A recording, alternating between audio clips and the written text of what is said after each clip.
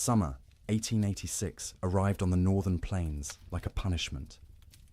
The sun rose each morning into a sky bleached white with heat, and by noon the air shimmered in waves that made the horizon dance and dissolve. This wasn't the pleasant warmth of early summer, when green grass ripples under gentle breezes. This was heat that cracked the earth open.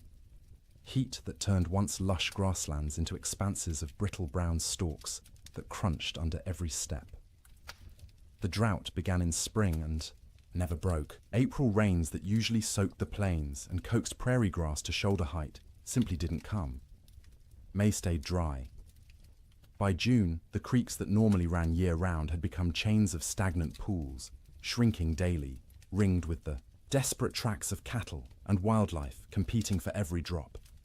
Ranchers watched their grasslands with growing unease, but not yet alarm. Bad years happened. The West was unpredictable. Surely the rains would come eventually. Surely this was just a temporary dry spell. They were running more cattle than the land had ever supported. That was the problem, though few admitted it. The rye cattle boom of the early 1880s had been intoxicating. Eastern investors and European nobility had poured money into Western ranching, seduced by stories of limitless grass and cattle that reproduced themselves into fortunes. Ranchers who'd started with a few hundred head now ran thousands. Some operations counted their cattle in the tens of thousands. The math was simple and irresistible. Cattle bought in Texas for $10 a head could be driven north, fattened, on free grass, and sold in Chicago for $40, $50, sometimes $60. The Great Plains were an enormous, rent-free feedlot. The grass was free, the water was free. All you needed was cattle and cowboys to watch them, except the grass wasn't limitless, and the water wasn't guaranteed, and running 10 times more cattle than the land could sustainably support worked fine until conditions turned bad. That summer, conditions turned very bad indeed. Prairie fires became constant. The dry grass ignited from lightning strikes, from careless campfires, from sparks off, wagon wheels striking rocks. Once started, fires raced across the plains for miles, sometimes days, consuming what little forage remained. Cowboys fought these fires with wet blankets and desperate prayer, but mostly they just watched the range burn, knowing each acre of blackened stubble meant less food for the cattle that fall in winter. By late summer, water sources that had never gone dry in memory went dry. Springs that had sustained homesteads for years simply stopped flowing. Rivers that normally ran strong became braided trickles through wide, cracked mudflats. Ranchers began to panic, moving herds constantly in search of water and grass, often finding neither. The cattle themselves began to show the strain. They should have been fat and sleek, building reserves for winter. Instead, their ribs became visible. Their hip bones protruded. They moved sluggishly, conserving energy because they weren't getting enough food to burn. Range cows that should have weighed 900 pounds were coming in at 600, 700 if they were lucky. And still, the cattle companies shipped in more stock. The pressure from investors back east, from shareholders in London and Edinburgh who'd never seen a prairie or a longhorn, was relentless. Maximize the herd. Use every acre. The reports sent back to investors spoke of temporary setbacks and cyclical weather patterns, but projected ever-increasing profits. The cowboys knew better. In bunkhouses and around campfires, they talked about what was coming. You didn't need to be a genius to do the math. Cattle going into winter already weak, grass already depleted, and winter always came to Montana, always came to Wyoming and Dakota. The question wasn't whether winter would be hard. Winter was always hard. The question was whether the cattle and the men who tended them could survive it in their already weakened state. Then came the signs. The old-timers noticed first. In early November, almost a month earlier than usual, the geese began flying south, not in their typical leisurely migrations, but in huge, urgent flocks that darkened the sky and flew from dawn to dusk. They weren't stopping to feed in the prairie ponds. They were getting out. Beavers, whose lodges dotted every creek and river, were observed gathering more wood than anyone had ever seen. They piled branches and logs until their lodges looked like timber fortresses rising from the water. Animals preparing for something. The cattle themselves grew thicker coats, not just the usual winter hair, but shaggy, dense fur that made them look like bison. Ranch hands joked about it nervously. "Looks like the cows know something we don't," they'd say, and try to laugh, but the laughter always sounded forced. Weather-wise ranchers, men who'd spent decades reading the land and sky, felt it in their bones. The air pressure fluctuated wildly. The wind patterns shifted strangely. The autumn sunset cast peculiar colors across the clouds, orange and purple and sickly green, like bruises spreading across the horizon. November brought the first snow, not the gentle, melting dustings that sometimes came and went in autumn, but real snow. Serious snow. It fell for 3 days, accumulated to 8 inches in places, and when it finally stopped, the temperature dropped below zero for the first time that season. That snow melted eventually, as November snow often did, but it served as warning. Winter was coming early. Winter was going to be serious. The smart ranchers, the cautious ones, began laying in extra hay, stockpiling firewood, bringing cattle closer to ranch headquarters, where they could be watched and, if necessary, fed through bad stretches. But most didn't. Most couldn't. The scale of operations had grown too large. You couldn't barn 20,000 head of cattle. You couldn't buy enough hay to feed them through a Montana winter even if you wanted to. The entire business model of open-range ranching depended on cattle foraging for themselves, year-round, regardless of weather. This had worked mostly for years. The previous winters had been unusually mild. Cowboys spoke wistfully of the winter of '85, when temperatures barely dropped below freezing and cattle grazed comfortably all season.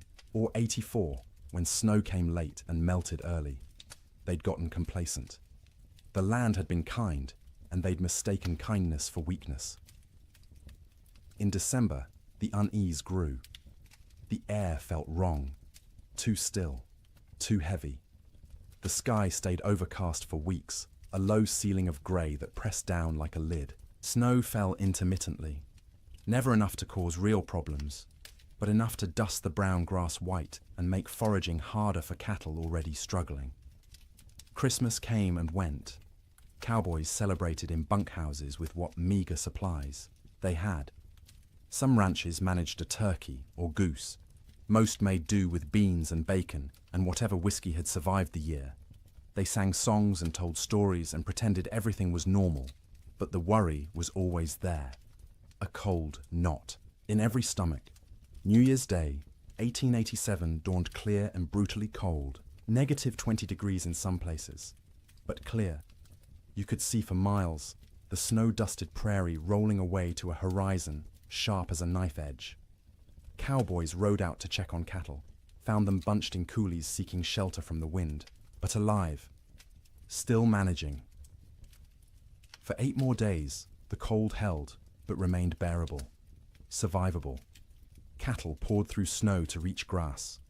Cowboys kept fires burning in bunkhouses and took turns on night watch. Ranchers' wives cooked enormous meals, knowing their men needed calories to stay warm. And then came January 9th. The morning started deceptively calm. The killing wind from the north that had blown for days suddenly stopped. The temperature rose, slightly enough that men went out without their heaviest coats. There was even talk of a Chinook coming, one of those warm winds that could raise temperatures 40 degrees in an hour and melt snow in a day. But this wasn't a Chinook coming. This was something else entirely. The calm before the storm isn't just a saying. It's meteorological reality.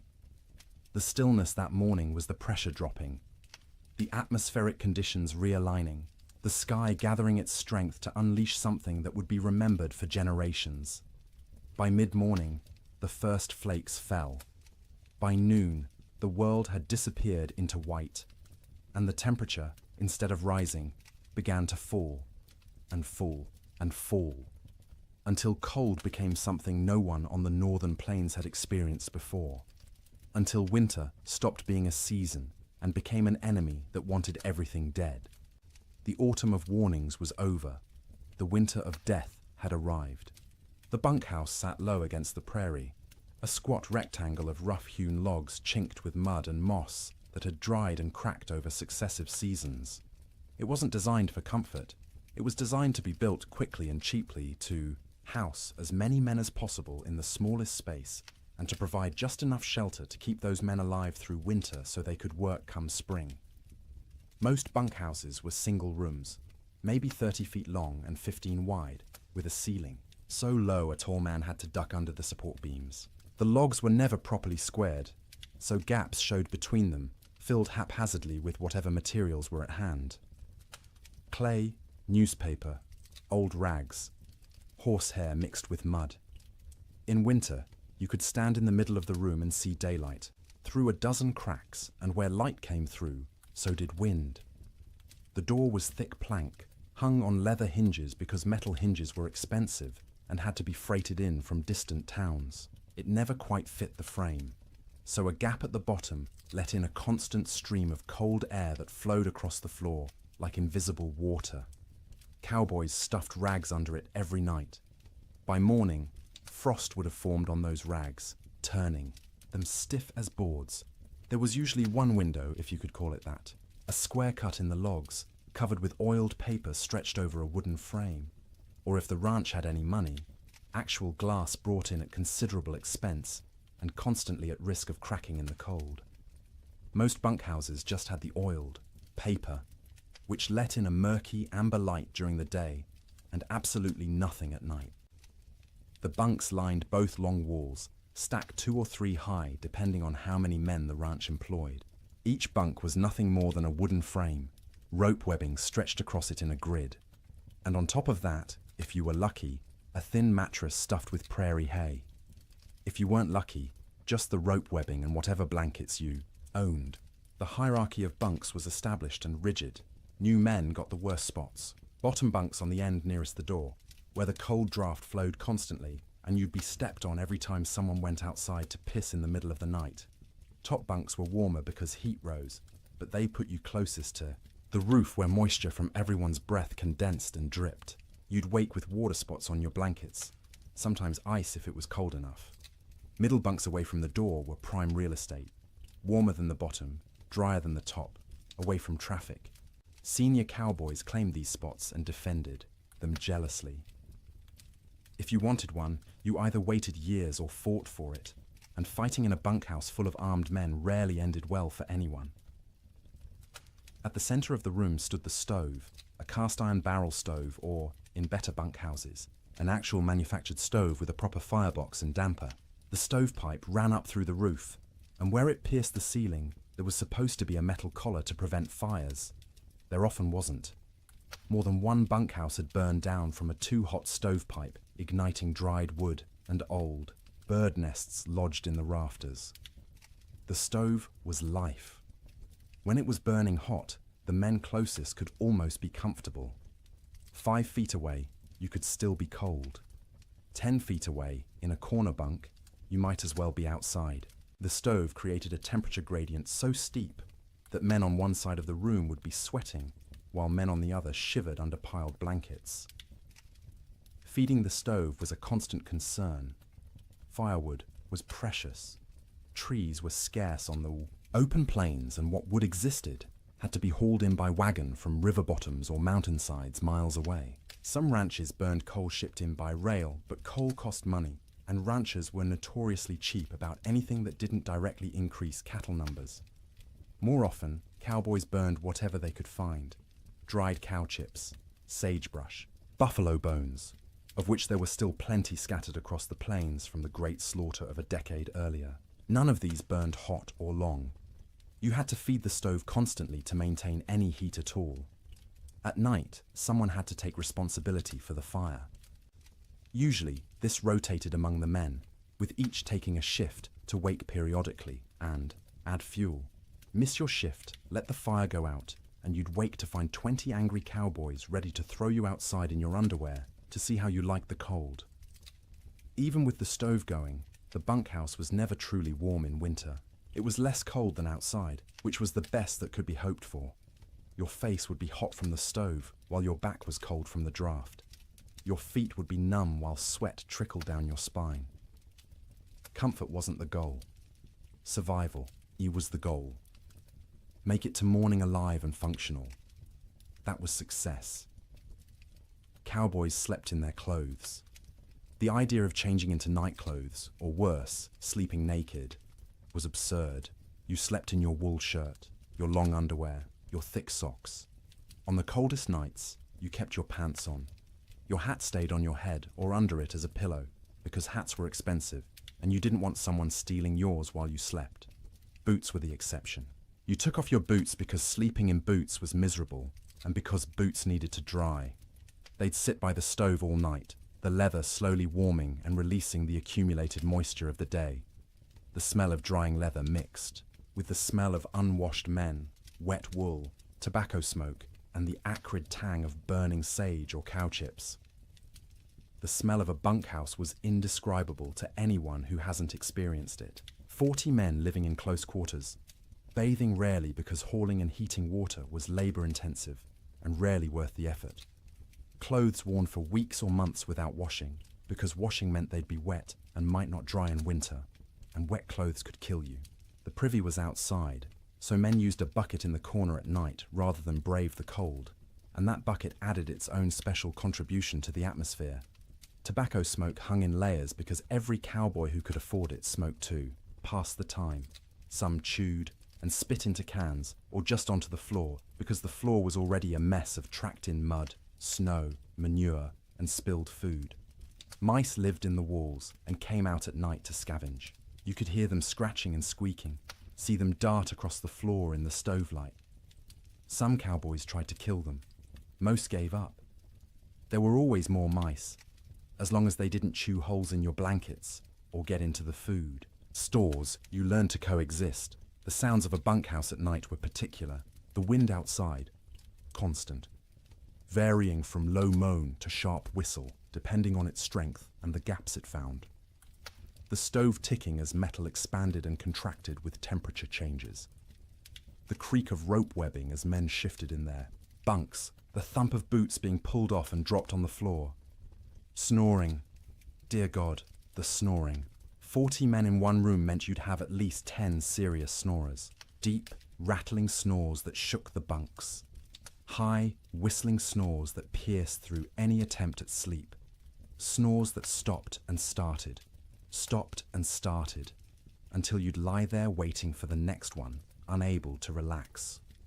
Sometimes men would throw boots at particularly bad snorers. Sometimes it helped.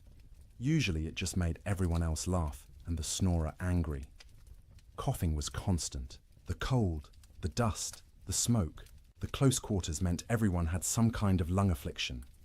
Dry, hacking coughs that went on for minutes. Wet, rattling coughs that made you wonder if the man would survive the night. Cowboys coughed themselves, awake, coughed themselves back to sleep, coughed their way through the entire winter. Conversations happened in the dark. Men talked about home, about women, about cattle, about anything but the cold pressing in from all sides. Some conversations were quiet, just between neighbors in adjacent bunks. Others involved the whole room, stories being told and retold, jokes that weren't funny but made everyone laugh because laughter was warmth of a different kind. Letters were read and reread by stovelight. A letter from home was precious, and a cowboy might read the same letter 100 times through a winter, memorizing every word, every loop of handwriting, every piece of news from a world that felt impossibly far away. Some men prayed. You'd hear whispered prayers in the darkness, usually from the younger cowboys, the ones still new enough to the work that death seemed like a possibility rather than an inevitability. Older hands didn't pray much. They'd made their peace with whatever was coming, or they'd stopped believing anything was listening. The bedding itself deserves attention. Each cowboy owned his own bedroll, a collection of blankets, and maybe a quilt that he'd rolled up and carried with him from job to job. These blankets were wool, heavy and scratchy, and they accumulated the smell of their owner, along with the smell of horses, cattle, campfire smoke, and prairie dirt. In the bunkhouse, you'd unroll your bedding onto the rope webbing, which sagged under your weight and provided almost no cushioning. The ropes left permanent patterns pressed into your back and legs. After a few weeks, you stopped noticing. Your body just accepted that sleep meant discomfort and adjusted expectations accordingly. On the coldest nights, men piled every blanket they owned on top of themselves. 3 blankets, 4, 5 if they had them. The weight was crushing, but weight meant warmth, and warmth meant survival. Some cowboys, the poorest ones or the newest, didn't have enough blankets. They'd sleep in their coats, under their coats, wrapped in saddle blankets that smelled of horse sweat and mold. The truly desperate would share bunks, 2 men pressed together for body heat, which was awkward and carried implications, but was better than freezing. You'd see this more in the deepest cold, when propriety mattered less than waking up with all your fingers and toes. Getting into bed was a shock every night. The blankets had been sitting in the ambient temperature of the bunkhouse all day, which meant they were cold. Not frozen, but cold enough that sliding under them made you gasp.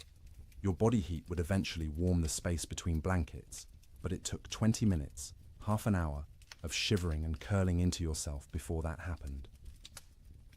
Some cowboys heated rocks in the fire and wrapped them in cloth to put in their bunks. This worked for about an hour, providing a spot of genuine warmth for your feet or your hands. After that, the rocks were just heavy, cooling lumps taking up space, and you'd have to decide whether the effort of getting up and throwing them out was worth the loss of heat from opening your blanket cocoon. Sleep, when it finally came, was never restful. You were always partially aware of the cold trying to find you, aware of the fire and whether it was still burning, aware of the other men around you, their sounds and movements, aware that if something went wrong, a fire, a medical emergency, a blizzard bad enough that the whole bunkhouse might collapse, you needed to be able to wake and move. Cowboys learned to sleep light, a skill born of necessity. In summer, you slept light because you might need to deal with stampeding cattle or approaching storms. In winter, you slept light because the alternative was dying without noticing. The nights stretched long, 15, 16 hours of darkness in the depths of winter. You couldn't stay awake for all of it. Candles and lamp oil were too expensive to burn for light.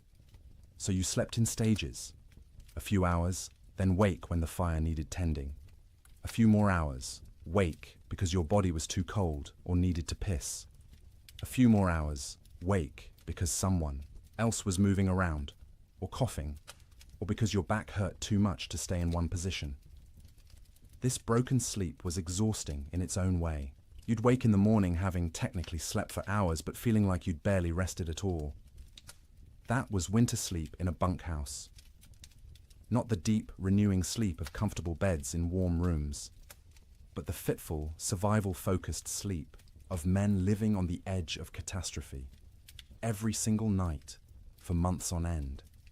And when the great die-up came, when the temperature dropped to 60 below, and the wind tried to tear the roof off, and the cattle began dying by the thousands, even, that inadequate sleep became nearly impossible. Because how do you sleep when the world outside is ending? How do you close your eyes when you know morning might reveal losses beyond comprehension? You learn because you have no choice. You sleep because your body demands it. Brief, shallow, troubled sleep punctuated by periods of lying awake in the dark, listening to the wind scream, and wondering if you'll live to see spring. Morning came late on January 9th, the sun rising somewhere behind thick grey clouds that had settled over the plains like a lid. Cowboys rolled out of their bunks around 6, the usual time, groaning and stiff from another night on rope webbing and thin mattresses. The bunkhouse was cold, but not impossibly so. Maybe 20 degrees inside, which meant the fire had held through the night. That was a victory. They pulled on boots that had spent the night by the stove, the leather still warm to the touch, stomped their feet to get blood flowing, stretched arms and backs that ached from the perpetual cold.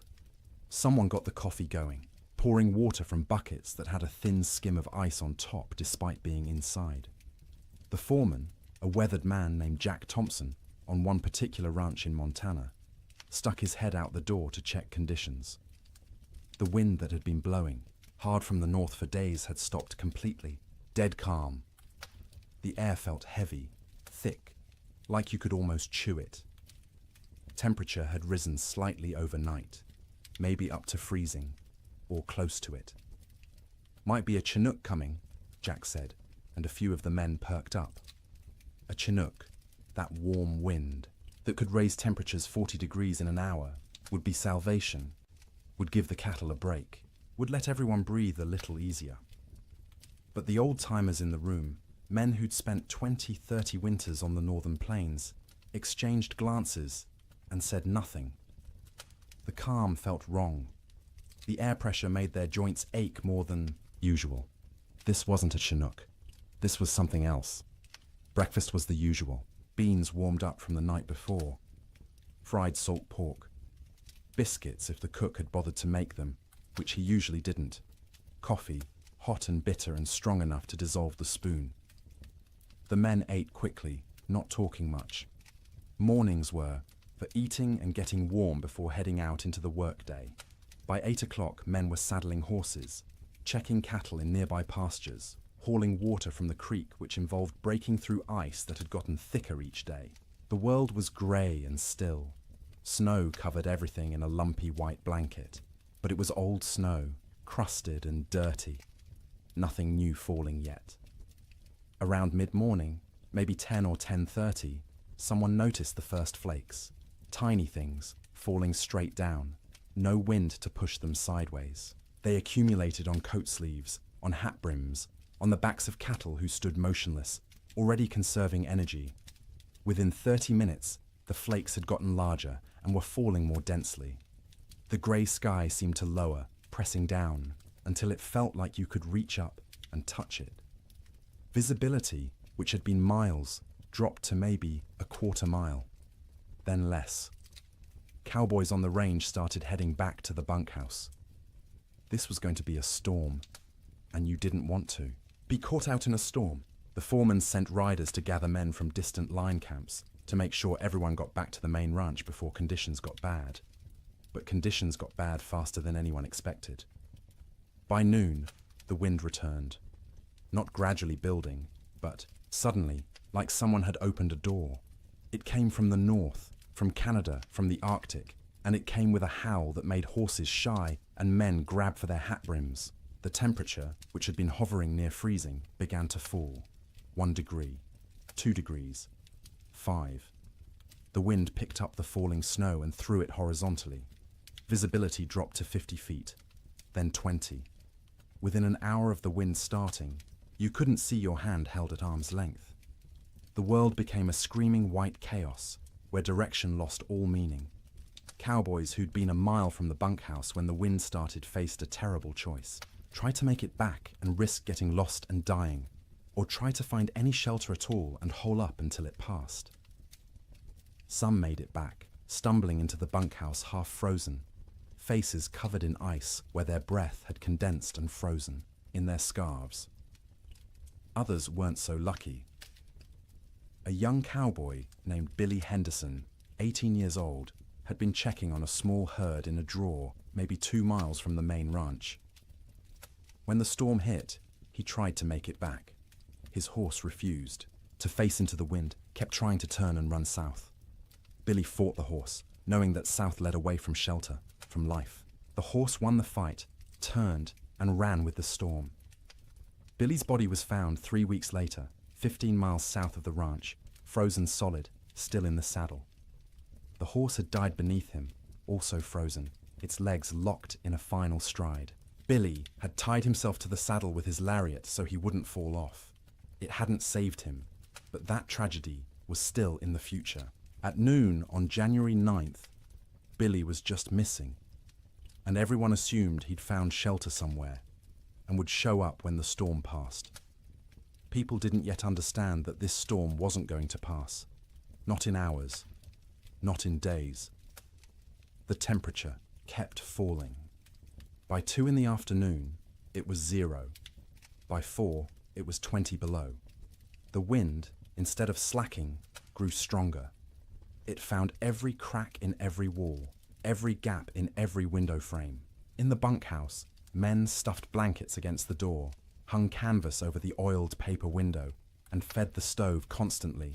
But the cold still invaded. Snow didn't just fall. It flew sideways, driven by wind that hit 50, 60 miles per hour in gusts.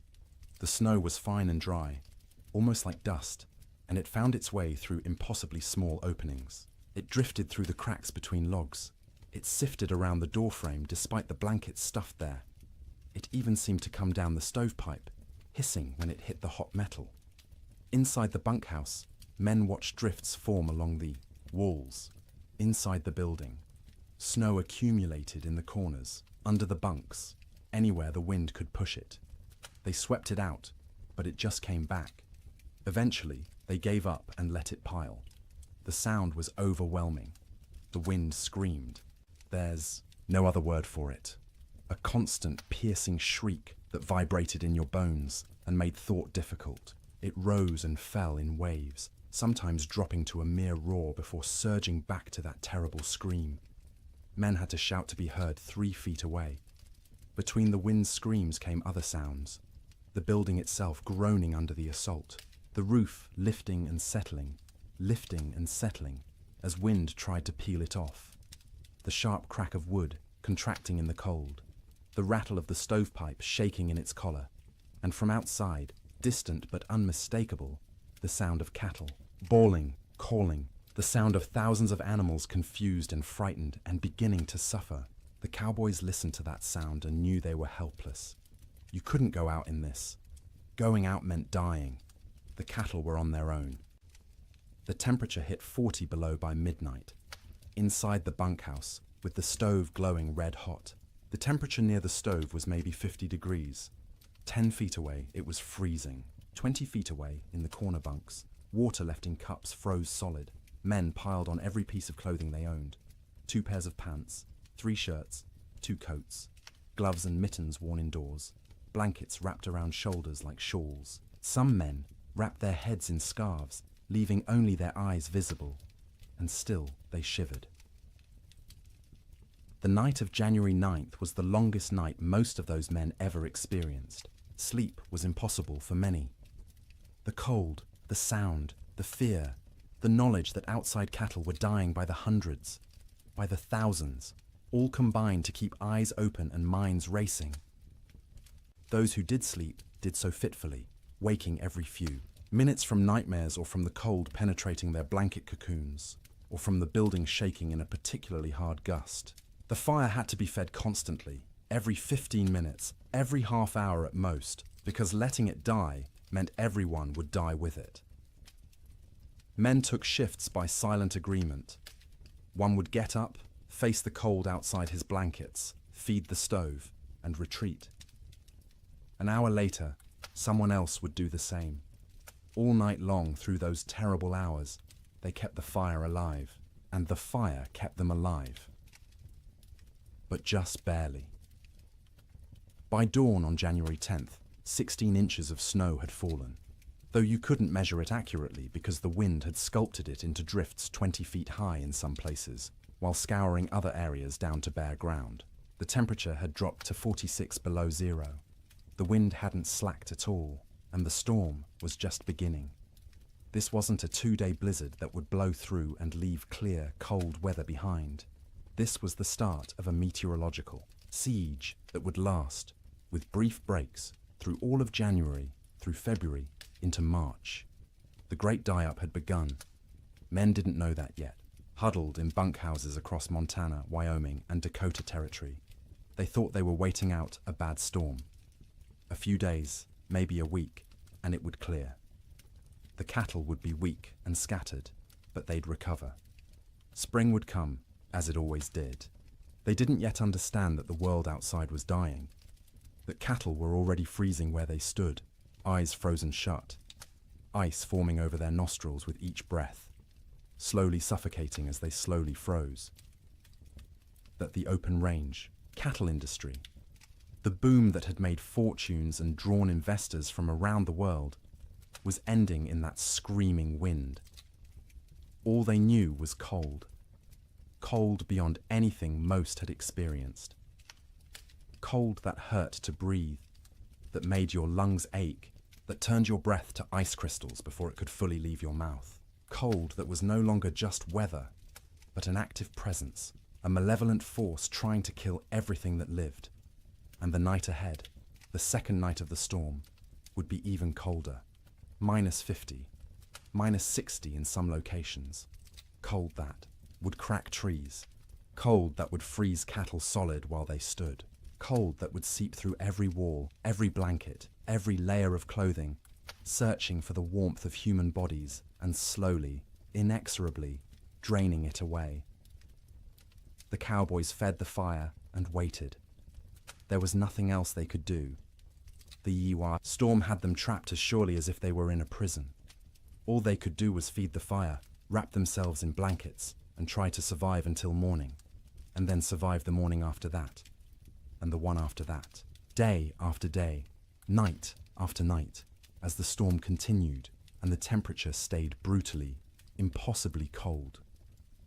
The great die-up was no longer coming. It was here. Sleep. During the storm wasn't sleep as most people understand it. It was something closer to losing consciousness in brief intervals, the body shutting down, not because it felt safe, but because it couldn't maintain full awareness any longer.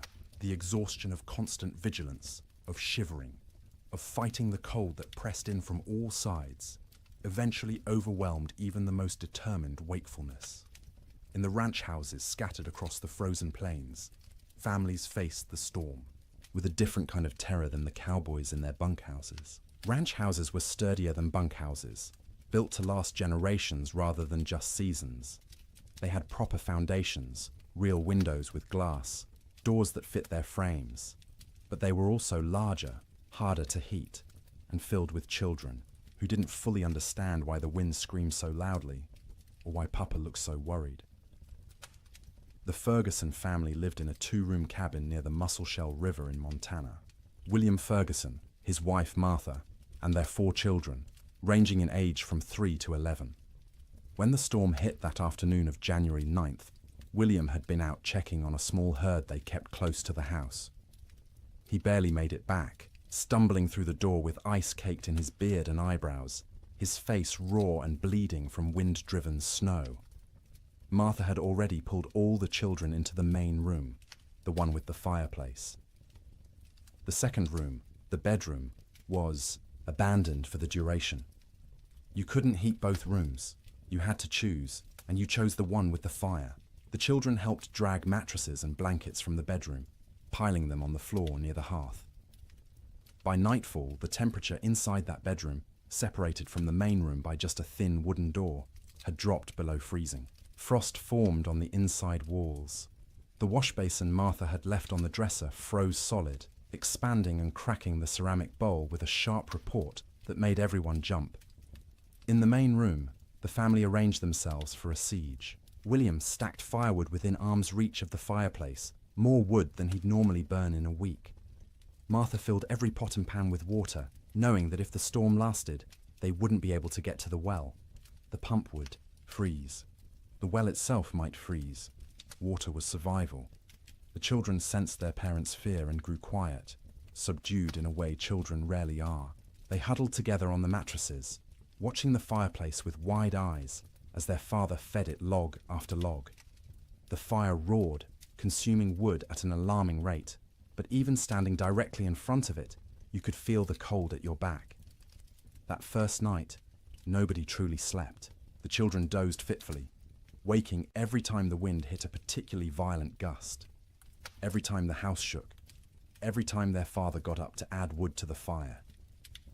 Martha sat up through most of the night, mending by firelight, her hands moving automatically through familiar motions, while her mind worried at the problem of how long their supplies would last. William dozed in his chair, the rifle across his lap, though what good a rifle would do against a blizzard he couldn't have, said. It was simply habit, the frontier habit of being armed, of being ready. When you couldn't do anything useful, you could at least maintain the posture of readiness. The second night was worse. By then, the storm had been blowing for 30 hours straight.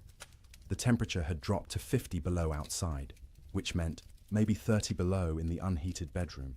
And even with the fire blazing in the main room, it was barely freezing where they slept. They'd pulled every blanket in the house onto the mattresses on the floor. Wool blankets, quilts made from scraps of fabric, buffalo robes William had traded for years ago. The family slept together, all 6 of them in a pile, sharing body heat like animals in a den. The children in the middle, where it was warmest, the parents on the outside, taking the brunt of the cold that radiated from the walls despite the fire. Martha sang to the children before sleep, or what passed for sleep. Old songs her mother had taught her, lullabies in German that the children didn't understand, but found comforting anyway. Her voice was soft, almost lost under the shriek of the wind, but the children pressed close and listened. William lay on, his back, staring at the ceiling, listening to the roof creak and groan. Every gust of wind made him tense, waiting for the moment when the roof would tear free and expose them all to the killing cold. It never did, but the fear never left either. Sleep came in stages. The youngest child, 3-year-old Emma, went first, exhausted from crying earlier in the day. She whimpered and fussed until her eyes finally closed and her breathing deepened. Her 7-year-old brother James followed, fighting sleep as long as he could, determined to be brave, to stay awake like the adults. But his eyes drooped, opened, drooped again, and finally stayed closed. The 2 older children, 11-year-old Sarah and 9-year-old Thomas, took longer. They understood more, worried more, and their minds wouldn't quiet. Sarah kept asking when the storm would end. Thomas asked if the cattle were all right, if Papa's horse had made it to the barn, if the chickens in the coop behind the house had frozen yet. Martha answered in soothing murmurs, not really answering at all, just making comforting sounds until the children's questions trailed off and their breathing slowed. She waited until she was sure they were deeply asleep before she allowed herself to close her own eyes. But closing her eyes wasn't sleeping.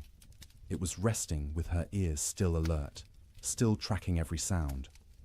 The fire crackling, William shifting position, the wind pounding against the walls, the house settling with creaks and groans. Her mind catalogued each sound, assessed whether it meant danger, and only when satisfied the house still stood did she allow herself to drift towards something like sleep. William didn't sleep at all that second night. He dozed for minutes at a time, jerking awake at every sound, every change in the wind's pitch. Twice he got up to add wood to the fire, moving carefully to avoid stepping on children. Each time he stood, the cold away from the fire hit him like a physical blow. The air near the ceiling was noticeably colder than the air near the floor. Heat rose but couldn't escape fast enough through the gaps in the roof, so it pooled up there, wasted, while down where they slept, it was barely enough. Around midnight, by William's pocket watch, Emma woke crying. She was cold, she said, her teeth chattering.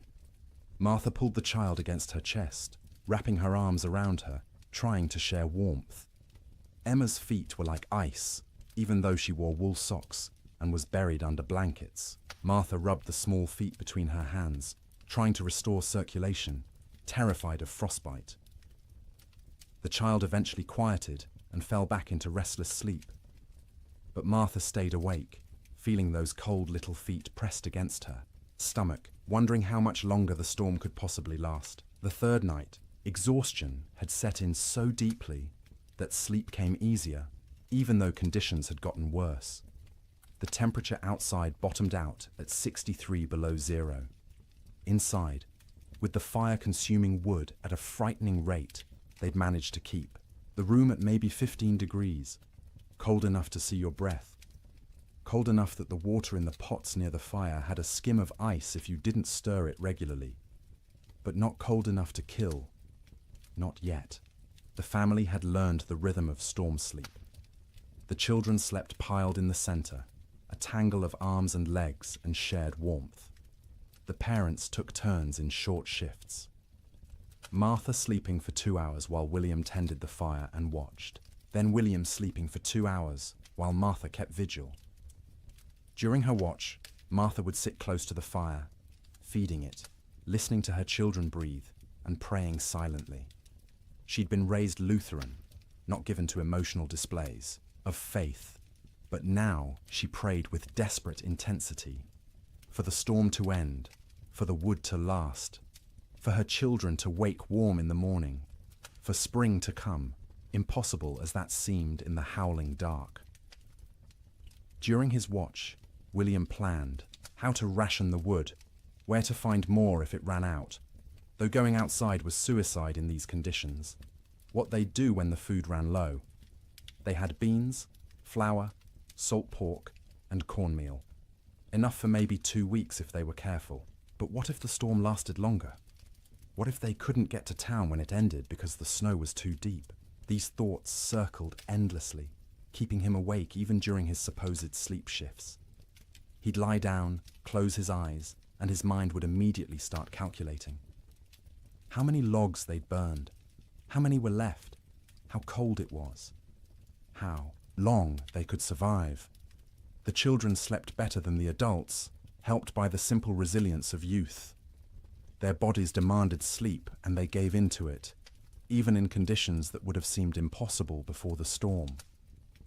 Sarah dreamed of summer, of the garden behind the house heavy with tomatoes and beans. Thomas dreamed of cattle drives, of riding with the cowboys to distant railheads. James dreamed confused child dreams that he couldn't remember on waking. Emma didn't dream at all, or if she did, they were wordless and forgotten.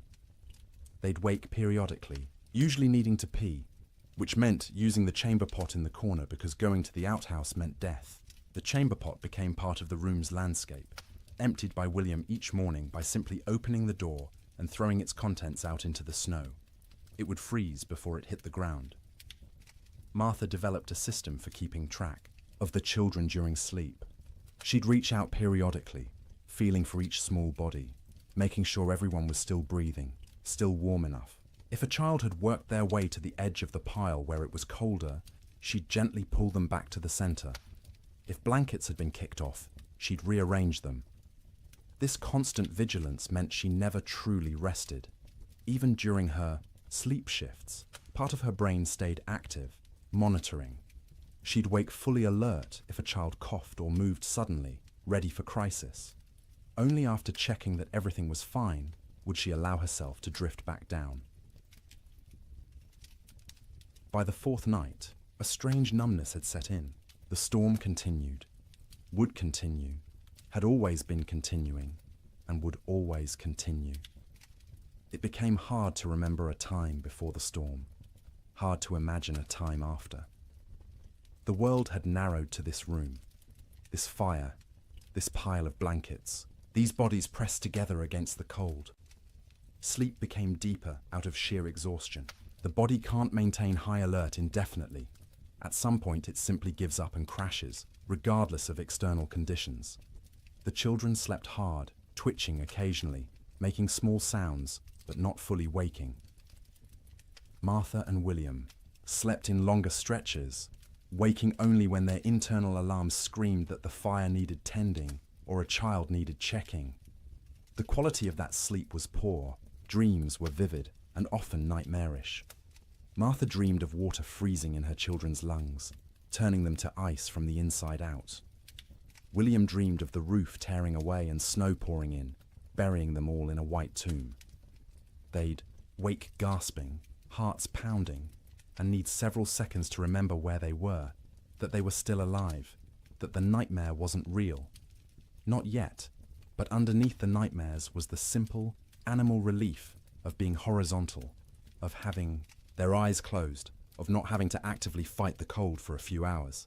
Their bodies took what rest they could get, storing it against future need, repairing what damage they could before the next crisis.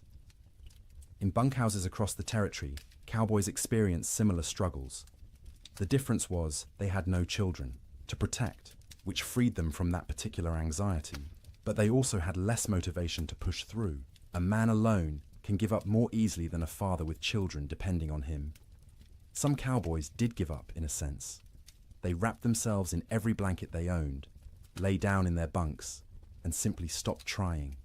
They'd sleep for 20 hours straight, only waking to eat a little and relieve themselves before returning to their cocoons. This wasn't laziness, it was a survival strategy. In extreme cold with limited food, the best thing you can do is stay still, conserve energy, and wait. Others couldn't do it. The type of man who became a cowboy was often too restless, too active, to simply lie still for days. They'd pace the bunkhouse, drive everyone else crazy, gamble with cards or dice, anything to pass the time and distract from the gnawing fear that the storm might never end. In both bunkhouses and ranch houses, sleep became not rest, but simply another way of enduring. The days and nights blurred together into a continuous state of semi-consciousness, where you were never fully awake, but never fully asleep either. Your body was present, wrapped in blankets near a fire, but your mind wandered strange paths, disconnected from reality. And through it all, the wind screamed. The cold pressed in, the fire consumed wood, and people slept, or tried to sleep, or pretended to sleep, because what else could they do? Going outside meant dying. Staying awake meant slowly going insane from the sound and the fear. So they slept. Poorly, fitfully, desperately. But they slept. And each morning they woke, surprised on some level to find themselves still alive, still, together, the fire still burning. The storm would eventually end, but not yet. Not for many days yet. And each of those days would require sleep stolen from between crises, rest grabbed in brief intervals, dreams haunted by cold and wind, and the terrible knowledge that outside the world was dying. The cattle felt the storm coming before any human did. Their instincts, honed by millennia of evolution, read signs in the air pressure, in the quality of light, in the way the wind tasted. When the first flakes began to fall on January 9th, cattle across the northern plains began to move, not panicked running, purposeful drifting, south, always south, away from the north wind that carried death in its teeth. They moved in groups, small herds combining into larger herds, thousands of animals flowing across the white landscape like a slow river seeking lower ground. Consider one cow, a 3-year-old Hereford mix, red and white, branded with the Rocking M brand on her left hip. She'd been born on this range, knew every coulee and creek, had survived 2 previous winters without particular hardship. She was carrying a calf, due in spring, and the pregnancy had left her thinner than usual going into winter. Not starving, but without the thick layer of fat that would have been ideal. When the snow started falling heavily and the wind began to rise, she was grazing, in a shallow draw with perhaps 50 other cattle. They'd been pouring through existing snow to reach the dried grass beneath, working methodically, conserving energy. The new snow started covering the ground quickly, and the cow lifted her head, testing the air. The wind came from the north with a sound like tearing fabric. The cow turned her back to it instinctively, and every other animal in the draw did the same. They began walking south, not because they knew south led to safety, but because south meant away from the wind, and the wind had to be avoided. They walked steadily for hours. The snow was falling too thickly to see more than a few feet ahead, but cattle can navigate by sense of smell and by following the animal in front of them. The cow found herself in the middle of the group, which offered some shelter from the wind, but also meant she had to keep moving at whatever pace the herd set. By nightfall, they'd walked perhaps 5 miles. Not far, but the constant fighting against wind and snow was exhausting. The temperature had dropped dramatically, and the cow's breath froze in clouds of white vapor. Ice was forming on her eyelashes, making it hard to see. Her legs ached from pushing through snow that was now knee-deep in places. The herd came to a fence line, relatively new barbed wire strung between posts to mark the boundary of someone's claimed range. The cattle turned and walked along the fence, looking for a way through or around. They found neither. The fence extended as far as they could sense in both directions. Cattle aren't stupid, but they aren't problem solvers either. Finding their path blocked, they simply stopped. They stood with their backs to the wind, pressed against the fence line, and waited. For what, they couldn't have said. For the wind to stop. For the fence to disappear. For whatever force had always eventually made things better to make things better now. But things didn't get better. The wind increased. The temperature kept dropping. Snow accumulated on the cattle's backs. A heavy white blanket that they couldn't shake off because their muscles were already occupied with shivering, with the constant work of generating heat. The cow stood and shivered.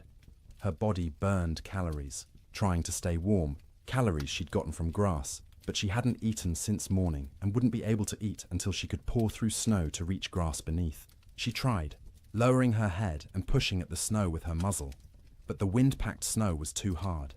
Her hooves couldn't break through it either. Around her, other cattle made similar attempts. A few managed to find thin spots in the snow and got a few mouthfuls of dried grass. Most got nothing. They stood and shivered, and slowly, gradually, their body temperatures began to drop. Cattle can survive remarkable cold if they're well fed and can escape the wind. But these cattle were already weakened from a summer of drought. They had no windbreak, and they weren't eating. Their situation was unsustainable. Something would have to change or they would die. It was that simple. By the second day, the cow's suffering had intensified. She'd been standing for more than 24 hours straight. Her legs trembled with fatigue. Ice had completely sealed her eyes shut. She'd stopped trying to open them, instead navigating by sound and smell, and the feel of other cattle pressed against her on either side. Her ears, exposed to the wind, had frozen. The tissue was dying, would eventually slough off if she survived, leaving her with shortened, mangled ears. But that was future pain. Present pain was the cold that had worked its way into her joints, making every small movement agony. The hunger that gnawed at her belly. The thirst because she couldn't melt snow fast enough in her mouth to get adequate water. The calf inside her still moved occasionally, little kicks and shifts that she could feel. Some part of her body was still prioritizing that calf, still sending nutrients and warmth to the growing life within. But those resources were running out. The calf was drawing on reserves that no longer existed. Around her, other cattle were in similar condition, some worse. A few calves, born too early that spring and smaller than they should be, had already died, frozen solid while standing, their mothers standing next to them and occasionally lowing in confusion. Older cattle, those with the wisdom of many winters, had tried to move away from the fence to find a coulee or draw that might offer windbreak. Some succeeded and survived. Most simply exhausted themselves walking in circles in the blinding snow and returned to the fence line to die with the herd. By the third day, the cow had stopped shivering. This wasn't because she'd warmed up. It was because her body no longer had the energy to shiver. Shivering is a metabolic furnace, burning calories to generate heat, but she'd burned through all available calories. Her body temperature was dropping toward equilibrium with the air around her. She was freezing to death. Her breathing had slowed. Each breath was an effort, drawing air so cold it hurt her lungs into a body that barely had the energy to exhale. Ice had formed around her nostrils, narrowing the passages, making each breath a fight. She was still standing, but only because the cattle around her held her upright. If they'd moved, she would have fallen. Her legs were locked, frozen in position, no longer taking commands from her failing brain. Her heartbeat had slowed to a sluggish thump-thump, thump-thump, each beat weaker than the last. The calf inside her had stopped moving. Whether it was dead or simply dormant, she couldn't tell, and wouldn't have understood if she could. Her maternal instincts, so strong just days ago, had been overridden by the body's desperate attempt to keep itself alive. Sometime late on the third night, or early on the fourth morning, it's impossible to know exactly when, the cow's heart stopped. 1 beat, 2 beats, then nothing. Her eyes, frozen shut, would never open again. Her legs, frozen in position, would remain standing. She'd become a statue of ice and meat, indistinguishable from the living cattle around her, except that she no longer breathed. She wouldn't fall for days, maybe weeks. The cattle packed around her held her upright, and when they eventually moved or died themselves, she'd topple over, frozen solid, and become one more carcass among thousands littering the plains. This scene repeated across hundreds of miles. Fence lines became death traps where cattle bunched up and died in groups. Ravines that should have offered shelter instead became graves as cattle crowded in so tightly they couldn't move, couldn't forage, and slowly froze together into a single mass of bodies. Riverbanks saw some of the worst carnage. Cattle seeking water found the rivers frozen solid, but their thirst drove them to try anyway. They'd crowd onto the ice, break through into the water beneath, and be unable to climb out. The current would push them under the ice, where they'd drown and freeze simultaneously. Spring would reveal riverbanks lined with carcasses, hundreds of cattle stacked like cordwood wherever the current had deposited them. Some cattle, driven by the wind and their own southward instinct, walked until they literally couldn't take another step. They'd collapse in open prairie, curl into a ball, as best their frozen legs allowed, and die where they fell. Snow would cover them within hours, creating smooth white mounds that looked like natural drifts until spring melt revealed the truth beneath. The death toll was staggering in ways that are hard to comprehend. A single large ranch might lose 10,000 head. Smaller operations lost everything. The Chicago stockyards, which normally received thousands of cattle per week from the northern plains, received almost none for months. The market for beef collapsed because there were no cattle left to sell. But numbers don't capture the reality. Numbers are abstract. The reality was hundreds of thousands of individual animals, each experiencing their own version of the cow's suffering. Each one cold, each one hungry, each one slowly freezing while standing in a wind that wouldn't stop screaming. Cowboys, safe in bunkhouses, could do nothing but listen to the cattle bawl. That sound, the massed calling of thousands of distressed animals, carried even over the wind. It rose and fell through the days and nights of the storm, a soundtrack of suffering that haunted the men who heard it. Some cowboys tried to help. They'd bundle up in every piece of clothing they owned, tie ropes around their waists, and venture out into the storm, with the other end of the rope tied to the bunkhouse door so they could find their way back. They'd struggle to where they thought. Cattle were usually unable to see them even when standing next to them, and try to herd them towards some shelter. It never worked. The cattle wouldn't move, or couldn't move, and the cowboys would burn through their body heat in minutes.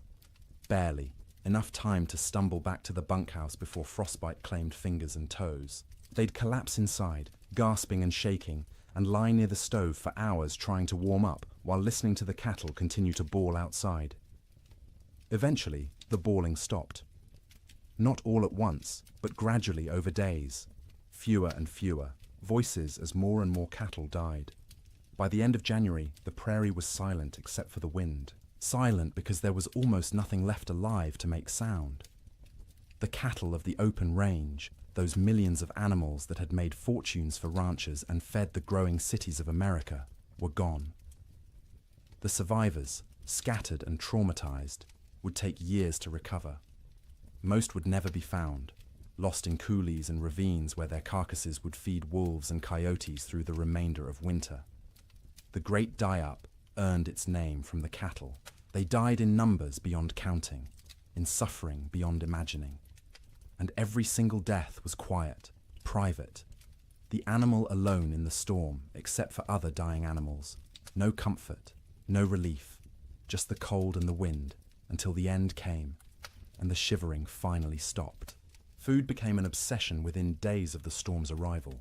Not because people were starving, not yet, but because every meal consumed was one fewer meal in reserve, and no one knew how long the storm would last or when resupply would be possible. Every bite carried the weight of calculation.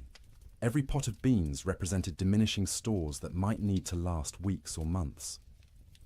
In the Ferguson ranch house, Martha inventoried their supplies on the second day of the storm. She did this by candlelight while the children slept, and William kept watch by the fire. She counted every bag of flour, every pound of cornmeal, every strip of salt pork hanging from the rafters of the cold bedroom.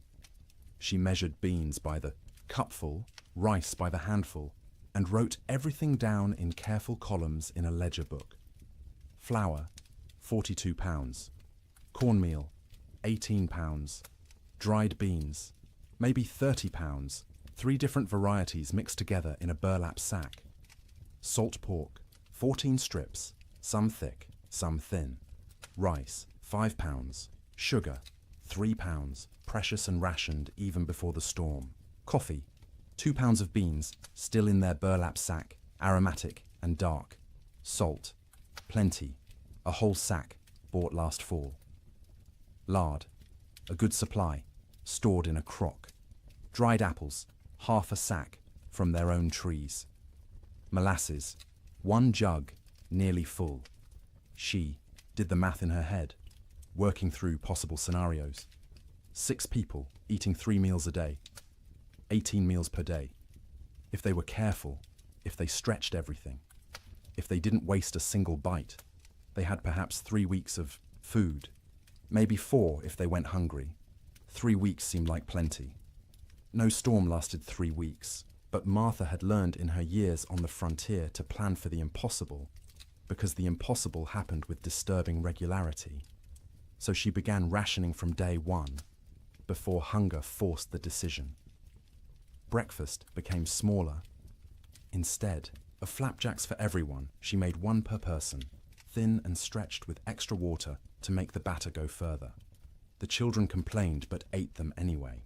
William said nothing, just ate what was put in front of him and drank his coffee black to save the sugar. Dinner became the main meal, usually beans. Martha soaked dried beans overnight in water, then cooked them slowly through the day in a pot, suspended over the fire. She'd add a little salt pork for flavor, 1 strip cut into small pieces so everyone got a taste of meat. The beans cooked until they were soft, the liquid thick and sustaining. Everyone got a bowlful, sopped up with cornbread made from carefully measured cornmeal. Supper was often just leftover beans from dinner, reheated and eaten with whatever bread remained. Sometimes Martha made a thin soup from the bean broth, adding bits of dried apple for sweetness, calling it a special treat to make the children smile. The coffee was for William alone. Cowboys and ranchers believed coffee was essential, more important than food, and William was no exception. He drank it black and strong, rationing the precious beans so he could have at least 1 cup per day. That coffee was his luxury, his reminder that civilization existed beyond the wind and snow. Martha drank tea when she drank anything, made from herbs she'd dried the previous summer. Mint that grew wild along the creek, sage gathered from the prairie, rose hips collected in autumn. The taste was thin compared to real tea shipped from China or India, but it was warm, and it was hers, and it didn't consume their stores. The children drank water or milk, though the milk supply was problematic. They had 1 cow, a gentle Jersey, kept in the barn, and William had to venture out twice a day to milk her. The trip to the barn was only 50 feet, but felt like a mile. He'd bundle in every piece of warm clothing he owned, wrap his face in a scarf until only his eyes showed, and step out into the wind. The cold hit him like a fist every time. In the few seconds it took to cross from house to barn, exposed skin would start to freeze. His eyes would water, and the tears would freeze on his cheeks. His lungs would ache from breathing air that felt like shards of glass. But he made the trip because the cow had to be milked or she'd sicken, and they needed the milk. The children needed the milk. It was protein and fat and calcium and all the things growing bodies required. So twice a day, through the entire storm, William made that 50-foot journey and considered himself lucky the barn was so close. The cow produced less in winter, maybe 2 quarts a day instead of her usual gallon, but those 2 quarts were precious. Martha skimmed the cream off the top and used it sparingly. The milk itself went to the children, divided equally, measured carefully, so no one got more or less than their share. Cooking in extreme cold presented unique challenges. The fire had to be hot enough to cook food, but not so hot it consumed wood too quickly. Martha became expert at judging the flames, adding just enough fuel to maintain cooking temperature while stretching the wood supply. Water was perhaps the most critical resource. William filled every bucket and pot with snow scooped from outside the door, then left the containers near the fire to melt. It took hours for snow to melt into usable water, and the water that resulted tasted flat and strange because it had no mineral content. But it was wet, and it was clean, and it kept them alive. They couldn't wash dishes properly, couldn't waste water or wood heating water for washing. Instead, Martha wiped plates and bowls clean with rags, rinsed them quickly in cold water if necessary, and called it good enough. No one got sick from dirty dishes. There were larger concerns. Personal hygiene went by the wayside entirely. No baths, no washing hair, no changing clothes. Everyone wore the same shirts and pants for weeks, adding layers when cold, removing them when near the fire. The smell in the main room became oppressive, but you stopped noticing after a few days. It was just how things were. In the bunkhouses, cowboys faced similar but different challenges. They had supplies, but those supplies were designed for men doing hard physical labor in normal winter conditions, not for men trapped indoors during the worst cold in recorded history. The typical bunkhouse larder consisted of dried beans, rice, flour, cornmeal, salt pork, bacon, maybe some beef jerky made from cattle slaughtered in the fall, coffee in large quantities because cowboys lived on coffee, sugar, salt, lard, sometimes canned goods if the ranch could afford them, but usually not. Canned goods were expensive and the freighting costs were prohibitive. The cook, if there was one, was usually an old cowboy too stove up for regular ranch work. He'd preside over the cast iron stove like a priest at an altar, creating meals from limited ingredients with whatever skill he possessed. Good cooks were treasured. Bad cooks were tolerated because the alternative was cooking for yourself, and cowboys were generally incompetent in the kitchen. One particular bunkhouse in the Judith Basin had a cook named Old Pete, called that to distinguish him from Young Pete, who wasn't a cook and wasn't even particularly young, but was younger than Old Pete. Old Pete had cooked in army forts, in mining camps, on trail drives. He knew 100 ways to cook beans and could make bread in a Dutch oven that rivaled anything made in a proper kitchen. But even Old Pete struggled with the storm's duration and intensity. His usual recipes assumed men would be working hard, outside, burning thousands of calories daily. Now they were sitting around trying to stay warm, burning far fewer calories. They didn't need as much food, but they were bored and hungry from boredom, and managing those competing needs was delicate. He started making meals smaller but more frequent. Instead of 3 large meals, he made 4 smaller ones, gave the men something to look forward to every few hours, something to mark the passage of time. Breakfast at dawn, such as dawn was, in the constant grey, a second breakfast mid-morning, dinner in early afternoon, supper at dark. Each meal was simple: beans cooked with salt pork, cornbread or biscuits, coffee always, constantly, the pot never empty. Occasionally, he'd make a stew if there was meat available, though meat was running short. Most ranches had slaughtered a beef or 2 in the fall and hung the quarters to freeze. But accessing that meat meant going outside to the meat cache, which was difficult or impossible depending on the day.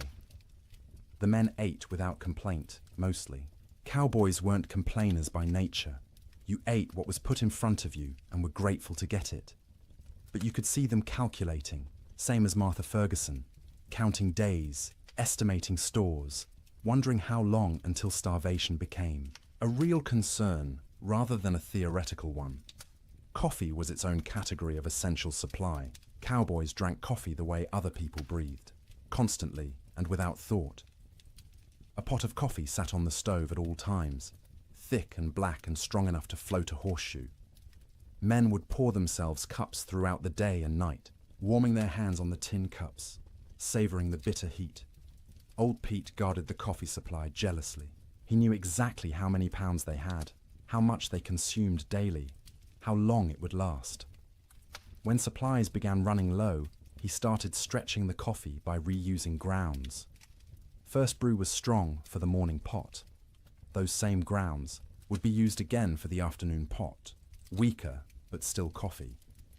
Sometimes he'd use them a third time, creating a thin brown liquid that was more idea than substance, but the ritual of drinking it was as important as the caffeine.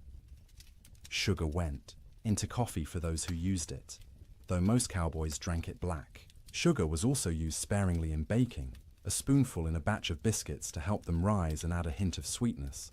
But sugar was running low everywhere, and by the end of January, most outfits were out entirely. Salt, at least, was plentiful. Salt preserved meat, flavored food, and was cheap enough that even poor ranches had plenty. Cowboys ate salt with everything, needed it to replace what they lost sweating despite the cold.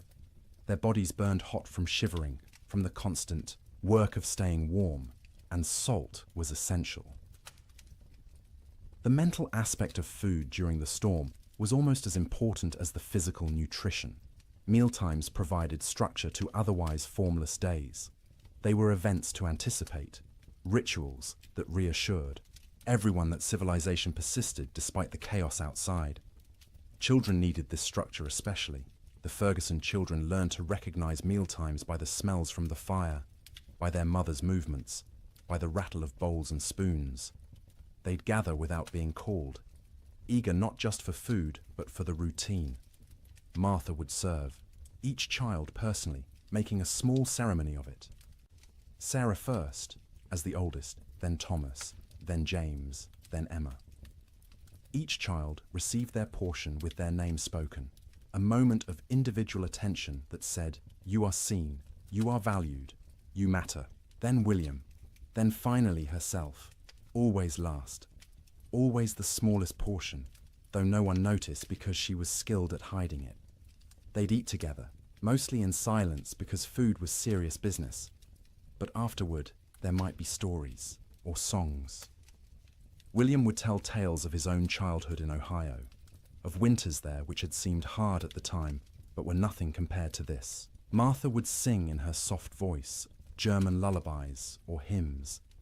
The children would listen and feel for a moment that everything might be all right. After eating came the work of making food last. Crumbs were gathered and saved for thickening, soup. Grease from cooking was poured into a jar and used again. Bones from salt pork were boiled to extract every bit of flavor and nutrition, then boiled again, then fed to the dog who lived outside the door in a snow shelter William had built. Nothing was wasted. Waste was sin in the arithmetic of survival.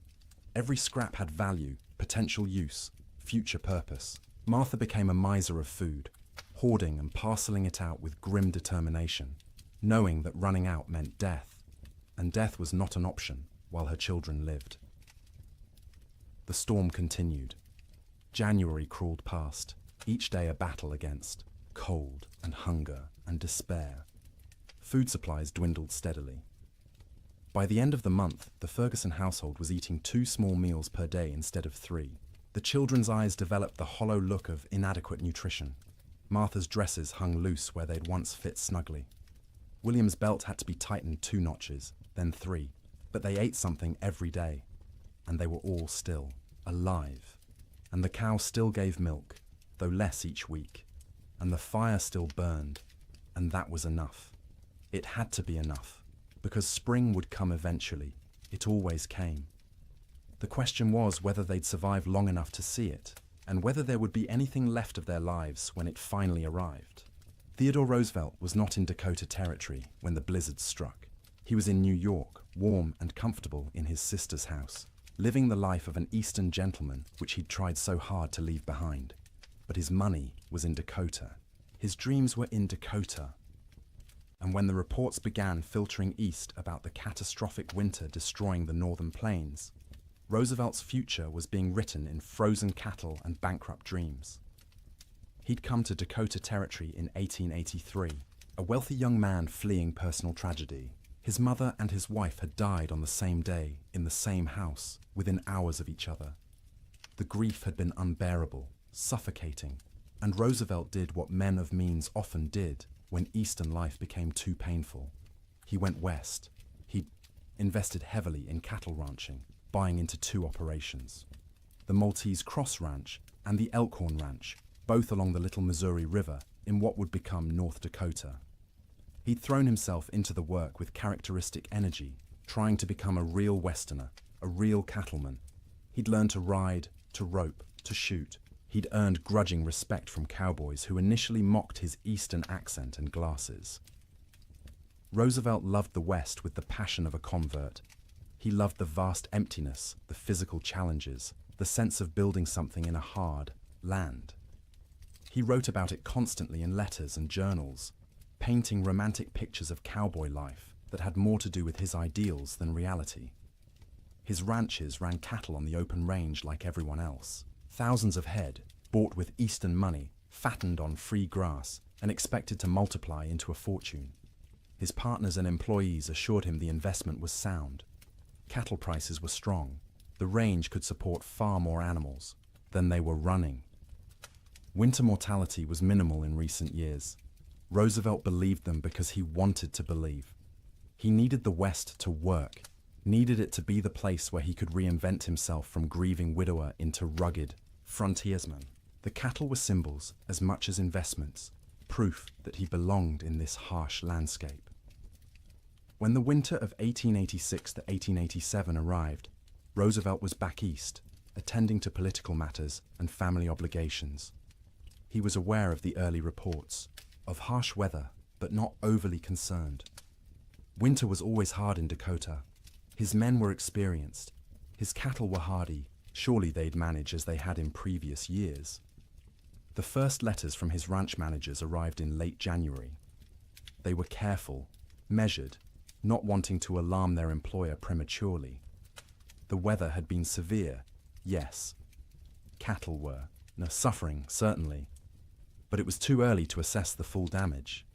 They'd know more in spring when they could ride out and conduct a proper tally. Roosevelt wrote back with questions. How severe? How many cattle were in danger? What measures were being taken to protect the herds? The responses, when they came weeks later, letters delayed by closed roads and disrupted mail service, were progressively more concerning. His ranch, manager at the Maltese Cross, a practical man named Sylvain Ferris, tried to be honest without being devastating. The storms had been worse than anything he'd seen in 20 years on the plains. The cold had been extreme, sustained, deadly.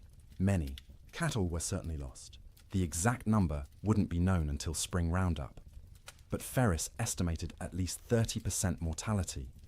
Maybe more, 30%. Roosevelt did the math in his study in New York, sitting in a comfortable chair by a warm fire, trying to comprehend what those numbers meant. He owned roughly 5,000 head between his two ranches. 30% meant 1,500 dead cattle. At $40 a head, that was $60,000 lost, more than many men earned in a lifetime. But it was worse than the money. It was the failure of his Western dream. The revelation that the land he'd romanticized could be cruel, that nature didn't care about his needs or desires, that the West wasn't the frontier of opportunity he'd imagined, but a hard country that broke more men than it made. The letters continued through February and into March. Each one was grimmer than the last. 50% losses now estimated, maybe 60. Entire line camps reporting no surviving cattle at all.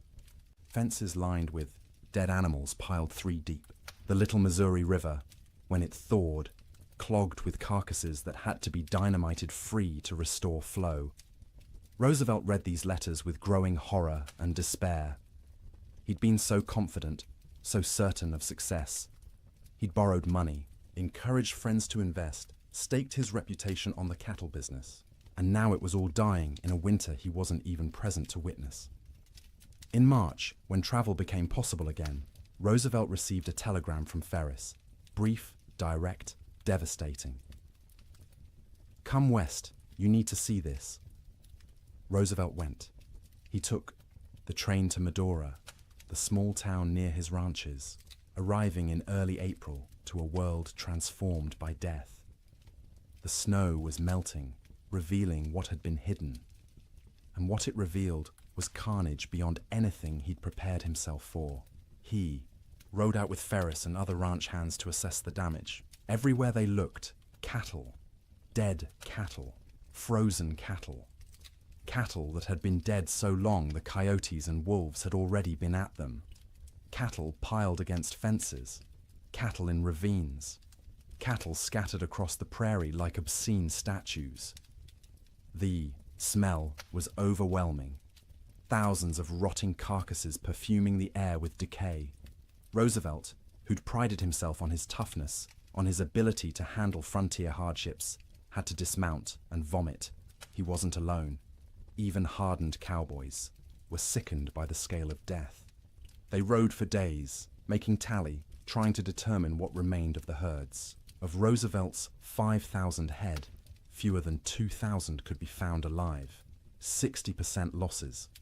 Some of those survivors were in such poor condition they'd likely die anyway. His investment, his dream, reduced by 2/3 in a single winter. The financial blow was severe. Roosevelt had invested approximately $80,000 in his cattle operations. He'd now lost at least $50,000, maybe more when accounting for lost breeding potential, disrupted operations, and the collapse of cattle prices as the market flooded with emergency sales from desperate ranchers. But Roosevelt was wealthy by birth. His family money cushioned the financial loss. He could absorb $50,000 and remain solvent, which most ranchers could not. What he couldn't absorb as easily was the emotional and philosophical blow. He'd come west believing in self-reliance, in the nobility of honest labor, in the frontier as a proving ground for American character. The Great Die-Up revealed those beliefs as naive. Self-reliance meant nothing when nature decided to kill everything. Honest labor couldn't prevent disaster driven by forces beyond human control. The frontier proved nothing except that it could kill you regardless of your character. Roosevelt spent several weeks at his ranches that spring, helping with the cleanup, the salvage operations, the grim work of trying to build something from the ruins. He participated in roundups, searching for surviving cattle, trying to assess what could be rebuilt. At night, he slept in the cabin at the Maltese Cross Ranch, the same cabin where his cowboys had weathered the storm. The bunks were still there, the stove, the smoke-stained walls.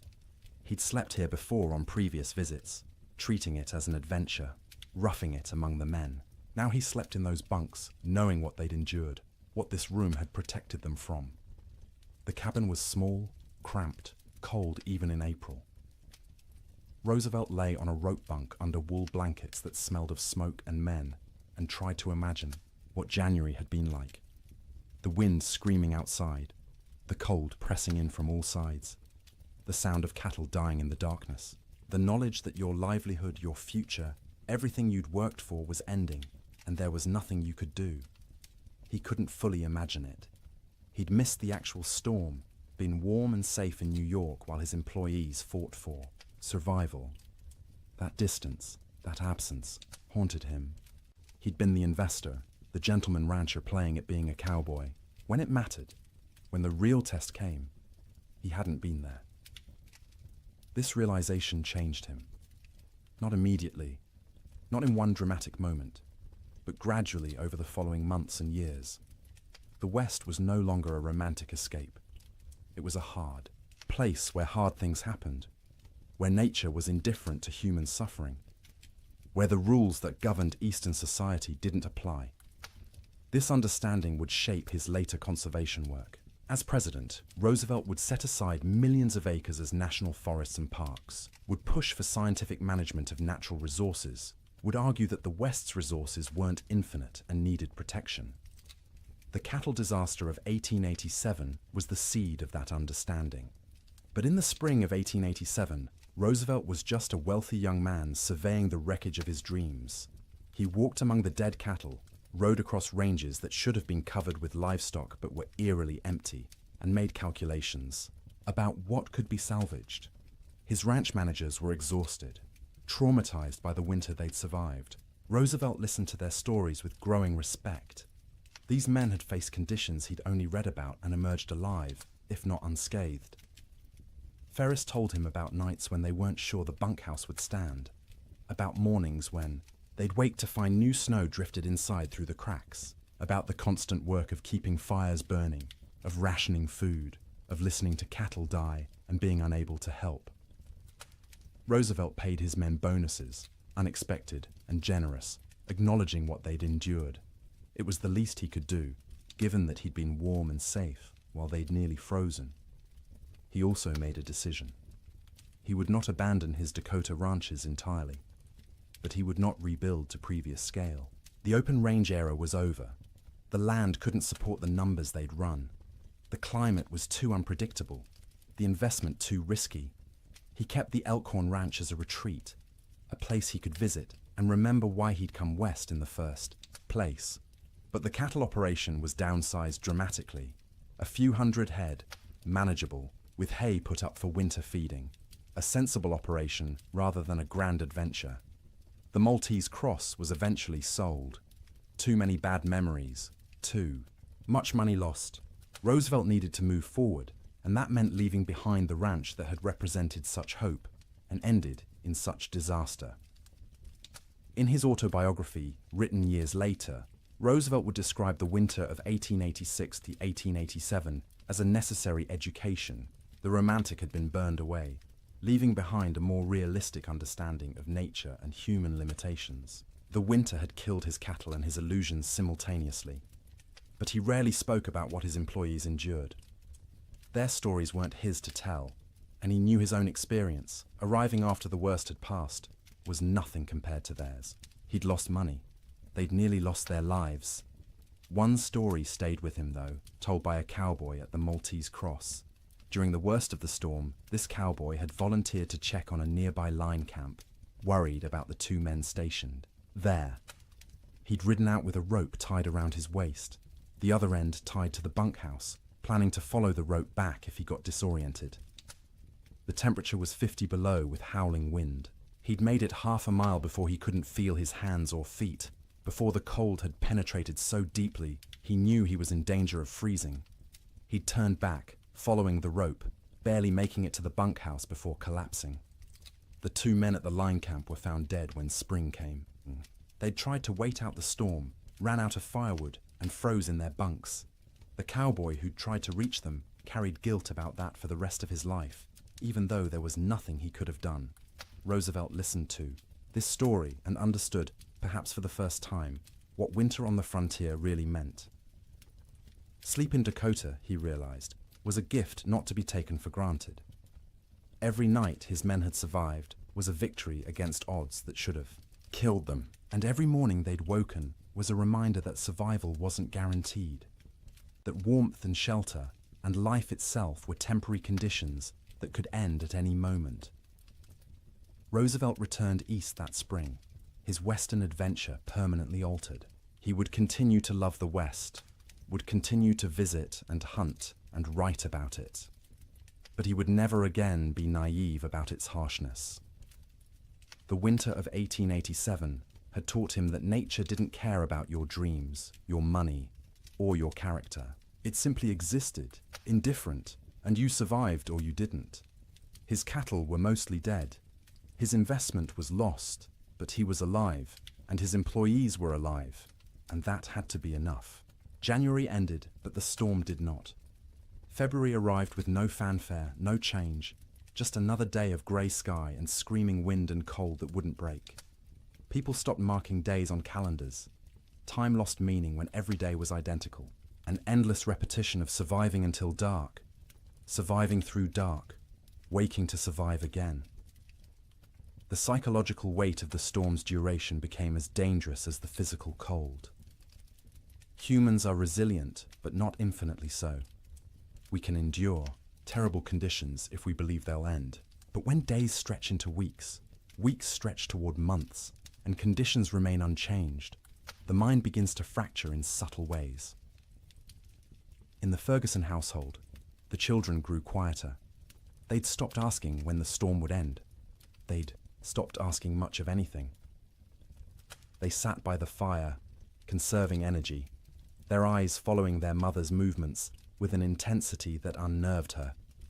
They were always hungry now, and the hunger made them old beyond their years. Martha found herself forgetting things. She'd go to the cold bedroom to fetch something and stand there, shivering, unable to remember what she'd come for.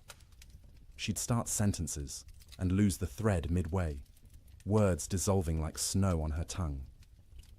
William said her name sometimes, and she wouldn't hear him, lost in thoughts that circled endlessly around food, fire, survival. William stopped shaving. There was no point. No one to see him except his family, and vanity seemed absurd when survival was uncertain. His beard grew thick and unkempt, ice forming in it every time he went outside to milk the cow or fetch wood. He'd come back in looking, like a wild man, and the children would stare at him until Martha made them look away. The cow's milk production had dropped to less than a quart per day. The animal was suffering from cold and inadequate feed, standing in the barn with her ribs visible through her hide. William knew they should slaughter her, use the meat, but the milk was too precious. As long as she gave any milk at all, he'd keep making that twice-daily journey to the barn. Sleep patterns disintegrated completely. There was no day or night anymore, just periods of lighter grey and darker grey outside the oiled paper window. People slept when exhaustion overwhelmed them, woke when cold or hunger or nightmares forced consciousness. The family's sleeping pile shifted constantly as people moved, trying to find warmth, trying to escape dreams. Martha's dreams were always about food, elaborate meals from her childhood in Wisconsin. Her mother's kitchen, warm and fragrant, tables loaded with roasted chicken and potatoes and fresh bread and butter. She'd wake with saliva flooding her mouth, stomach cramping with want. The disappointment of reality crushing. They had beans, always beans, the same beans cooked the same way, day after day, until the thought of eating another spoonful made her gag. William dreamed about summer, riding across green ranges, cattle fat and healthy, sun warm on his shoulders. He'd wake disoriented, expecting heat, finding only cold. The contrast between dream and reality was so sharp it hurt physically. His chest would ache, his throat would close. He'd lie there fighting tears while his family slept around him. The children's dreams were less specific, but more unsettling. They'd whimper in their sleep, reach out for comfort, wake crying without being able to say why.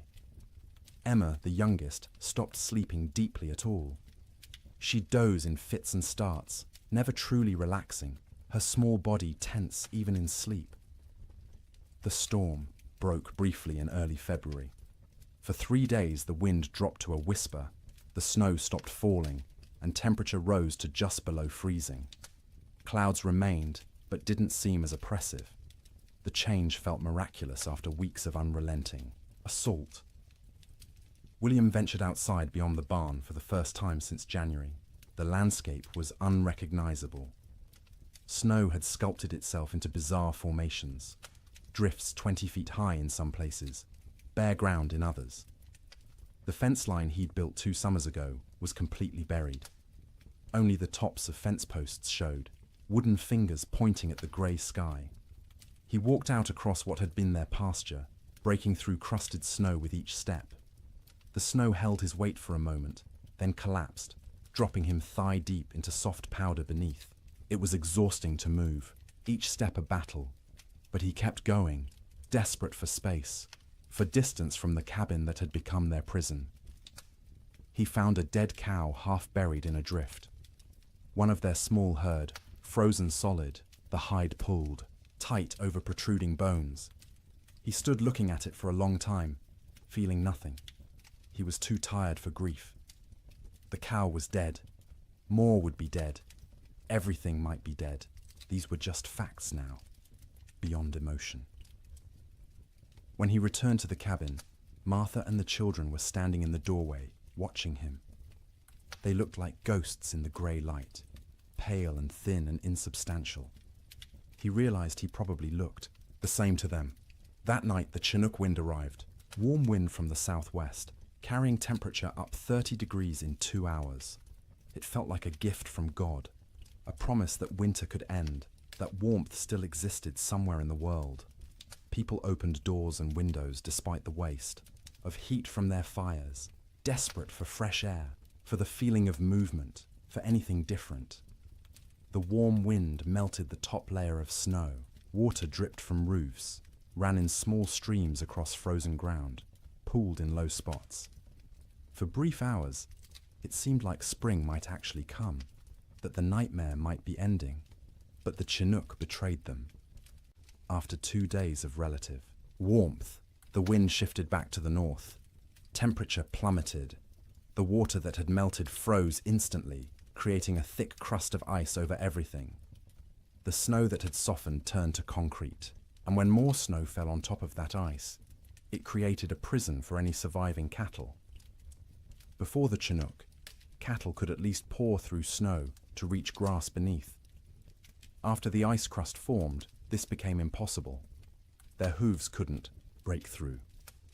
They stood on top of their food, separated from it by inches of ice, and slowly starved, while the grass they needed lay tantalizingly close. Cowboys trapped in bunkhouses understood what this meant. Any cattle that had survived. January were now doomed. The Chinook hadn't been salvation. It had been a final cruelty, raising hope before delivering death more certainly than the cold alone could have. In the bunkhouses, men stopped talking about spring. They stopped talking much at all. Conversation required energy they didn't have. They lay in their bunks, wrapped in blankets, emerging only to eat the meager meals old Pete still managed to prepare, or to take their turns feeding the stove. The silence was worse than the earlier noise of men talking and joking and trying to maintain morale. Silence meant defeat. Silence meant they'd accepted that this was how things were now, that normal life was so far away it might as well not exist. Some men slept 20 hours a day. Their bodies had adapted to scarcity by shutting down, reducing all functions to bare minimum. They moved slowly when they moved at all, speaking in monosyllables, their eyes dull and unfocused. They weren't sick, exactly. They were hibernating, human versions of bears in dens, waiting for conditions to improve. Others couldn't sleep at all, too anxious, too frightened, too aware of their situation.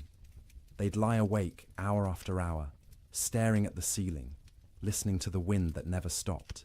Their eyes developed a particular look, wide and staring, ringed with dark circles. Their hands shook constantly. They jumped at sudden sounds. Old Pete worried about these wakeful men more than the sleeping ones.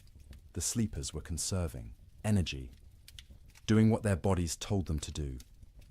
But the wakeful men were burning through resources they couldn't afford to lose. Their minds were eating themselves from the inside, consuming sanity the way their bodies were consuming stored fat. He tried to help in small ways. Extra coffee for the wakeful ones, bitter and hot, and something to focus on besides fear. Stories told quietly in the dark, anything to distract. Sometimes just sitting with them, 2 men awake in a room full of sleeping men, sharing the burden of consciousness. The nights were hardest. 15, 16 hours of darkness in February's depth. The stove provided light as well as heat, flames visible through gaps in the iron, but it was barely enough to see by. Men moved through darkness, feeling their way, bumping into bunks and each other. Without clocks, without daylight, time became abstract. You'd wake, if you could call it waking when you'd only been half asleep, and have no idea if you'd been unconscious for 10 minutes or 10 hours. The disorientation was profound. Some men stopped trying to track time at all. They ate when food appeared, slept when they couldn't stay awake, existed in a perpetual present with no past or future. The concept of sleep itself changed. It wasn't restful anymore. You didn't sleep to feel refreshed. You slept because consciousness was too expensive to maintain. Sleep was a small death you practiced nightly, preparing for the real death that might come if the storm continued much longer. Dreams during this period took on a hallucinatory quality. Men dreamed they were awake, walking around the bunkhouse, having conversations with others, only to actually wake and realize none of it had been real. Or they'd dream they were outside in the storm, freezing, struggling toward shelter, and wake to find themselves wrapped in blankets by the stove. The boundary between sleeping and waking blurred. Some men experienced what would now be called dissociation. They'd observe themselves from outside their bodies, watching a stranger wear their clothes and speak with their voice. This disconnection was protective, a way the mind created distance from unbearable circumstances. But it was also terrifying to lose even the certainty of being yourself. In the ranch houses, children handled the extended ordeal better than adults in some ways. They adapted, accepting the new reality more easily than their parents who remembered how things should be. To the children, this was simply how life was now, cold, hungry, confined, but normal within its own context. But they also suffered in ways adults didn't. Their growing bodies needed more food than they were getting. Their development was being stunted by malnutrition. Sarah Ferguson, 11 years old, stopped growing taller. Her monthly bleeding, which had just started that fall, stopped entirely. Her body shut down non-essential functions to preserve life. Thomas developed a cough that wouldn't go away, a deep rattling in his chest that scared Martha. She'd give him extra portions of the thin soup she made, sacrificing from her own bowl, but it didn't help much. The cough persisted, worsening at night, keeping him and everyone else awake. James, 7 years old, stopped talking almost entirely. He'd answer questions with nods or shakes of his head, but volunteered nothing.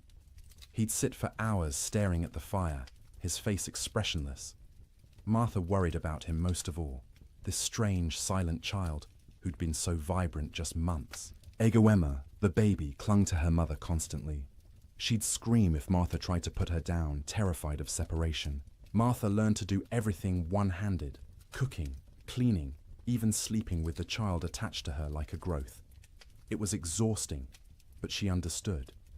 Emma was reverting to infancy, seeking the safety of the womb in a world that had become too frightening. February crawled past with the weight of years. Each day was a week long. Each week felt like a month. People stopped believing in spring. Spring was a myth, a story told by liars. There was only winter, eternal winter, and the question was no longer when it would end, but whether you'd survive it. And still the wind blew, and still the cold pressed in, and still people slept fitfully in their prisons of wood and hope, waiting for deliverance that seemed less likely with each passing day. Children experienced the great die-up through a lens of confusion and adaptation that was both heartbreaking and remarkable. They didn't fully understand what was happening or why, but they adjusted to impossibility with a flexibility adults had lost. To them, the storm wasn't an economic disaster or a failure of planning. It was simply the way the world had become, and they learned to live in it. Sarah Ferguson, at 11, was old enough to sense her parents' fear even when they tried to hide it. She watched her mother's hands shake when portioning out food. She noticed her father's long silences, the way he'd stare at the fire without seeing it. She understood, in a way her younger siblings didn't, that something was terribly wrong. This knowledge was a burden. She couldn't share it with Thomas or James or Emma because they were too young to understand, and speaking it aloud would make it more real. So she carried it silently, trying to help without being asked, watching for ways to ease the tension that filled the cabin like smoke. She learned to anticipate her mother's needs. When Martha reached for the water bucket, Sarah was already moving, to refill it with snow. When the fire burned low, Sarah added wood before being told. She took charge of Emma when the toddler grew fussy, singing to her, telling her stories, anything to give Martha a few minutes of peace. At night, Sarah lay awake, listening to her siblings breathe, counting breaths, making sure everyone was still, alive. She'd developed an irrational fear that someone would simply stop breathing in the dark and no one would notice. So she stayed vigilant, even when her own body screamed for sleep. She dreamed about school, which seemed like something from another life.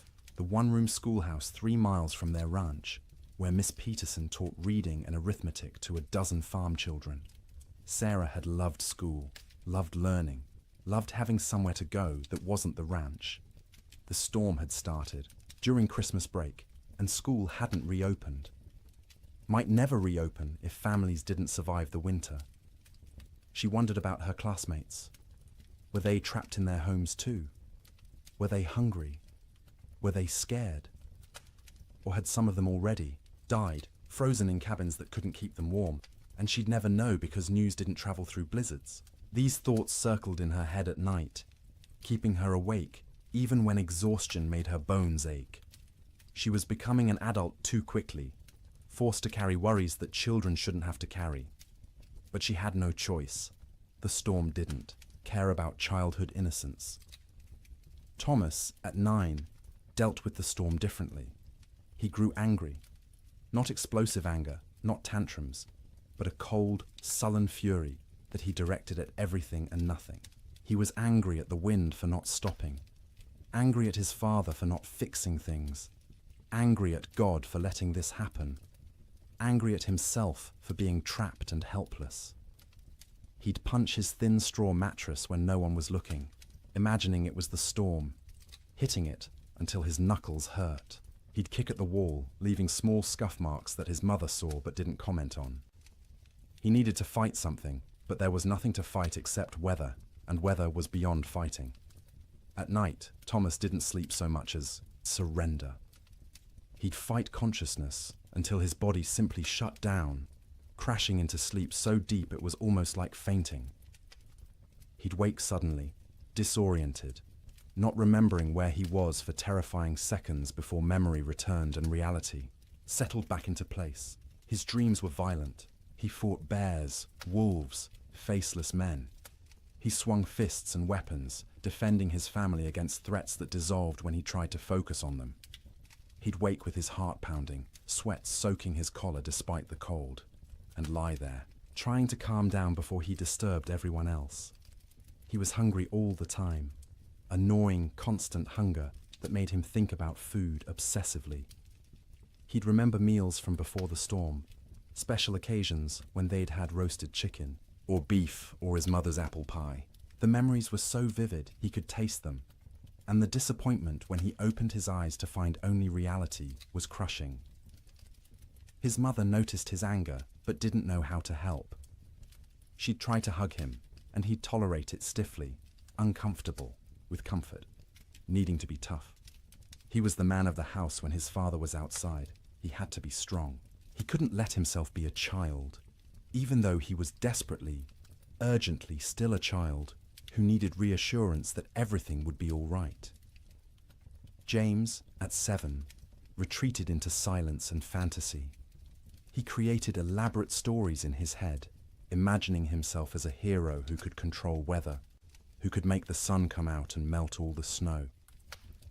In his fantasies, he'd save his family, save the cattle, save everyone. People would thank him.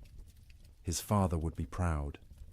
These daydreams occupied hours. He'd sit by the fire, face blank, living entirely in his imagination where he was powerful instead of helpless. His mother worried about his silence, not understanding it was protection. If he didn't talk, he didn't have to acknowledge reality. He could stay in his head where things made sense and he had control. At night, James slept deeply but unrestfully. He'd thrash and kick, fighting battles in his dreams, sometimes crying out words no one could understand. His siblings had learned to sleep away from his feet because he'd kick without waking. Martha would sometimes reach over and touch his forehead, checking for fever, but he was just hot from the exertion of his dreams. When he did talk, it was often about summer. He'd ask when they could go outside and play, when they could go fishing in the creek, when the cattle would come back. His questions broke Martha's heart because she had no answers. She'd deflect, saying soon, or when winter ends, knowing these were lies, but unable to tell a 7-year-old that winter might not end, that nothing might come back. Emma, just 3 years old, understood least and suffered most in some ways. She knew something was wrong but couldn't articulate what. Her world had shrunk to one room, a fire, and the immediate presence of her family. She didn't remember clearly how things had been before the storm. This cold, confined existence was becoming her normal.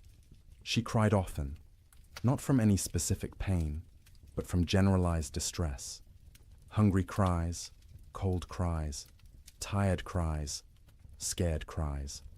Her vocabulary wasn't sufficient to express what she felt, so she cried and clung to her mother and refused to be put down.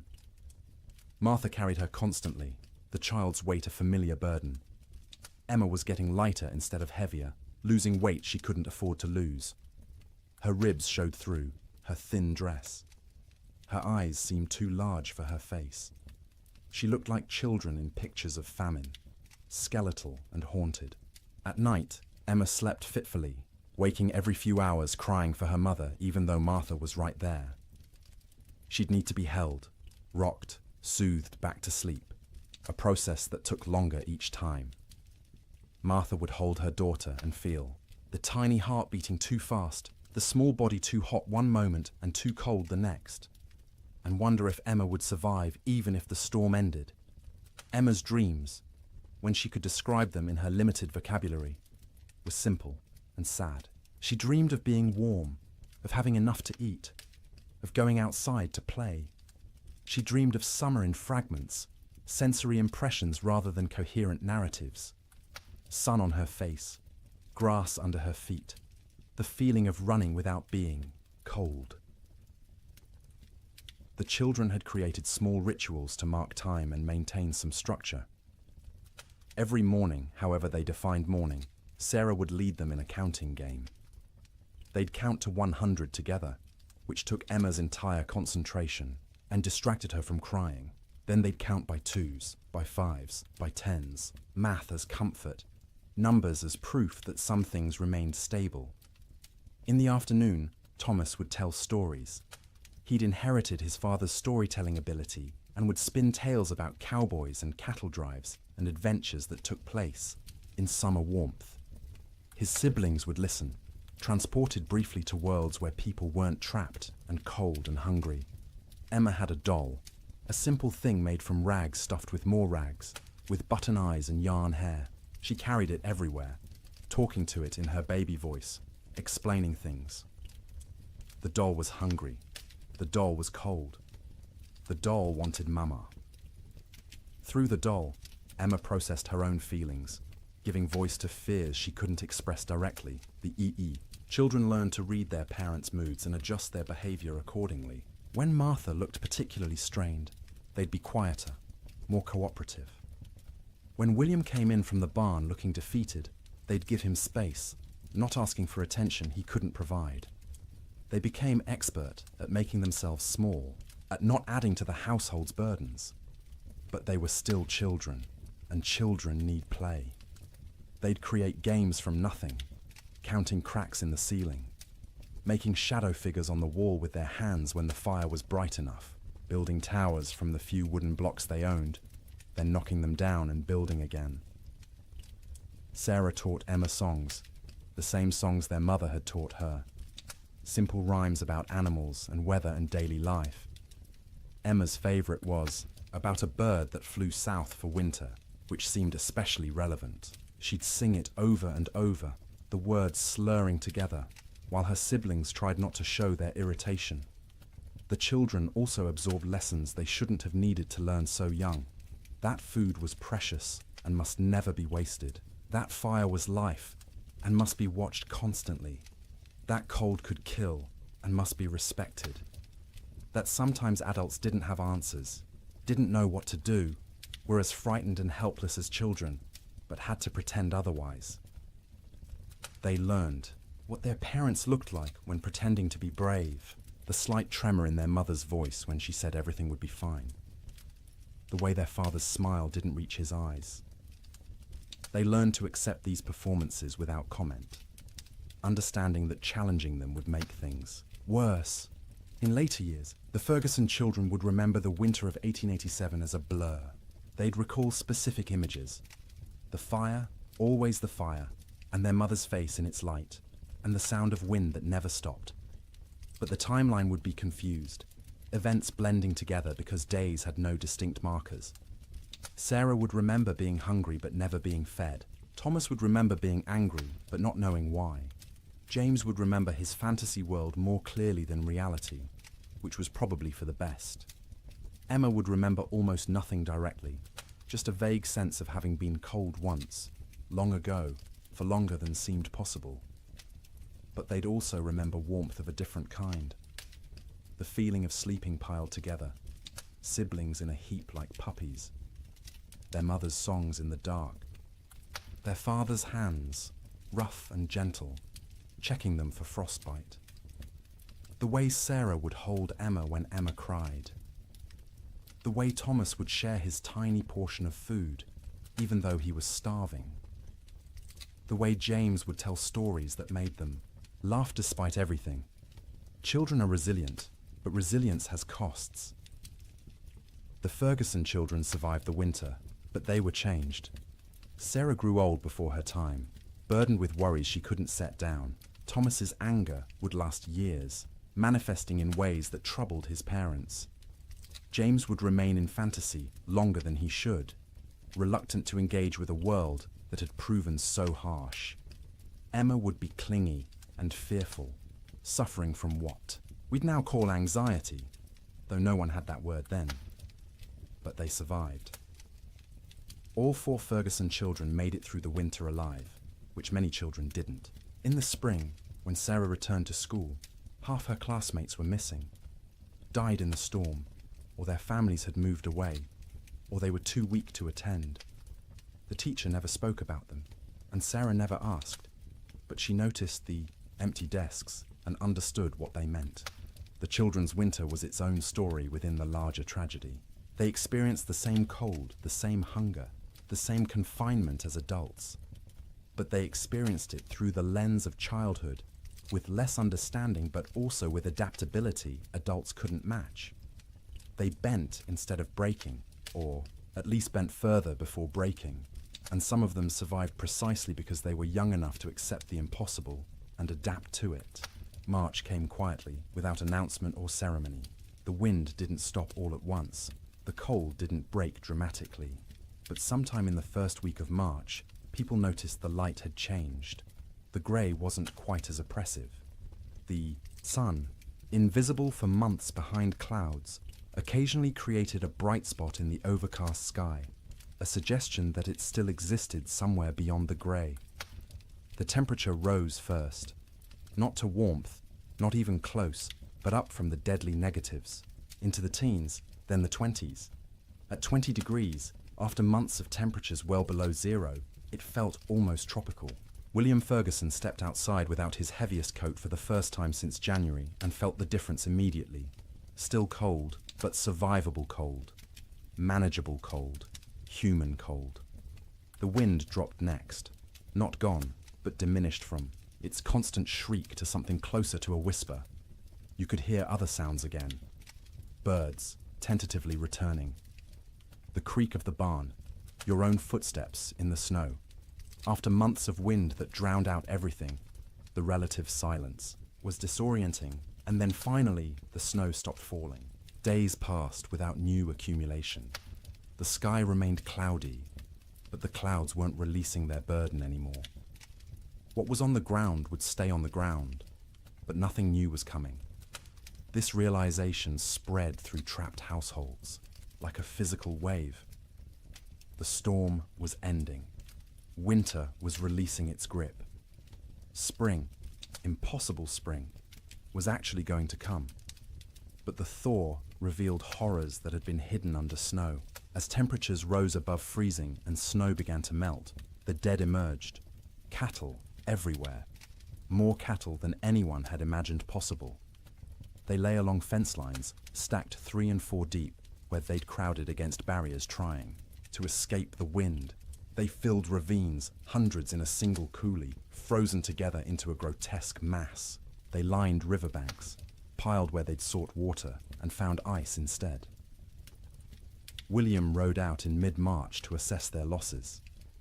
The snow had melted enough to navigate, though the ground was a swamp of mud and standing water.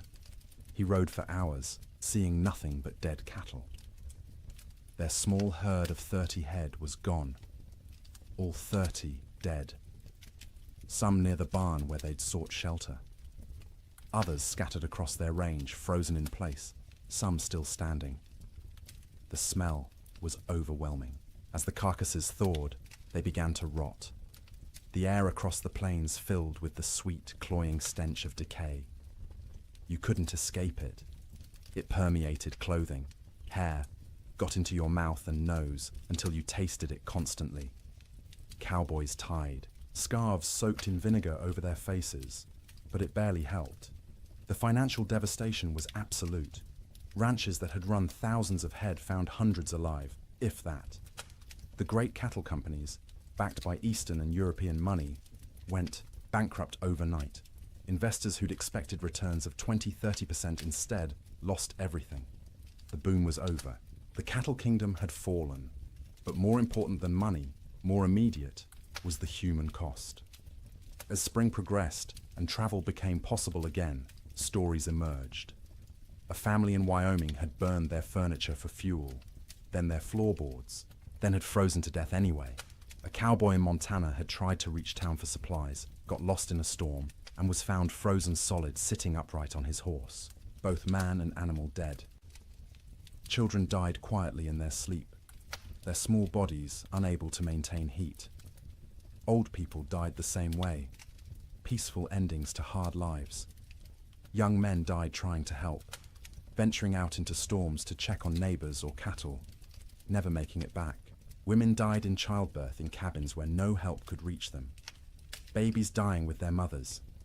The death toll among cattle was calculable, measurable, shocking in its enormity. Estimates ranged from 60 to 90% mortality across the northern plains. Hundreds of thousands of animals dead. But the human toll was harder to count. People died alone in isolated cabins, their bodies not discovered until spring. Whole families vanished. Homesteads found empty when the snow cleared. No trace of where the occupants had gone, or whether they'd survived. Theodore Roosevelt returned to his ransacked ranches and surveyed the ruin of his Western dreams. Cowboys, who'd barely survived, told stories of unimaginable hardship. Ranchers calculated losses that dwarfed their ability to recover. And slowly, painfully, everyone who'd survived began the work of rebuilding. But they rebuilt differently. The open range was dead, killed as surely as the cattle that had grazed it. Ranchers who continued in the business built barns, stored hay, kept smaller herds they could actually feed through winter. They fenced pastures, rotating cattle seasonally rather than letting them roam year-round. The cowboy, as romantic figure, driving vast herds across unfenced prairie, became a relic of a past that had ended in ice and death. The survivors were changed. Martha Ferguson emerged from that winter 20 pounds lighter, her hair gone grey at 32. William's hands shook for months afterward, trauma expressing itself in tremors he couldn't control. The children carried scars that wouldn't show. For years, psychological wounds that would shape their entire lives, but they'd survived. All of them. The Ferguson family made it through intact, which was more than many could say. And as spring truly arrived, as green grass pushed up through mud and trees began to bud and the sun returned with actual warmth, they began to remember what life could be. The first night Martha slept without waking every few hours, checking on her children. She woke feeling guilty for having rested. The first morning, William went outside and wasn't hit by killing cold. He stood in the barn doorway and cried. The children, resilient as children are, adapted more quickly. They ran outside in bare feet, feeling grass beneath their toes, relearning, joy they'd almost forgotten. Sleep in spring was different from sleep in winter. The fear was gone, the vigilance unnecessary. People slept deeply for the first time in months, their bodies finally feeling safe enough to truly rest. They slept for 10 hours, 12 hours, catching up on sleep debt accumulated over winter. They woke refreshed, amazed at the feeling, remembering what normal had felt like. But the dreams remained. For years afterward, survivors would wake from nightmares about the winter of 1887. They'd dream of being trapped, of being cold, of hearing cattle die, and being unable to help. These dreams would fade over time, but never entirely disappear. The winter had carved itself into their psyches, a permanent scar. And now, dear traveller through this story, we've reached the end of our journey through the coldest winter in wild West history. We've walked with cowboys in their bunkhouses, huddled with families around failing fires, witnessed the death of cattle and dreams, and an entire way of life. The Great Die-Up of 1887 was catastrophic. It killed hundreds of thousands of animals, bankrupted fortunes, and ended the era of open-range ranching forever. But more than that, it tested human endurance in ways few events ever have. It asked people to survive the unsurvivable, to sleep, in conditions where sleep seemed impossible, to maintain hope when hope was absurd, and they did.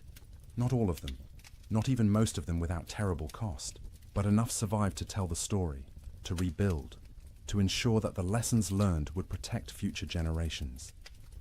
As you lie in your warm bed tonight, safe from cold and storm, let yourself feel the profound gift of that warmth. The pioneers of the Wild West would have considered your comfort miraculous, impossible luxury beyond imagining. Central heating, insulated walls, blankets made in factories rather than woven by hand. You live in the future they could only dream of, the safety they fought to reach. Their struggle made this possible. Every improvement in building techniques, every advance in weather prediction, every system we have now to survive winter grew from lessons learned in disasters like the Great Die-Up. They suffered so that eventually people wouldn't have to suffer, so that sleep could be restful rather than survival, so that winter could be endured without terror. Let their memory settle over you gently now. Let the wind that screamed across the Montana plains become the whisper of your fan. Let the cold that killed become the pleasant coolness of your air conditioning. Let the hunger that gnawed at them become the satisfaction of knowing you can eat when you wake. You are safe, you are warm, you are comfortable in ways they couldn't have imagined. And as you drift towards sleep, carry with you gratitude for that safety. Honor their endurance by appreciating what you have. Remember their suffering by cherishing your comfort. The winter of 1887 is over. It has been over for more than a century, but its story remains, a testament to human resilience and the terrible power of nature. The cowboys and ranchers and children who lived through it are long gone, but their experience echoes forward to us, teaching us about survival, about courage, about the precious gift of a warm place to sleep. So sleep now, deeply and peacefully. Let the weight of blankets comfort rather than burden you. Let the darkness be restful rather than fearful. Let your dreams be gentle rather than haunted. The storm has passed. Spring has come.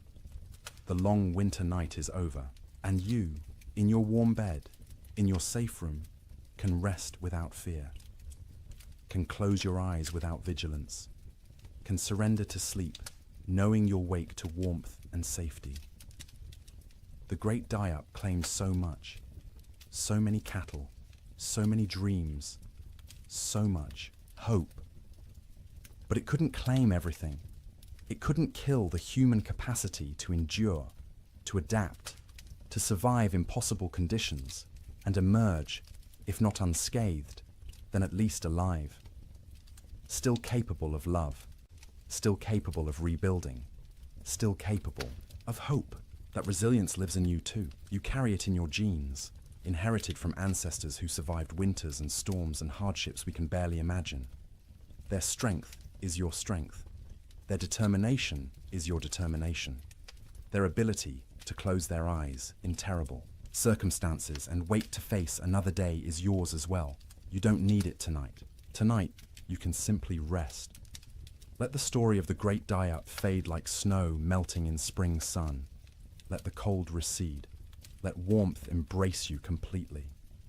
Sleep well, knowing that winter always ends, that spring always comes, that the coldest night eventually gives way to dawn. The pioneers of 1887 learned this truth at terrible cost. But they learned it, and they survived. And because of them, you live in a world where winter is manageable, where cold is temporary, where sleep is safe. Close your eyes now. Let your breathing slow.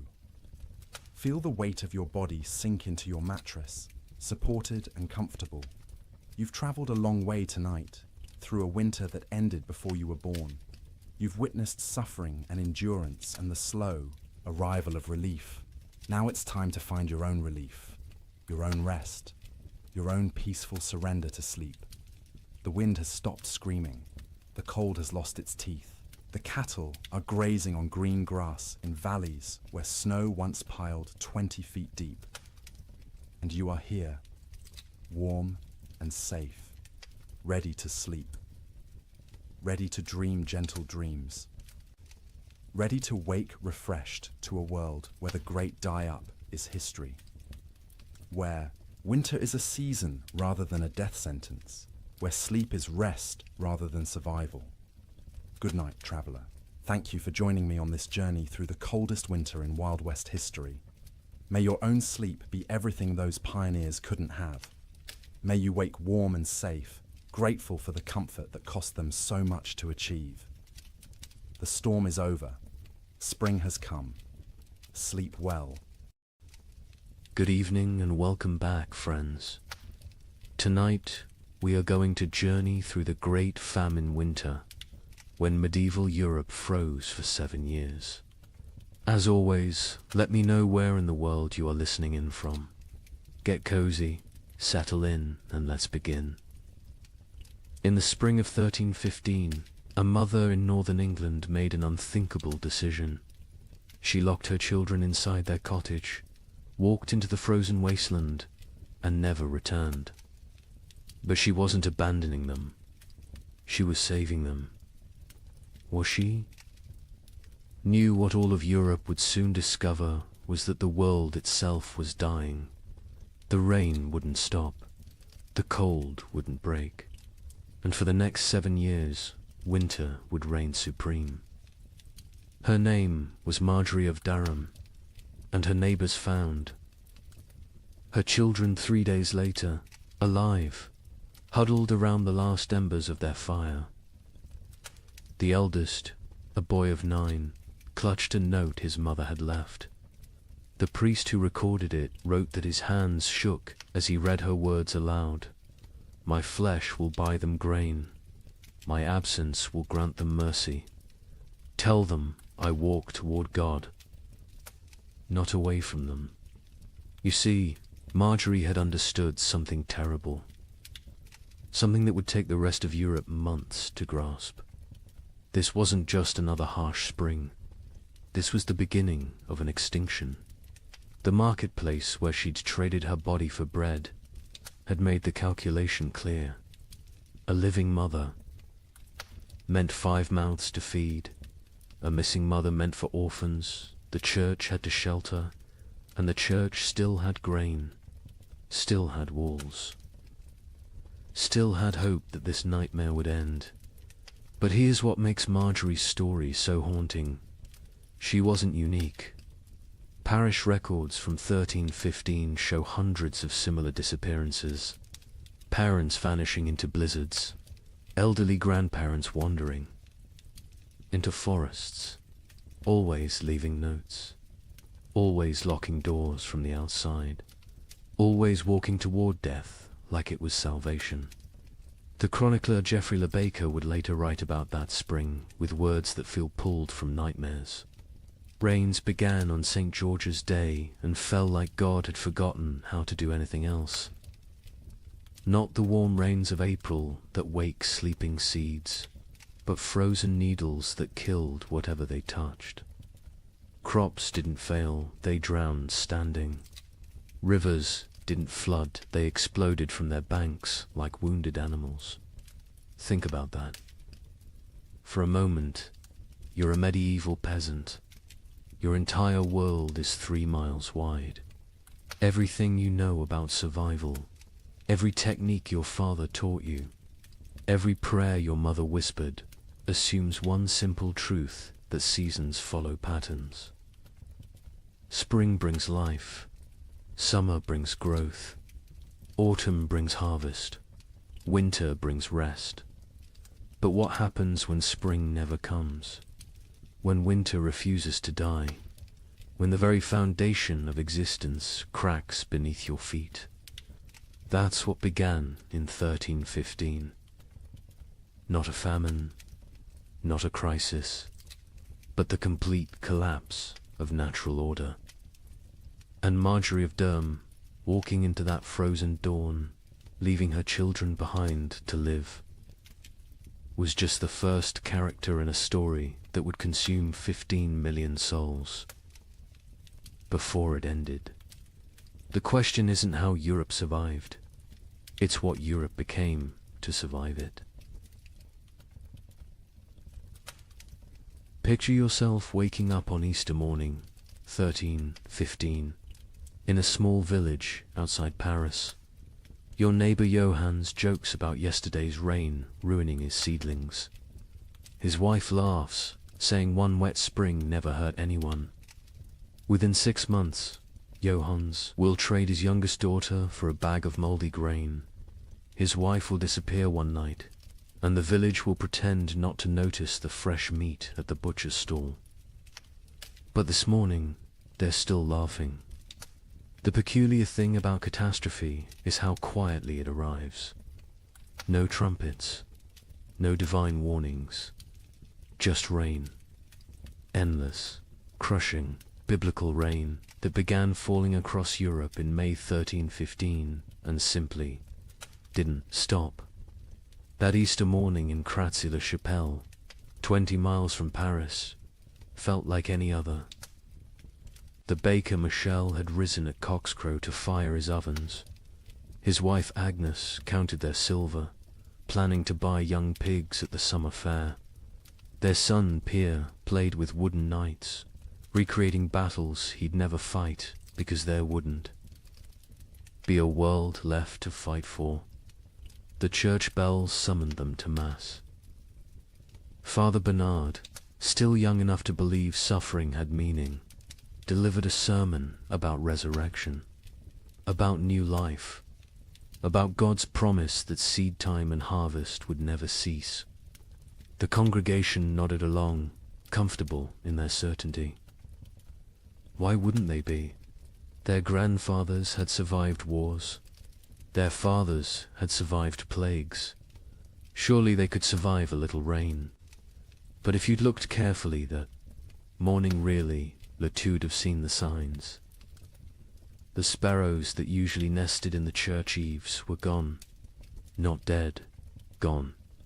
The cats had stopped hunting, instead huddling in doorways with their fur perpetually damp. And the old women, the ones who remembered the harsh winter of 1258, had started hoarding soldat. Johannes, the man who joked about his seedlings, was a cloth merchant. Successful enough to own 2 cows and rent 3 strips of land. His wife Marie had borne him 7 children, 4 still living, which made them lucky by medieval standards. Their youngest, Isabel, had just turned 6, hair like spun gold. Her father would say, worth its weight in gold, someone else would say 6 months later, weighing her against a sack of spoiled wheat. The rain that Easter was unusual only in its persistence. It had fallen for 3 days straight, turning the roads to mud, keeping the holiday merchants away. But rain in April wasn't catastrophe, it was inconvenience. The real terror wouldn't begin until May 15th, the feast of St. Dymphna, when the rain turned cold. Brother Francis of the Abbey St. Denis recorded it first. He'd been copying manuscripts when he noticed his breath misting in the scriptorium. In May, at midday, the ink froze on his quill. He thought perhaps illness had taken him. Fever turned backward into chills. Then he saw the other monks rubbing their hands, saw the frost forming on the inside of the windows. By June, That cold rain had become something medieval Europeans had no word for. We might call it freezing rain, but they called it devil's spit. Water that fell as liquid but froze on contact. Entire fields became sheets of ice in summer. Roses bloomed and died in the same hour, encased in crystal tombs. The wheat, which should have been knee-high and green, stood stunted and yellow. The barley rotted in the earth before it could sprout. The rye grew, but wrong-twisted, black, infected with something that would later be recognized as ergot, the fungus that causes hallucinations and gangrene. Some villagers, desperate for any harvest, ate it anyway. They danced themselves to death in the streets, laughing as their fingers turned black and fell off. But we're getting ahead of ourselves. Let's return to Johannes and his family, because their story is everyone's story. By late May, Johannes had stopped joking about anything. The constant rain had ruined the roads, making trade impossible. No merchants could travel, which meant no cloth could be sold, which meant no coins for bread. Not that there was bread to buy. The baker Michel had closed his ovens now. Grain meant no flour, meant no purpose to the fire. June brought the first death in Crassy-la-Chapelle. Not from starvation, not yet. Old Catherine, who'd survived 70 winters, simply gave up. She announced at Sunday Mass that God had abandoned them, walked home, lay down in her bed, and willed herself to die. The priest called it despair, a mortal sin. But privately, he envied her escape. The real horror began in July, when the rain briefly stopped. For 3 days, the sun appeared, weak and watery but present. The villagers rushed to salvage what they could, to plant anything that might grow before autumn. They worked day and night, hands bloody from tearing at the muddy earth, planting beans, turnips, anything fast-growing. On the 4th day, the hail began. Not regular hail. Chunks of ice the size of fists, driven sideways by winds that shouldn't exist in summer. They shattered shutters, killed chickens, knocked full-grown men unconscious. When it stopped, nothing remained of those desperate plantings. The fields looked like they'd been trampled by an army of giants. That's when Johannes made his first, unthinkable choice. He killed one of his cows, not for meat not, yet but for mercy. It was starving, crying constantly, too weak to stand. He told his children it had gotten sick, but Marie knew. She saw him save the blood in buckets, saw him portion it carefully with their dwindling barley. Blood pudding would keep them alive another week. Argus arrived wearing winter's clothes. Frost in the mornings, ice on the water buckets, breath. Misting even at noon. The second cow died on its own, and Johannes counted it lucky. They ate everything: the meat, the organs, the marrow from the bones. They boiled the hide for soup. They ground the bones for flour. Nothing was waste, because waste meant death. Brother Thomas of Westminster Abbey wrote something strange in his chronicle that summer. The heavens have forgotten how to cease their tears. At first, monks like Thomas saw it as God testing their faith. A brief punishment, maybe for the wars between England and Scotland, maybe for the French king arresting the Pope. Surely it would pass. But then came the letters from sister monasteries. From Cologne, our fields are lakes. From Florence, the Arno has swallowed 3 villages. From Krakow, the children ask what the sun looked like. What terrified Thomas wasn't the rain itself, it was the temperature. In July, the height of summer, he could see his breath while saying morning prayers. Ice formed on the altar wine. And still the rain fell. The monastery's chronicle, which Thomas kept with meticulous care, tells us exactly when normal ended and nightmare began. June 23rd, the eve of St. John, traditionally celebrated with bonfires that burned until dawn. That year, no fire would stay lit. The rain fell horizontally, driven by winds that belonged to December, not midsummer. Thomas wrote, "The brothers attempted 7 times to light the sacred fire. Each time, the rain doused it before a single prayer could be spoken. Prior William declared it a sign of what he dared not say." Thomas had been corresponding with monasteries across Christendom for 20 years. His position as chronicler meant he received letters from abbeys in Scotland to Sicily, from Ireland to Poland. Usually, these letters discussed theological matters, requested copied manuscripts, or shared news of appointments and deaths. But starting in July 1315, every letter carried the same message, dressed in different words. Something was terribly wrong with God's creation.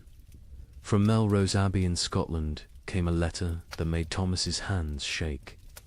"Brother, we write to you from hell, frozen over. It is July, yet we break ice from our wells each morning. The barley stands drowned in fields that have become swamps. Yesterday, we found a shepherd frozen to death. In July, Brother Thomas. He was young, strong, only 20 summers. We found him standing upright, eyes open, still holding his crook. The sheep around him were ice statues. Have we entered the end times? The abbot of Cluny in France sent word that would have been dismissed as madness any other year. The vine withers as if cursed. The soil rejects all seed. We have consulted. Our oldest records nothing, speaks of summer frost, of hail in August, of rain that burns like ice. Our farmers weep in the fields, beating the mud with their fists, begging it to remember its purpose." From the German monasteries came increasingly frantic reports. The prior of Reichenau wrote, "Lake Constance rises daily. Entire villages now exist only as church bells tolling beneath the waves. We ring our own bells in answer, but God remains deaf. The rain tastes of sulphur. Birds fall from the sky mid-flight, frozen solid. What sin has mankind committed to earn such wrath?" But it was a letter from an Italian monastery that contained the most chilling observation. Brother Antonio of Monte Cassino, a learned man who'd studied both scripture and natural philosophy, wrote, "This is not divine punishment. Brother Thomas, I have read the ancient texts, Greek and Roman both. This happened before. They called it the years without summer. Crops failed, empires fell, and mankind retreated to caves. We are not being punished. We are being erased." Thomas himself had begun keeping detailed records of the weather, something unprecedented for the time. His entries from July 1315 read, "Like fever dreams. July 4th, Feast of St. Ulrich. Rain for 16 straight hours. Temperature cold enough that we wore winter robes to matins. 2 brothers collapsed during prayers, their lips blue. July 11th. The rain has not ceased for 40 hours. We cannot light fires. We eat cold porridge and pray with numb fingers. Brother Matthew suggests we are experiencing Noah's flood again. Prior William had him whipped for heresy. but privately, we all wonder. July 19th. Something impossible today. The rain froze as it fell, coating everything in ice. In July, the vegetable garden is destroyed. Every plant encased in crystal, beautiful and dead. We gather to pray, but the words stuck in our throats. How do you pray when creation itself seems broken? The correspondence between monasteries became increasingly desperate as summer crawled toward autumn. They began sharing survival techniques rather than theological debates. How to keep manuscripts from molding in the constant damp. How to preserve food when nothing would dry. How to maintain faith when every prayer for sun was answered with more rain. From Prague came instructions for building underground storage that might resist the water. From Dublin came recipes for making bread from acorns and chestnuts. From Rome came silence. The Holy See had problems of its own. With the Tiber flooding the papal palace repeatedly, Thomas noted something else, something that wouldn't be fully understood for centuries. The rain wasn't uniform. It would pound. One region while barely touching another 20 miles away. But those dry spots weren't lucky, they were cursed differently. Without rain, but with temperatures below freezing in summer, crops still died. Wells still froze. People still starved. A letter from the Bishop of Bergen in Norway contained an observation that haunts historians today. The merchants from Iceland have not come. They were due in May, as always. It is now August.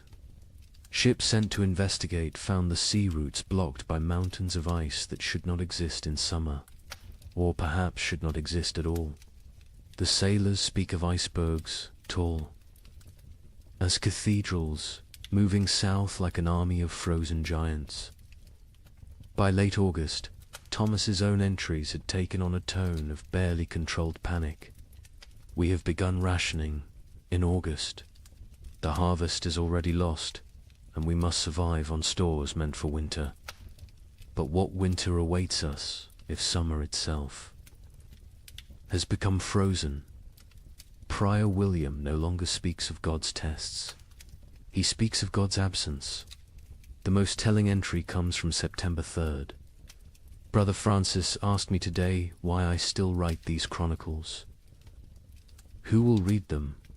Who will survive to care about the weather of a dead year? I had no answer. I write because the act of writing means I still believe in tomorrow. When I stop writing, I stop hoping. So I write of rain, of cold, of death creeping closer. I write because someone must witness the ending of the world. Imagine watching your entire years work everything you need to survive a rotting in the field before your eyes. Not failing to grow, not dying from drought, but literally dissolving into grey sludge. A French peasant named Guillaume left us. A rare written account dictated to a priest. The wheat stood tall and green in June, promising the best harvest in memory. By August, it was black soup. The smell, God forgive me, it smelled like death before death had even come. But here's where our story takes its first dark turn. The failed harvest of 1315 was just the opening act. Because while the peasants mourned their rotted grain, something else was happening. Something that would transform a bad harvest into an apocalypse. Guillaume of Soissons was not a typical peasant. He'd served in the king's army, learned his letters during a campaign, and returned home with enough silver to rent 5 strips of prime farmland. His account, preserved because the priest thought it might matter someday, gives us the only peasants. I view of the catastrophe unfolding in those fields. I have seen men die with their guts spilling onto French soil. Gidim told the priest. But watching my wheat die was worse. A man dies once. My wheat died every day for 60 days, and each morning I watched it die again. The process was unlike anything farmers had encountered. Usually, crop failure was quick frost, drought, or pests. You knew within days if you were ruined. But 1315 tortured them with hope. Gideon described walking his fields each dawn, and each dawn finding a new horror. First, the stalks grew too fast. In June, they shot up like they were racing toward heaven.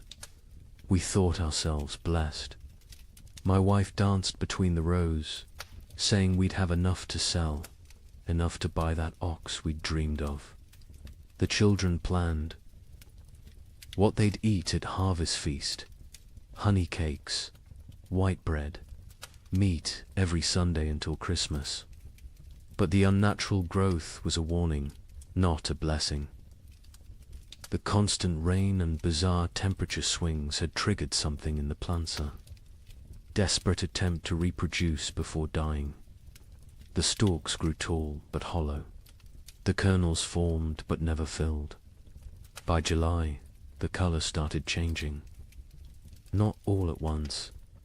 First, little spots like rust on a blade. We told ourselves it was nothing, just moisture. It would pass, but the spots spread. They merged, they consumed. A field that was green at sunrise would be brown by sunset. What Gidim was describing, though he couldn't know it, was a perfect storm of plant diseases. The cold, wet conditions had created ideal breeding grounds for multiple fungi. Stem rust, leaf blight, and ergot attacked simultaneously. But ergot was the cruelest. It didn't just destroy the grain, it transformed it into poison. The heads of wheat turned black and swollen, like fingers left too long in water. When you touched them, they burst, releasing clouds of black dust that made you cough blood. My neighbor Henry, trying to save something, anything, gathered these black kernels. His family ate bread made from them. Within 3 days, his children were screaming about devils in the walls. His wife's fingers turned black and fell off. Henry himself danced naked in the square until his heart burst. The aristocracy, watching from their castles, initially felt secure. They had stores from previous years, contracts with merchants, the ability to import grain. The Lord of Soissons, Robert de Courtenay, even rode through the failing fields in July, telling the peasants not to despair, that he would reduce their taxes, that no one would starve. But Lord Robert didn't understand what Gudayam understood. This wasn't one bad harvest. This was the end of agriculture itself. The ground changed. Gillam explained. It wasn't soil anymore. The rain had been falling so long, so hard, that all the good earth washed away. What remained was grey clay. That wouldn't hold seed, wouldn't grow weeds, wouldn't even grow the grass. It was like God had salted the earth, but with water instead of salt. By August, desperation drove innovation. Farmers tried everything their ancestors had never dreamed of. They built fires in the fields, trying to dry the soil. They dug drainage ditches that filled faster than they could empty them. They brought their livestock to sleep among the crops, hoping animal warmth might save something. An educated monk observing these efforts wrote, "They perform rituals that border on paganism, dancing naked under the full moon, burying live cats at field corners, bleeding themselves onto the soil. They have forgotten Christ and remembered older, darker gods, yet still the crops fail." The nobility began to panic when they realized the Implications. No harvests meant no taxes. No taxes meant no armies. No armies meant no power. The entire feudal system depended on agricultural surplus. Without it, civilization itself would collapse. The Bishop of Reims recorded a meeting of local lords in August 1315. Lord Thibaut suggested we take what grain remains by force, store it in our castles, and let God sort the living from the dead. Lord Gautier proposed we sell our lands to Italian merchants who don't yet know of our catastrophe. Lord Felipe said nothing, just sharpened his sword throughout the meeting. We all knew what he was thinking. When the starving masses come, sharp steel might buy us more time than prayer. But it was Gwellem's final observation that proved most prophetic. The worst part wasn't the hunger we knew was coming. It was what hunger would make us become. I saw my neighbor Marcel looking at his plump daughter differently. Not with fathers. Love with a butcher's calculation. I saw wives eyeing husbands who'd grown too weak to work. I saw children forming packs, like wolf cubs learning to hunt. The priest asks me what I think God wants from us. I tell him God is done wanting. Now he's taking, and he's going to keep taking until there's nothing left but rain and mud and sigh. And mud and sigh. The memory of what men used to be before they became animals again. The failed harvest of 1315 wasn't measured in bushels of lost grain. It was measured in the systematic destruction of hope. Every rural community in Europe had lived with the same rhythm for 1,000 years. Plant in spring, tend in summer, harvest in autumn, survive on stores through winter. That cycle was civilization. And in 1315, the cycle broke. By September, even the weeds had given up. Fields that should have been golden with wheat or barley were instead grey seas of mud, punctuated by the black skeletons of dead trees.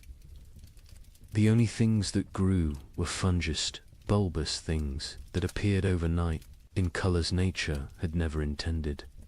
Purple, electric blue, sick yellow. Children who ate them died laughing. Adults who ate them died screaming. The recording. Priest added his own note to Gwillem's testimony. This man speaks truth. I have seen the fields myself. They look like God's own graveyard, waiting for the corpses that will soon fill them. We are not facing a famine. We are facing an extinction. May whoever finds this record pray for our souls, for by the time you read this, we will surely be past praying for ourselves. In September 1315, a strange sickness appeared among the cattle of Norfolk. Within days, it spread to sheep, then pigs, then horses. The animals didn't just die, they died screaming. A contemporary account describes cattle crying like humans. In their agony, their tongues swollen black, their eyes weeping blood. Modern historians call it marin, but medieval Europeans had another name for it. Devil's touch. Because healthy animals would drop dead mid-step. A cow giving milk at dawn would be a corpse by noon, and the speed of transmission defied Logicantia herds gone in hours. But I haven't told you the worst part yet. The animals that survived. They changed. Horses began eating meat. Pigs turned. Feral, forming packs that hunted. And the rats. The rats disappeared entirely. Where did they go? That mystery wouldn't be solved for another 30 years, when they returned, carrying something far worse than hunger. The first recorded death was a prize bull named Samson, owned by the Earl of Norwich, worth more than most villagers earned. In a year, Samson was protected like royalty-sheltered stable, imported feed, 3 stable boys attending him constantly. On September 8th, he was healthy enough to breed. By September 9th, he was dead, his massive body twisted in angles that bones shouldn't allow. Foam tinged pink with blood dried around his mouth. The Earl's stable master, a methodical man named Walter, documented what happened next with the precision of someone who knew he was witnessing something unprecedented. The sickness jumped from Samson to the cows without touch, without sharing water, without even sharing air. They were in separate barns, yet by sunset, 17 were dead. Their deaths were not peaceful. They bellowed with voices that sounded human. They thrashed until their bones broke through their hides.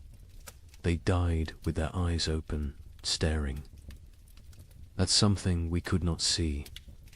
Within a week, every cow in Norfolk was either dead or dying. But the disease didn't respect species boundaries. Sheep began falling next, their wool turning grey overnight before they collapsed. Then pigs, usually hardy enough to survive anything, started dying in ways that defied nature. They'd squeal for hours, a sound witnesses compared to children, screaming before their hearts simply exploded. A traveling merchant named Otto from Flanders recorded what he saw on the roads. "I have traveled these paths for 20 years. I know where every farm keeps its herds. Today, I counted 4,000 dead cattle between Lynn and Norwich. They lie where they fell in fields, on roads, some still standing upright, held by mud that is frozen around their legs. The smell reaches you a mile before you see them. Sweet rot mixed with something chemical, like copper left in vinegar. The speed of death was matched only by its strangeness. Animals died in patterns that suggested intelligent entire herds forming perfect circles before collapsing inward. Flocks of sheep arranging themselves in lines before dying in sequence, like dominoes. Witnesses spoke of animals appearing to communicate across species before death, horses whinnying to cows who lowed back, as if sharing some terrible knowledge. But then came the transformations among survivors, and this is where chronicle accounts become almost too bizarre to believe, except that multiple independent sources confirm the same phenomena. Sir William de Ross, a knight with lands across Yorkshire, wrote to the Archbishop of York, "Your Grace must believe what I write, though it sounds like madness. My destrier, Caesar, a warhorse I've ridden into 3 battles, has begun hunting. Not grazing, hunting. I watched him corner a rabbit, kill it with his hooves, and eat it. He tears flesh with teeth never meant for meat. Other horses flee from him now. He stands alone in his paddock, blood on his muzzle, waiting for something none of us understand. The pigs were worse. Those that survived the plague didn't return to their pens. They grouped together in the forests, moving in coordinated packs. A woodcutter named Thomas testified to the Bishop of Ely. 20 of them, maybe more, moving like wolves, but smarter than wolves. They set ambushes. They used one injured piglet as bait to draw a merchant from his cart. When he climbed down to help him, the others came from the trees. We found his bones 3 days later, picked clean, arranged in a pile like they were showing off. The transformation wasn't limited to behavior. Physical changes occurred that medieval veterinarians couldn't explain. Horses grew longer teeth, sharp enough to tear meat. Pigs developed thicker hides that arrows couldn't pierce. Chickens that survived grew black feathers, regardless of their original coloring, and their eggs when cracked, contained blood instead of yolk. A learned monk, Brother Adlard, who had studied Arabic texts on animal husbandry, proposed a theory. The beasts know something we do not. They sense the world itself is dying and are changing to survive in whatever hellscape follows. They are becoming what they need to be. The question is, what does that make us? Who cannot change? The economic implications were immediate and catastrophic. Medieval society ran on animal power. Oxen pulled plows. Horses carried knights. Sheep provided wool. Cattle gave milk and meat. Without them, agriculture collapsed entirely. You couldn't plant without oxen. You couldn't travel without horses. You couldn't stay warm without wool. The reeve of a manor in Lincolnshire left records showing the speed of collapse. September 1st, 200 cattle, 500 sheep, 60 pigs, 20 horses.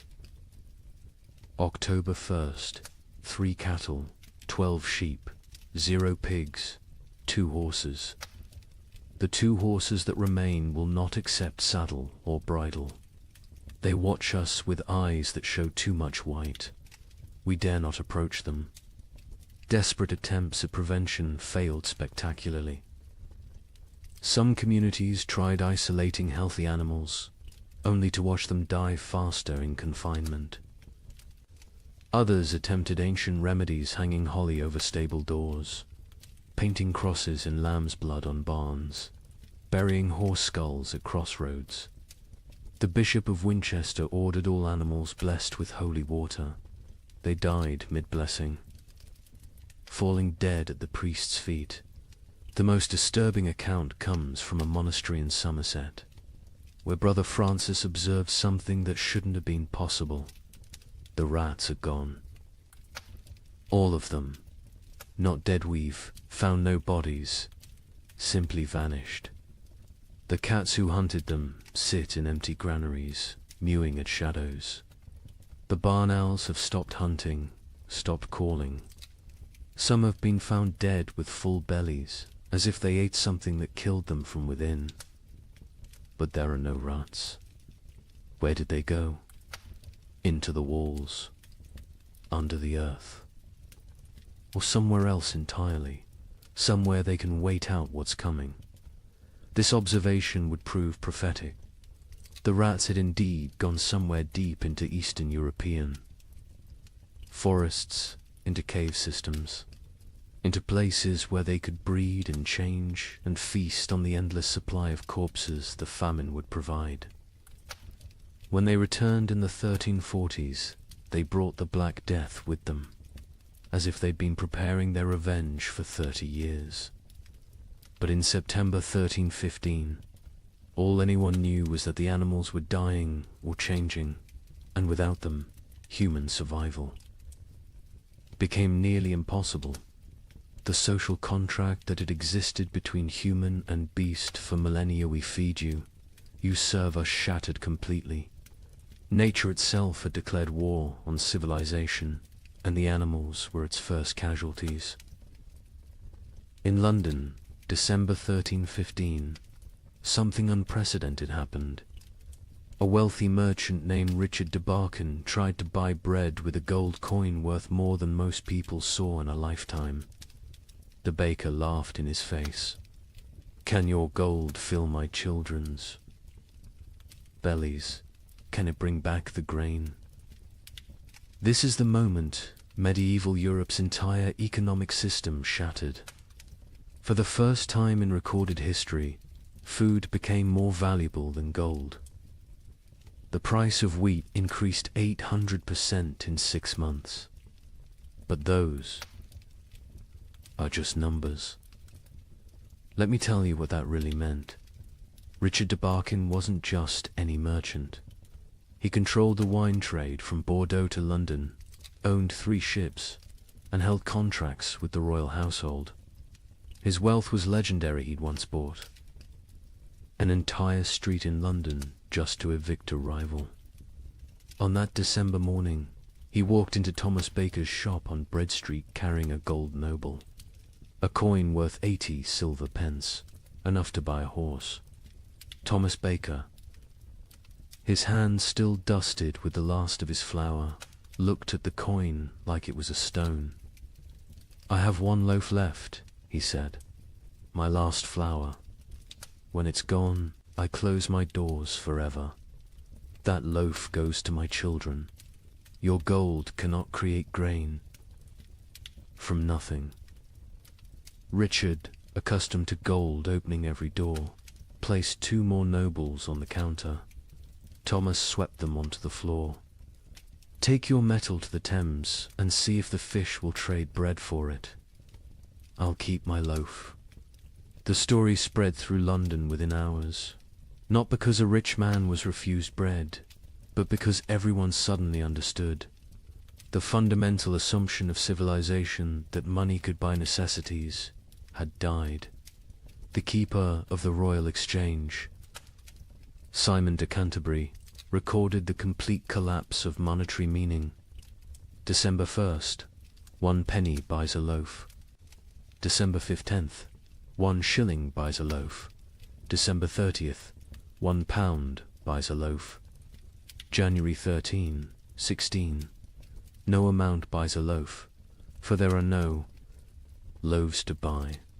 But the breakdown went deeper than inflation. The very concept of value imploded. A manuscript from Guildhall records an exchange that would have been incomprehensible months earlier. Margaret Carpenter traded her wedding ring, passed down 5 generations, for 2 turnips. John Smithson offered his house for a ham. The hams. Owner refused. The guild system, which had regulated trade for centuries, collapsed overnight. The worshipful company of bakers, once among London's most powerful guilds, disbanded when 8 of 12 members died trying to defend their shops from crowds. Their final record, dated January 3rd, 1316, states, "We dissolve this fellowship, as there is nothing left to fellow over. May God forgive what we have become." In Paris, the situation grew even more surreal. The provost of merchants, attempting to maintain order, issued daily price controls. Every morning, he'd announce the maximum legal price for bread. Every evening, bakers would ignore it entirely. One baker, hauled before the provost for charging 30 times the legal rate, responded, "Hang me if you wish. My corpse will bake no bread. Pay my price or starve legally, those are your choices." The relationship between social classes inverted overnight.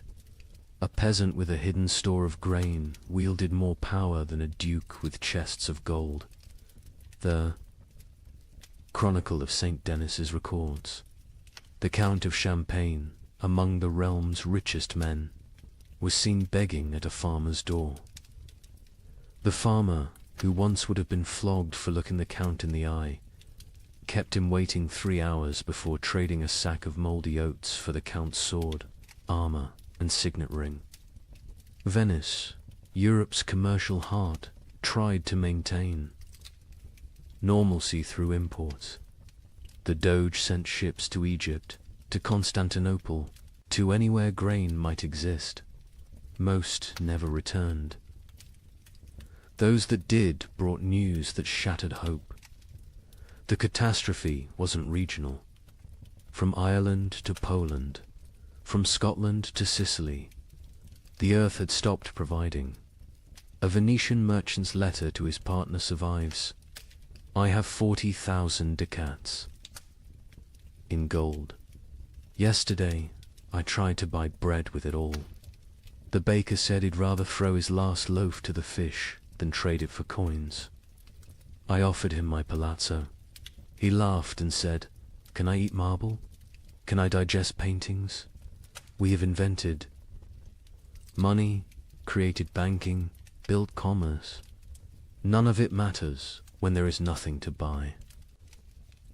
The church, traditionally the provider of last resort, faced impossible mathematics. The Abbey of Cluny's accounts show their dilemma starkly. We have grain for 300 souls for 6 months. 7,000 souls crowd our gates. If we feed all 4, compassion's sake, all die in 3 weeks. If we feed only our brothers, we survive but lose our purpose. Christ multiplied loaves in Phaedrus. We can only divide and subtract. Some monasteries chose martyrdom through generosity, opening their stores until empty, then dying with those they tried to save. Others became fortresses, monks armed with clubs, defending walls, while starving crowds pleaded outside.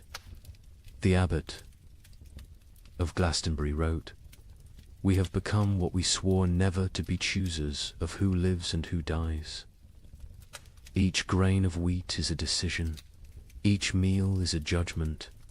We are not God, yet we play him daily." The collapse of money created new forms of trade that horrified contemporary observers. The Bishop of Lincoln recorded, "Women sell themselves, not for coin, but for bread. A loaf buys what gold cannot. Mothers auction their children to whoever can feed them. These are not choices. These are mathematics of survival." In Hamburg, they developed a grotesque solution: the flesh market. Not selling human flesh not yet, but selling the promise of it. People would sign contracts pledging their bodies after death in exchange for food while living. A German merchant wrote, "The dying sell their future corpses for present bread. Buyers mark their purchases, waiting like vultures. When someone falls, arguments break out over whose property they've become." The English crown attempted to maintain control through force. Edward II issued proclamations making food hoarding punishable by death. The result: those with food hid it better. Royal agents searching for hidden grain often found families dead of starvation, sitting around empty tables, having hidden their food so well they couldn't find it themselves in their final delirium. A royal clerk named William de Dean recorded, "The futility. We hanged a man for hiding grain. The crowd watching the execution fought over his shoes before he stopped kicking. We cannot hang hunger. We cannot execute starvation. The king commands the rain to stop, the crops to grow, the natural order to restore itself. The rain continues. The king might as well command the dead to rise." By February 1316, even the concept of theft had changed. How could taking food be a crime when not taking it meant death? London's courts stopped prosecuting food theft after jurors refused to convict. One judge wrote, "A man stole bread from a child. The child's mother killed the thief with her bare hands. Who is the criminal? Who is the victim? Our laws were written for a world where food existed. That world is gone." The most profound change was in how people understood wealth itself. For 1,000 years, wealth meant gold, land, titles, power. Now it meant calories. The Archbishop of Canterbury observed, "A beggar with a hidden turnip is richer than a lord with a castle." We spent centuries accumulating treasures that now mean nothing. We should have been stockpiling grain. But who could imagine a world where gold couldn't buy bread? Who could conceive of money itself becoming worthless? This economic collapse wasn't temporary. Even after the harvests eventually returned, the absolute faith in currency never fully recovered. People remembered when gold meant nothing, when coins were just metal, when the entire elaborate system of commerce crumbled before the simple reality of hunger, They remembered when the only currency that mattered was food, and the only exchange rate was survival. Agnes's Norwich recorded in her household accounts the progression of what her family ate as 1316 dawned. January, barley bread mixed with sawdust. February, acorn flour and ground bones. March, boiled leather and tree bark. April's entry is just one line. We no longer record what we eat. The creativity of starvation is horrifying. Pine needles ground into paste. Clay mixed with the last drops of milk to make it filling. Parents secretly bleeding themselves at night to mix blood into their children's gruel for protein. But in the city of Erfurt, they discovered something that would haunt Europe's collective memory forever. The local tanner, a man who had grown mysteriously fat while others starved, was found to have a peculiar source of leather. The city records state only, he was burned alive by common consent, and none would speak of what was found in his cellar. Agnes of Norwich was a merchant's widow who'd kept meticulous household accounts for 20 years. Her ledger, preserved in Norwich Cathedral, transforms from mundane records into a descent through hell. Her husband had died in late 1315, leaving her with 4 children and what seemed like adequate stores. She'd managed households through hard times before. But this was different. January 1316. Mix true barley with sawdust from Thomas Carpenter's shop. 1 part grain to 1 part wood. The children notice but do not complain. The sawdust fills their bellies even if it provides no sustenance.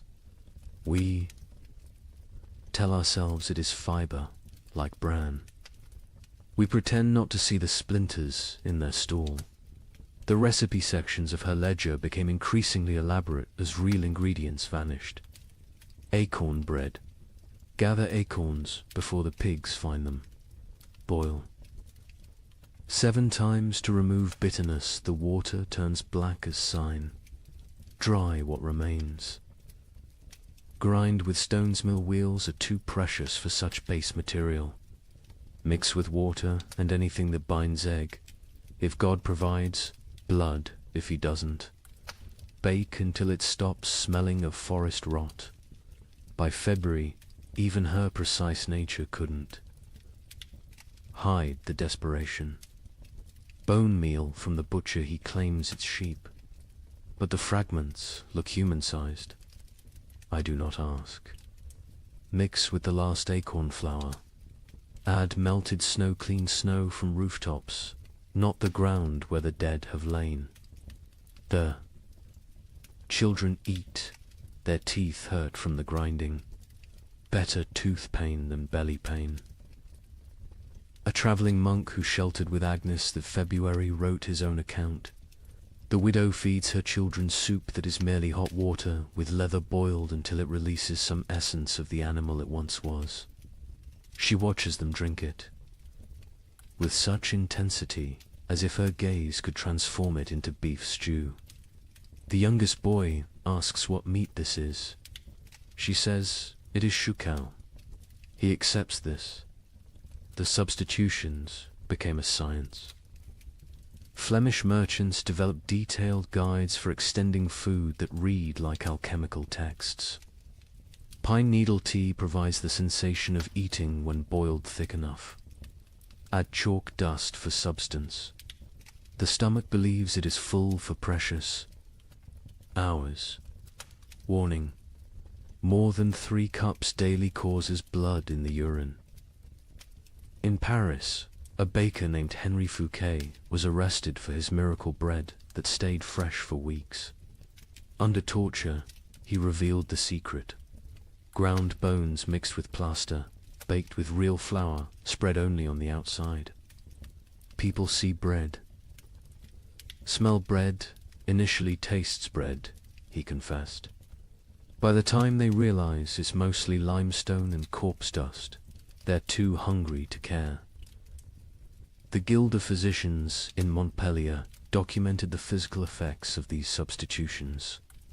Patients present with bellies swollen like pregnant women, yet they starve. Cut open after death, we find stomachs packed with clay, leather, wood, pulp, everything except food. They die full of nothing.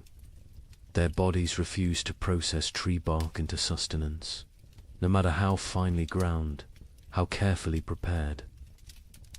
Children adapted faster than adults, developing tastes for the impossible. A priest in Reims wrote, "The young ones seek out specific trees, knowing which bark tastes less bitter. They have favorites: oak over ash, young wood over old. They teach each other which mushrooms cause the least pain, which grasses fill the belly longest." Children who should be learning Latin are instead becoming experts in eating the inedible. But March brought innovations that crossed into nightmare. Agnes's ledger, her handwriting now shaky.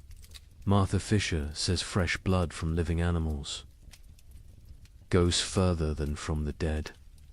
A cup drawn from a cow still walking provides more strength than meat from a week-old corpse.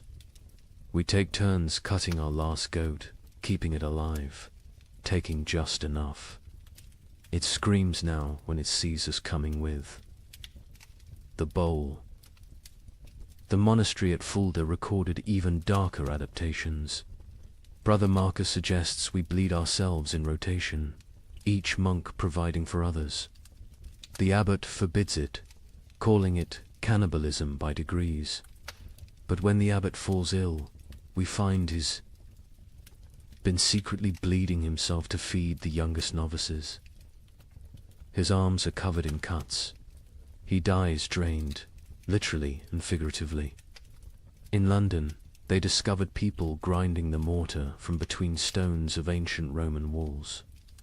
It contained traces of animal blood used in its mixing centuries ago. "They call it stone soup," wrote the sheriff. "They believe Roman blood maintains potency across 1,000 years.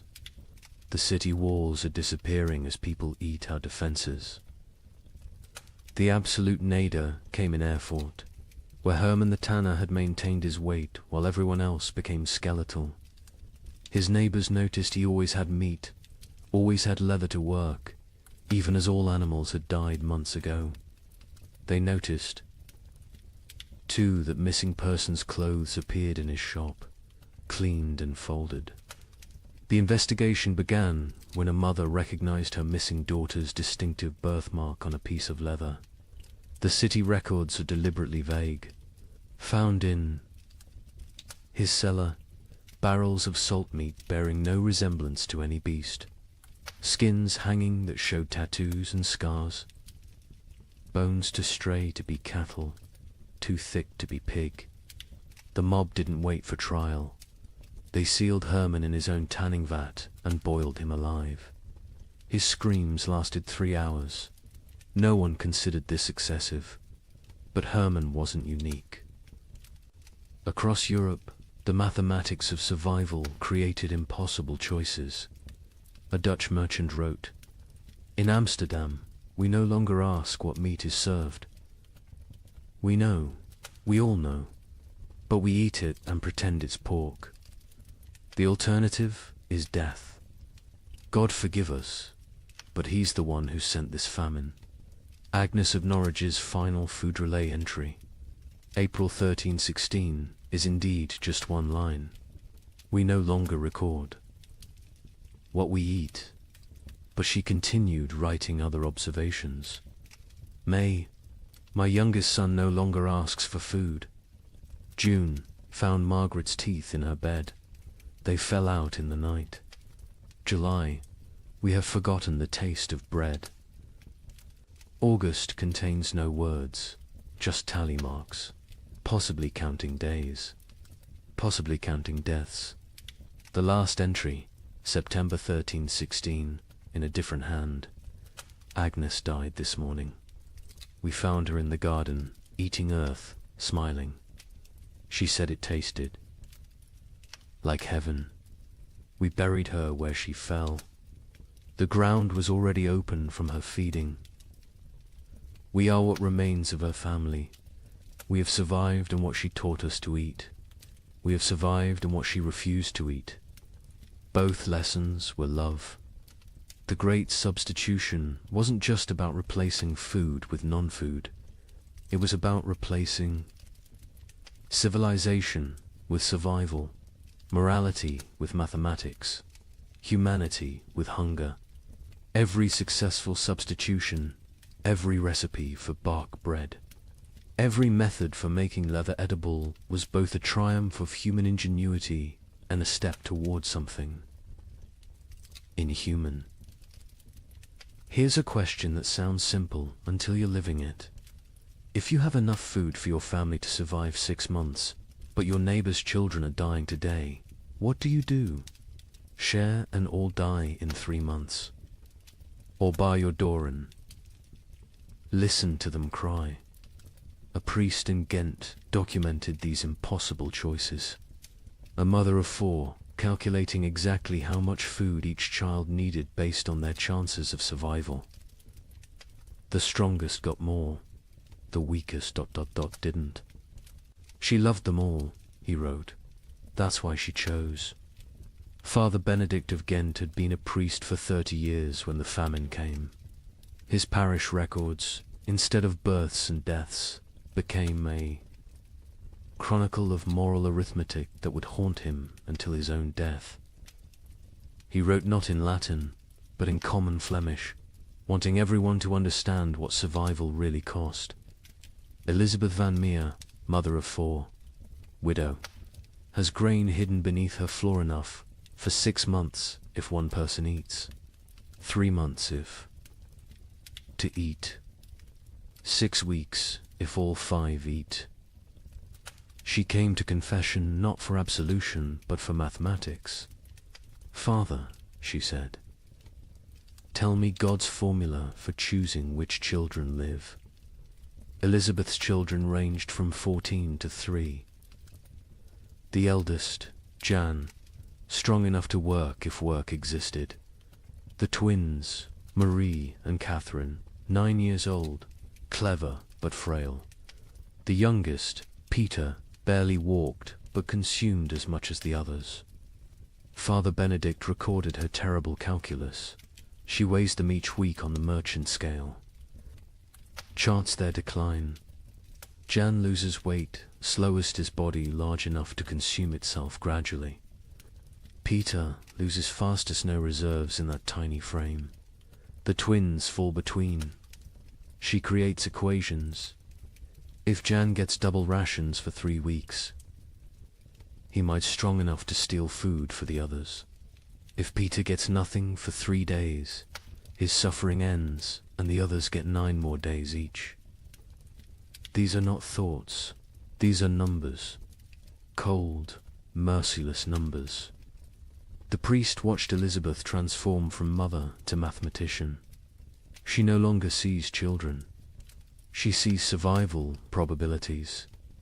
Jan, 70% chance if fed properly. The twins, 40% each if maintained, but 60% for one if the other stops eating. Peter, 15% regardless. She doesn't cry when she does these calculations. Tears are water the body cannot spare. But Elizabeth wasn't unique. Across Europe, parents performed similar calculations. A merchant in Bruges is left a ledger that makes accountants weep. Assets, 3 children, 1 wife, self, liabilities, love, compassion, memory of better times. Formula for survival.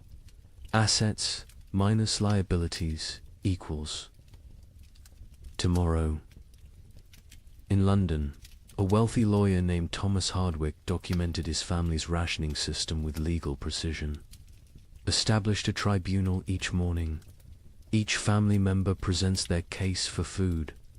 Activities of previous day weighed against probable future utility. Wife sewing equals quarter ration. Son studying equals eighth ration. Knowledge feeds no one now. Daughter spinning equals half ration. Wool still has value. Baby crying equals no ration. Noise attracts hungry neighbors. The mathematics extended beyond families. Entire communities developed survival algorithms.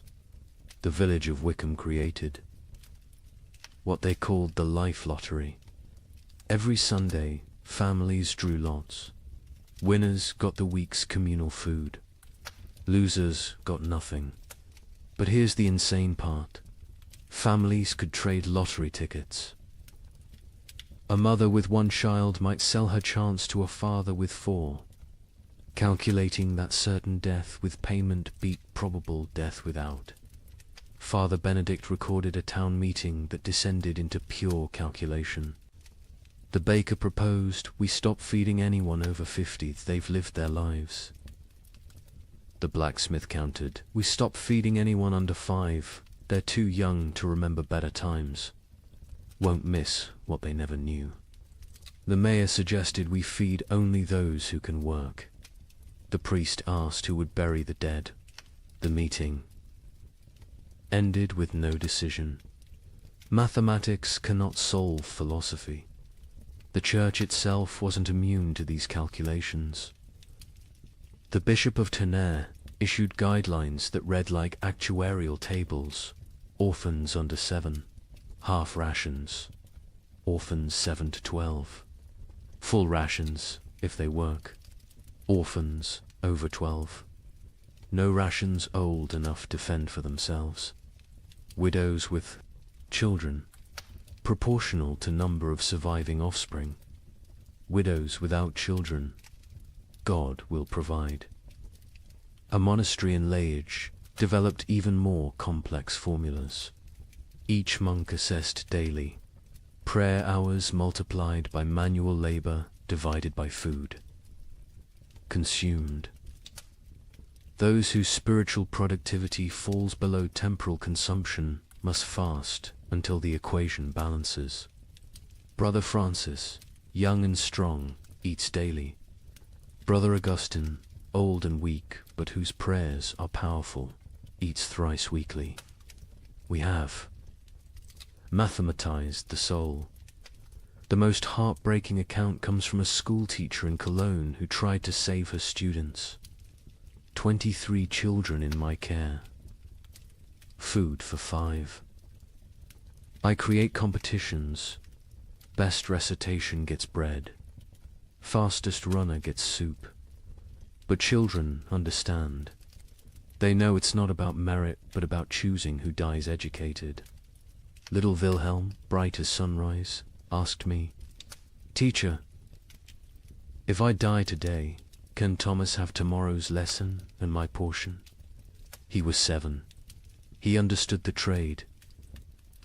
Some communities tried to remove human choice from the equation entirely. In Basel, they built what they called the Wheel of Fortune, a great spinning disc with names. Each day, spin the wheel. Where it stops determines who eats. Pure chance. No favoritism, no guilt. The wheel chose who lived and died. Citizens preferred random cruelty to deliberate choice. A Venetian merchant named Carlo Dandolo wrote the most clinical assessment. Sentiment is luxury. Love is liability. Calculate thus. Calories needed per pound of human maintained. Work output possible per calorie invested. Return on investment measured in days survived. My eldest son provides best ratio, strong enough to forage, smart enough to steal. My youngest daughter provides worse, consumes without producing. The middle children are variables, depending on daily performance. I am not a monster. I am an equation. But perhaps the most disturbing mathematics came from those who calculated backwards, not from food to survival, but from death to food. How many must die for the rest to live? If the population halves, do rations double? These calculations appeared in secret documents, burned after reading. But Father Benedict saw enough to write. They draw circles on maps. This district has grain for 1,000. Population 3,000. Solution: ensure 2,000 die quickly. How? Bar thee. Gates: poison the wells. Spread disease. These are not plans of war. These are plans of peace. Peaceful elimination of excess population. The psychological toll of these calculations broke minds. Elizabeth Van Meer, the mother from the beginning, eventually snapped. Father Benedict found her one morning, feeding all her children equally, generously, using their entire store in one meal. She said. She solved the equation, he wrote. Everyone dies together, full, happy, as a family. No choosing. No survivors bearing guilt. Mathematical perfection. 0 equals 0. But she couldn't do it. At the last moment, she hid a portion, gave it to Jan, the eldest, and walked into the forest with the 3 younger children. They found her frozen arms around the little ones, all of them smiling. Jan survived, found by traders, raised by strangers. Years later, he became a mathematician, obsessed with solving unsolvable problems, never saying why. Father Benedict's final entry on the mathematics of survival: God gave us multiplication be fruitful and increase. The devil gave us division, choose who lives and dies.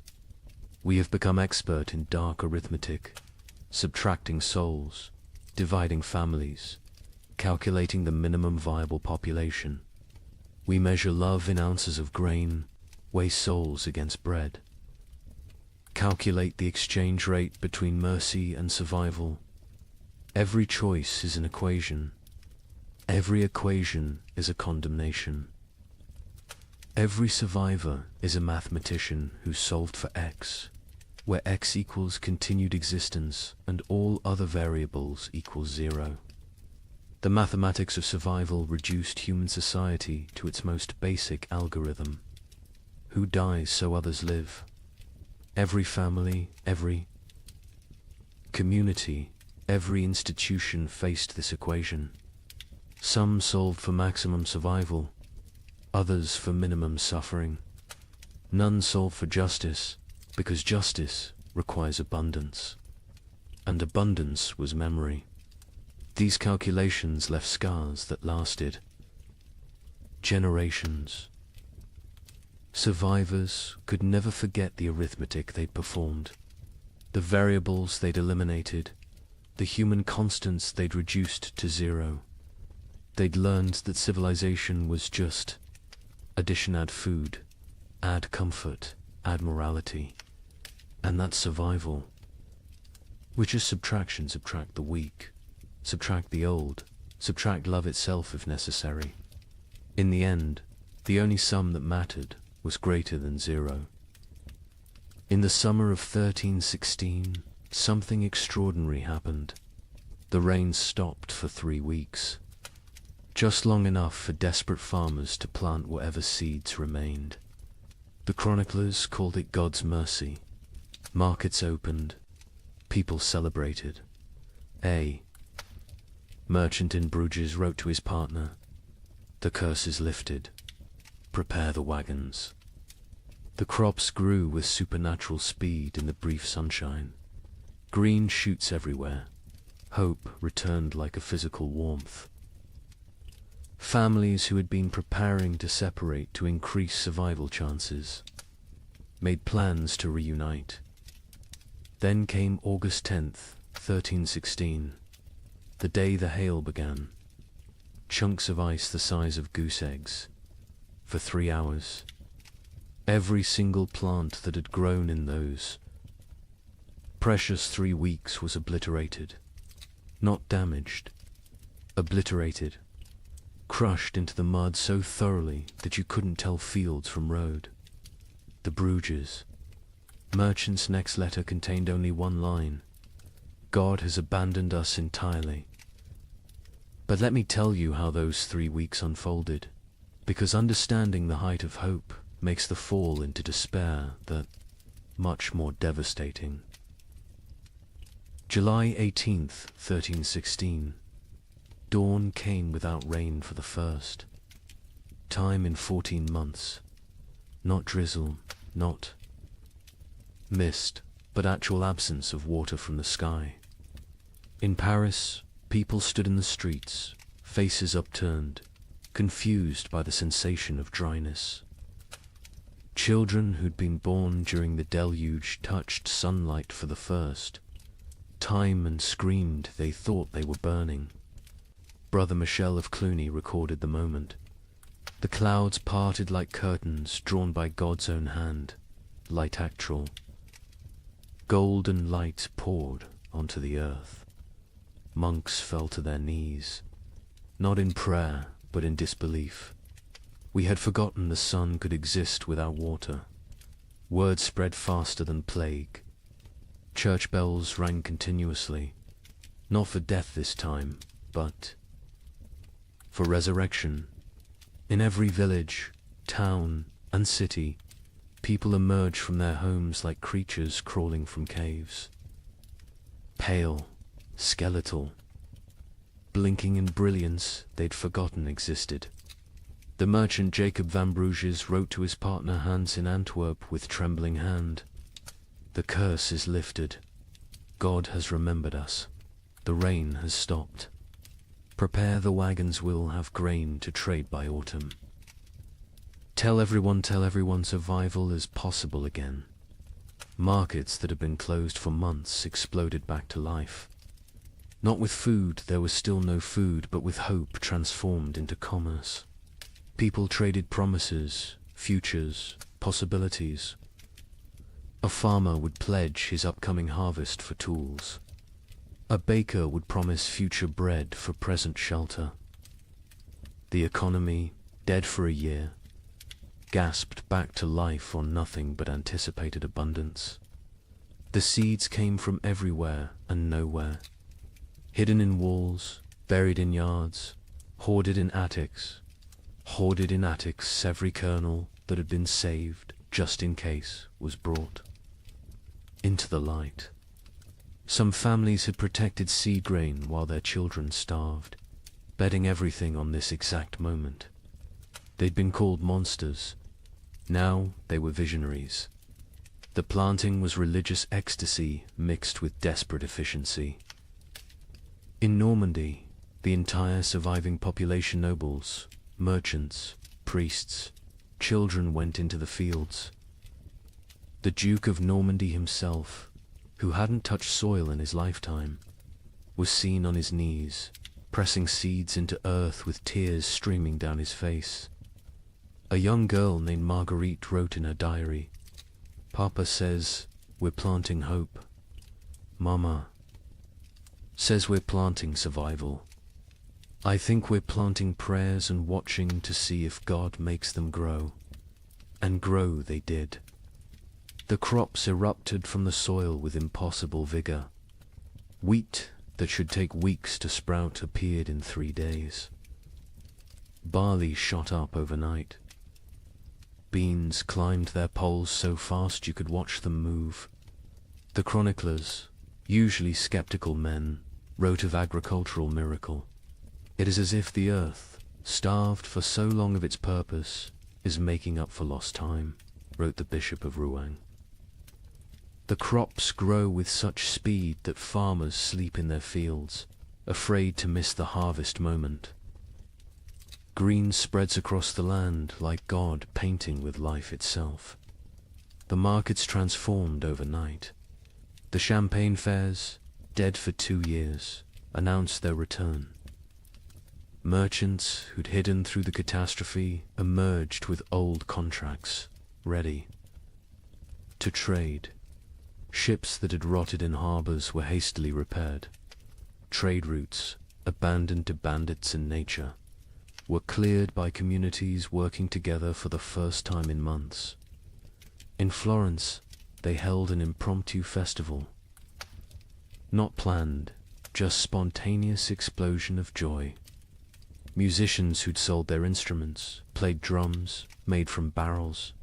Dancers who'd forgotten how to smile, laughed until they cried.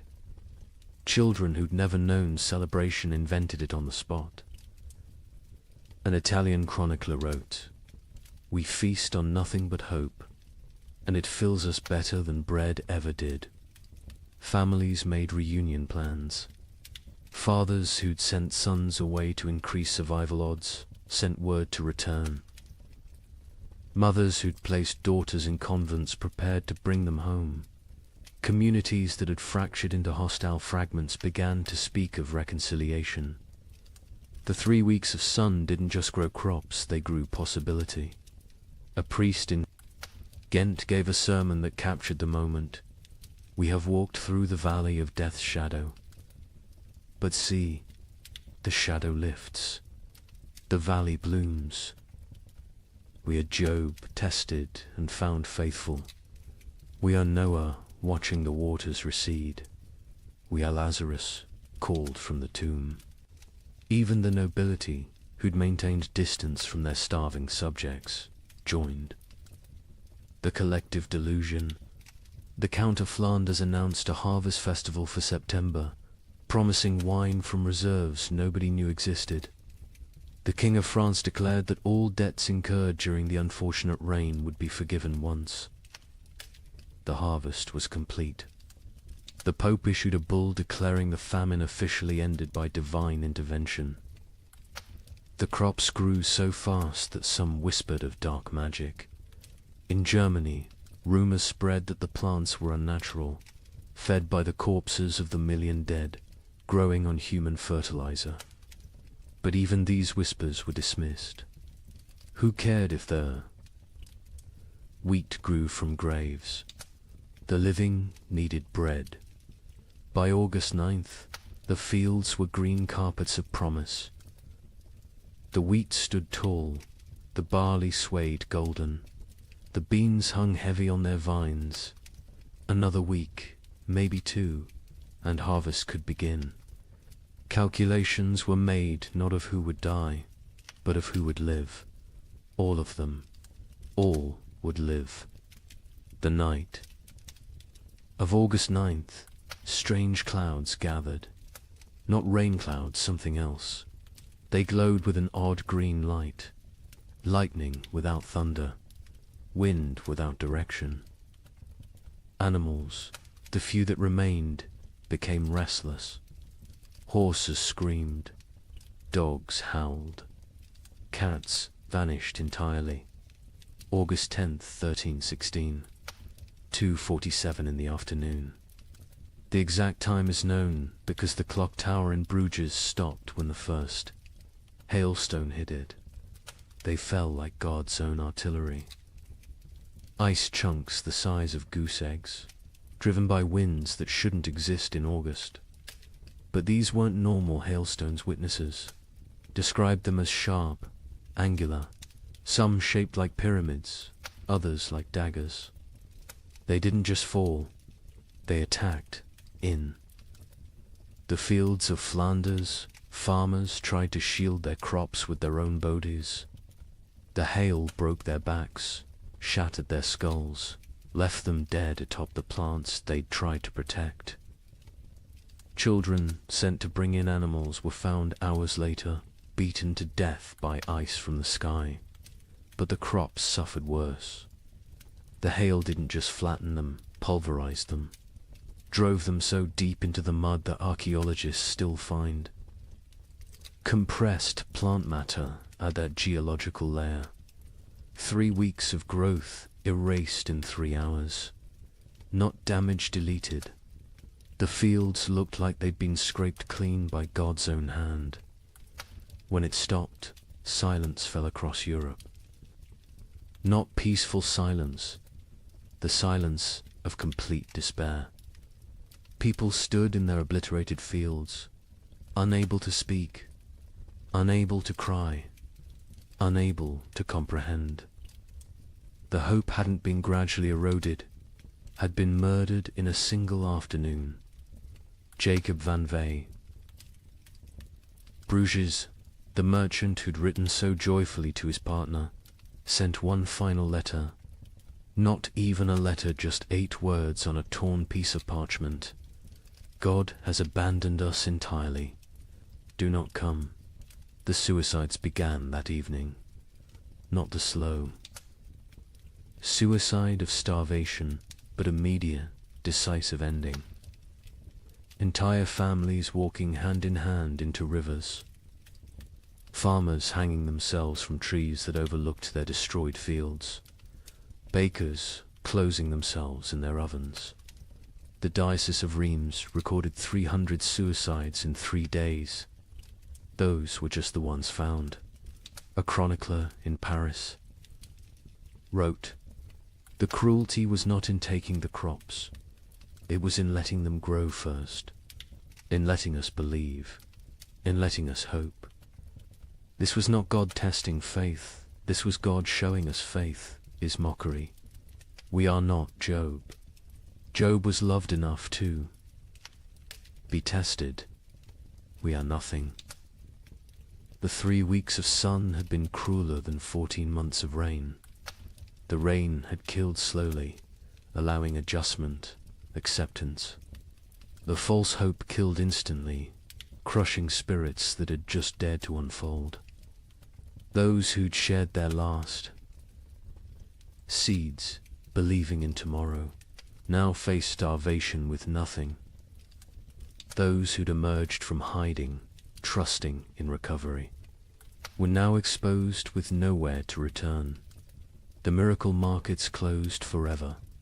When archaeologists excavate medieval marketplaces, they find a distinct layer dated to August 13th. Coins, rotted wagon wheels, and human remains of those who simply laid down where they stood and never got up again. Hope, it turns out, is the cruelest killer of all. You might think the nobility weathered this better. They had stores, armies, stone walls. Let me tell you about the Count of Flanders' winter feast of 1317. 40 nobles gathered in his great hall, the last of the wine flowing, the final reserves of grain baked into bread. They ate, they danced, they pretended the world wasn't ending. By morning, 12 were dead, not from poison, from shock. Their bodies, weakened by months of subtle starvation, couldn't process the sudden richness. The Count himself survived. 3 more days, long enough to dictate his final words. "My castle is my coffin. Let none enter until the curse lifts." They found his body 4 years later. He had burned his furniture, his tapestries, even his books for warmth.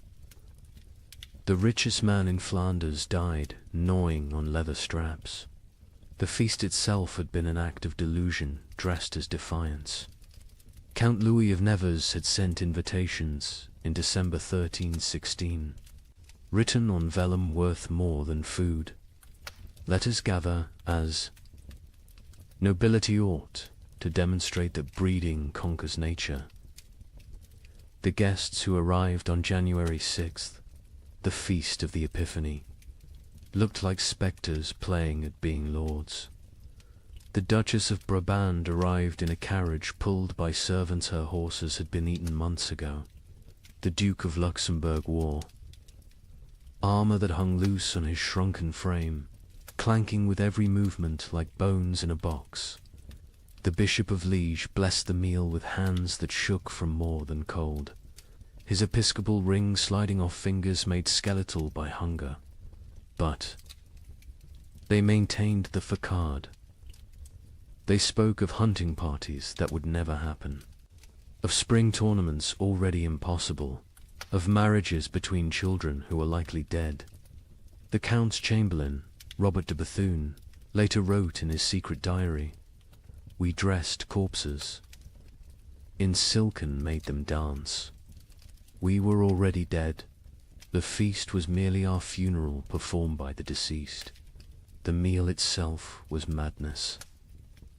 After months of eating ground acorns and boiled leather, they faced actual bread, real meat, wine that wasn't mixed with water and prayers. The Count had emptied his entire reserve, deciding either everyone would survive together or die with dignity. He chose wrong. They died with neither survival nor dignity. The Countess of Hainault was the first to fall, her stomach rupturing from the sudden expansion. She died vomiting blood onto her ermine cloak, apologizing for the mess. The young Baron of Chimay collapsed with wine running from his nose, his body unable to remember how to process alcohol.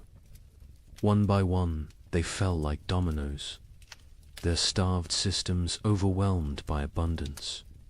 The survivors watched their friends die from eating.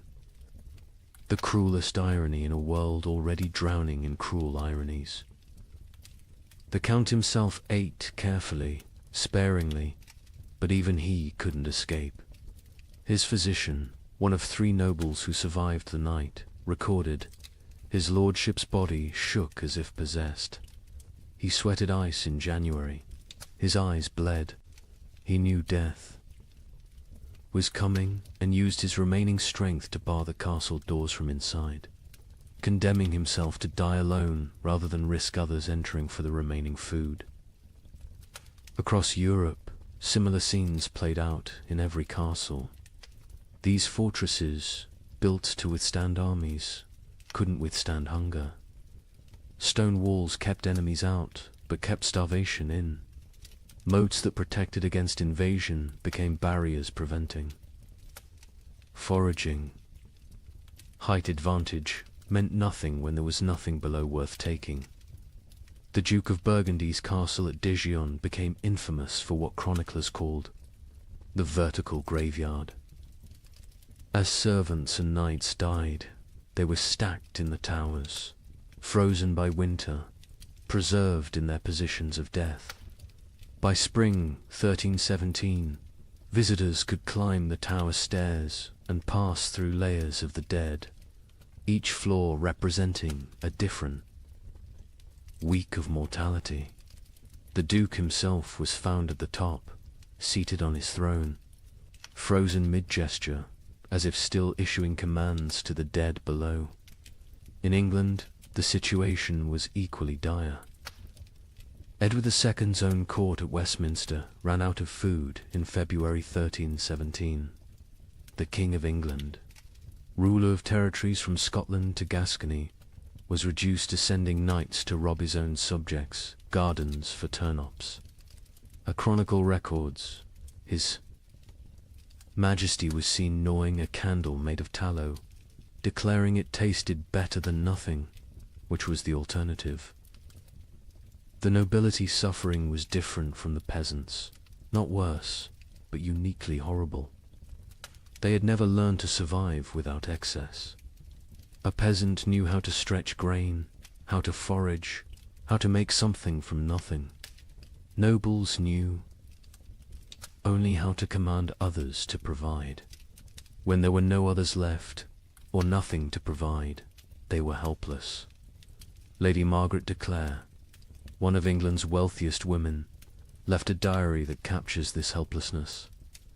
I own 17 manors, but cannot eat earth. I have chests of gold, but gold provides no sustenance. I have titles and right and privileges, all worthless as the parchment they're written on. My servants are dead or fled. I, who never dressed myself, now cannot light a fire. I will die. Not from hunger, but from ignorance of survival. The castle hierarchies collapsed in ways that would have been unthinkable before. The Earl of Warwick's chronicle describes finding his cook a commoner sitting in the Earl's chair, eating the last food while the Earl's children begged for scraps. When confronted, The cook simply said, "I know how to prepare food. You know how to eat it. Which skill matters now?" The Earl had no answer. Some nobles attempted to maintain order through increasingly desperate measures. The Count of Toulouse issued edicts from his castle requiring peasants to deliver food that didn't exist. When they didn't comply, he sent knights to punish them. The knights found empty villages, just wind and bones. They returned to find the Count dead, his final edict still clutched in his hand. Let them eat loyalty. The collapse of noble authority was physical as well as social. Castles required constant maintenance, roofs needed patching, walls needed pointing, fires needed feeding. Without servants, these monuments to power became tombs of privilege. Rain poured through unrepaired roofs. Frost cracked unmaintained walls. The magnificence became the miserable. Baron Heinrich von Steinberg in Bavaria documented his castle's decay.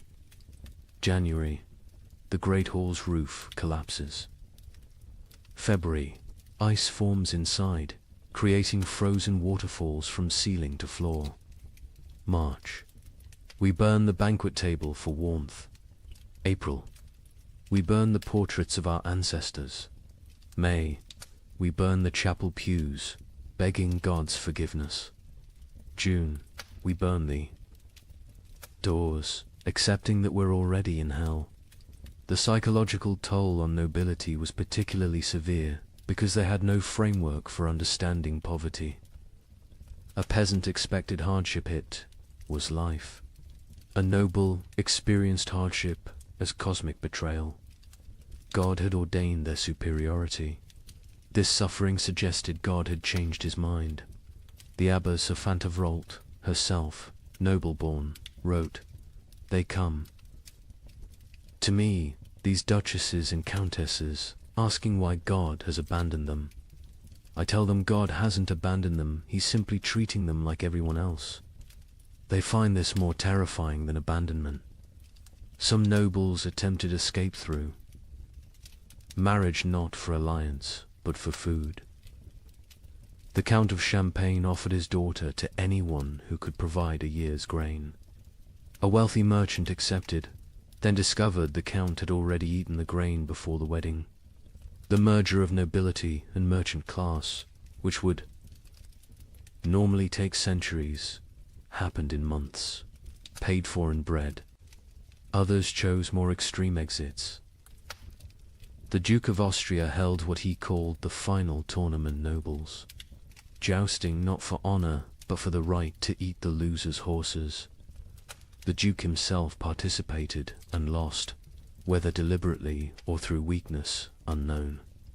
His horse fed 12 people for 3 days. The Duke's body fed the crows.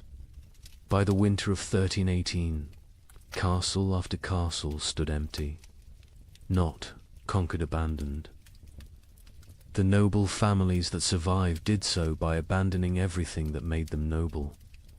They fled to cities, to monasteries, to anywhere that might have food. Princes became beggars. Duchesses became servants. The feudal order didn't fall, it starved to death. The Count of Flanders' castle stood sealed for 4 years before anyone dared enter. When they finally broke down the doors in 1321, they found a scene from nightmare. The Count's body sat at his desk, quill in hand, having documented his own death. Day 1, alone with enough food for months if careful. Day 15, ate the cats. Day 30, ate the leather from books. Day 45, discovered one can chew tapestries for the illusion of eating. Day 60, weakness makes writing difficult. Day 71, God is silence. Day 80, I understand now, this castle was always my tomb. I just lived in it before dying in it. His final entry, barely legible: nobility means nothing to hunger. Hunger recognizes no titles, no bloodlines, no divine right. We built these castles to protect us from enemies. We never imagined the enemy would be emptiness itself. Stone walls cannot keep out starvation. Golden crowns provide no nourishment. We ruled by God's grace. We die by God's indifference. Let whoever finds this know, we were not better, we were just better fed, until we weren't. In the midst of this frozen hell, something strange began happening. Groups of people started walking naked through the snow, whipping themselves, claiming the cold couldn't touch true believers. They called themselves the Brethren of the Cross. But locals had another name: Ice Apostles.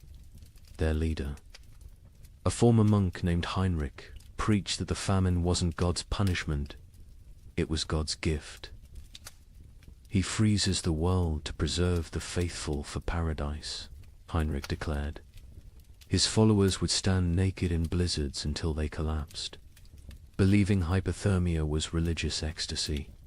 But here's what the chroniclers don't usually mention.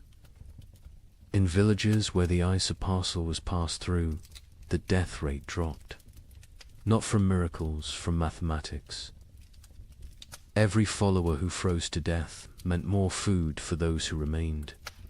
Heinrich of Cologne had been a respectable Dominican monk until the winter of 1316. He'd studied theology in Paris, could read Greek and Hebrew, and was known for his reasoned sermons on divine mercy. Then something broke in him. Maybe it was finding his entire monastery frozen to death during morning prayers. Maybe it was the child who died in his arms asking why God made her hungry. Whatever the cause, Heinrich emerged from that winter transformed.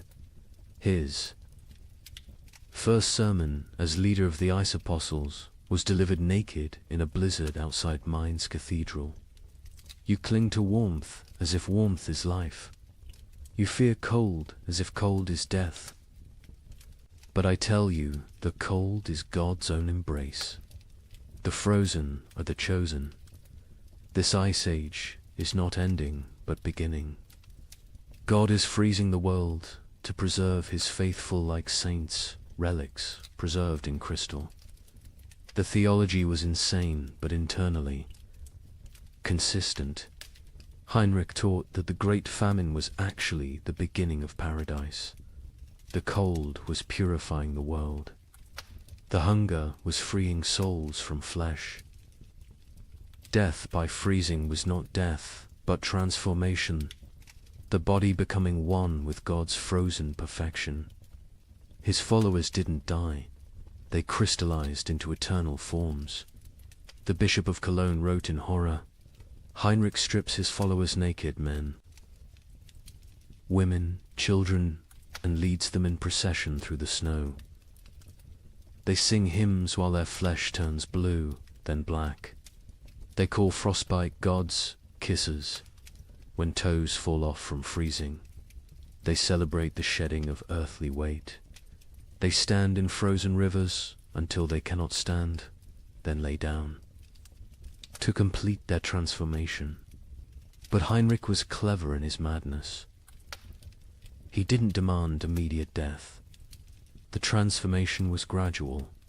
First, initiates gave up cloaks, then shoes, then undergarments. Each stage brought them closer to divine coldness. This gradual exposure meant some survived long enough to spread the movement. Others died at precisely calculated intervals, creating a steady stream of martyrs without eliminating the entire group at once. The rituals were elaborate and horrifying. The baptism of ice involved breaking through frozen rivers and submerging converts until they stopped shivering. Heinrich claimed this was the moment the soul accepted divine cold. The communion of snow had followers eating only snow for days, claiming it was bread from heaven, already blessed by God's frozen touch. A merchant from Nuremberg witnessed their evening prayers. Hundreds of naked bodies kneeling in snow, their skins so blue it looked painted. They whipped themselves. With branches frozen into ice clubs, each strike shattering skin like broken pottery. Blood froze before it could flow. They called it red ice prayer beads. Children among them, babies even, held up by dying mothers, all singing about the warmth of freezing. The movement spread with terrifying speed. By spring 1317, ice apostle groups appeared from Poland to England. Each had their own variation of Heinrich's teachings, but all shared the core belief. The cold was sacred, survival was sin, and freezing to death was the highest form of worship. In France, they called themselves Les Jelly Saints, the frozen saints. They would stand motionless in town squares during blizzards, human statues gradually covered in snow until they died standing. Townspeople would find them in the morning, frozen mid-prayer, and debate whether to move bodies that looked more like ice sculptures than corpses. The English variant. The Frost Brothers added self-cannibalism to their practices. As members froze to death, others would eat their frozen flesh, claiming it was purified by God's cold, and therefore not cannibalism, but communion. The Archbishop of Canterbury banned the movement, but enforcement was impossible for authorities who tried to arrest Frost. Brothers found only frozen corpses arranged in disturbing tableaus. But here's what made the Ice Apostles truly insidious. They targeted the most vulnerable. Heinrich actively recruited the elderly, the sick, the starving, those already near death. He offered them meaning for their suffering. Instead of dying forgotten in some hovel, they could die as martyrs in public spectacles. A widow named Agnes wrote before joining them, "My children are dead. My husband is dead. I will die within days regardless. Heinrich offers me the choice to die for something instead of from something. Is joining madness worse than dying sane but meaningless?" The mathematics of their deaths were coldly practical. A village of 100 people with food for 50 had a problem. If 30 ice apostles achieved transformation, suddenly there was enough for the remaining 70.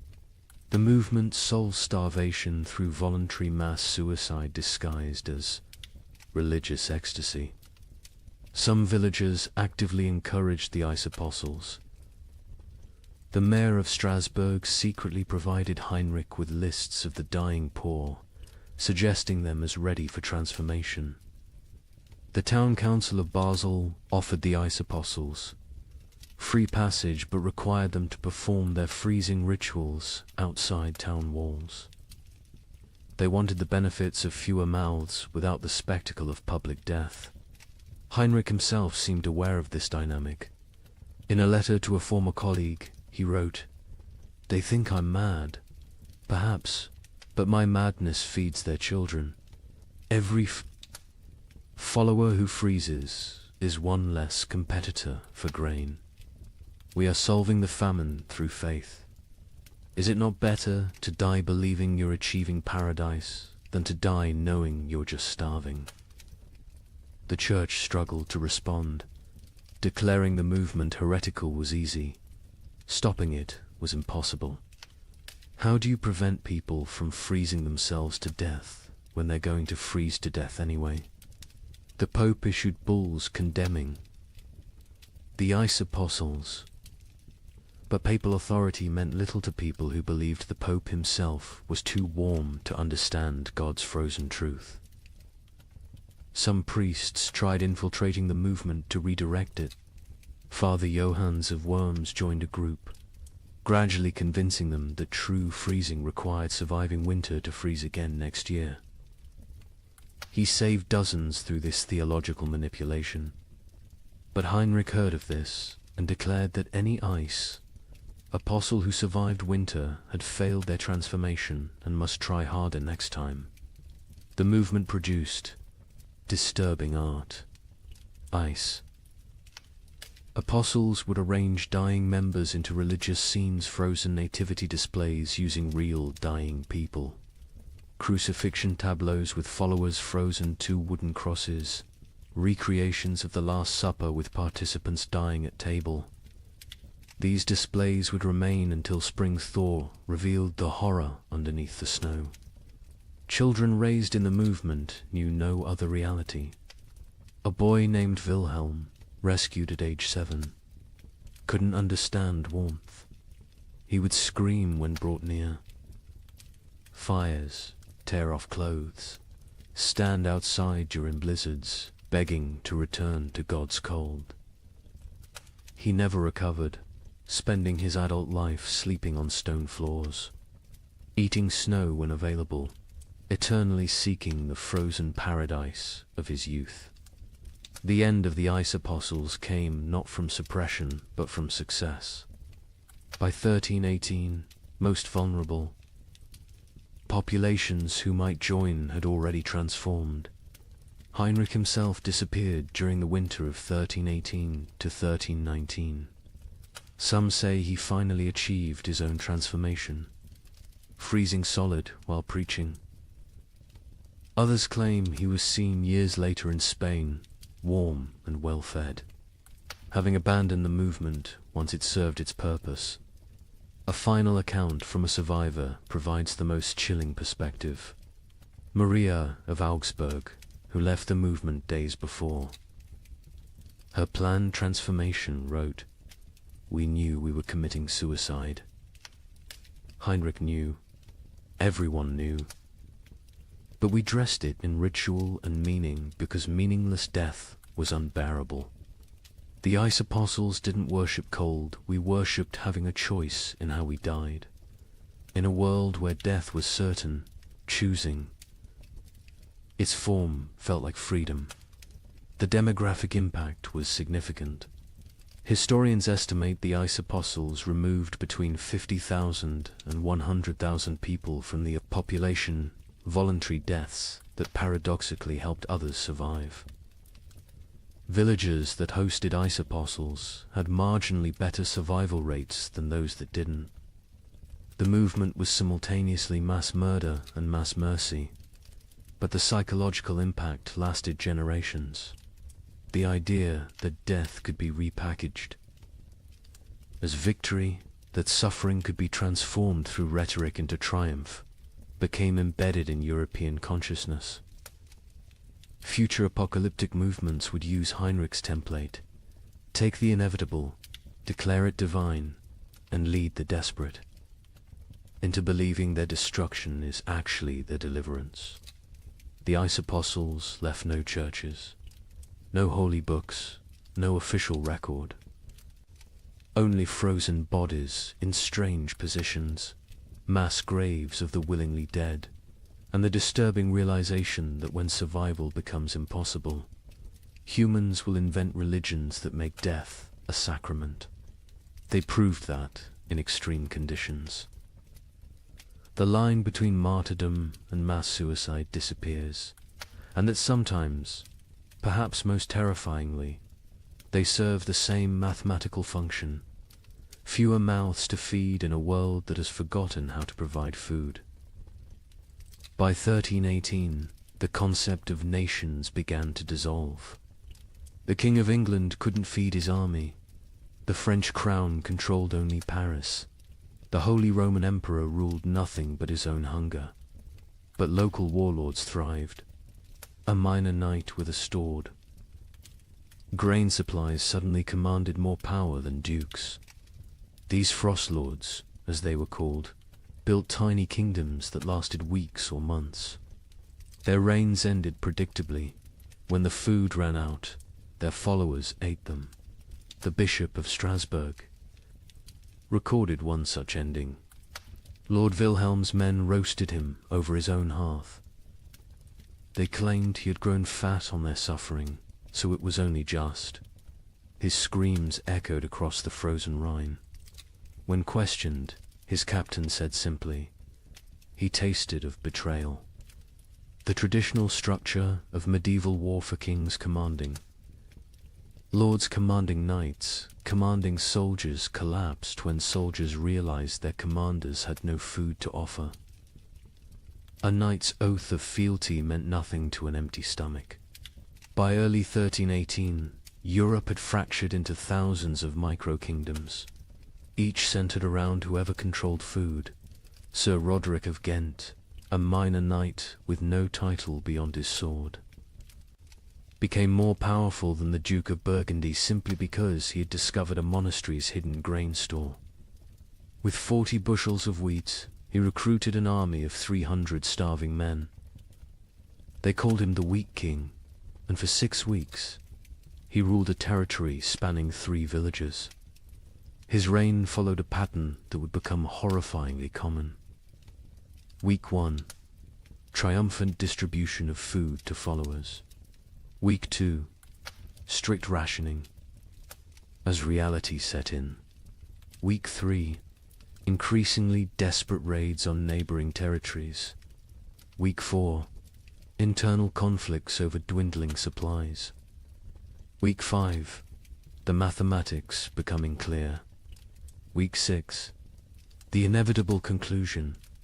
A surviving member of Roderick's band, Thomas the Miller, testified, "We knew by week 5 that the grain would run out."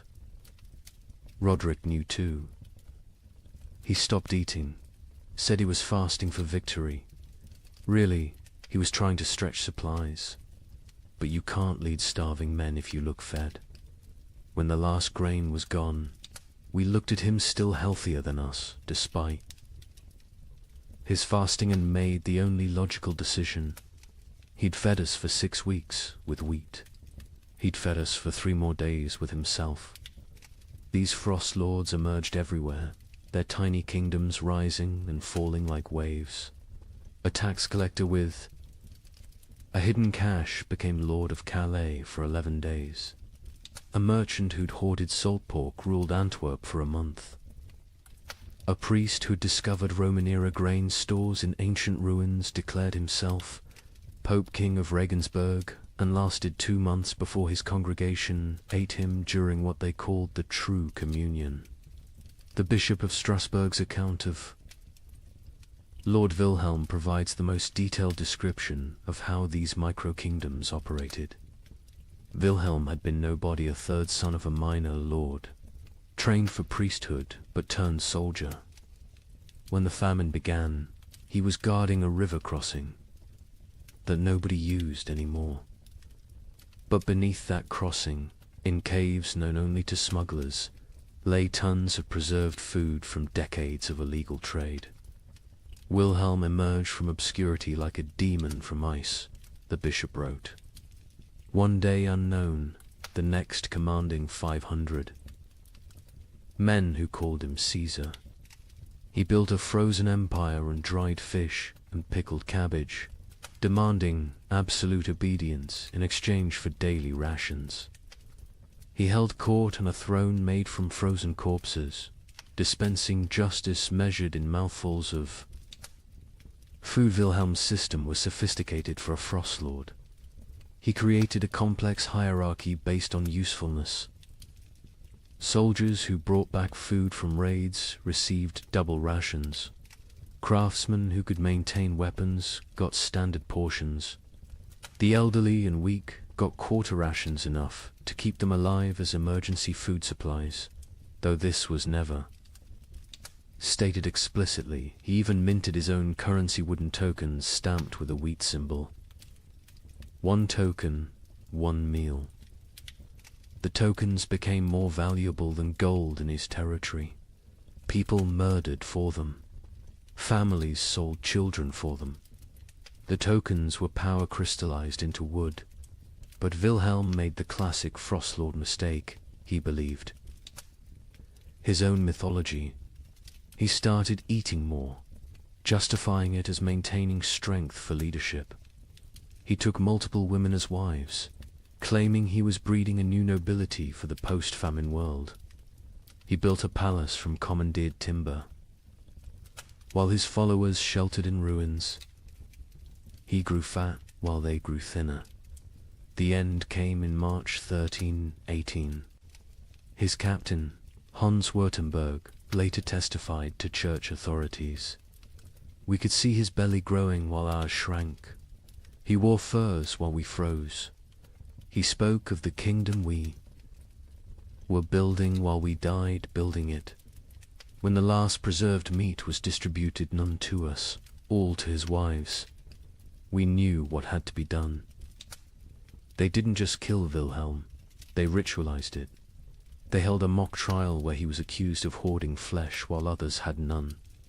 They sentenced him to share his flesh as he should have shared his food. They cooked him slowly, keeping him alive as long as possible, making him watch as they ate pieces of him. His screams, the bishop recorded, could be heard in Strasbourg. Across the frozen Rhine, the French crown attempted to reassert control, but found their armies dissolving.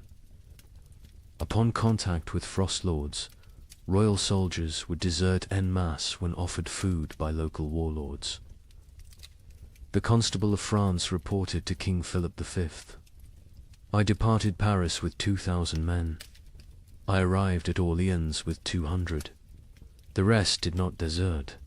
They simply found new masters who could feed them. A kingdom cannot compete with a kitchen." The Holy Roman Emperor faced even worse.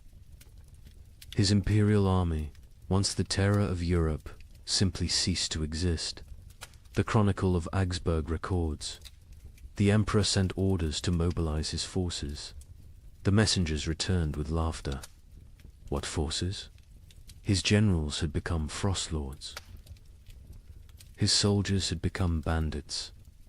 His authority extended exactly as far as his personal guards could walk before collapsing from hunger. England's Edward II tried a different approach, officially recognizing frost lords as legitimate authorities if they swore fealty. The result was chaos. Hundreds of petty warlords claimed royal sanction while fighting each other. The Earl of Lancaster wrote, "The king has legitimized anarchy. Every man with a barn full of turnips now styles himself Lord Protector of something. Some frost lords created elaborate justifications for their rule. Baron Friedrich the Mad claimed God spoke to him through the patterns of frost on windows, dictating who should eat and who should fast. Lord Jacques of Normandy insisted he was the reincarnation of Charlemagne, returned to lead France through darkness. Count Stanislaus of Mazovia declared himself the Emperor of Winter and demanded tribute in the form of human flesh, claiming it was the only meat that wouldn't spoil. The battles between frost lords were unlike traditional warfare. They fought not for territory but for carries. Sieges were impossible. The besiegers would starve before the besieged. Cavalry charges were fantaside the horses had been eaten. Battles were brief, vicious affairs where starving men fought over rumors of food. A typical battle might involve 100 men fighting to the death over a storehouse. That turned out to contain only rotted turnips. The Chronicle of Cologne describes one such conflict. Lord Henrik's men met Lord Dietrich's at the frozen mill. They fought for 6 hours in the snow, men dying from cold as much as combat. The winners found 3 sacks of mouldy barely enough to feed them for the march home. 43 died for perhaps 43 meals. This is the mathematics of the winter wars. Naval warfare ceased entirely. Ships required crews, crews required food, and any ship with food became a target for its own sailors. The entire English fleet in Portsmouth was found in spring 1318 with the officers eaten and the common sailors gone, having sailed to wherever they imagined food might exist. Most likely, they ate each other at sea. The mercenary companies that had plagued Europe for decades transformed into something worse. No longer fighting for pay, they fought for food itself. The Free Company of the Wolf, led by a former priest called Father Fang, became notorious for their practice of recruitment. They would attack villages, eat the weak, and force the strong to join them. Their ranks swelled with the desperate and depleted with the digested. The most successful Frost Lord was arguably Margaret the Terrible, a former abbess who controlled grain stores across 3 monasteries. She ruled for 8 months in eternity in Frost Lord terms by being utterly ruthless. She fed her followers just enough to keep them loyal, but not enough to make them strong. She rotated guards constantly so none could organize rebellion. She had tasters for her food, but the tasters were different each meal. Chosen by lottery, her end came not from rebellion, but from mathematics. She calculated she could survive another month on remaining stores. Her followers calculated she was the only remaining store. They didn't kill her quickly like Wilhelm. They kept her alive, locked in her own granary, taking small pieces when needed. She lived for 3 weeks as a conscious larder, her brilliant mind intact enough to appreciate the irony. By summer 1318, most Frost Lords were dead. They're tiny. Kingdoms dissolved into memory and meat, but they had served a horrific purpose. They had organized the chaos of starvation into structured systems of consumption. They had turned random death into regulated death. They had made the unbearable bearable by giving it hierarchy and meaning. A surviving chronicle summarizes the winter wars perfectly. Nations require shared purpose. Kingdoms need common cause. But in the frozen years, the only shared purpose was survival. The only common cause was calories. Every man became his own nation, every grain store its own kingdom. We didn't have wars between countries, we had wars between kitchens. And in the end, every king became a meal. But nothing compares to what happened in the winter of 1319. In villages across Germany, something unprecedented occurred. The children left, not taken, not sold. They simply walked away into the snow, hundreds of them, following. A 12-year-old girl named Margareta, who claimed she knew where summer was hiding. Parents were too weak to stop them. Some say too relieved. The children marched south, singing hymns, leaving tiny, frozen footprints. They believed if they could reach Rome, they could convince God to bring back the sun. A merchant traveling to Venice reported seeing them, a line of small shadows against the white, moving like sleepwalkers. I offered them bread. They refused. The girl at the front said they were already full of winter and kept walking. They never reached Rome. A woodcutter found them in an alpine pass the following spring. Hundreds of small bodies perfectly preserved in ice, still holding hands. Still walking formation. Still heading south toward a summer that would never come. Margareta of Hamelin. Was nobody special before the winter of 1319?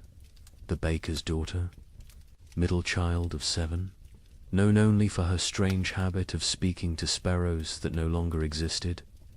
But in January 1319, something changed.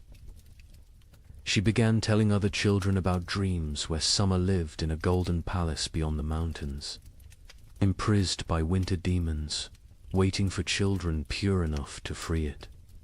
The priest of Hamelin, Father Ernst, recorded the beginning. The Girl stands in the square each dawn, speaking of summer as if it were a person. She describes the taste of strawberries to children who have never seen fruit.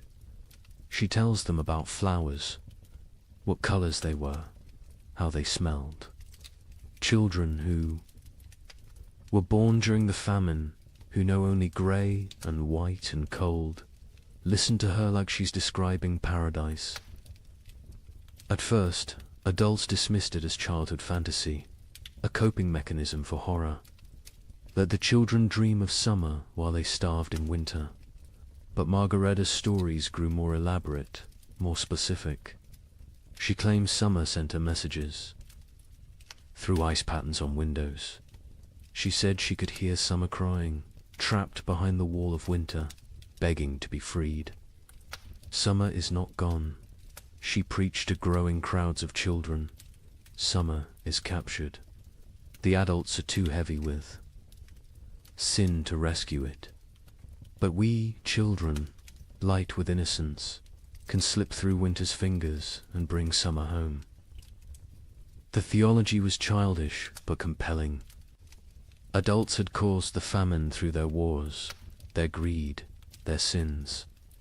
Children were innocent victims. Therefore, children could be innocent saviors. The logic of a 12-year-old mind, but to other 12-year-olds it was revelation. By February, Margaretta had hundreds of followers, all children between the ages of 4 and 14. They met in secret, practicing for their journey. They would walk to Rome, she said, where God's representative lived. They would demand, not ask, demand that the Pope release summer from its prison. If he refused, they would find summer themselves. The preparation was heartbreaking in its innocence. Children stole their parents' shoes, too large for tiny feet, stuffing them with straw. They made summer cloaks from stolen blankets, decorated with charcoal drawings of flowers they'd never seen. They practiced walking in formation, the older children carrying the younger, believing that unity would protect them from winter's grasp. Hans Müller, a traveling merchant, encountered them preparing. They train like an army of ghosts. 8-year-olds teaching 4-year-olds how to walk through snow. They share imaginary food, practicing for when they'll have real food again. The girl Margaretta watches them with eyes too old for her face. She knows, I think. She knows where this leads. But she continues anyway. Parents were paralyzed by impossible mathematics. Stop your children from leaving and watch them starve slowly at home. Let them leave and maybe, possibly, they find food elsewhere. Or at least they die with hope instead of despair. The mayor of Hamelin wrote, "We cannot feed them. We cannot save them. If they wish to walk to their deaths, is that worse than sitting to their deaths? At least walking gives the illusion of agency." Some parents actively encouraged their children to join. Widow Brown pushed her 3 sons toward Margaretta, saying, "Follow her to summer or heaven, whichever comes first." Johann the smith told his daughter, "Better to die seeking warmth than to freeze knowing warmth will never come." On February 28, 1319, they left. 312 children walked out of Hamelin at dawn, singing a hymn Margaretta had taught. Them, summer sleeps beyond the mountain, dreams of green in halls of white. We shall wake it with our walking, turn the darkness into light. They were joined by children from every village they passed. Rothenburg added 50. Wurzburg contributed 70. Nuremberg, despite the mayor's attempts to stop them, lost nearly 200 children in a single night. By the time they reached Augsburg, the procession numbered over 1,000. The Bishop of Augsburg tried to stop them, blocking the road with armed guards. Margareta walked up to him, this 12-year-old girl facing the church's authority, and said, "You can kill us. Here or let us die seeking salvation. Either way, our blood is on your hands. But if we die seeking, at least we die with purpose." The bishop, shamed by a child, let them pass. He later wrote, "I should have stopped them. But stopping them would have meant admitting there was nothing to seek, no hope to find, no summer waiting anywhere. I let them pass because their delusion was kinder than my truth." The procession grew stranger as it moved south. Children who could no longer walk were pulled on makeshift sleds. Those who died were not left behind. The others carried frozen corpses, believing they would revive when summer was found. They ate snow exclusively, claiming Margareta had blessed it to sustain them. Many believed they were already dead, that this was their soul's journey to paradise. A monk traveling north met them near Innsbruck. They moved like a river of small ghosts, their singing echoing off mountain walls. The girl at the front no longer walks, she floats, carried by older children who believe touching the ground would break the spell. I offered them shelter in our monastery. They refused, saying walls would trap them in winter forever. The merchant, Giuseppe Di Marco, returning to Venice from Germany, provided the last confirmed sighting, a line of shadows against the alpine snow. Still walking, still singing, though the song now sounds like wind through empty houses. The leader, a girl, her lips blue with cold, but still moving in prayer or madness. I offered bread, real bread, not imagination. She looked at me with eyes already seeing another world, and said, "We are already full of winter. We need no earthly food." They walked past me into the mounting storm, and I swear before God they seemed to fade rather than depart, becoming one with the blizzard itself. They never emerged from the Alps. Search parties sent when spring finally came found them in a high pass, preserved perfectly in ice. They had died walking, still in formation, still holding hands. The smaller children carried by the larger, all facing south toward an Italy they would never see, a Rome they would never reach, a summer that had never been imprisoned except in the desperate imagination of a 12-year-old girl. Margareta was found at the front, her face turned skyward, arms outstretched as if embracing something invisible. In her frozen hand, a piece of parchment with a single line. Summer was inside us all along, but winter was stronger. The bodies were left where they lay. The Archbishop of Salzburg declared the site sacred ground, saying, "They died as pilgrims, seeking God's warmth. Let them remain as monuments to faith or folly, no longer know the difference." But the story doesn't end with their deaths. When spring finally came in 1322, when the famine finally broke, wildflowers grew in unusual abundance along the route the children had walked. Skeptics said it was from the organic matter their bodies had left.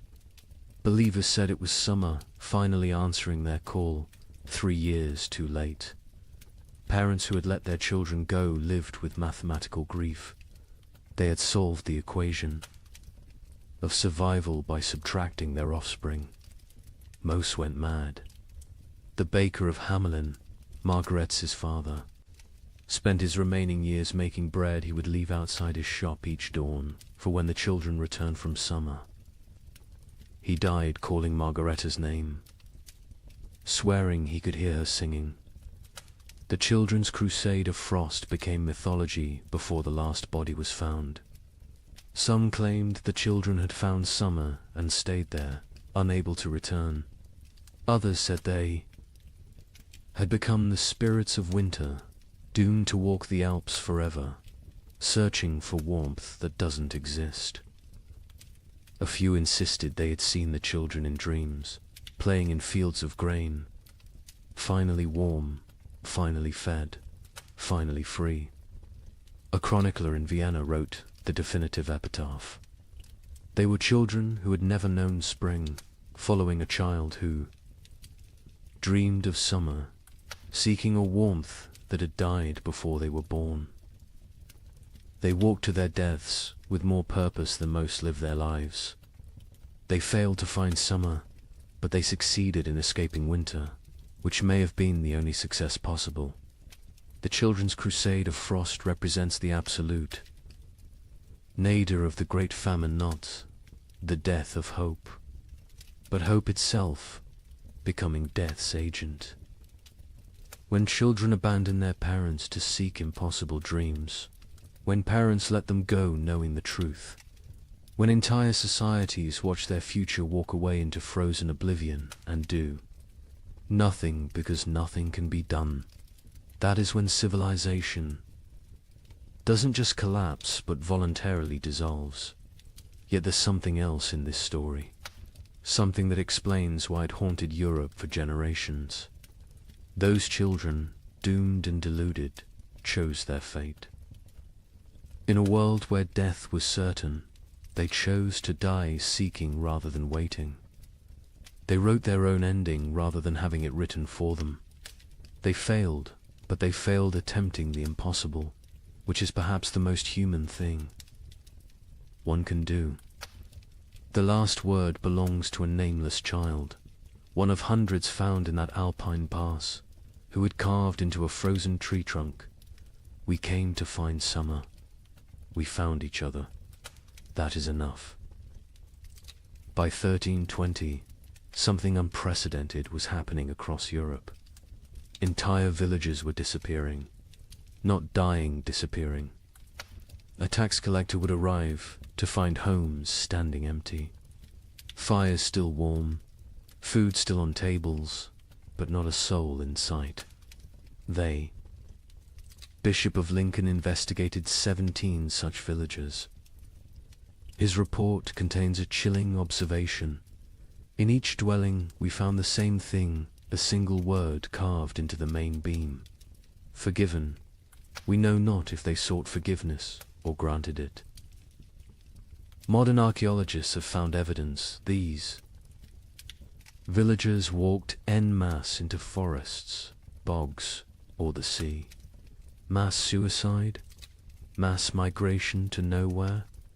We'll never know. But the pattern was always identical. They left everything behind except their children. The children, it seems, they took with them to whatever end they chose. The first documented vanishing was Thornwick, a village of 200 souls in Yorkshire. The king's tax collector, William de Vere, arrived on March 15, 1320, to find smoke still rising from chimneys, but no one to tend the fires. His report to the crown reads like a ghost story. The village stands as if frozen in a moment. Bread half-eaten on tables. Needlework abandoned mid-stitch. A pot of porridge still warm over dying embers. But of people nothing, not even bodies. They have vanished as completely as if God himself erased them from existence. But they hadn't been erased. They had chosen erasure. In every house, carved deep into the main support beam, that single word, forgiven. Some carved carefully, with time and purpose. Others scratched hastily, as if in final moments before departure. All in different hands, but all the same word, the Bishop of Lincoln. Thomas Beckhampton was sent to investigate when 7 more villagers in his diocese reported similar vanishings. His investigation team included scribes, soldiers, and physicians. What they found challenged their understanding of human behavior. We tracked them, the bishop wrote. 200 people cannot vanish without trace.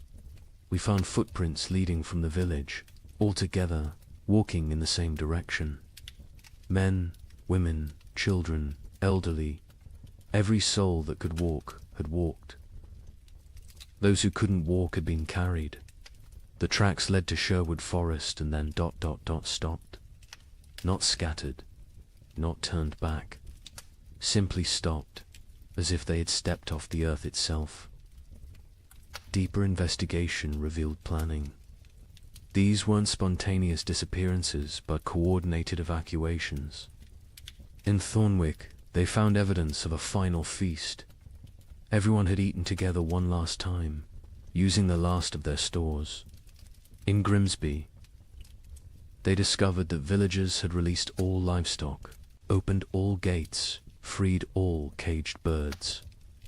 They had systematically undone civilization before walking away from it. The physician, Master Hugh of Salerno, noted something disturbing. No. Signs of violence. No evidence of force. These people chose to leave. More troubling, they chose together. What conversation, what collective decision leads an entire community to abandon existence itself? The pattern spread across Europe like a plague of absence. In Bavaria, the village of Klinwald vanished, leaving behind a communal letter. We go to find what God has hidden from us. We go together because alone we are nothing.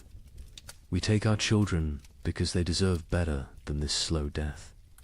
We leave our homes because homes without hope are merely tombs with windows. Seek us not. We are already farther than you can follow. The French village of Moulambus left more disturbing evidence. Every adult had written their name on the church wall, followed by their sins: murder, theft, adultery, cannibalism. The last entry in the priest's hand: we have all sinned beyond redemption. We go to place ourselves before God's judgment directly, rather than wait for him to find us here. But it was the German village of Hofnungslos that provided the most complete picture.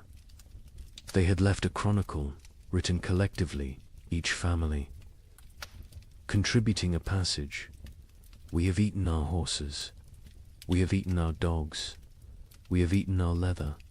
We have eaten our dead. We have eaten hope itself. What remains is not life, but the mockery of life. We choose to end this mockery on our own terms. The Muller family counts 5 souls still breathing. We have survived by unspeakable acts. Our youngest no longer speaks. Our eldest no longer sleeps.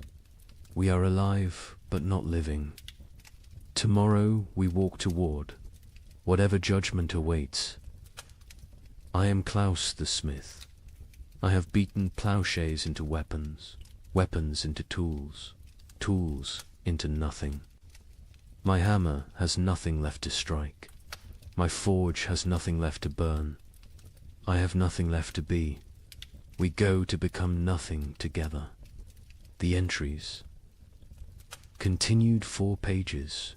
Each family's testament to horror endured and horror committed. The final entry, unsigned. We forgive each other because no one else will. We forgive ourselves because we must. We forgive God because he knows not what he does. The children were always taken. This detail haunted investigators. In villages where adults were found dead from starvation, disease, violence, children's bodies were often present. But in the vanished villages, no children remained. Whatever dark pilgrimage these communities undertook, they brought their young. A woodcutter named Franz claimed to have seen one such procession near the Black Forest. 300 shadows walking into the trees at dusk. No talking, no crying. Even the babes silent in their mother's arms. They walked like they were already dead, just looking for a place to lie down. I called out, but none turned. They walked into the forest, and the forest swallowed them. The church struggled to explain the vanishings. Suicide was mortal sin, but was this suicide? The Archbishop of Canterbury wrote, "If a man throws himself from a cliff, it is suicide. If a village walks into the sea, what is it? Mass suicide? Or something else, a collective return to the nothing from which we came?" In Paris, 1321, while peasants gnawed bark, the nobility held what historians call the most disturbing party in medieval history, the Feast of Fools. Organized by Count Robert of Artois, it was meant as defiance against death. Here's what happened. Nobles dressed as peasants, peasants dressed as nobles. They served courses of elaborately prepared nothing, empty plates dressed with garnishes of straw. They held mock executions where the condemned gave recipes for cooking leather. They crowned a skeleton as May Queen, but the climax was the last. Supper 13 nobles drew lots. The one who drew the black stone would provide the feast. Count Robert drew it himself. He laughed, opened his veins into wine cups, and served his blood to his guests while making toasts. He bled to death. Standing, cup raised, still smiling. The chronicle states, none stopped drinking until the cup was empty. The invitation had arrived on vellum worth more than most Parisians would see in a lifetime, written in gold ink that could have been traded for bread. Count Robert of Artois requests your presence at the Feast of Fools, where we shall dine. On reality and drink deep of truth. Come as you are not. Leave as you never were. April 1st, year of our absent Lord 1321. Count Robert had survived the famine through typical noble privileged hoarded grain, fortified walls, the ability to take from those who couldn't resist. But something had broken in him when his youngest daughter died not from starvation, but from abundance. She'd found his hidden honey store, eaten herself to rupture, died vomiting sweetness while Paris starved. He'd laughed when they found her body, and hadn't stopped laughing since. The feast's preparation was elaborate insanity. Robert spent the last of his wealth on decorations for serving nothing. He commissioned golden plates for emptiness, silver, chalices for air, elaborate centerpieces celebrating absence. The great hall of his chateau was transformed into what witnesses called a cathedral of mockery. Lady Isabelle de Valois, who survived the feast, left the most complete account. We arrived to find reality inverted. Servants sat at the high. Tableware in our clothes rob had demanded we exchange garments at the door. We nobles served them, dressed in rags that stank of death. But the servants were more disturbed than we. They knew this game could only end badly for them. First course was soup of memories.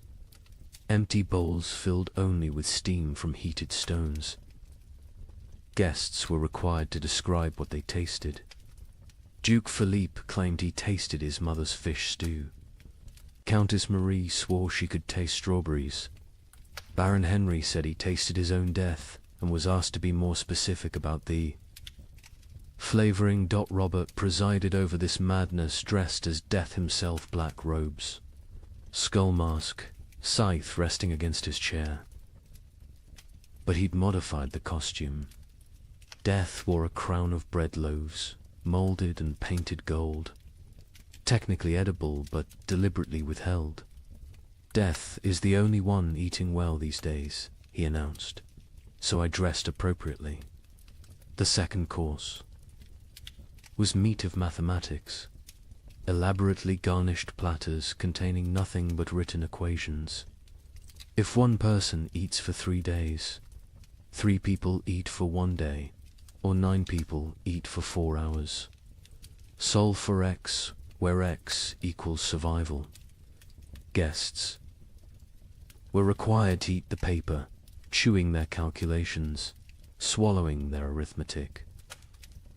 The Duke of Orleans choked on a particularly complex formula involving compound interest in human flesh. Between courses, entertainment, a troupe of starving actors performed the tragedy of abundance, a play where King Midas starved surrounded by golden food. Halfway through, one actor actually collapsed mid-soliloquy. The audience applauded, thinking it was part of the performance. When they realized he was truly dead, they applauded louder. The third course, fish of philosophy. Servants brought paintings of fish, beautifully rendered. While Count Robert delivered a lecture on the nature of reality, is a painting of a fish less real than a fish? Can you eat either in these times? At least the painting doesn't rot. Art has become more substantial than substance. Then came the mock trials. Guests took turns being executed for the crime of survival. Each condemned had to share their worst act, their method of staying alive. The Duchess of Berry admitted to eating her own stillborn infant. The Count of Nevers confessed to walling up servants with grain stores so he wouldn't be tempted to share. The Bishop of Parisiaz, a bishop attended, revealed he'd been giving last rites with unconsecrated hosts because he'd eaten all the blessed ones. Each confession was met with mock judgment.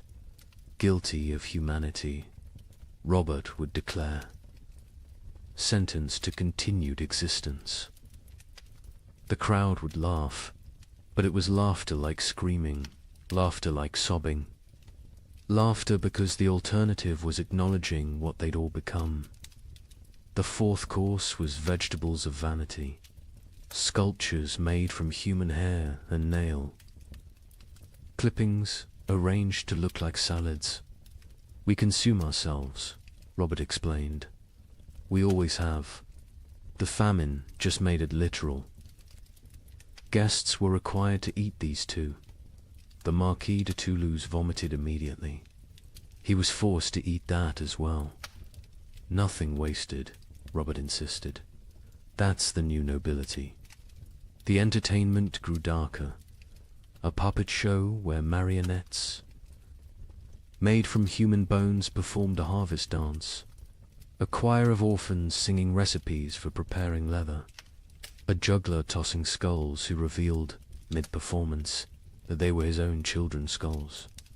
The audience couldn't tell what was performance and what was confession. The fifth course, bread of betrayal. Actual bread appeared, one small loaf. The room went silent. Real food, after hours of elaborate nothing. Roberts explained the game. Tell us who you killed for food. The best story wins the bread. What followed was an auction of atrocity. The Baron of Anjou describes smothering his elderly mother to inherit her hidden grain. The Countess of Blois explained how she'd poisoned her husband when she discovered he'd been secretly eating while she starved. The Duke of Normandy won with his tale of hosting a dinner party, serving his guests, his own son, then revealing the truth after they'd eaten. He took one bite of the bread and vomited blood. The bread was made from sawdust and painted to look real. The sixth course, wine of wisdom. Empty goblets that guests had to fill with their own fluid stares, saliva, blood, whatever they could produce. We toast to truth, Robert declared. The truth that we are bags of liquid pretending to have purpose. They drank their own essences while Robert laughed and laughed and laughed. Then came the moment that would define the feast in history. Robert announced the Last Supper, 13 volunteers to recreate Christ's final meal. but with a twist. They would draw lots. 12 would feast. 1 would be the feast. The volunteers came forward, 12 nobles, so broken by horror they'd embrace any ending. Robert himself was the 13th. They drew carved bones from a jeweled box. Robert palmed the black bone, ensuring he drew it. Everyone knew. No one spoke. "I am the feast," he announced with genuine joy. "I am bread and wine. I am flesh and blood. I am the only honest noble lefty. Give myself to be consumed." He opened his veins with ceremonial precision, not to die quickly, but to fill 13 cups. He made toasts as his blood flowed, to abundance. Nervous laughter to the feast that never ends. Desperate drinking to the truth that we're all already dead. Silence, except for swallowing. He conducted himself like a summer lay describing vintages. Note the iron undertones, the hint of despair, the full body of wasted life. He grew paler with each toast, but never stopped smiling. Drink deep, friends. I'm a vintage that won't be repeated. The guests drank because stopping would mean acknowledging what they were doing. They drank because Robert was watching, still standing, still bleeding, still insisting this was all a grand joke. They drank because his blood was warm and they'd forgotten warmth. They drank because it was that or scream. Robert's final toast, as his knees began to buckle, to the feast of fools, where fools feast on fools, where wisdom is folly and folly is survival. To the nobility that dies with nobility, leaving only animals wearing crowns. To the joke that God played on us, and the joke we play back. To the end that never ends, and the ending that never he fell forward. Cup still raised, smile still, fixed. Dead before he hit the ground, but somehow still laughing. The guests sat with empty cups, full stomachs, and the knowledge that they'd literally drunk noble blood while dressed as peasants in a world where symbolism had become sustenance. The aftermath was swift and terrible. The servants, Forster, watch nobles drink noble blood, revolted, not politically aside. They stripped off the noble clothes, fled the chateau, most walking directly into the Seine to drown. The nobles, trapped in servant rags, covered in Robert's blood, stumbled into Paris streets where they were attacked by mobs who didn't recognize them or didn't care. Of the 100 guests at the Feast of Fools, 13 survived to Easter. Most died by suicide, unable to process what they'd participated in. Lady Isabel, who recorded the events, ended her account. "We went to mock death and became death's mockery. We tried to feast on nothing and discovered we were nothing." Count Robert won his game. He died laughing at a joke only he understood, leaving us to live with the punchline. The Feast of Fools wasn't just noble decadence, it was aristocracy's suicide note written in performance art, when the highest class of society serves nothing on golden plates, crowns, corpses, and drinks human blood as entertainment, the social order hasn't just collapsed, has performed its own autopsy while still breathing. The king, upon hearing of the feast, reportedly said, "Count Robert has shown us our future elaborate rituals around nothing, performances of power without power. Substance, consumption of ourselves disguised as celebration." He then ordered all records of the feast destroyed. They survived because Lady Isabel hid her account inside a Bible, writing, "Let future generations know that when the world ended, the nobility threw a party. We dressed our doom in silk and served our destruction on silver platters. We made horror into art because art was all we had left. And when the last toast was raised, it was to our own annihilation, delivered with perfect etiquette. Let me share numbers that medieval minds couldn't comprehend. In 1310, Europe's population was roughly 75 million. By 1322, it was 60 million. 15 million people gone. Not from plague, not from war, from cold and hunger, but statistics hide. Individual horror.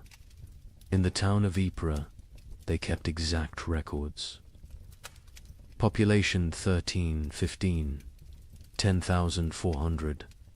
Population 1,322, 2,100. But here's the detail that haunts.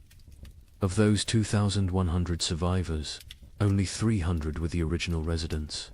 The others, they came from elsewhere, drawn by rumors of food, only to find more death.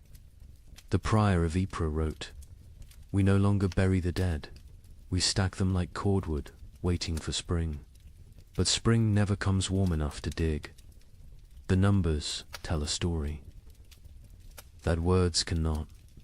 The Abbey of Saint-Denis kept meticulous death records, originally for prayers for the departed. By 1318, they'd stopped recording names, just tally marks.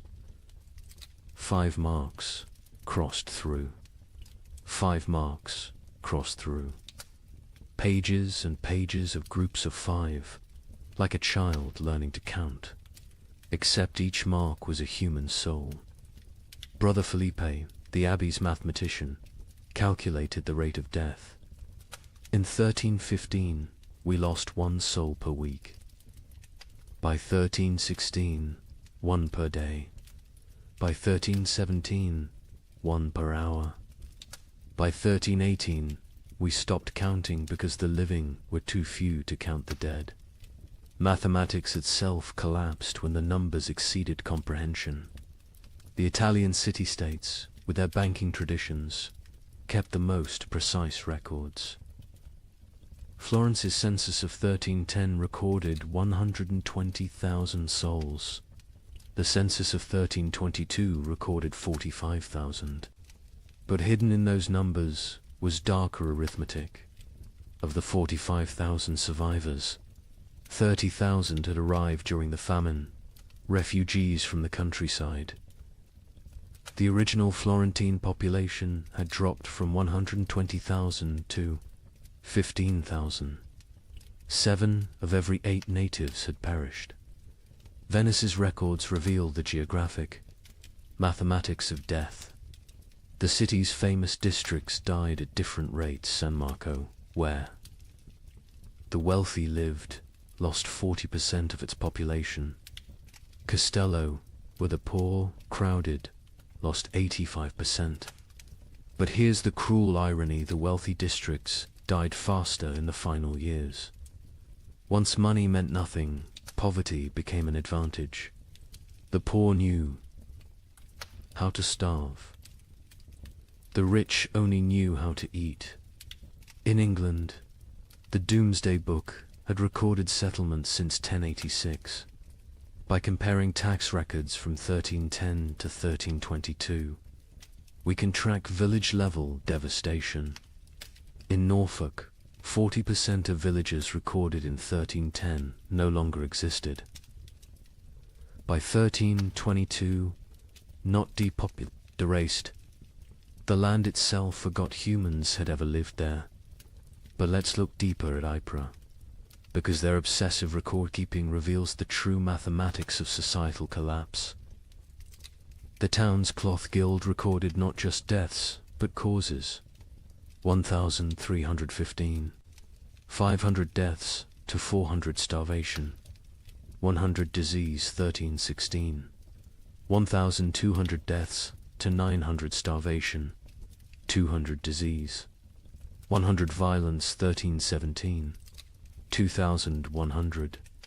deaths to 1,000 starvation, 500 disease, 400 violence, 200 voluntary, 18, 2,500 deaths to 800 starvation, 600 disease, 700 violence, 400 voluntary, 19, 1,800 deaths to 300 starvation, 400 disease, 500 violence, 600 voluntary, 1,320, 900 deaths minus 100 starvation, 200 disease, 200 violence, 400 voluntary. See the pattern.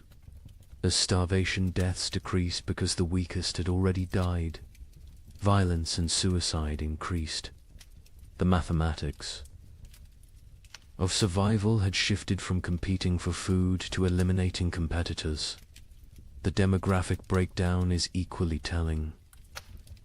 By age, infants 0 to 2, 95% mortality children 3 to 12, 80% mortality young adults 13 to 25, 60% mortality adults 26 to 45, 70% mortality elderly 46 plus, 90%. Mortality, the young adults survive best old enough to fight, young enough to endure. Children and elderly died first, too weak to compete. But adults in their prime died at higher rates than young adults. Why? They had families. They gave their food to their children, starved themselves for others. Love was mathematically lethal. The gender mathematics were brutal. In 1315, Ypres had roughly equal numbers of men and women. By 1322, there were 3 men for every woman. Not because women were weaker, because women fed their children first, their husbands second, themselves last. Maternal sacrifice showed clearly in the survival statistics. The social class mathematics defied expectations. Nobility, 60% mortality clergy, 50% mortality merchants, 70% mortality craftsmen, 75% mortality peasants, 80% mortality beggars, 40% mortality beggars. Survived best. They already knew how to live on nothing. The nobility, despite their resources, died from inability to adapt. Merchants died because their profession became meaningless. But beggars, they thrived in a world that had become universal beggary. The geographic distribution created what scholars called death shadows. Cities drew refugees from the countryside, creating rings of escalating mortality. Paris, with a 1310 population of 200,000, had 80,000 survivors in 1322. But the villagers within a day's walk of Paris, complete annihilation. They'd all walked to the city seeking food, died in the streets, their homes becoming ghost towns. The monastery of Cluny mapped deaths across their network of abbeys. They discovered death followed trade routes not because trade spread disease, but because rumors of food traveled along merchant paths. Entire populations would migrate toward imagined abundance, creating waves of mobile starvation that crashed against city walls. The seasonal mathematics were predictable yet horrifying. Spring, highest death rates, bodies hidden by snow revealed. Last stores exhausted summer, moderate deaths, some forage available. But disease spread autumn. Lowest deaths, whatever harvest existed, plus weakest already dead winter. Rising deaths, cold, multiplying hungers, lethality, but within those seasons. Specific dates showed spikes. Christmas saw mass suicides. The contrast between religious celebration and reality broke minds.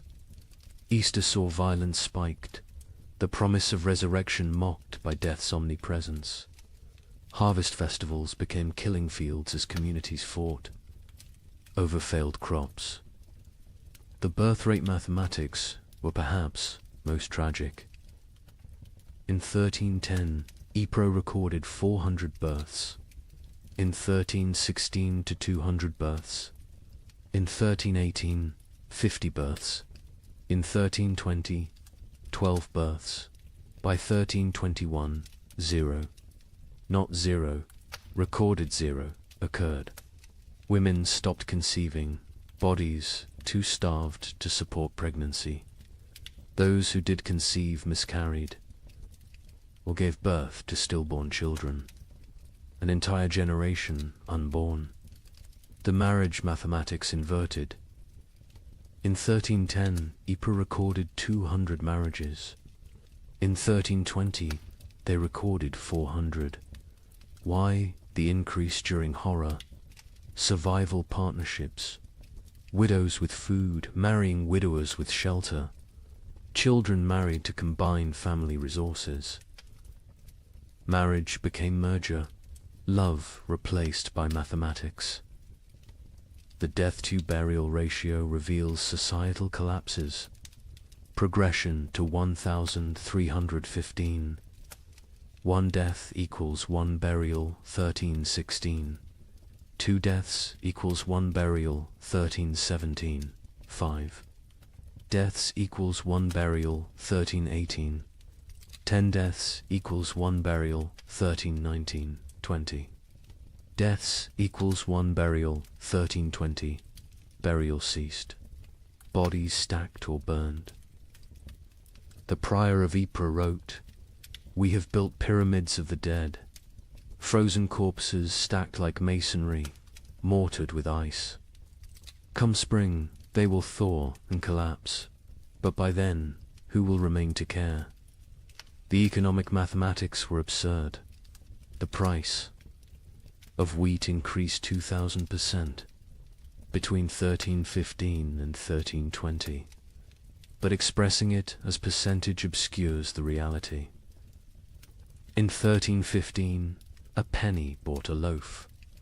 In 1320, a year's wages couldn't buy a crumb. Money became meaningless. The only currency was calories. Distance mathematics changed.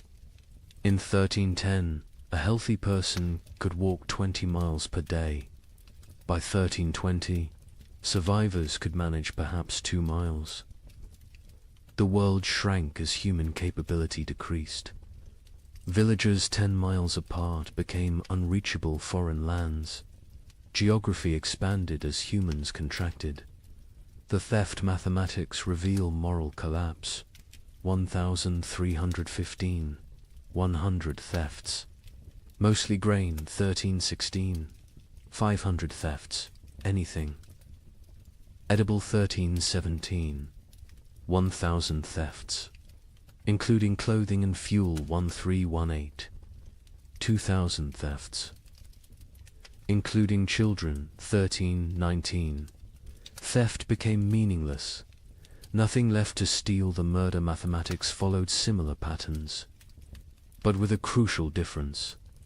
Murders peaked in 1318, then declined not from returning morality, but from lack of strength. By 1319, people were too weak to kill. Violence required carries nobody could spare. The migration mathematics created empty zones and death clusters. Rural areas emptied as survivors walked to cities. Cities became graveyards as refugees died in streets. The population didn't just decline, it concentrated, then collapsed. Like a star becoming a black hole, the linguistic mathematics were subtle but telling. The Ypres records showed declining vocabulary over time. 1315 records use varied, complex language. By 1320, the same. Scribes used perhaps 200 words repeatedly. Hunger had literally reduced their ability to think in complex terms. Survival required all cognitive resources. The time mathematics warped reality. Survivors reported years feeling like decades, days feeling like minutes. The prior wrote, "We have lived 7 years that feel like 70. I am 40 but feel 400. Time itself has starved, moving slowly like everything else dying." The children's mathematics were most heartbreaking. In 1315, Ypres had 3,000 children under 12. By 1322, 45. Of those 45, only 3 were from Ypres. The others were orphans who'd wandered in from elsewhere. Their origins unknown, their parents dead, their futures non-existent. An entire generation deleted. Here's the mathematical truth medieval minds couldn't grasp. Exponential death. When food production drops 50%, population doesn't drop 50%, drops 80%.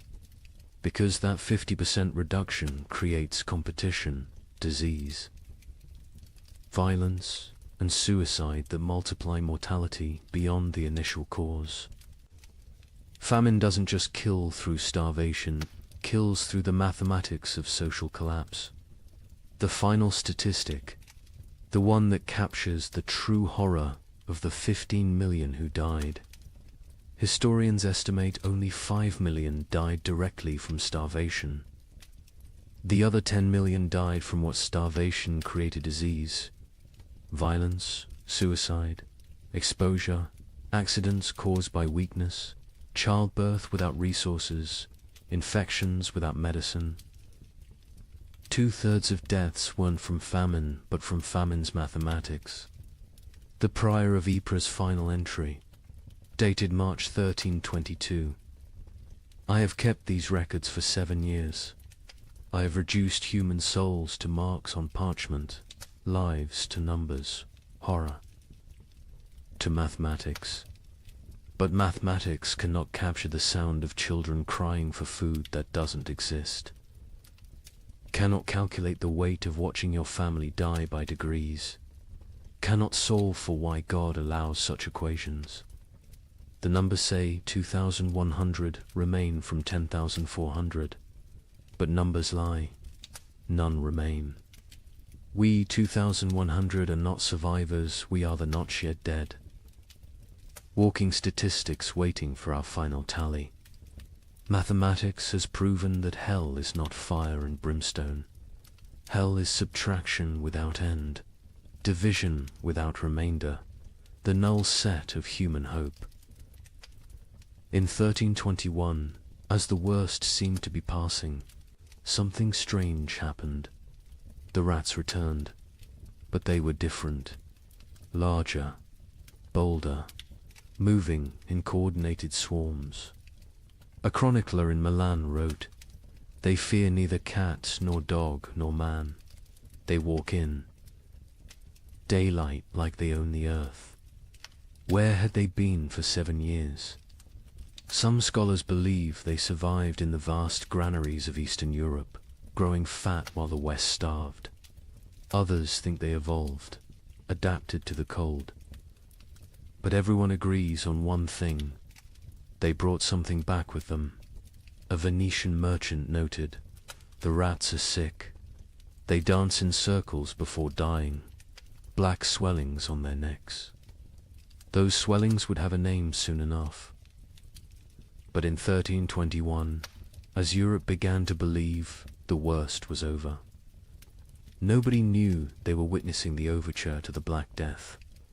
The first documented sighting was in Prague, March 1321. A baker named Joseph, one of the few whose ovens still functioned, reported to the city guard. They came at dawn, hundreds of them, moving like water through the streets. But wrong. Rats don't move together like soldiers. These did. They ignored the few cats left alive. The cats ran from them. Within days, similar reports flooded in from across Europe. But these weren't the timid creatures that had vanished in 1315. The merchant Giovanni di Marco, traveling from Venice to Vienna, documented what he saw. Rats the size of rabbits, some larger, grey-black fur so thick arrows bounce off, eyes that reflect light like demons. They don't scatter when approached. They stand their ground, studying you, calculating. The Archbishop of Mainz received disturbing reports from his parishes. The rats show intelligence beyond nature.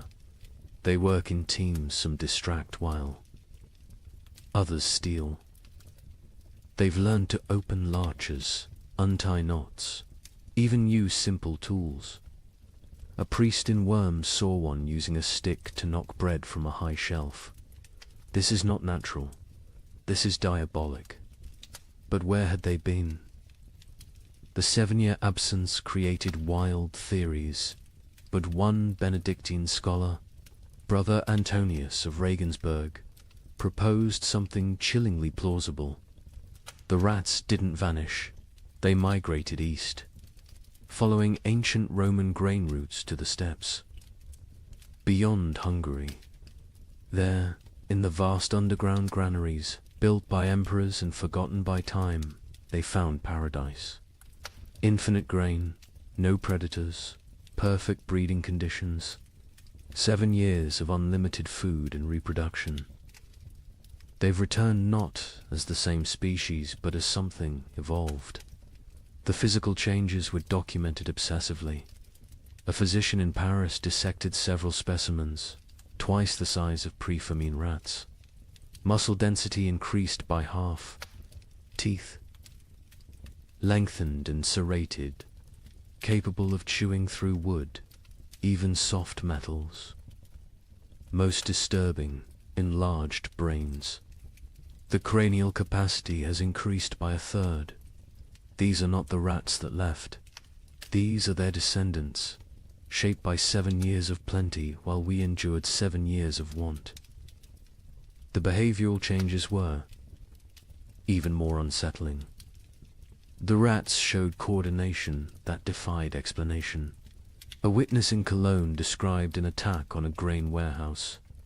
They moved in waves. First wave gnawed the doors, while others waited. When guards appeared, they retreated. In perfect synchronization, they returned at night with more numbers, attacking from multiple points simultaneously. They knew we were watching. They waited until we were exhausted. They had lost all fear of humans. Previous generations of rats fled from people, lived in shadows, scavenged secretly. These new rats walked openly through marketplaces, entered homes while families ate, stared directly at humans with what witnesses described as calculating intelligence. A child in Nuremberg reported rats watching her family eat dinner through the window. "Counting us," she said. "The cats, those few that survived the famine, refused to hunt them." A chronicler in line observed. "Our best Mauser, who survived 7 years of horror by hunting, now cowers when rats pass. He recognizes something we don't. The predator-prey relationship is inverted. The cats know they're now the prey. Dogs fared no better. Hunting hounds trained to kill wolves ran from rat. Swarms. A pack of street dogs in Milan, hardened by years of surviving on corpses, was found torn apart. Witnesses said the rats had hunted them like wolves hunt deer, driving them into a corner, exhausting them, then moving in for the kill. But it was the rats' relationship with the dead that proved most disturbing. During the famine, corpses had accumulated faster than burial. Mass graves, body piles, frozen pyramids of the dead, all untouched for years. The returned rats showed intense interest in these sites. Not to feed, they seemed well fed, but to investigate. A gravedigger in Bordeaux reported. They dig into the mass graves, not eating, just examining. They spend hours among the bones, touching them with their paws, almost like they're reading something. Then they emerge and dance, spinning, leaping, falling over, getting up, spinning again, like they're drunk or mad. The dancing disease appeared first in the rats, then in the animals they bit, finally in humans. But in 1321, people thought it was just strange behavior.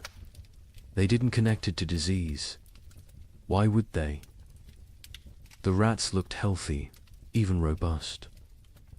Larger, stronger, more vital than any rats in memory. An Italian merchant named Carlo Benedetti made the crucial observation that historians would later recognize as prophetic. The rats congregate at trade routes, ports, and crossroads. There, not seeking food, food exists everywhere now, that so few remain to eat it. They're positioning themselves along human movement patterns, waiting, but for what? The rats showed particular interest in the remaining churches and monasteries. Brother Francis of Assisi documented their behavior. They enter during services, completely unafraid of the congregation. They sit in neat rows as if listening to the sermon. When we sing hymns, they sway. When we pray, they bow their heads. Mockery, mimicry, or something else. They seem to be waiting for something, some signal we cannot perceive. The first human deaths directly attributable to the returned. Rats came in summer 1321, not from attack from disease. A family in Bruges who'd been bitten while defending their grain store fell ill within days. The symptoms were unlike anything seen during the famine. High fever, delirium, and most distinctively, black swellings in the neck, armpits and groin. The family died within a week, but not before describing their hallucinations. The rats speak to us in dreams. They show us cities of the dead, kingdoms built in grave earth, empires of bone and plague.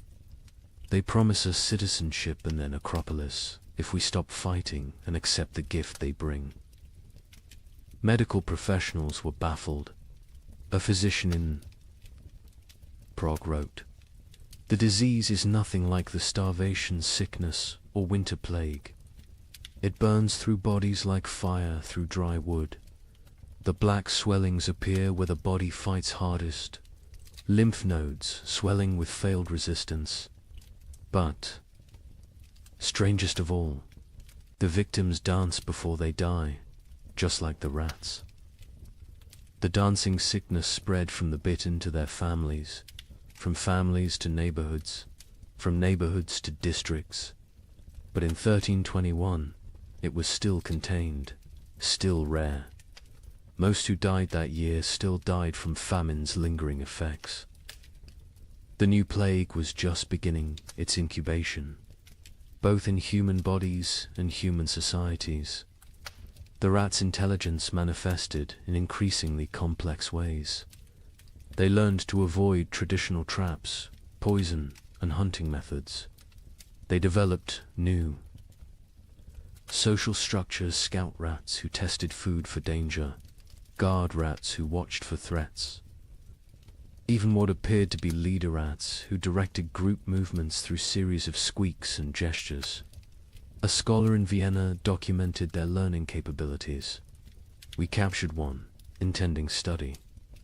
Its companions spent 3 nights trying to free it, using increasingly sophisticated methods: leverage, distraction, even attempting to pick the lock with twisted metal. When they failed, they sat outside the cage in vigil until the captured rat died. Then they left. But the next night, our laboratory burned. The fire started in 3 places simultaneously. Draw your own conclusions. The church struggled to explain the rats' return. Were they demons? Punishments? Tests? The Bishop of Cologne preached. For 7 years they abandoned us to our suffering. Now they return in our moment of hope, stronger for their absence. They are either God's final curse or Satan's opening move in some greater game. Either way, they herald something worse than what we've endured. Popular folklore developed quickly. Rats were secret rulers of the underworld who'd retreated to plan humanity's destruction. They would transform human souls, twisted by starvation, into animal form. They were advanced scouts for an invasion from hell itself. Each theory was more fantastic than the last, but none were as terrible as the truth. The truth was biological, not theological. The rats had spent 7 years in isolated populations, breeding rapidly in the eastern granaries. Diseases that would normally kill them had instead created resistant populations. The Black Death bacterium, Yersinia pestis, had found perfect incubation conditions, countless hosts, rapid reproduction, isolation from human interference. The rats weren't evil. They were evolution's answer to abundance. After scarcity, by autumn. 1321, the dancing sickness had spread to every major city.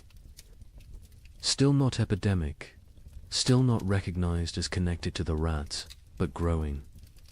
The correlation between rat populations and disease was noticed by a few. An Italian doctor wrote, "Where rats congregate, sickness follows. Where rats dance, humans die. Where rats thrive, plague arrives." But Europe, exhausted from 7 years of famine, couldn't process another catastrophe. The return of the rats was seen as disgusting but manageable. The dancing sickness was concerning but limited. Nobody connected the dots that would seem obvious in hindsight, that the rats weren't just returning from exile. They were bringing hell with them. The final observation of 1321 came from a child in Marseille, a girl who'd survived the famine by eating rats when they were still scarce. She told her priest, "The old rats tasted of hunger and fear. These new rats taste of death and patience. They're not afraid of us because they know something we don't. They're waiting for us to realize we're already dead." Within 20 years, her words would prove prophetic. The Black Death would kill 1/3 of Europe's remaining population. But in 1321, as people celebrated the famine's end, as they counted their dead and rebuilt their lives, the rats just watched, and waited, and danced their strange dances in the moonlight, practicing for the grand performance yet to come. On March 15th, 1322, something miraculous happened. The sun broke through clouds that had shrouded Europe for 7 years. Real warmth, real light. In London, people fell to their knees in the streets, weeping. Church bells rang for 3 straight days. A young monk in Canterbury wrote, "We had forgotten the sun could hurt your eyes." Children who had never seen their own shadows screamed in terror at the dark shapes that followed them. But the thaw revealed horrors frozen in time. Bodies emerged from snowdrifts, perfectly preserved. Entire families found seated at tables. Frozen mid-meal. Armies discovered standing in formation, weapons raised, ice statues of a war that winter had won. The warmth came suddenly, without warning. Dawn broke grey as it had for 7 years. But by noon, actual golden light pierced. Through, not the weak, watery light that occasionally appeared, but real sunshine, hot, bright, alive. In Paris, people stumbled from their homes, shielding their eyes, unable to comprehend what they were seeing. Marie de Champagne, age 7, born during the famine, experienced sunshine for the first time. Mother fell to her knees and pulled me down, saying we must pray.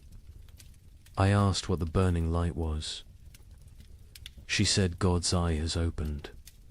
I was terrified. I thought God was going to see what we'd done to survive. The ice began to melt with alarming speed. Winter's archives, 7 years of frozen death, began to reveal themselves. In Cologne, the Rhine's thaw exposed a grotesque gallery, hundreds of bodies that had fallen through ice over the years, preserved perfectly, now floating downstream like a parade of the damned. Citizens lined the banks, searching for relatives lost years ago, finding them looking exactly as they had at death. Brother Thomas of Westminster, who'd chronicled the disaster from beginning, wrote with shaking hand, "The earth gives up its dead, but not for resurrection. They return only to show us what we've done." A mother and child, frozen in embrace, so perfectly preserved I could count the tears frozen on their cheeks. Soldiers who died defending grain stores, still standing at their posts, ice guardians of nothing. God has kept perfect record of our failures. But with the thaw came something worse than revealed corpse, truth-field truth. The ice had hidden the full scope of devastation. Entire districts thought to be empty were found to contain hundreds of frozen dead. Mass graves, hastily covered with snow, began to melt and shift, creating mudslides of human remains. The spring of 1322 didn't bring renewal. It brought archaeology of horror in the Alps. The thaw revealed the children's crusade of frost, perfectly preserved. A merchant reported, "They stand like an army of small angels, ice blue and beautiful. In their death, still holding hands, still facing south, still seeking summer that has finally come too late. Pilgrims are already calling it holy ground. I call it the world's guilt made manifest. Europe that emerged from the Great Famine was unrecognizable. Languages had changed, words for hunger had multiplied, while words for joy had been forgotten. Children born during the 7 years were stunted, marked forever by starvation. They would be called the famine generation, shorter, weaker, but survivors of the impossible. The social order had shattered. Peasants who survived owned land, for the first time inherited from the dead. The church's authority collapsed. Where was God during the freeze? And most critically, the population drop created labor shortages that would, within a generation, end feudalism itself. The Great Famine didn't just kill millions, it killed the medieval world. The linguistic changes were documented by scholars, attempting to translate pre-famine texts. The Abbot of Cluny wrote, "We have 23 new words for different types of hunger, but have lost the words for feast, abundance, and satisfaction. Children learning to speak, use, eat, as past tense only, they cannot conceive of eating as a present or future action. We've developed exact terms for the taste of leather, bark, clay, but forgotten words for flavors of meat." The famine generation bore physical marks that would last lifetimes. Stunted growth, adults reaching barely 5 feet, bone deformities from childhood rickets, teeth destroyed from eating stones and wood, but worse were the invisible scars. They hoarded food obsessively, even in plenty. They ate alone in darkness, unable to share meals. They counted every grain, weighed every crumb. A physician in Paris noted, "They survived famine, but remain imprisoned by it. Their bodies live in 1322, but their minds remain in 1318. The social revolution was immediate and irreversible. A third of Europe's nobility had perished, entire bloodlines extinct. Peasants squatted in abandoned castles, worked lordless lands, claimed ownership through occupation. The survivorship created overnight social mobility. A serf who'd hidden grain became a merchant. A baker's assistant who'd outlived his master became a guild leader. A prostitute who'd hoarded food became a property owner. The church's authority evaporated like morning frost. 7 years of unanswered prayers had broken faith's monopoly. New sects emerged, some worshipping nature, others embracing nihilism. The Pope's call for renewed devotion was met with laughter. A graffiti in Rome read, "God starved. We survived. Who then is stronger?" Priests found congregations unwilling to tithe, unable to trust divine providence that had provided only suffering. But most revolutionary was the labor shortage. With 15 million dead, every survivor became valuable. Peasants demanded wages. Instead of feudal obligations, serfs simply walked away from their lords, knowing they'd find better conditions elsewhere. The statute of laborers, attempting to freeze wages at pre-famine levels, was universally ignored. A blacksmith could demand noble prices. A farmer could negotiate like a merchant. The medieval world built on hierarchy. Faith and agricultural abundance had been murdered by weather. What emerged was proto-modern, mobile, skeptical, calculating. The Great Famine didn't just kill people. It killed the very idea of divinely ordered society. The survivors knew now that God could forget them, that nobles could starve, that civilization was only 3 meals deep. Europe would rebuild, but never recover. The medieval dream was frozen in those 7 years, preserved like the corpses in ice, beautiful and dead forever. In 1323, an anonymous scribe in Bavaria wrote what might be the most important document of the entire famine. Not a chronicle of events, but a warning. To those who come after, know this.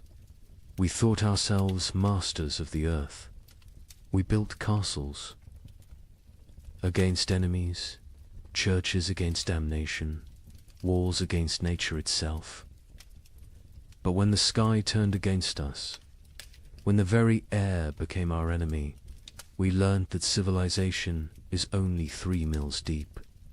Beneath that lies the animal, and beneath that ... lies something worse, something that would eat its own shadow if it could provide sustenance. We survived. That is not the same as living. Some costs can never be repaid.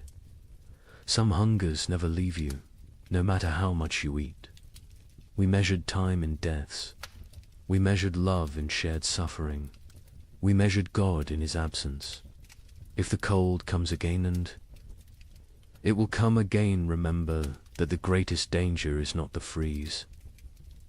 It's what the freeze reveals about your neighbor, about your family, about yourself. May you never be warm enough to forget what we learned in the cold.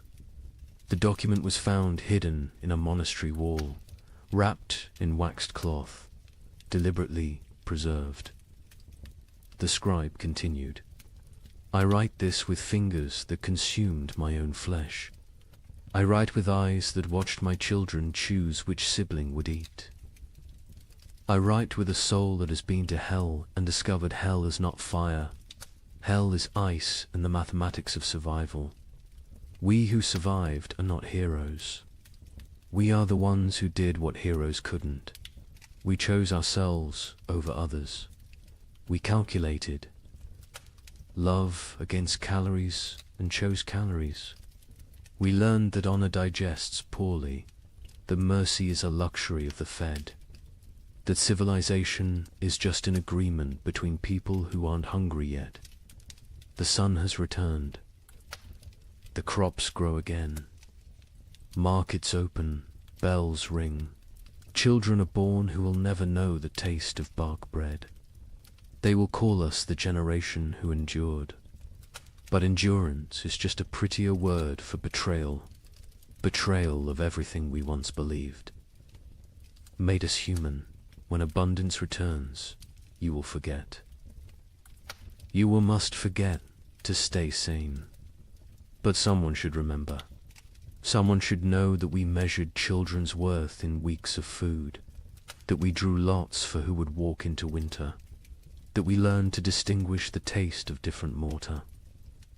From ancient walls, so I leave this testament, not of what happened chronicles will tell that story, but of what we became.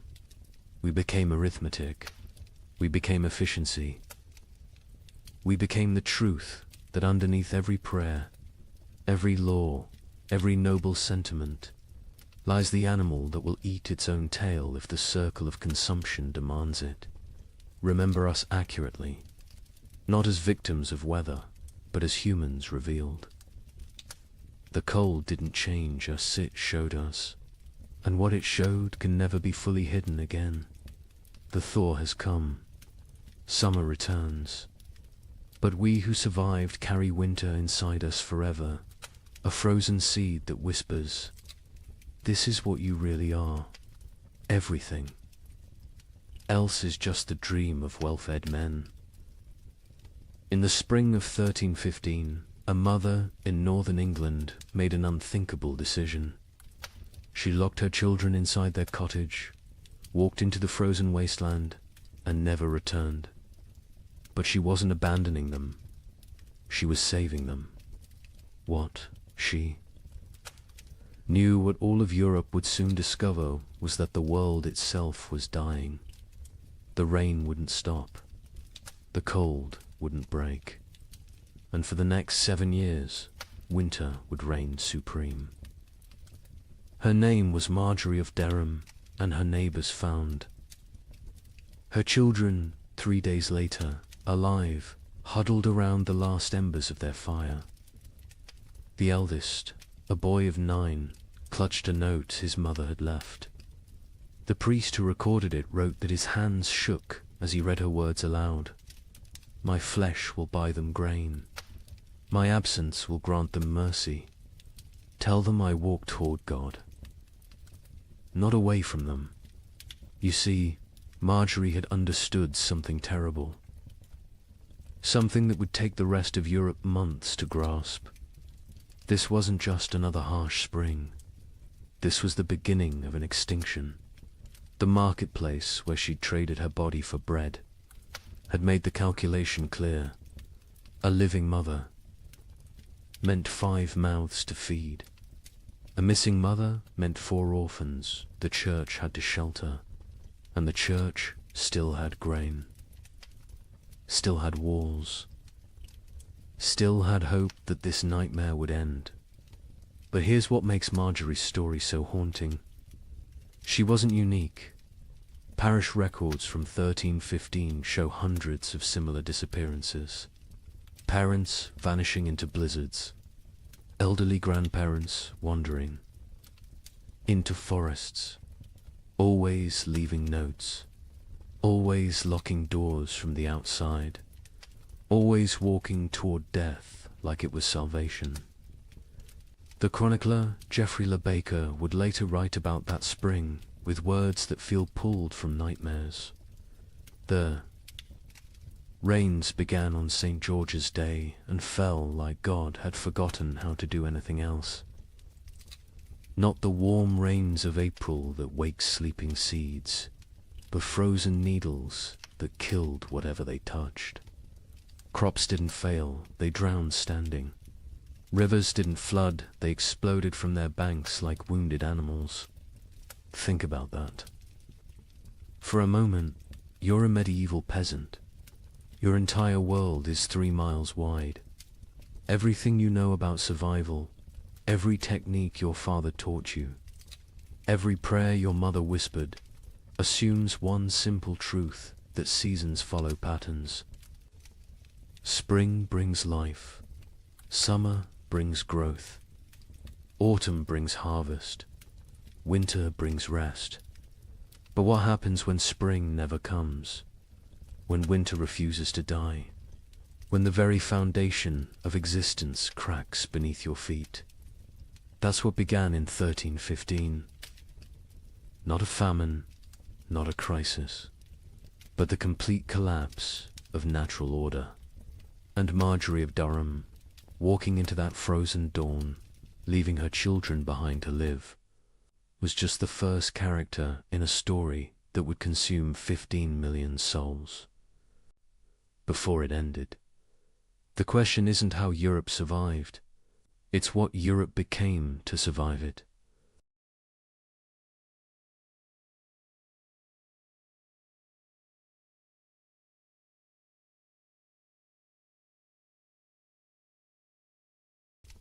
Good evening and welcome back, friends. Tonight, we are going to journey through the winter that never ended, America's forgotten ice years. As always, let me know where in the world you are listening in from. Get cozy, settle in, and let's begin. She stood at the frost-covered window.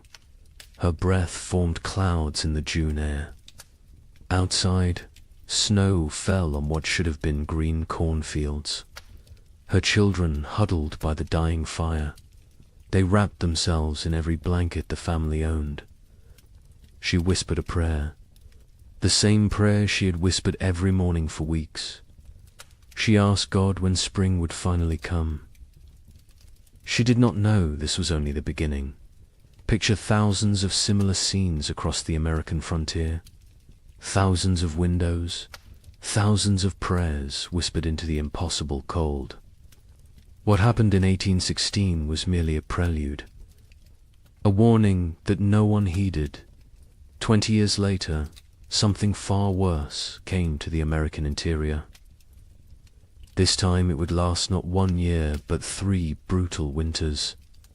They bled into each other without mercy, without explanation, without end. Between 1836 and 1838, a climate catastrophe struck North America. It has been nearly erased from popular memory. Historians debate the causes today. Solar minimums, volcanic eruptions half a world away, or a deadly combination of forces beyond human understanding. The pioneers who lived through it had no such explanations. They had only survival. They had only the next day, and the day after that, if they were lucky enough to see it. This is their story. The story that America chose to forget. What you are about to hear challenges everything you thought you knew about westward expansion. Textbooks celebrate the march of civilization across the continent. They praise the brave pioneers, claiming their piece of the American dream.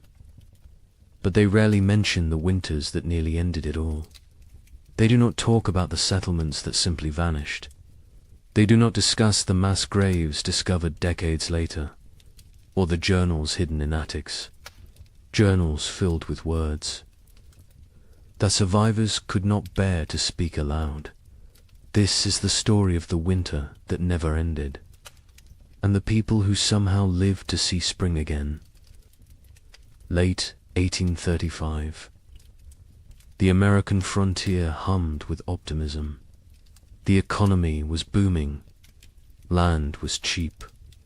Opportunity seemed limitless. Thousands of families poured westward into territories that promised fertile soil and new beginnings. Michigan Territory, Wisconsin, Illinois, Indiana, Ohio. These were the lands of promise. These were the places where a man could build something from nothing. A young couple in their early 20s had just claimed 160 acres in Michigan Territory. They were newlyweds. She was pregnant with their first child. He had spent the summer building a one-room cabin with his own hands. The logs were chinked with mud and moss. The roof was solid. The door hung true. They planned their first full harvest together. She planted a small garden near the cabin. Carrots, potatoes, beans. He cleared 3 acres for corn.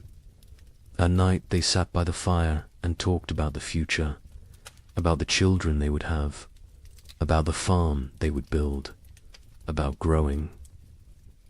Old together on this land, an older family arrived in Illinois in the autumn of 1835. They had come from Pennsylvania, a mother and father with 3 children under 10 years old. They had sold everything they owned for this chance. The wagon journey had taken 6 weeks. The children were tired but excited. The father staked his claim near a creek. Good water, timber nearby, rich black soil that crumbled in his hands. He told his wife this was it. This was where they would prosper. She believed him. They all did. In Ohio, a widower worked a small farm with his 2 teenage daughters. His wife had died of fever the previous summer. The grief was still raw, but he had responsibilities. Daughters to feed, a farm to maintain, a future to secure. For them, the older girl was 16, capable, strong. She helped with everything. The younger was 14, still learning, still growing. Together the 3 of them made it work. They honored the memory of the wife and mother they had lost by surviving, by building, by moving forward. This was frontier life in late 1835. Hard but hopeful. Isolated but connected through shared struggle. Communities were small but tight-knit. Neighbors helped neighbors. Barn raisings brought everyone together. Churches served as social centers. Sunday services were as much about community as worship.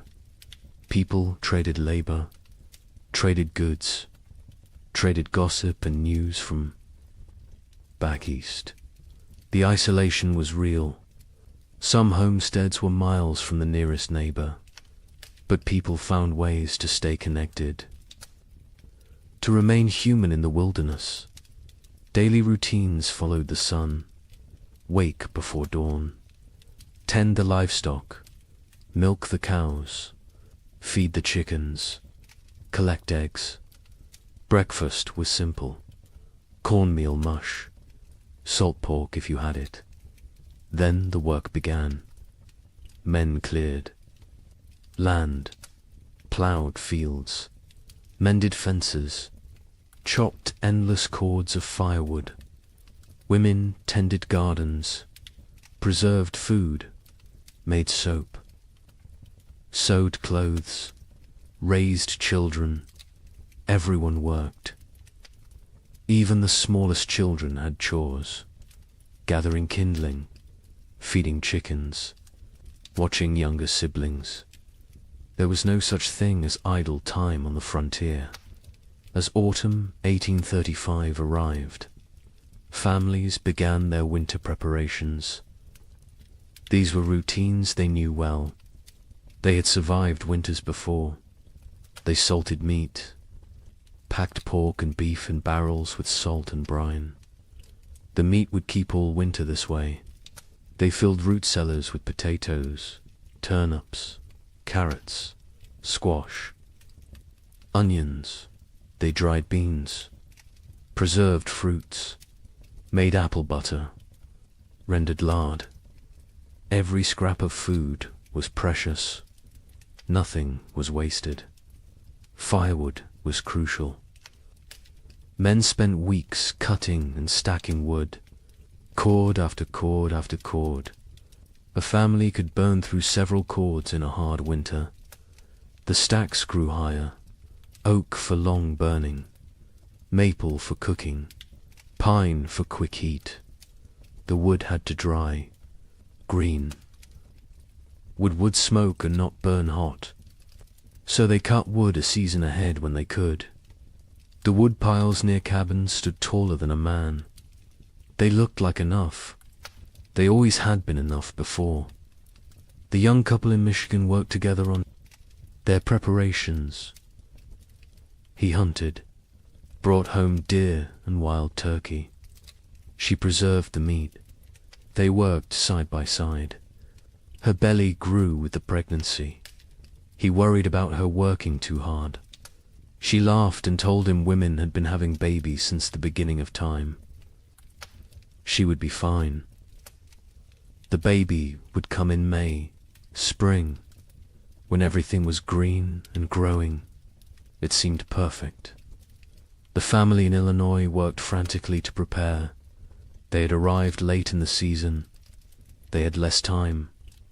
The father pushed himself. Hard. Too hard. His wife worried. But they got it done. Meat preserved, vegetables stored, firewood stacked. The cabin was small but well built.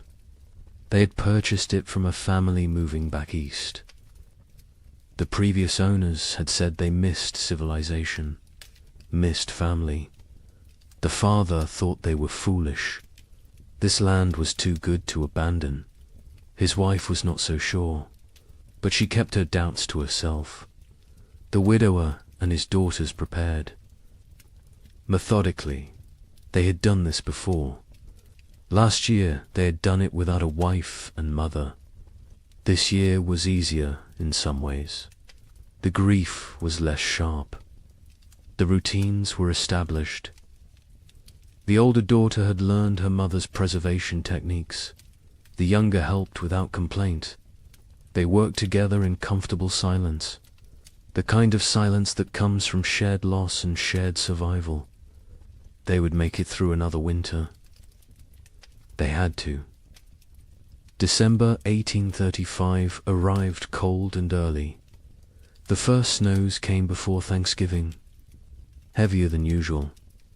The temperatures dropped fast. Old-timers mentioned it reminded them of 1816, the year without a summer. But the younger settlers dismissed the comparison. Every old-timer thought their memories were the worst. This was just a hard winter, nothing more. They had food, they had shelter, they had firewood. They would be fine. By January 1836, something felt different. The cold had a quality that went beyond mere temperature. It was bone-penetrating, relentless, aggressive, the kind of cold that found every crack in a cabin wall, every gap around a door, every weakness in your clothing. People wore layers, wool on wool on wool. They stayed close to fires. They moved less, conserved energy, conserved heat, conserved everything. Animals behaved strangely. Livestock refused to leave their barns. Horses stood in corners, unmoving. Even when offered food, cows produced less milk. Chickens stopped laying. The wildlife disappeared. Deer vanished from the forests. Rabbits seemed to evaporate. Tracks in the snow became rare, then non-existent. Hunters returned empty-handed day after day. Where had everything gone? The young man in Michigan noticed the silence first. The forest was always noisy. Birds, squirrels, the rustle of small animals, whined through leaves. But now there was nothing. just silence and wind. The wind never stopped. It howled around the cabin at night. His wife pressed close to him for warmth, for comfort. She was 7 months pregnant now. He felt the baby kick against his back sometimes when they slept. He wondered what kind of world this child would be born into. In Illinois, the children asked their father why it was so cold. He told them God was testing them, testing their faith, their strength, their family. The mother said nothing. She watched. Their food stores. She calculated in her head. If winter ended in March like it should, they would be fine. But something in her gut told her March might not bring spring this year. The widower in Ohio kept a journal. He had started it after his wife died, a way to process grief, to feel less alone. In late January 1836, he wrote an entry that he would later try to burn. He wrote that the cold felt wrong, not natural, that he had a feeling of dread he could not shake, that his daughters felt it too, though they did not speak of it. He wrote that he was afraid, not of dying, but of failing to protect his girls, of not being enough. February arrived. It should have shown signs of weakening. Winter, longer days, occasional thaws. The promise of spring lurking beneath the cold. But February 1836 brought none of these things. It brought deeper cold, more snow, storms that lasted days. The sun appeared rarely. When it did, it seemed weak, pale, unable to warm anything.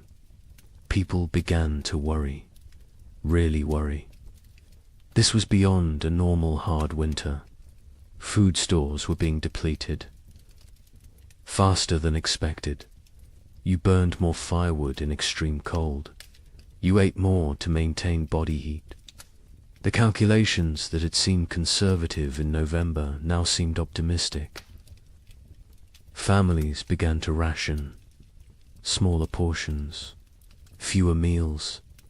Make it stretch. Make it last. Spring would come. It had to come. But as February turned to March, and March brought no relief, only more snow and more cold, a new emotion crept into Frontier. Cavern's fear, real fear, the kind that sits in your stomach and grows, the kind that wakes you at night, the kind that makes you count your remaining potatoes and feel panic rising in your chest, because spring should be here, and it was not. Coming, March 1836. The month that should bring thaw and birdsong and the first signs of life returning. Instead, it brought blizzards, heavy wet snow that collapsed roofs, winds that tore at cabin walls, temperatures that dropped so low that water froze solid inside homes, despite the fires burning constantly. People began to understand. This was not a normal winter. This was something else entirely. The young wife in Michigan went into labor on March 15th, 3 weeks early. Her husband rode through a blizzard to fetch the nearest midwife. She lived 4 miles away. He almost did. Not make it. The horse struggled through chest-deep drifts. The wind cut through every layer he wore. He found the midwife. She came. They rode back together. The journey that should have taken an hour took 3. The baby came that night. A girl, small but healthy, she cried strong. The mother wept with relief and exhaustion and fear. The midwife stayed 2 days until the storm broke. When she left, she told them the baby would need extra warmth, extra care. The mother already knew. She held the infant against her skin constantly, shared her body heat, prayed the cold would break before her milk ran thin. In Illinois, the family made a decision. They would send the eldest boy to the nearest town, 12 miles south, to buy supplies, if any could be had, extra flour, salt, anything. The boy was 8 years old, small for his age, but tough. His father gave him careful instructions. Follow the creek, stay near cover. If a storm comes, find shelter and wait it out. The mother packed him food for 2 days. She kissed his forehead, told him to be safe. He left before dawn. He returned 4 days later, frostbitten, exhausted, empty-handed. The town had nothing to sell. Their stores were depleted too. Everyone was rationing. Everyone was afraid. He had slept in a barn the first night, a chicken coop the second. A family had taken him in on the third night, fed him soup, let him warm by their fire. They had children his age, thin children with hollow eyes. He came home and told his parents what he had seen. His father nodded, said nothing. His mother turned away so the children would not see her cry. The widower in Ohio made an inventory in mid-March. He wrote down every item of food they had left. 2 bushels of potatoes, some sprouting, half a barrel of salt pork, 1 small sack of cornmeal, dried beans, maybe 20 pounds, some preserved apples, not many, he calculated. If they were very careful, if they ate little, if spring came in April, they might make it. Might, he gathered his daughters, sat them down, told them the truth. They were running low on food. They would need to ration carefully. The older daughter asked if they would starve. He could not lie to her. He said he did not know, but they would do everything possible to survive. They would hunt, they would trap, they would make every scrap. Count, she nodded. The younger daughter started to cry. The older put her arm around her sister, told her they would be all right. The widower was not sure which of them she was trying to convince. April came. April that should burst with life and warmth and renewal. April that should mean planting time and spring rain and hope. This April brought none of those things. The ground remained frozen solid, 18 inches deep, 2 feet in some places. No plough could break it. No seed could be planted. Even if they tried, nothing would grow in this cold. Families faced a terrible realization. Even if spring came tomorrow, the growing season was too short now. Crops planted in late April might not mature before full frost. And full frost in this new reality might come in August, or July, or never. Leave it all? The cycle of farming that had sustained human civilization for thousands of years was broken, and no one knew how to fix it. The young couple in Michigan began hunting for any food source. The man set snares for rabbits. The traps stayed empty. He tried fishing through the ice. Nothing. Not even the fish were biting. He ranged farther from the cabin, looking for any game, any sign of life. His wife worried when he was gone. She sat by the window with the baby, watched for his return. Sometimes he was gone for 2 days. When he came back with nothing, they did not speak of it.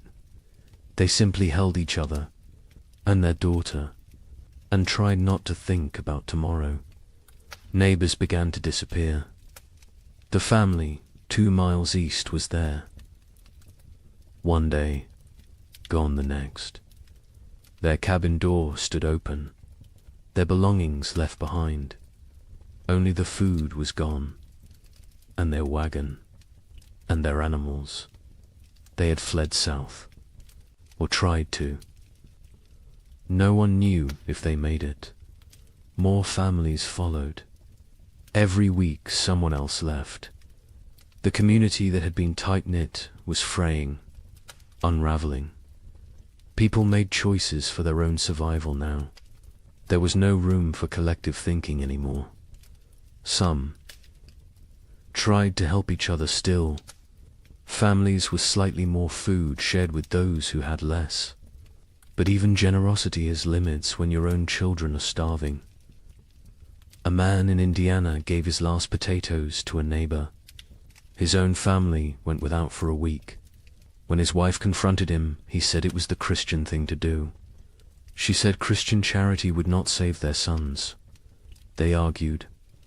It was the first real argument of their marriage. There would be many more before spring finally came. Churches held special services, prayer meetings, asking God for deliverance, for spring, for mercy. Attendance was sparse. Travel was too dangerous. Faith was wavering. A preacher in Illinois gave a sermon about Job, about suffering that tests faith, about endurance through trial. 3 families walked out. One man stood and shouted that God had abandoned them. The preacher had no answer, because maybe he had. By late April 1836, reality had set in. This was not going to end. Not soon. Maybe not ever. People stopped saying spring would come. They stopped making plans. They focused only on surviving the day in front. Of then, nothing more. The future was too uncertain, too terrifying. Better not to think beyond the next meal, the next night, the next morning if you were lucky enough to see it. The psychological toll was as brutal as the physical. People began to break under the strain. A woman in Wisconsin stopped speaking entirely, just sat by her fire, staring. Her husband tried everything. She would not respond. Their children were terrified. Eventually the husband took the children and left. He could not stay with a woman who had stopped being present. Some said he was cruel. Others said he did what he had to do. There was no right answer anymore. Marriages strained. Parents fought. Children grew silent and withdrawn. The pressure of constant survival wore away at human connections, at love, at compassion, at everything that made life worth living. People became hollow, going through motions, existing but not living, waiting for an end they could not see, and still the cold did not break. May arrive, May that should be warm and green, May that should mean gardens growing and livestock grazing. This May was grey and frozen. Snow fell on the 10th, again on the 18th, again on the 23rd. People stopped being surprised. They just accepted. This was the world now. Cold and dead and endless. But something else was coming. Something worse. Because as terrible as this first winter had been, it was only a prelude. The summer of 1836 would bring brief hope. Just enough to make people believe the worst was over. Just enough to make them vulnerable. And then winter would return. Colder, longer, more deadly. Wait until you hear what happens next. Spring refused to come. That is the simplest way to describe what happened in 1836. Spring simply refused to arrive. March became April. April became May, and still the ground stayed frozen. Still the snow fell. Still the temperatures remained far below what any living person had.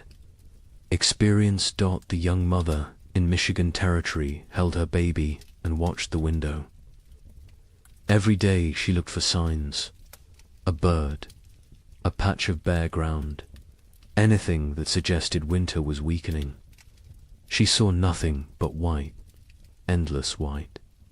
Her husband ventured out less now. The cold was too dangerous. The exertion burned calories. They could not afford to lose. He sat by the fire and stared at the walls. She knew what he was thinking. The same thing she was thinking. How long can we last? Their food stores had dwindled to almost nothing. The potatoes were gone. The preserved meat was gone. They had cornmeal, perhaps enough for 2 more weeks if they were careful, if they made it thin, if they did not mind the constant gnawing hunger. The baby nursed, but the mother's milk was weak. She could feel it. Not enough fat, not enough nutrition. The baby cried more now. A thin, desperate sound that cut through the cabin's silence like a knife. In Illinois, the family faced their own crisis. They had 5 mouths to feed, 3 children, 2 adults. The mathematics were brutal. They cut their portions again. And again. The children stopped asking for more. They understood somehow, even the youngest. She was only 4, but she had learned not to complain. Learned that complaining changed nothing. The mother watched her children grow thinner. Their faces became angular, their eyes too large, their movements slower. She wanted to scream, to rage against the unfairness, but rage would not bring spring. So she stayed silent and counted the days. The father went hunting every few days. He never found anything, but he went anyway, because sitting in the cabin watching his family starve was worse than freezing in the forest. At least in the forest he was trying. At least he was doing something. He set traps. He checked them religiously. They stayed empty. He tried fishing through ice on the creek. Nothing. The fish had gone dormant or died. He did not know which. He returned empty-handed every time. His wife would look at him. He would shake his head. No words necessary. They both knew. The widower in Ohio and his daughters had become experts at survival. They burned furniture for warmth when the firewood ran out. A chair 1 week, a table the next. They ate 1 meal a day. Soup stretched so thin it was barely more than hot water. They trapped a squirrel once. 1 squirrel for 3 people. They made it last 2 days. They boiled the bones for broth, sucked the marrow, used every part. Nothing was wasted. Nothing could be wasted. The older daughter took on more responsibility. She was 17 now, though she looked younger. Malnutrition had stunted her growth, hollowed her cheeks, but her mind was sharp. She kept track of their supplies, rationed, carefully, made decisions about what to eat and when. Her father let her. He trusted her judgment. She had her mother's practical nature, her mother's strength. Sometimes he looked at her and saw his dead wife. It was comforting and heartbreaking in equal measure. The younger daughter was 15. She spoke less than before. The cold and hunger had made her withdrawn. She did her chores without complaint, helped where she could. But there was a distance. In her eyes, a remove. Her father worried about her, about what this experience was doing to her mind. To her spirit, He tried to engage her in conversation. She would answer in single words. Yes, no, maybe, then return to silence. He did not know how to reach her anymore. Communities that had held together through the winter began to fracture. Trust eroded. A family in Michigan discovered their hidden food cache had been raided. Someone had broken in while they slept, taken half their remaining supplies. They suspected a neighbor, a man they had helped the previous autumn, but they could not prove it, and confrontation seemed pointless. Everyone was desperate. Everyone was capable of terrible things when survival was at stake. Theft became common. People took what they needed to live. A chicken here, a bag of grain there, tools, blankets, firewood, anything that might help them survive another day. Some felt guilt, others felt nothing. Morality becomes flexible when you are watching your children starve. The social contract that held frontier communities together was dissolving, replaced by something more primal, more brutal. Every family for themselves. Churches tried to maintain order, to provide spiritual comfort, but attendance dropped. People could not afford the calories to walk to services, could not spare the time away from survival, could not reconcile a loving God with this endless cold. A preacher in Indiana Territory gave his final sermon in April. He told his sparse congregation that God worked in mysterious ways, that suffering brought them closer to heaven, that this was a test of faith. A farmer stood up, said his 3-year-old daughter had died 2 nights before, asked what she was being tested for. The preacher had no answer. The church never held another service. Parents made impossible choices. A couple in Illinois debated whether to eat their last seed corn. It was meant for planting, for the future, for hope. But their son was dying, 6 years old and dying of starvation. They could see it, his body consuming itself, his ribs visible through his shirt, his eyes sunken. They ground the seed corn into meal, made bread, fed him. He ate slowly. His stomach had shrunk. He could not eat much, but it was something. They had chosen survival today over the possibility of food tomorrow. They would live with that choice for the rest of their lives. Livestock died. Cattle froze in their barns. Horses became too weak to stand. Pigs huddled together for warmth, but still succumbed to the cold. Chickens stopped laying entirely.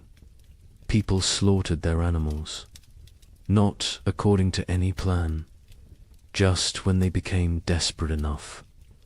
Each slaughter was a small tragedy. That cow represented future milk, future. Calves future security. But future meant nothing when you might not survive the week.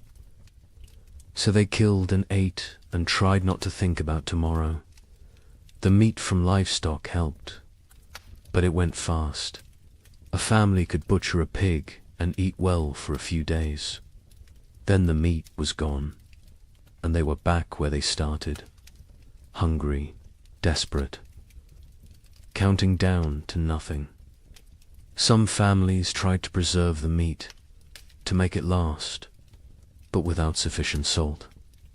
Without proper cold storage that did not involve simply leaving it outside where wolves might take it, the meat spoiled, or got stolen, or disappeared in the night. May arrived with no warmth, no green, no life. May there should be planting season brought instead more snow, more cold, more death. People stopped keeping track of dates. What was the point? Time had lost meaning. There was only day and night, hunger and cold, survival and death. Nothing else mattered. Nothing else existed. The young man in Michigan made a decision. They had to leave, had to try to reach his brother's farm in southern Ohio. It was 200 miles, through frozen wilderness, with a 4-month-old baby. His wife thought he was insane, said they would die on the road. He said they would die here. At least moving gave them a chance. They argued, quietly, so as not to wake the baby. He wanted to leave immediately. She wanted to wait for weather to break. He said the weather was not going to break. She knew he was right. But she also knew their chances of surviving a 200-mile winter journey were close to zero. They compromised. They would wait 1 more week. If the weather did not improve, they would go. They both knew it would not improve. But the compromise gave them something. A deadline, a decision point, a plan. Even a futile plan was better than sitting and waiting. To die. They spent the week preparing. He made a sled from cabin boards. She sewed carrying sacks. They packed their few remaining possessions, some clothes, a pot, a knife, a blanket, and the baby. Always the baby. In Illinois, the father watched his children and made calculations. They had food for perhaps 10 more days. After that, nothing. He had no plan for day 11. No ideas, no options. He had exhausted every possibility, every resource, every connection. They were alone, isolated, and running out of time. He told his wife they might need to consider sending the children too. Town, to find families who could take them in. She refused, said they would stay together. Whatever happened, they would face as a family. He did not argue. He understood. But he also knew that keeping the family together might mean watching all of them die. The widower in Ohio faced a different calculation. His daughters were old enough to understand, old enough to participate in decisions. He sat them both down, told them they had food for maybe 2 weeks, asked them what they thought they should do. The older daughter said they should stay, that leaving was more dangerous than staying. The younger said nothing, just stared at the floor. The widower agreed with his older daughter. They would stay. They would make what they had last as long as possible. They would hope for spring, even though hope felt like a luxury they could not afford.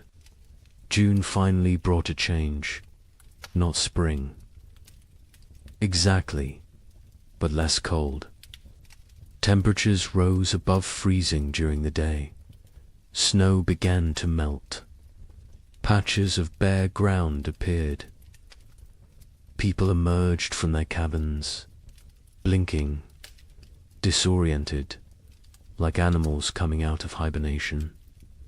They looked at their neighbors, saw the same hollow faces, the same haunted eyes, the same question. Did we really survive? But the relief was short. Lived. Because even with warmer weather, it was too late for a normal growing season. Crops planted in June would not mature before fall. And who knew what fall would bring? Who knew if this was really over, or just a brief respite before more? Cold. People planted anyway, because what else could they do? They put precious seeds into still, cold ground, prayed for growth, for warmth, for time. The young couple in Michigan decided to stay. The brief warmth had changed their calculations. They planted a small garden. Corn, beans, squash. The baby was stronger now. The mother's milk had improved slightly with less stress. They felt cautiously optimistic. Maybe the worst was over. Maybe they had survived.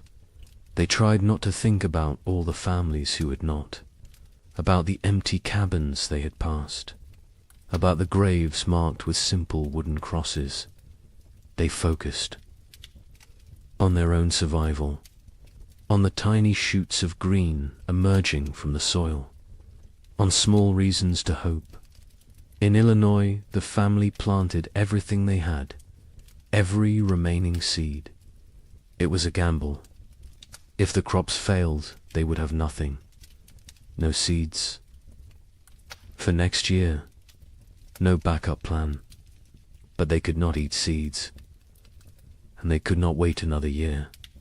So they planted and prayed and watched the sky nervously, expecting frost, expecting snow, expecting disappointment, because this year had taught them to expect nothing good. The widower and his daughters planted a small plot, just enough for the three of them. They had learned efficiency through necessity. No wasted space, no wasted effort. Every action calculated for maximum return. They planted fast-growing crops, radishes, lettuce, things that might mature in the shortened season. They avoided crops that needed long growing periods. Corn, squash, melons. There was no time. They needed food now, or as close to now as nature.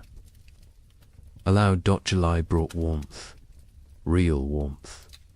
For the first time in what felt like forever, people were too hot instead of too cold.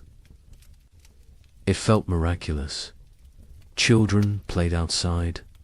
Women hung laundry to dry in actual sunshine. Men worked their fields in just shirts.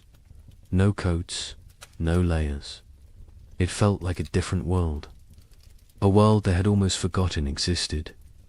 Some people wept, just from feeling warm sun on their faces, from remembering what it felt like to be comfortable. The gardens grew, slowly at first. The soil was poor after 2 years of cold. The plants were struggling, but they grew. Green shoots became leaves. Leaves became stalks. Stalks became the promise of food. People watched their gardens obsessively, checked them multiple times a day, measured growth, celebrated every new leaf. These plants represented survival, represented hope, represented the possibility of making it through another winter. But nature was not finished with them. On July 18th, it snowed. Not much, just flurries, but enough. Enough to kill the tender plants, enough to destroy weeks of growth, enough to crush newly formed hope. People walked out to their gardens that morning, saw the white dusting, saw the blackened leaves, saw their food supply dying in front of them. Some fell to their knees, some cursed God, some simply turned around and walked back inside. There was nothing to say, nothing to do. It was happening again. The killing frost was not universal. Some areas escaped, some gardens survived, but many did not. Families who had planted everything watched everything die. They had gambled on summer. Summer had betrayed them. Now they faced another winter with even less than before. The mathematics were impossible. They could not survive another winter like the last one. They simply could not. August brought more temperature swings, warm days, cold nights. Plants that survived the July frost struggled to grow. The growing season was too short, too unstable. Crops that should take 90 days to mature needed 120 now. because cold nights slowed growth, because the plants were stressed, because nothing was normal anymore. People harvested what they could: small potatoes, stunted corn, vegetables that in normal times they would have discarded. But these were not normal times. They harvested everything, used everything, wasted nothing. The young couple in Michigan harvested a small crop, not enough to last a winter, but something. They dried corn, made it last. Dug potatoes. Tiny potatoes the size of walnuts, but potatoes nonetheless. They counted their stores, made calculations, decided they needed to supplement with hunting, with trapping, with anything they could find. The man began ranging farther again, looking for game. The game was returning. Slowly, deer appeared in the forests, rabbits in the fields. He killed a deer in late August, his first successful hunt in months. They celebrated, ate fresh meat, felt strong for the first time in forever. In Illinois, the family harvested almost nothing. Their garden had been hit hardest by the frost. Only a few plants survived. They gathered what they could: a handful of beans, some small squash. It was not enough, not even close. The father knew they could not stay, could not survive another winter here. He told his family they would leave before the snow came, go south, find warmer land, find food, find a way to survive. His wife agreed. The children said nothing. They had learned not to question adult decisions, learned that arguing changed nothing. The widower and his daughters harvested a better crop. Their fast-growing vegetables had matured before the frost. They had radishes, lettuce, some early peas. It was not much, but combined with careful rationing, it might be enough. Might. The older daughter did the calculations, told her father. They would need to find additional food. He nodded, said he would try. She knew what that meant: hunting, trapping, foraging, taking risks. She did not argue. They needed food. Risk was unavoidable. September arrived cold. Too cold for September. People looked at each other with understanding. It was starting again. The brief summer was over. Winter was returning. And this time they knew what to expect. This time there would be no surprise, no shock. Only grim preparation. Only the knowledge that they had barely survived the first time. And now they had to do it again, with less food, less strength, less hope. The psychology of facing a second winter was different from the first. The first winter had carried shock, disbelief, the constant expectation that surely this would end soon. The second winter carried no such illusions. People knew what was coming. They remembered the hunger, the cold, the fear, the losses, and they knew they were weaker now, less prepared, more vulnerable. The knowledge sat heavy on everyone who remained. Many families chose to leave before winter set in. Migration south became a steady stream. Wagons loaded with whatever possessions people could carry. Children wrapped in blankets. Livestock trailing behind. They abandoned cabins. Abandoned land claims. Abandoned dreams. Survival mattered more than property now. More than pride. More than the promise of the frontier. They headed toward Kentucky, Tennessee, places where winter might be survivable. The young couple in Michigan debated leaving daily. Every conversation came back to it. Should they go? Should they stay? He wanted to try one more winter. They had more food this time, more experience, more knowledge of what to expect.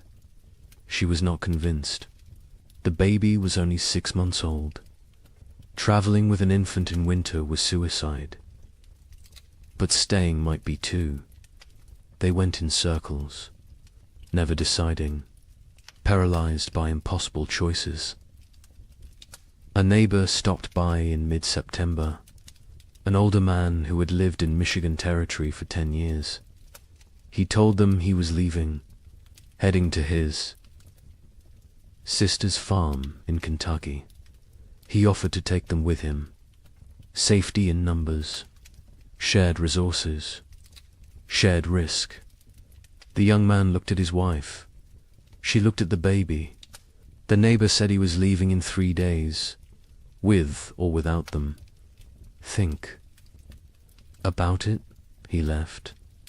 They thought about it. They thought about nothing else. In the end, they decided to stay. The risks of travel seemed greater than the risks of staying. They had a cabin, firewood, some food, a chance. The journey was hundreds of miles through increasingly hostile weather with a baby. The math did not work, so they stayed.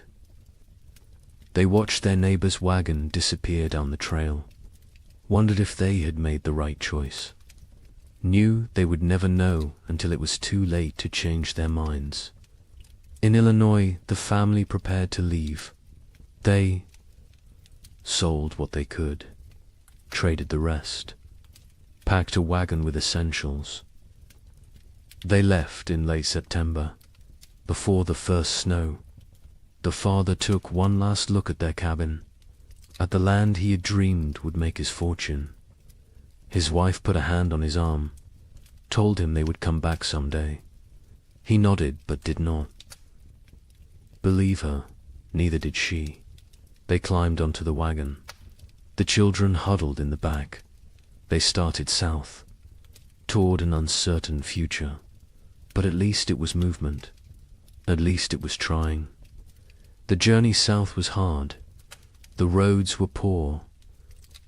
Mud, ruts, fallen trees.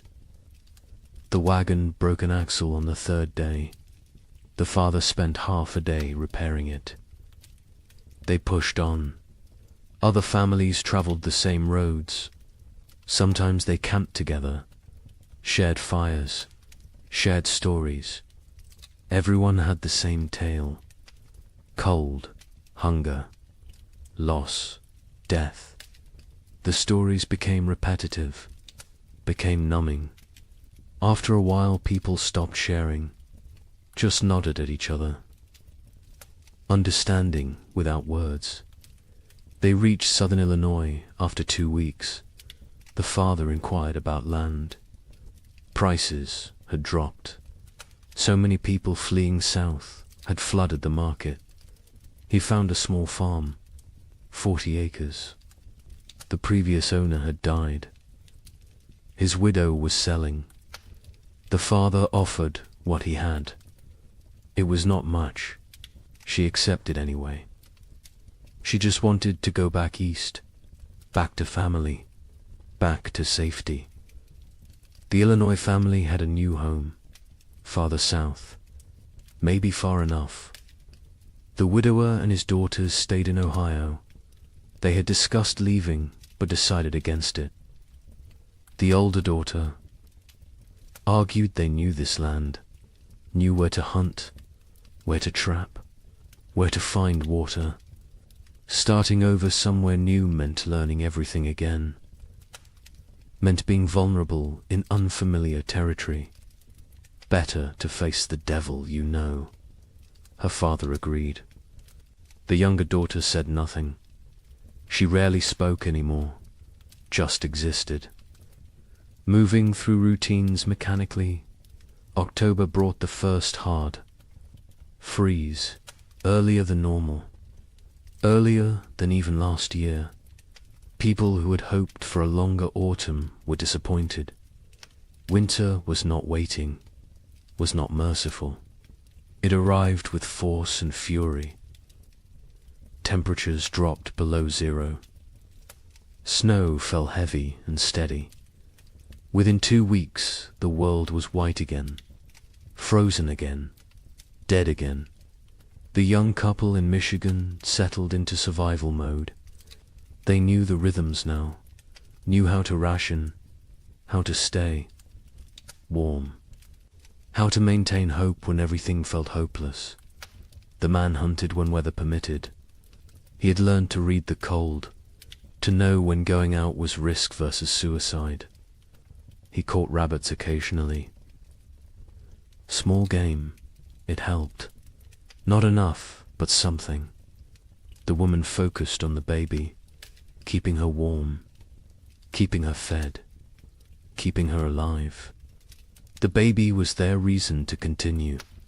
Without her, they might have given up, might have laid down and waited for the end, but she needed them, depended on them, so they kept going, kept trying, kept fighting, even when they were exhausted, even when they wanted to quit. They looked at her face and found strength they did not know they had. Communities that had not already dissolved finished dissolving. People stopped visiting, stopped checking on neighbors. The isolation became total. Each family alone in their cabin, alone in their struggle, alone in the dark. The only sounds were wind and cold and occasionally wolves. The wolves had returned, hungry, desperate, like everyone else.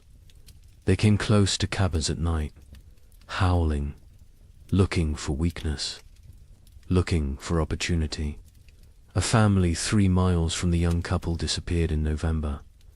The husband went to check on them after not seeing smoke from their chimney for several days. He found the cabin empty, the door hanging open.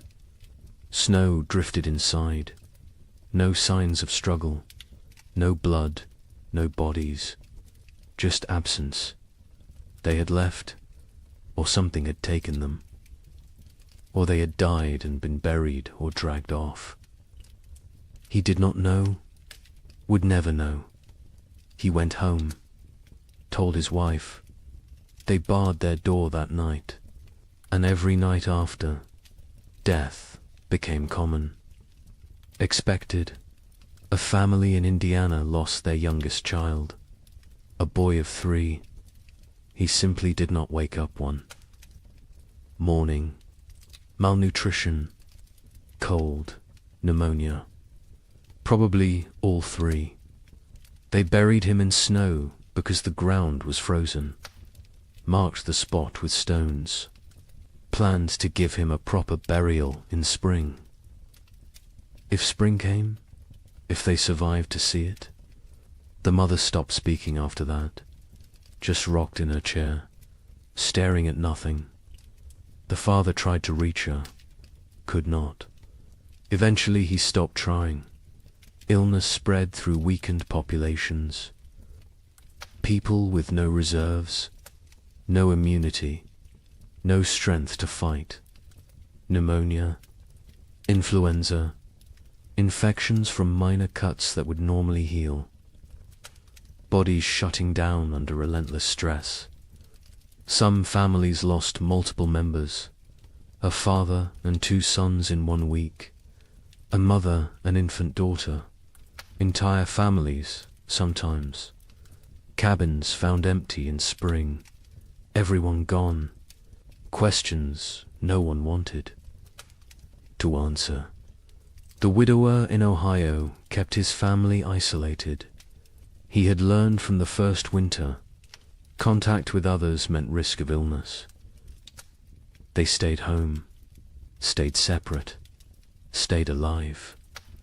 The older daughter maintained their routines, rationed food precisely, kept the fire going, kept spirits up as much as possible. The younger daughter helped when asked, but remained distant, locked, inside her own mind, traumatized by 18 months of horror. The widower worried about her, but keeping everyone alive took precedence over mental health. Survival first, healing later. If there was a later, December arrived. The darkest month. Short days. Long nights. Endless darkness, both literal and metaphorical.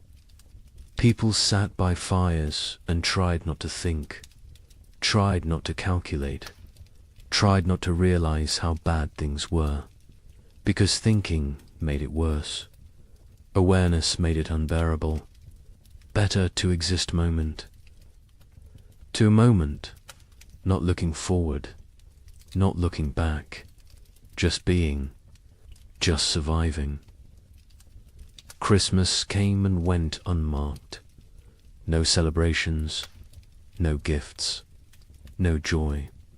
Some families tried to acknowledge it, a special meal, a prayer, but mostly it passed like any other day. Cold, dark, hungry. Religion felt hollow to many now. Hard to believe in divine providence when children starved. Hard to have faith when prayers went unanswered year after year. Some held on to belief, others let it go, released it like one more thing they could not afford to carry. The young man in Michigan carved a small wooden toy for his daughter, a doll. Simple but carefully made. He gave it to her on Christmas morning. She was too young to understand, but his wife cried, not from sadness, from gratitude, that he still tried, still found ways to create beauty, still believed in something beyond mere survival. She held him, told him she loved him. They stayed like that for a long time, drawing strength from each other, from their small family, from the choice to keep going. January 1837 arrived, the coldest month of the coldest winter in memory. Temperatures that made the previous year seem mild, winds that cut through any barrier, cold that penetrated everything. People wore every piece of clothing they owned, layered until they could barely move, and still the cold found them. Still it reached through to skin and bone and soul. Food was running critically low for most families. The math was becoming impossible. Even with strict rationing, supplies would not last until spring. Families faced starvation, real starvation. Not just hunger, but the final stages of the body consuming itself. People grew skeletal, moved slowly, spoke rarely, conserved every calorie, every bit of energy. Some no longer had the strength to gather firewood. They burned furniture, burned cabin walls, anything that would produce heat. The young couple ate. One meal every 2 days. They gave most of their food to keep the wife's milk flowing for the baby. The man was wasting away, his ribs visible, his face gaunt, his eyes sunken. But he never complained, never suggested changing the arrangement. His daughter would eat, would survive, even if he did not. The wife saw what he was doing, begged him to eat more. He refused, said she needed strength for the baby. She did not argue further, because he was right, and because arguing took energy. They did not have. February brought no relief, just more cold, more snow, more death. The widower in Ohio made a final inventory. They had perhaps 3 weeks of food left. After that, nothing. He gathered his daughters, told them the truth. They would need to start hunting more aggressively, taking more risks. It was dangerous, but necessary. The older daughter nodded, said she would help. She had learned to trap, to track, to skin small game, skills her mother never imagined she would need. The younger daughter looked up briefly, then back down. The widower wondered what she was thinking, if she was thinking, or if she had retreated so far inside herself that she was unreachable. But then something changed. Late February brought a warm spell. Temperatures above freezing for 3 consecutive days. Snow melted. The sun appeared, bright, almost cheerful. People emerged from cabins, looked around, dared to hope. Maybe this was it. Maybe winter was breaking. Maybe they had made it through. The warmth lasted a week, then ended abruptly. Temperatures plunged again. Snow returned. But something was different. The cold was less aggressive, less absolute. Spring was not here, but it was coming. Finally, actually coming. People could feel it, could sense it. The rhythm of seasons reasserting itself. Nature remembering how things were supposed. To work marsh brought increasing warmth. Real thaw. Ice melting on rivers. Snow receding from fields. Mud appearing. Glorious mud. People celebrated mud like it was gold, because mud meant earth, meant ground, meant the possibility of planting, of growing, of food. The young couple in Michigan stood at their window and watched snow melt, watched brown earth emerge. The wife cried. The husband held her. They had survived. Somehow, against all odds, they had survived. Wait until you hear how much worse it gets.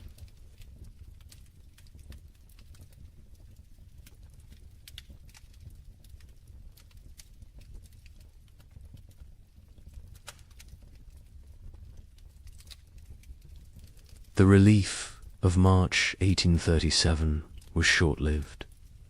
Spring arrived tentatively, weakly, like it was unsure of its own existence. Temperatures rose, but not enough, not consistently. Warm days followed by cold nights. Progress followed by setbacks. Nature could not decide what season it wanted to be. People planted anyway, because what choice did they have? They put seeds in cold ground and prayed. The young couple in Michigan planted their entire plot. Every seed they had saved, every seed they had traded for, everything. It was all or nothing now. They could not hold anything back, could not plan for next year. Next year was too far away, too uncertain. They needed food this year, this growing season, or they would not see another. The man worked the field slowly, his body weakened from months of starvation. His wife helped when she could, the baby strapped to her back, growing, thriving somehow despite everything. In their new home in southern Illinois, the family that had fled hoped for better conditions. Warmer weather, longer growing season, better chances. The father plowed fields, planted corn, beans, squash. The soil was good, better than what they had left behind. But the weather was still wrong, still cold, still unpredictable, he realized. with growing horror that they had not escaped, had only delayed the inevitable. The cold had followed them south, or perhaps it was everywhere. Perhaps there was no escape. The widower in Ohio planted with his daughters. They worked together in silence. The older daughter had become the de facto head of household. She made decisions, organized work, kept them functioning. Her father followed her lead, grateful for her strength. The younger daughter worked mechanically, planting seeds, covering them with soil, watering. Her face remained blank, empty.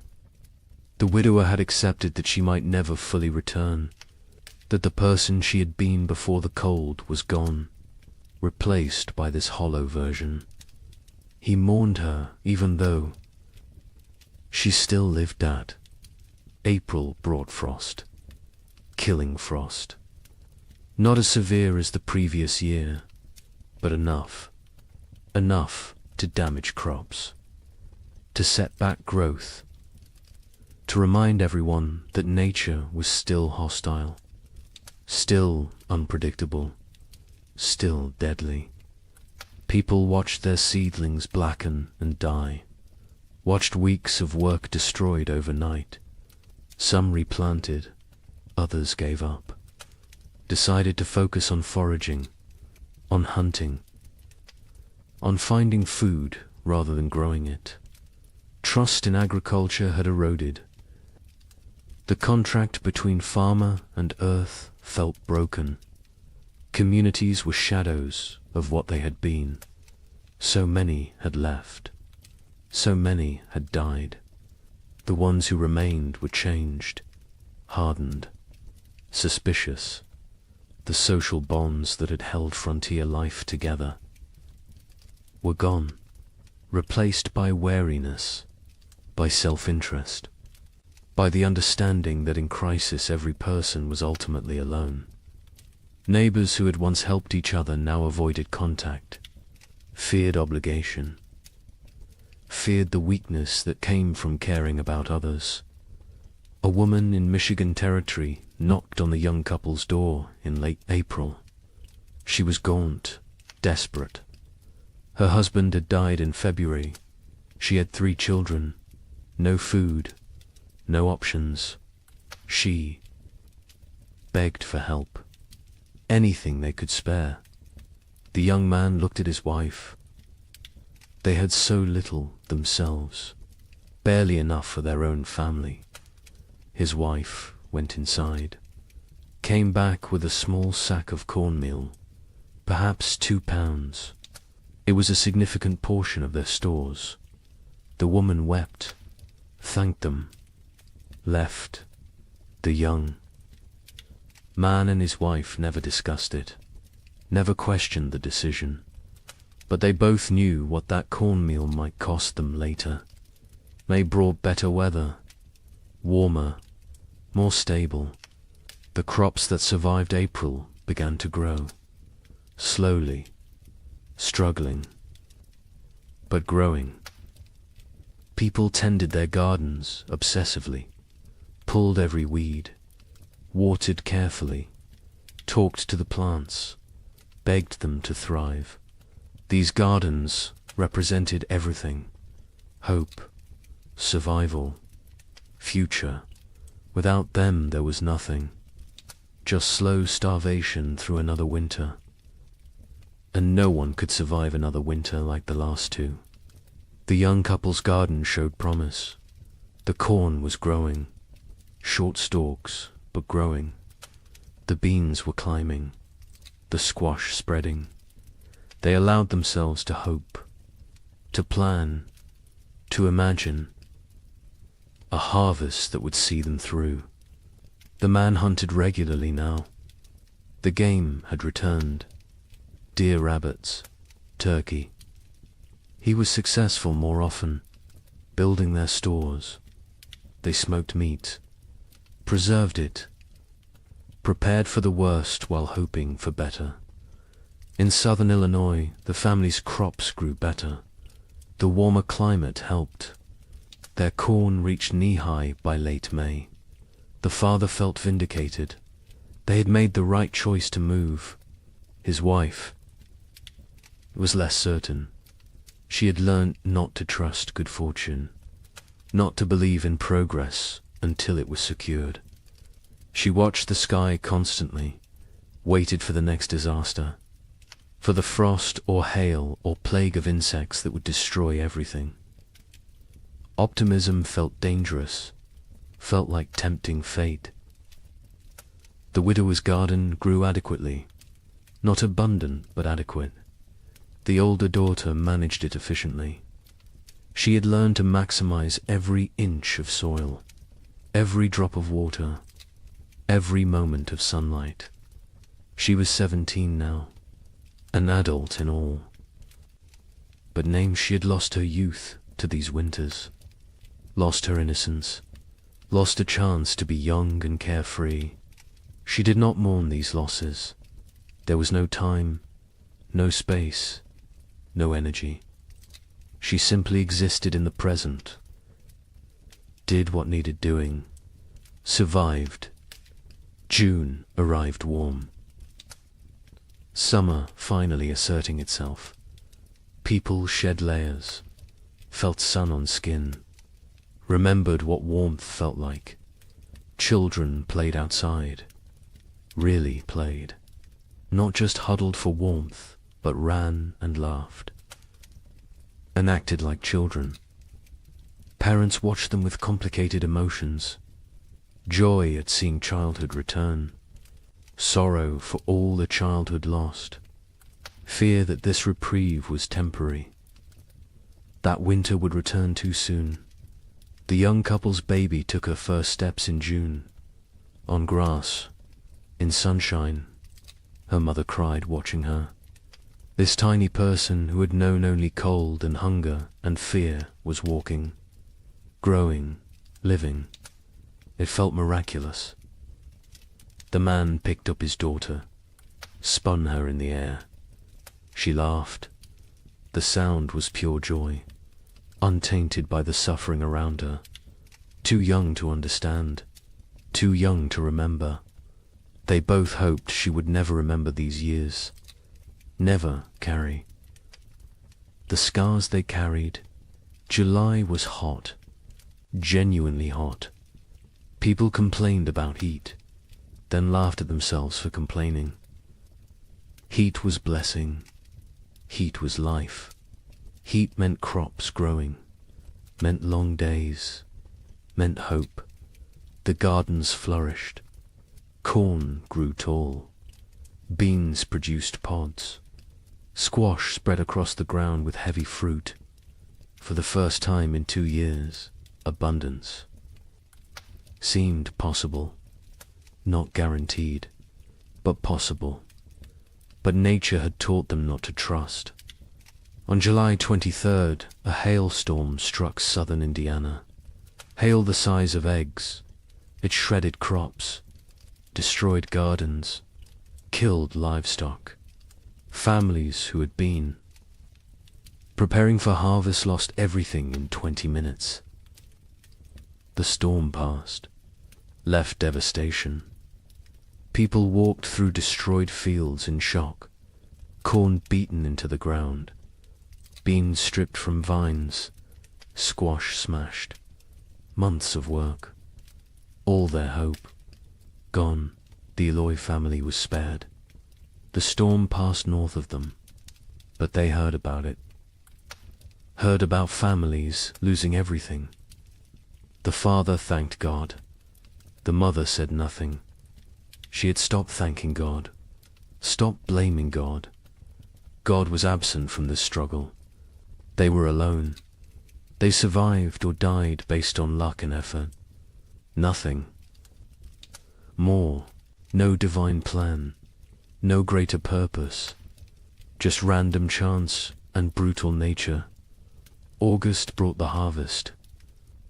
For those whose crops survived, it was a time of desperate work, gathering everything before weather could destroy it, before animals could take it, before anything else could go wrong. People worked dawn until dark, harvesting, preserving, storing, building supplies for the winter they knew was coming, because winter always came, and it came early, and it stayed late, and it tried to kill you. The young couple in Michigan harvested a reasonable crop, not abundant, but enough. Combined with the meat the man had preserved in careful rationing, they might have enough, might make it through. The woman calculated and recalculated, added numbers, divided portions, tried to make the math work. Her husband told her they would be fine. She wanted to believe him, but she had learned not to believe in fine.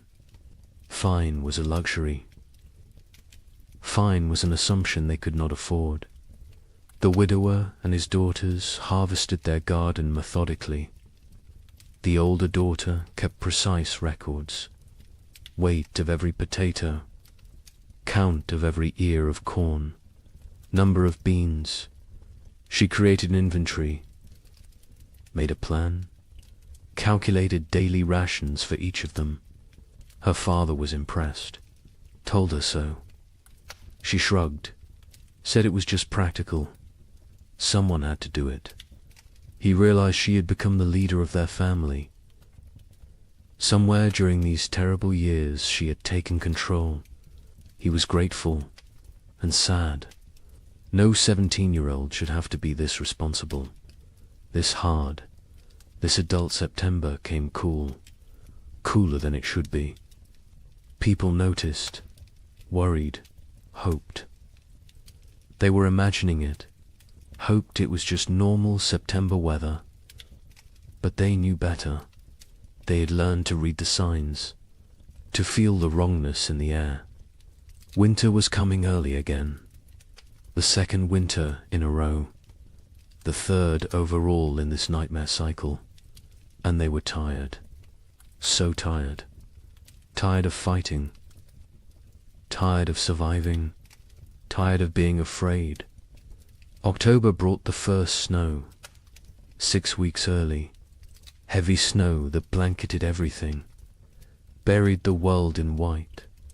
People watched from windows with dead eyes. They had known it was coming, had prepared as best they could, but knowing did not make it easier, did not make it less terrifying. They settled into their cabins, barred the doors, fed the fires, began the long dark wait. The psychology of the second winter was different from the first. The first had carried shock, disbelief, the hope that surely this would end. The second winter carried resignation, acceptance, the knowledge that this might never end, that they might die in this cold, that survival was not guaranteed no matter how hard they tried. This knowledge was heavier than the cold, heavier than the hunger. It pressed down on souls, crushed spirits, made people hollow. The young couple settled into routines. He maintained the fire. She cared for the baby. They rationed food strictly. 1 meal a day. Small portions. They talked less now. Conversation took energy, took hope. They existed side by side, parallel lives barely touching. The baby was their only connection, their only reason. Without her, they might have drifted apart entirely, might have retreated into individual isolation. But she needed both of them, so they stayed together, functioned as a unit, survived. In Illinois, the family that had fled south discovered that southern winter was still winter. Less severe than Michigan, but severe enough. Cold enough. Dangerous enough. The father realized they would need to go farther south next year. Kentucky, maybe. Tennessee. Somewhere winter was mild. Somewhere survival did not require such desperate measures, his wife agreed. The children were weakening. The youngest was sick. A cough that would not go away. A fever that came and went. They needed better conditions. Warmer weather, more food, or they would lose her. The widower and his daughters faced the second winter with grim efficiency. They had learned so much. How to ration perfectly. How to maintain minimal fire. How to trap in winter. How to make everything last. The older daughter ran the household. Her father followed orders. The younger daughter existed. That was all. She ate when told, slept when told, worked when told, but there was nothing behind her eyes. No personality, no emotion, no self.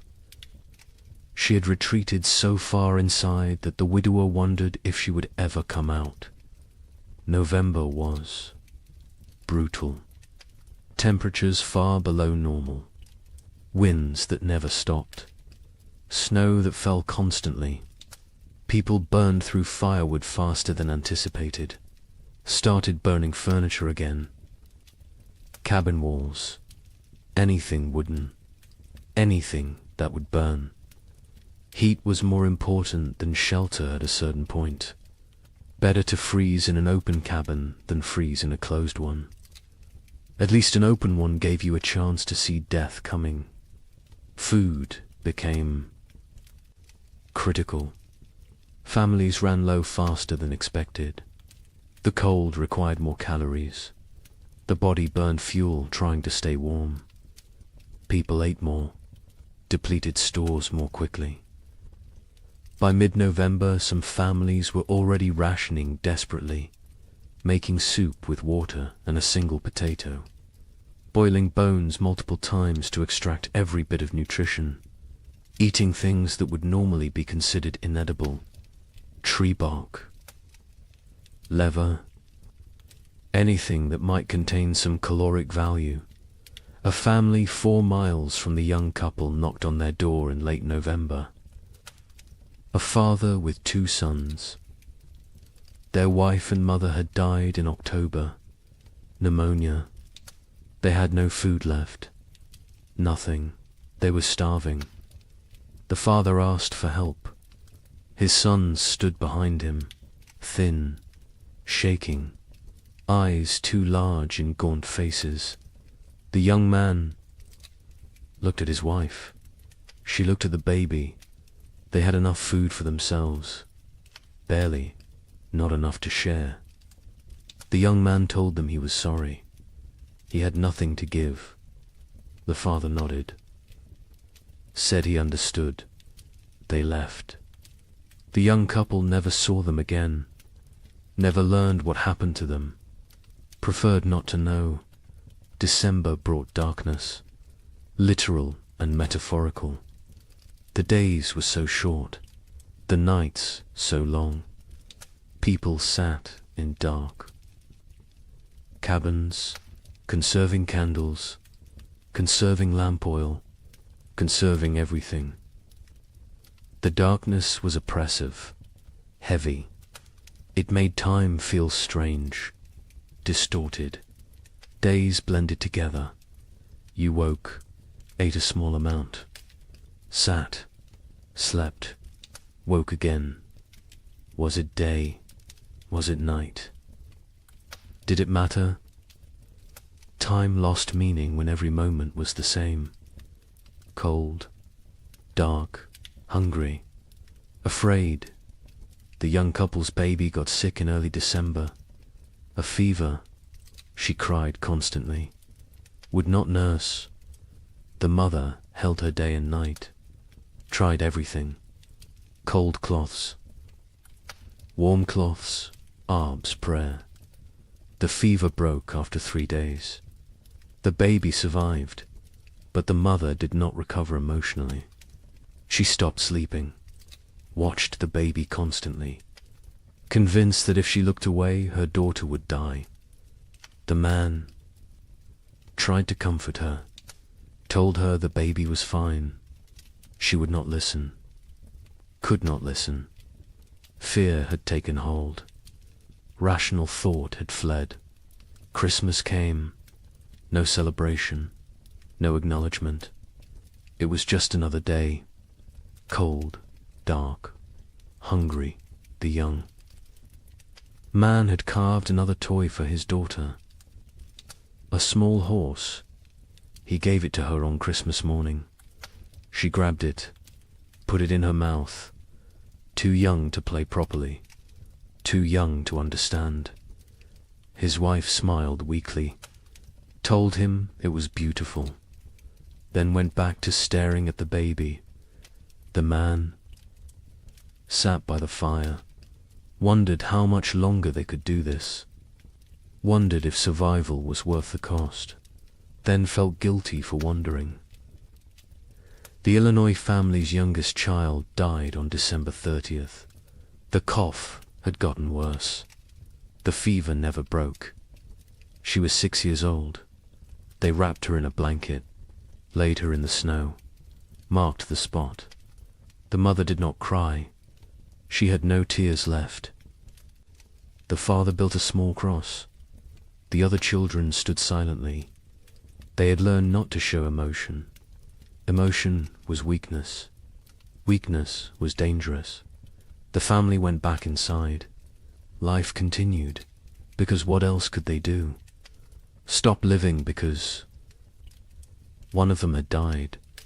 Everyone was dying, slowly, quickly, inevitably. January 1837 was the coldest month in living memory. Temperatures dropped to levels that should not be possible, that could not be survived. People huddled by fires, wore every piece of clothing, burned everything that could burn. And still the cold found them, reached through walls, through clothes, through skin, into bones, into souls. Cold that felt sentient, malevolent, actively trying to kill. The widower in Ohio burned his bed in January, then the girl's bed. They slept on the floor near the fire, all three together, sharing body heat, sharing blankets. The older daughter protested burning the beds, said they would need them later. Her father said later did not matter if they froze tonight. She understood, helped him break up the bed frames, fed them to the fire, watched the wood burn, wondered what they would burn next, what they would sacrifice tomorrow. People stopped moving unless necessary. Movement required calories, burned energy. Energy was precious, could not be wasted. Families sat still for hours, days, only moving to tend fire, to prepare food, to use the chamber pot. Everything else was eliminated. Conversation, work, activity, all gone, replaced by stillness, by conservation, by the desperate attempt to make their bodies last until spring. Food was running out everywhere. People were starving, really starving. The body consuming itself, muscle wasting, organs beginning to fail. People became skeletal, their faces gaunt, eyes sunken, teeth loose, hair falling out. The physical signs of advanced starvation. Some went mad. The hunger drove them insane. They talked to people who were not there, saw things that did not exist, lost touch with reality. Others became violent, desperate, dangerous. The young man in Michigan was starving himself to keep his wife and daughter fed. He ate almost nothing, claimed he was not hungry, His wife knew what he was doing, begged him to eat. He refused. Said she needed strength to nurse. She needed food to make milk. The baby needed milk to survive. Therefore, the baby and wife ate. He did not. The math was simple, brutal, but simple. He was dying. They both knew it. Neither spoke of it, because speaking made it real, made it unbearable. February brought no relief, just more cold, more hunger, more death. Bodies were found frozen in cabins. Entire families sometimes. They had run out of firewood, run out of food, run out of strength. They had simply stopped, laid down, let the cold take them. It was easier than continuing, easier than fighting every single day with no end in sight. Some people judged them, called them weak. Others understood, envied them even, because at least their suffering was over. The young couple reached their breaking point in late February. They had no food left, nothing. The man was too weak to hunt, too weak to trap, too weak to move. His wife was still nursing, but her milk was almost gone. The baby cried constantly, starving, dying. They sat together, held each other, held their daughter, waited for the end. They did not speak, did not cry, did not pray. They had moved beyond all that. They simply existed in the moment, waiting for it to be over. Then a neighbor appeared, the same neighbor who had offered to take them south. He had returned. His sister's farm had been no better. He had come back to his land, to his cabin. He knocked on their door. The young man opened it, could barely stand. The neighbor saw the situation immediately, went to his wagon, brought back food, salt pork, cornmeal, dried beans. Not much, but something. He told them he would check on them weekly, share what he had. The young man tried to thank him, could not find words. The neighbor nodded, said they were neighbors. That was enough. He left. The food saved them. They rationed it carefully, made it last. The wife's milk returned. The baby stopped crying, started nursing properly. The man ate small amounts, regained some strength. Not much, but enough to function, enough to survive. They knew they owed their lives to the neighbor, knew they could never repay him, but they would try. Someday, if they lived that long. March finally brought real thaw. Not false hope this time, real warmth, sustained warmth. Snow melted, ice broke up on rivers, mud appeared everywhere. Glorious mud. People emerged from cabins, looked around, counted who was left. So many were gone, dead or fled. The survivors looked at each other with hollow eyes. They had made it, somehow, through a second winter, through horror that should not be survivable. They had made it, but at what cost? Wait until you hear about the third winter. Asterisk. Spring 1837 arrived broken, not absent like before, but damaged, wounded, like nature itself was exhausted from the struggle. The warmth came, but felt fragile, tentative, as if it might retreat at any moment. People planted again, because they had to, because there was no alternative. But the hope that had sustained them through previous plantings was gone. replaced by grim determination, by obligation, by the mechanical act of putting seeds in ground without believing anything good would come from it. The young couple in Michigan planted their field. The man was skeletal now.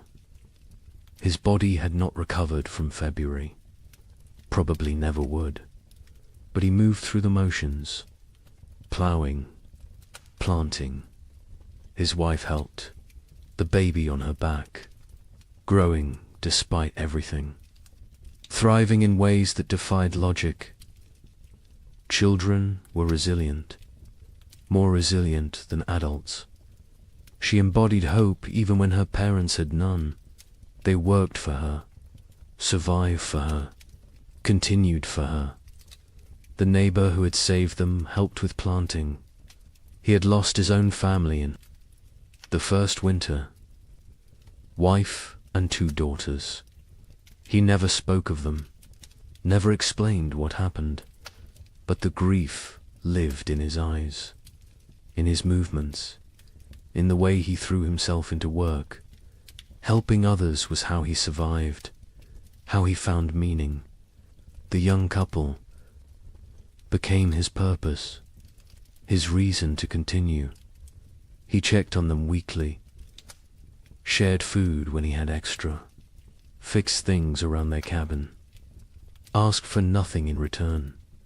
In Illinois, the family that had lost their youngest daughter planted in silence. The mother moved mechanically, planting, watering, weeding, but her spirit was elsewhere, with her dead child, with the life they should have had. The father tried to engage her. She responded in single words. Yes, no, maybe. Their remaining children watched their parents fracture, watched the marriage dissolve under the weight of grief. The oldest boy, now 9, took on more responsibility, helped his father, tried to shield his younger siblings, became an adult too soon. Like everyone else, the widower in Ohio planted, with his older daughter, just the 2 of them. The younger daughter had stopped functioning entirely. She sat in the cabin, stared at walls, did not speak, did not respond, had retreated so far inside herself that she was unreachable.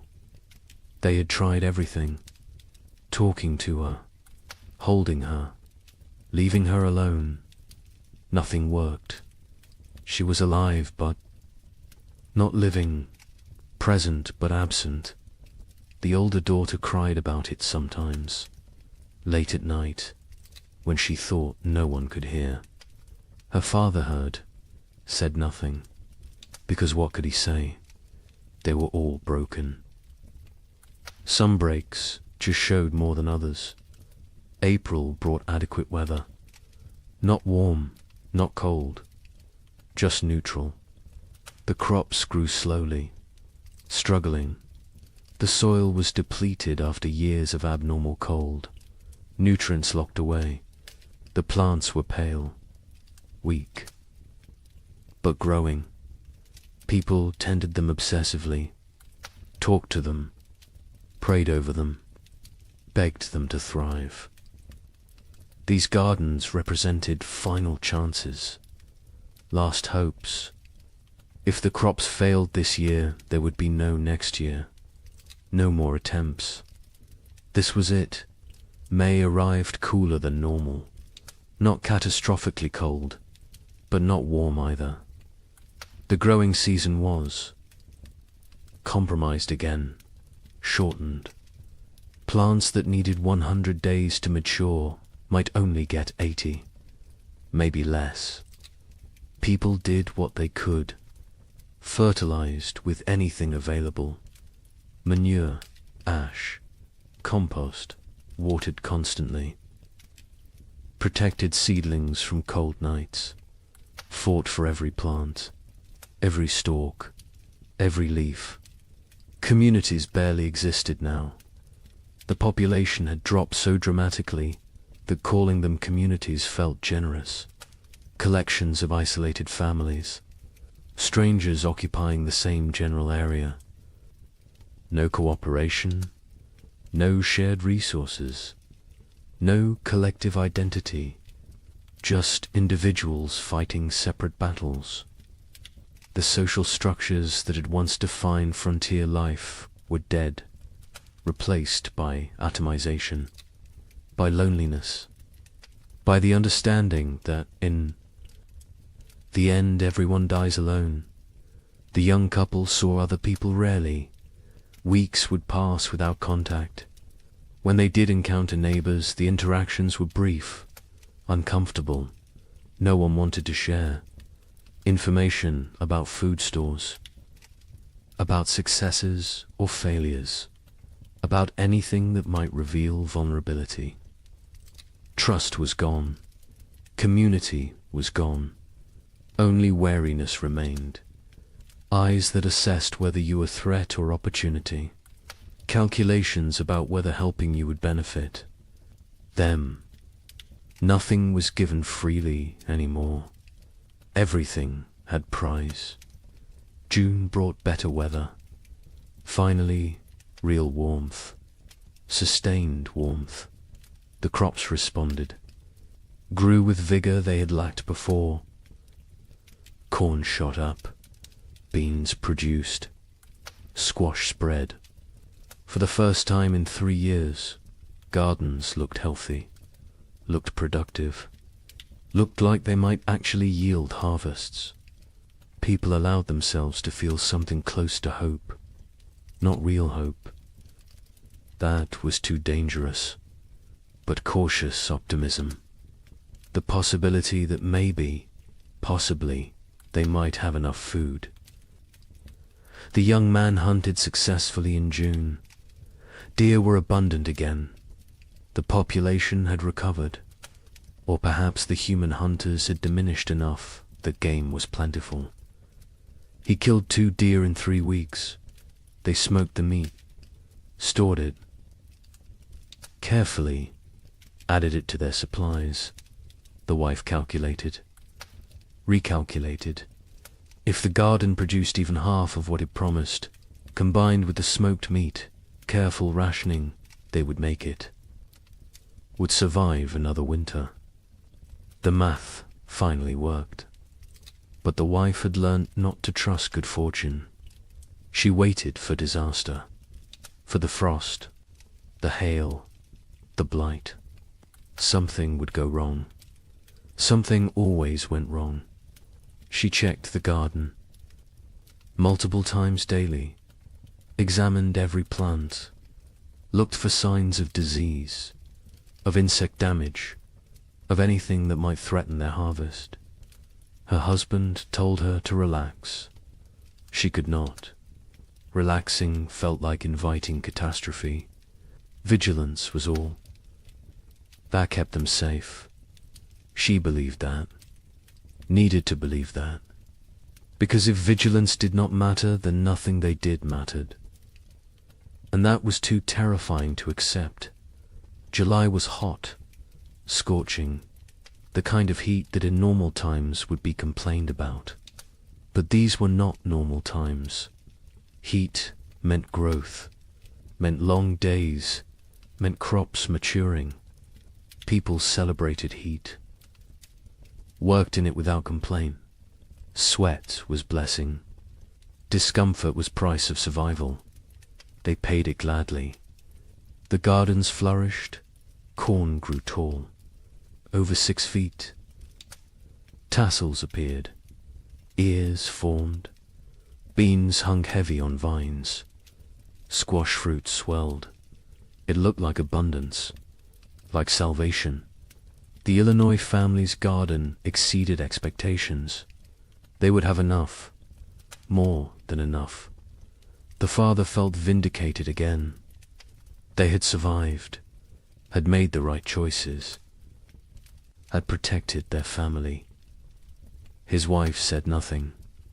She had learned that survival was temporary, that next year would bring new challenges, new threats, new opportunities for loss. The dead daughter haunted her, would always haunt her. Success. Today did not erase yesterday's failures, did not bring back what was lost. The widower and his older daughter harvested the first. Vegetables in late July, radishes, lettuce, early peas.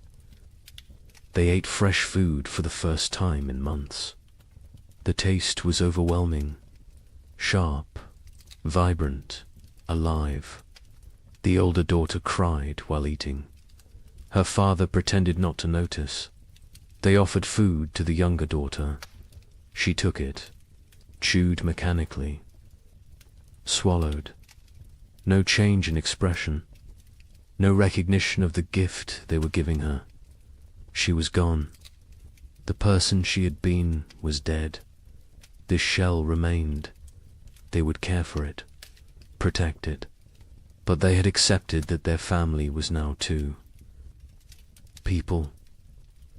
Not August brought the main harvest. People worked frantically, gathering everything, storing everything, preserving everything. This harvest represented life, represented hope, represented the possibility of future they could not afford to lose any of it. Every ear of corn mattered, every bean, every squash. They worked dawn to dusk, exhausting themselves, not caring. This was too important to spare effort. The young couple harvested more food than they had seen in 3 years.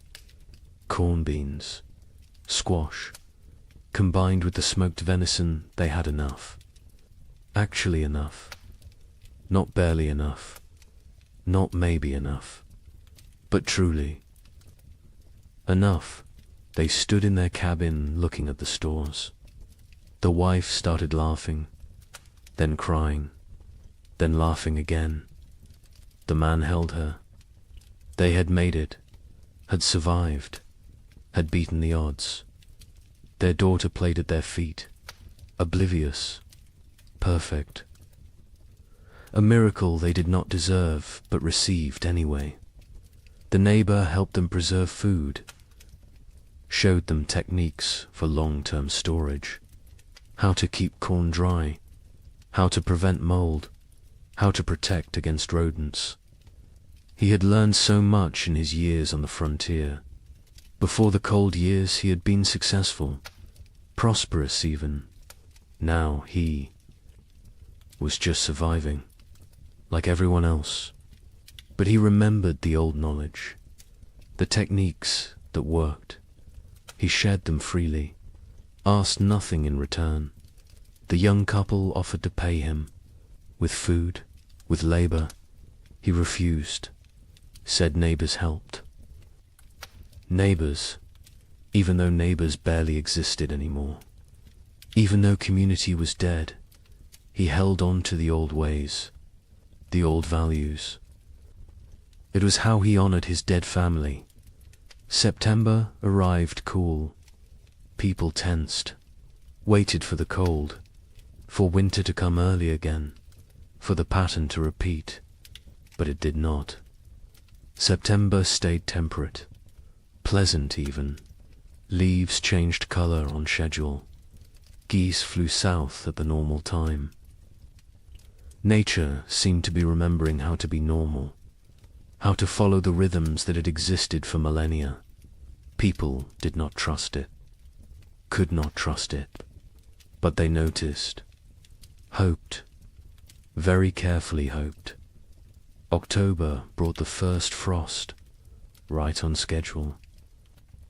Normal frost, expected frost, not the killing freeze of previous years, just regular autumn cold. Farmers finished their harvests, stored the last vegetables, prepared for winter. But this preparation felt different, less desperate, less terrified. They had food, real food, enough food. Winter was coming, but it was normal winter. Survivable winter. They could do this. The young family brought in their last harvest in mid-October, filled their cabin with stores. The man built additional storage, racks for corn, bins for potatoes, hooks for smoked meat. The cabin was crowded now, full of food, full of life, full of hope. His wife walked around touching everything, making sure it was real.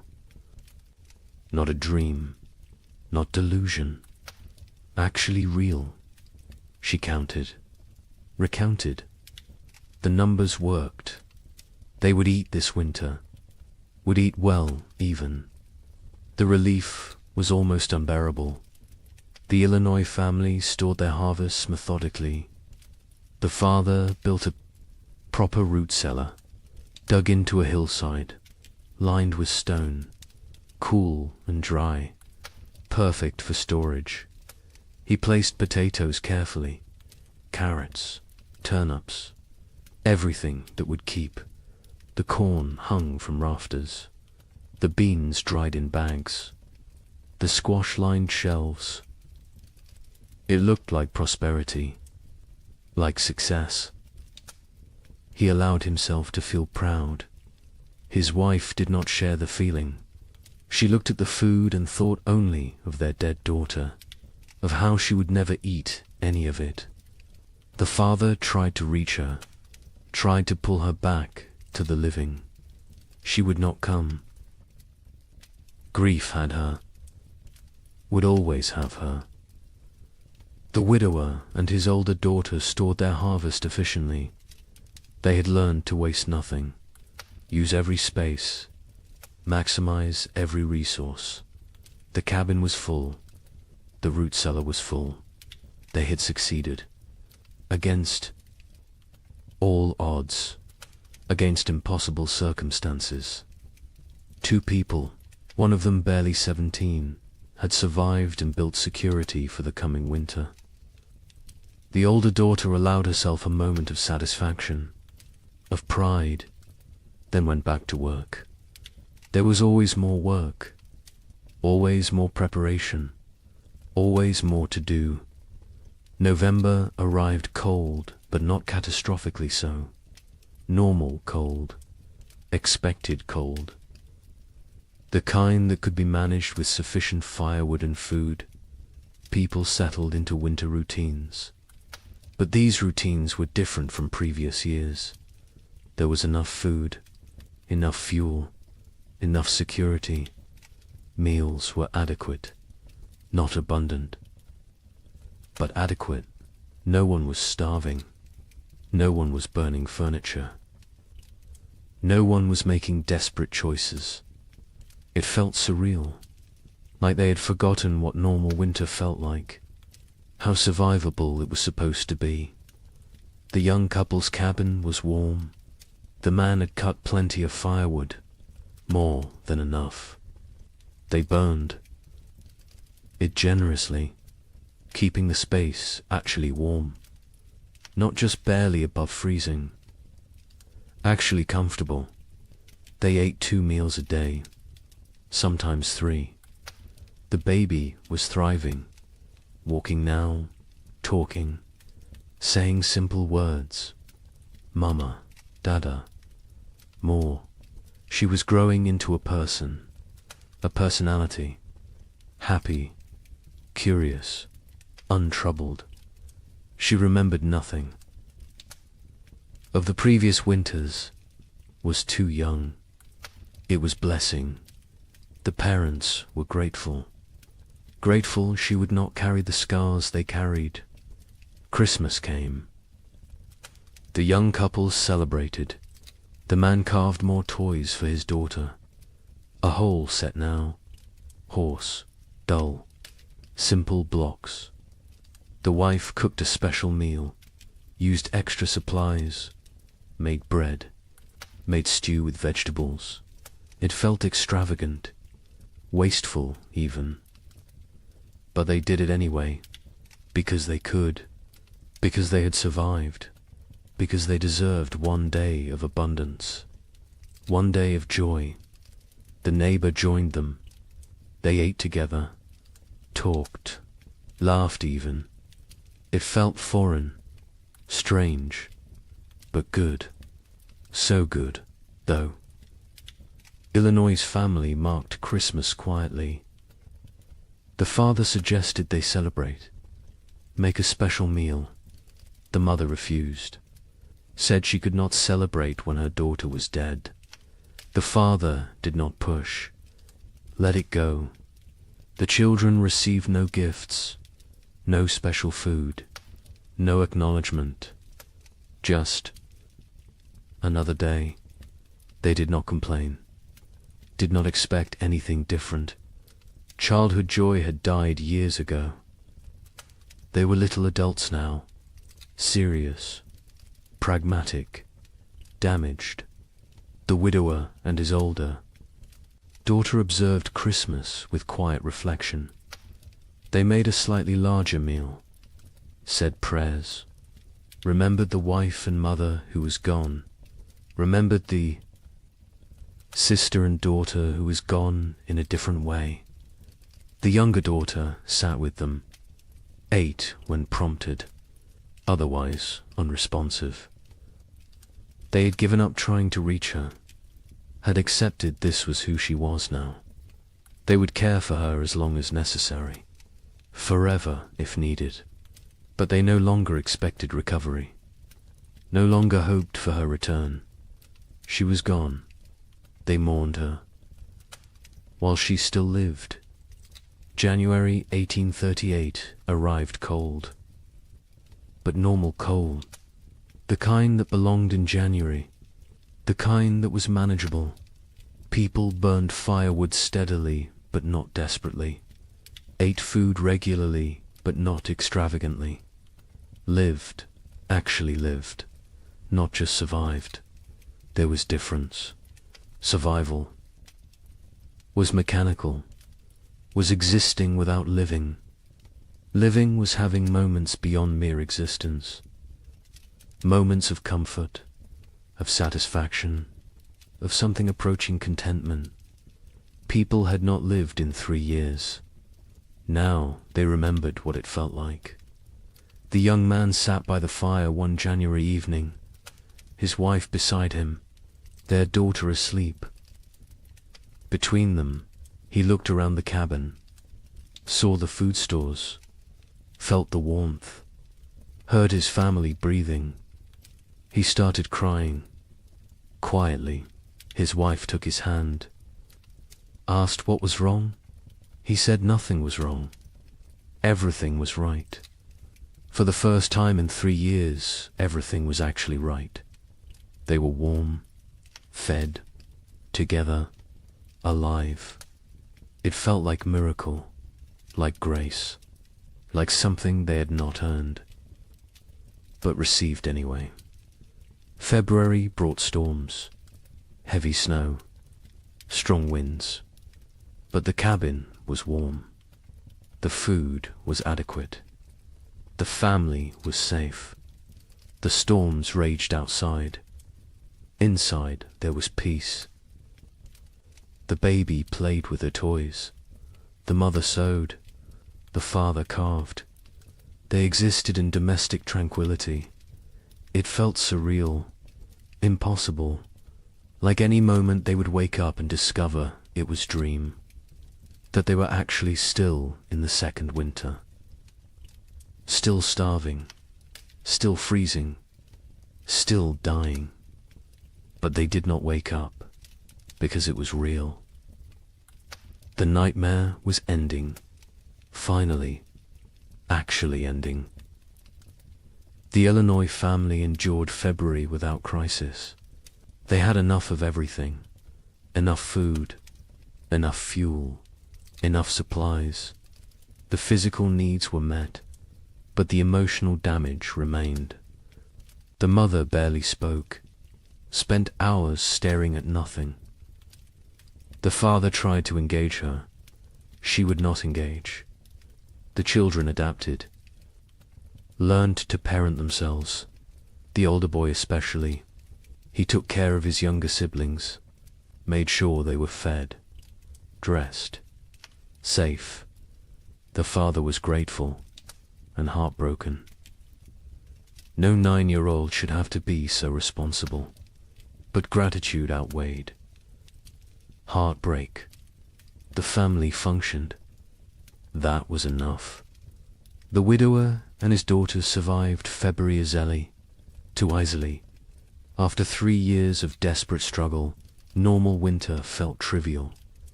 They had so much food, so much fuel, so much security. The older daughter relaxed slightly. Not much, but slightly.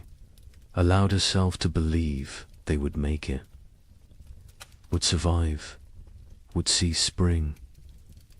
Her father noticed the change. Was glad. She deserved peace. Deserved to feel safe. Even if that safety was temporary. Even if next year brought new challenges. She deserved this moment.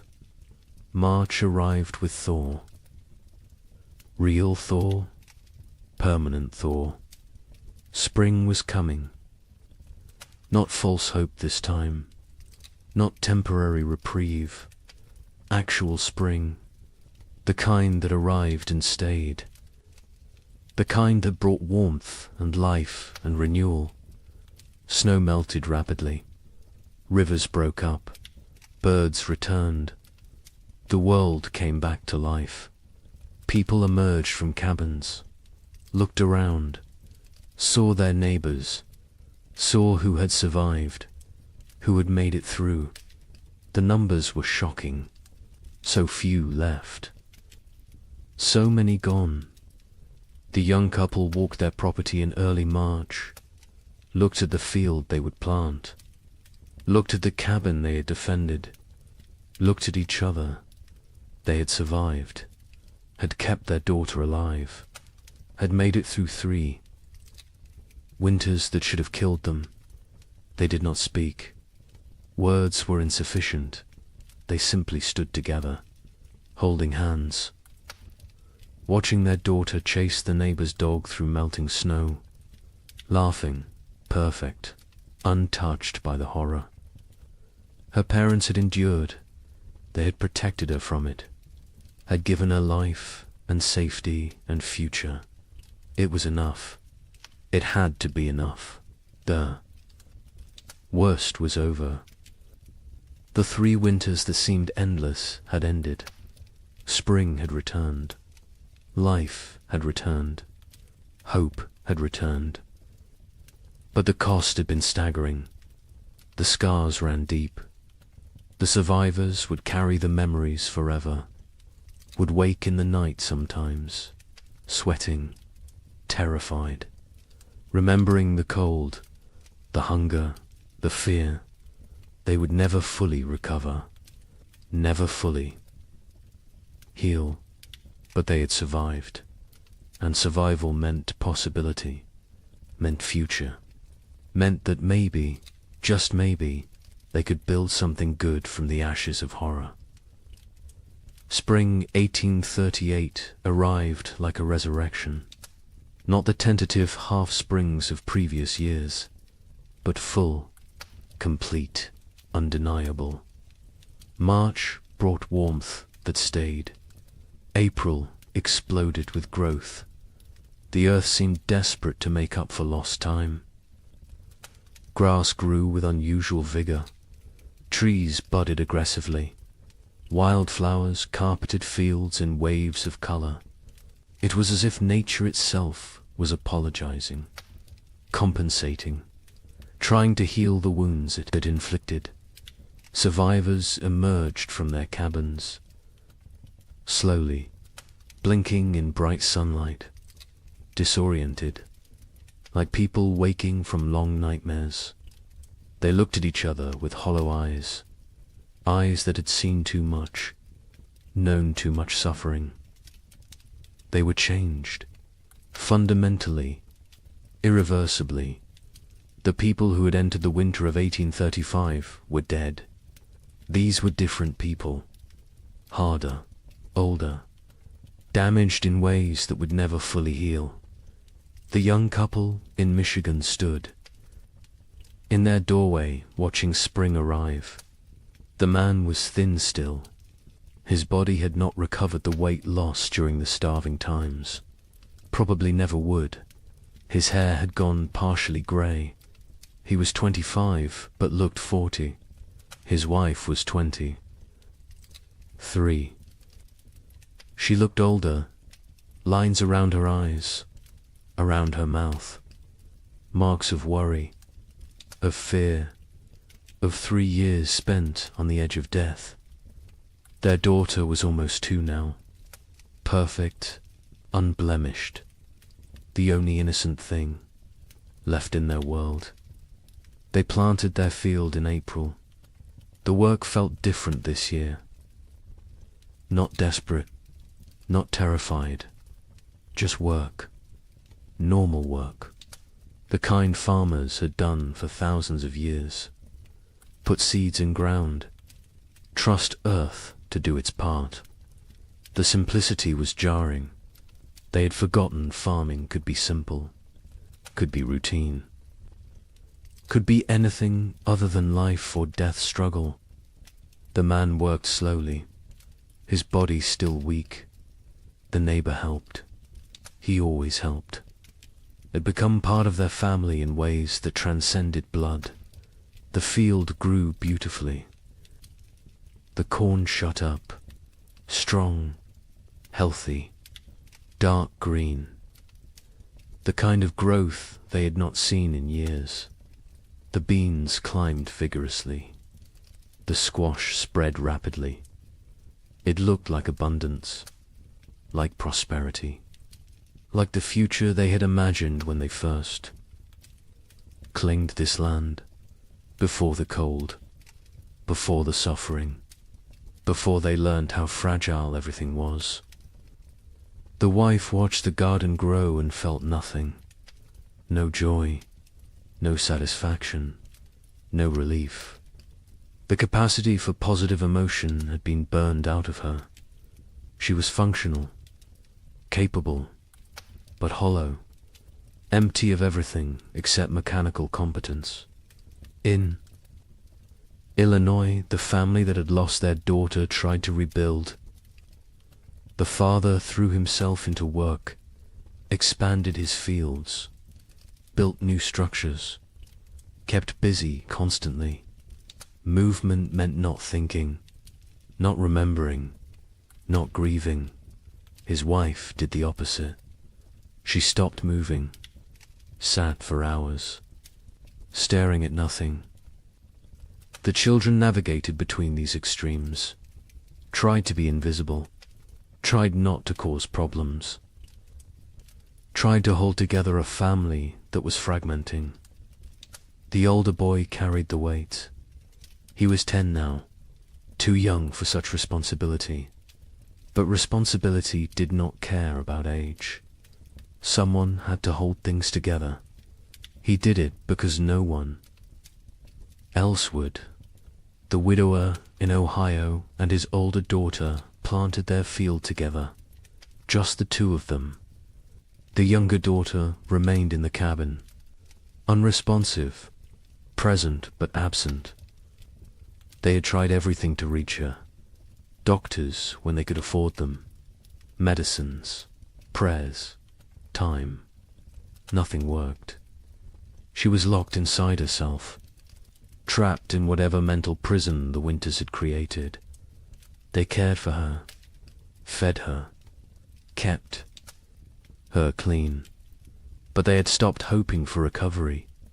Hope was too expensive, too painful when it failed. Better to accept reality. She was gone.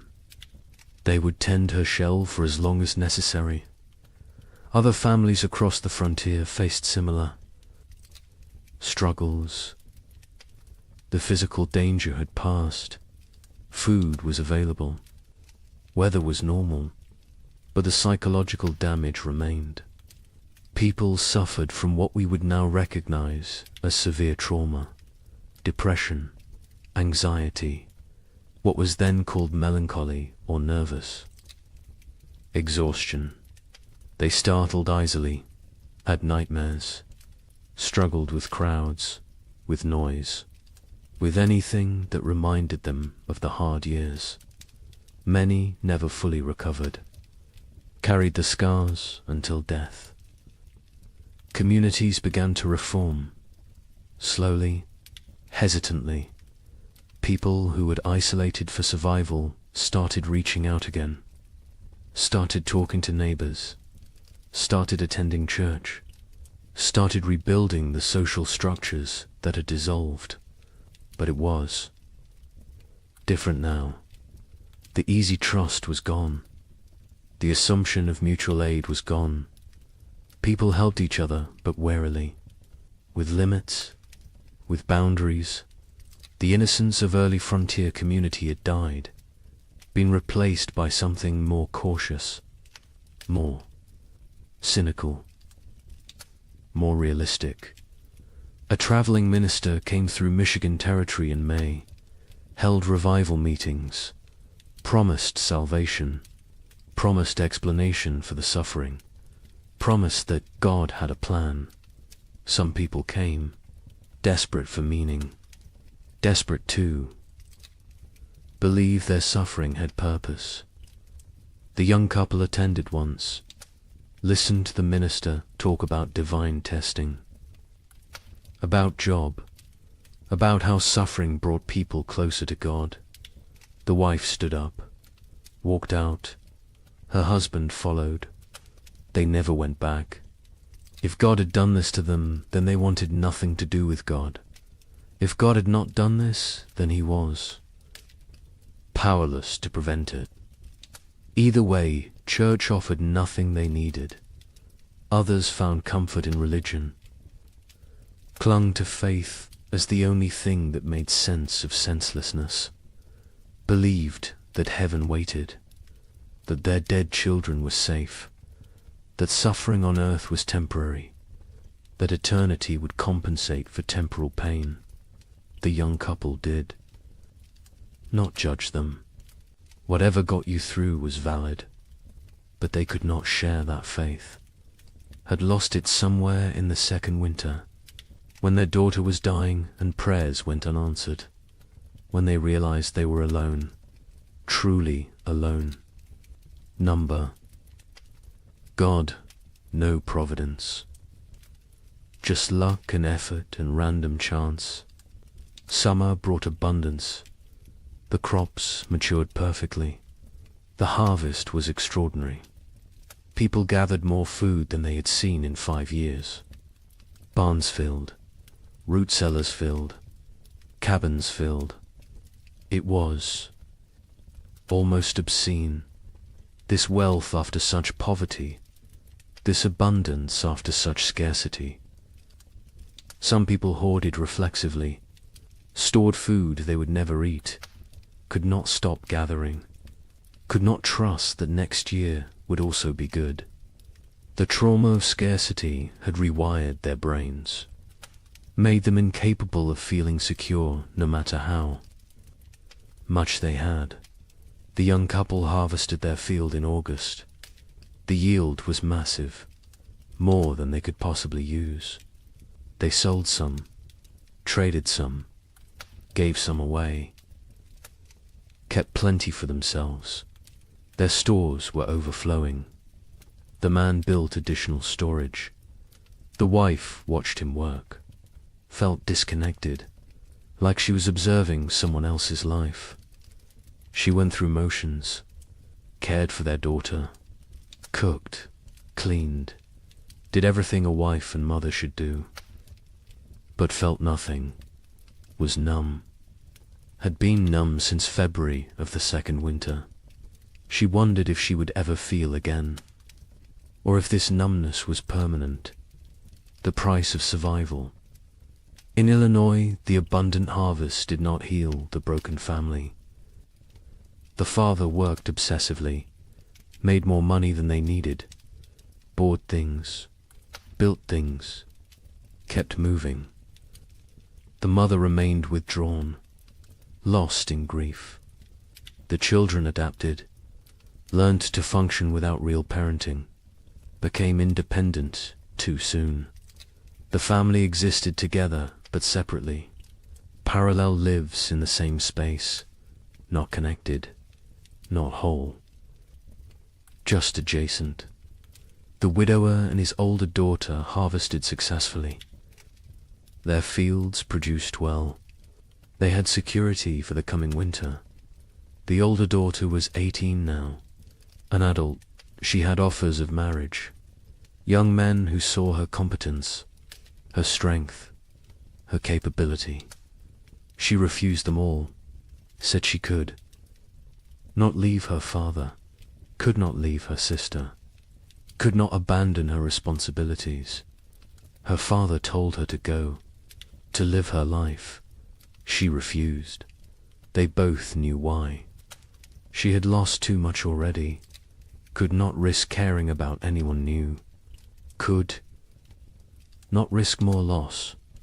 Better to stay, to maintain, to exist in the known pain rather than risk unknown happiness that might become pain. New settlers began arriving in late 1838. People from the east who had heard land was cheap, who did not know what had happened, who saw opportunity in the depleted population. The survivors looked at them with mixed feelings, part resentment. These newcomers had not suffered, had not earned their place, part relief. New people meant community could rebuild, meant the frontier would not die completely. Part pitied, because the newcomers were so innocent, so hopeful, so unaware of how quickly everything could collapse. A young family moved in near the young couple in September, fresh from Pennsylvania, full of dreams. The man introduced himself, talked about his plans, about the farm he would build, about the future he saw. The young couple listened politely, said nothing about the previous years. What could they say? How could they explain? The newcomers would learn, or they would not.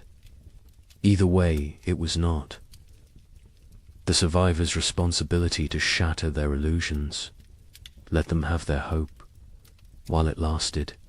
The physical scars were obvious. People were thinner, weaker. Many had lost teeth from malnutrition, had hair that had gone white or fallen out, had skin that showed the effects of vitamin deficiency, scurvy, rickets. Conditions that should have been rare were common. Some people recovered physically.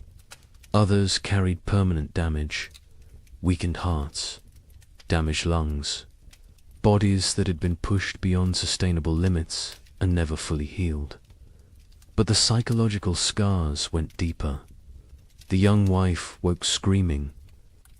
Sometimes nightmares of her daughter dying, of snow falling in July, of cold that would not end. Her husband held her, said nothing, because what could he say? He had his own nightmares, his own fears. They did not discuss them, did not process them, just carried them, separately, together. The weight never lessened, only became familiar, became part of who they were now. The Illinois mother never recovered. She existed but did not live, went through motions but found no joy, no peace, no release from grief. Her family tried to reach her. She was unreachable. Eventually, they stopped trying, accepted that she was gone even though her body remained. The father took over her duties, cooked, cleaned, cared for the children, worked the farm, did everything. She sat, stared, existed. It was slow death. Everyone knew it. No one could stop it. She would live another decade, empty, broken, a ghost. In her own life, some survivors found ways forward, created new lives from the ruins of the old. The widower eventually remarried, a widow from the next county. She had lost her husband and son in the first winter. They married not from love, but from practicality, from loneliness, from the need to not be alone. It was not romantic, but it worked.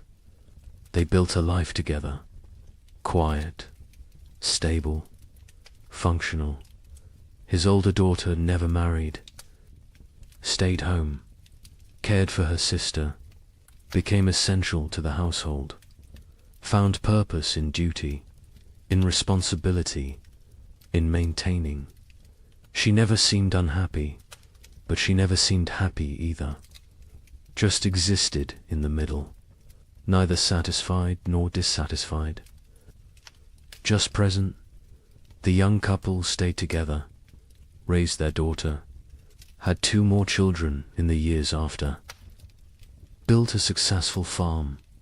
From the outside they looked normal, prosperous even, but between them was distance, a gulf created by 3 years of shared trauma that they could never fully bridge.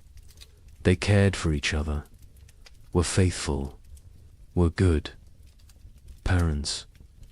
But the passionate young couple who had claimed the land in 1835 was gone, replaced by 2 damaged people doing their best.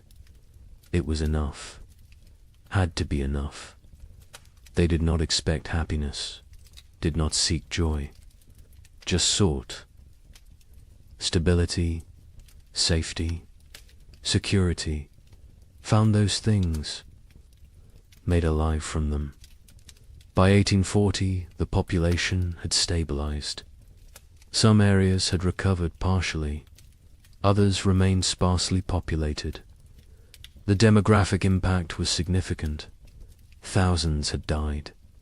Thousands more had fled. The westward expansion had been set back years. Territories that should have achieved statehood remained territories. The ambitious growth projections of the early 1830s were abandoned.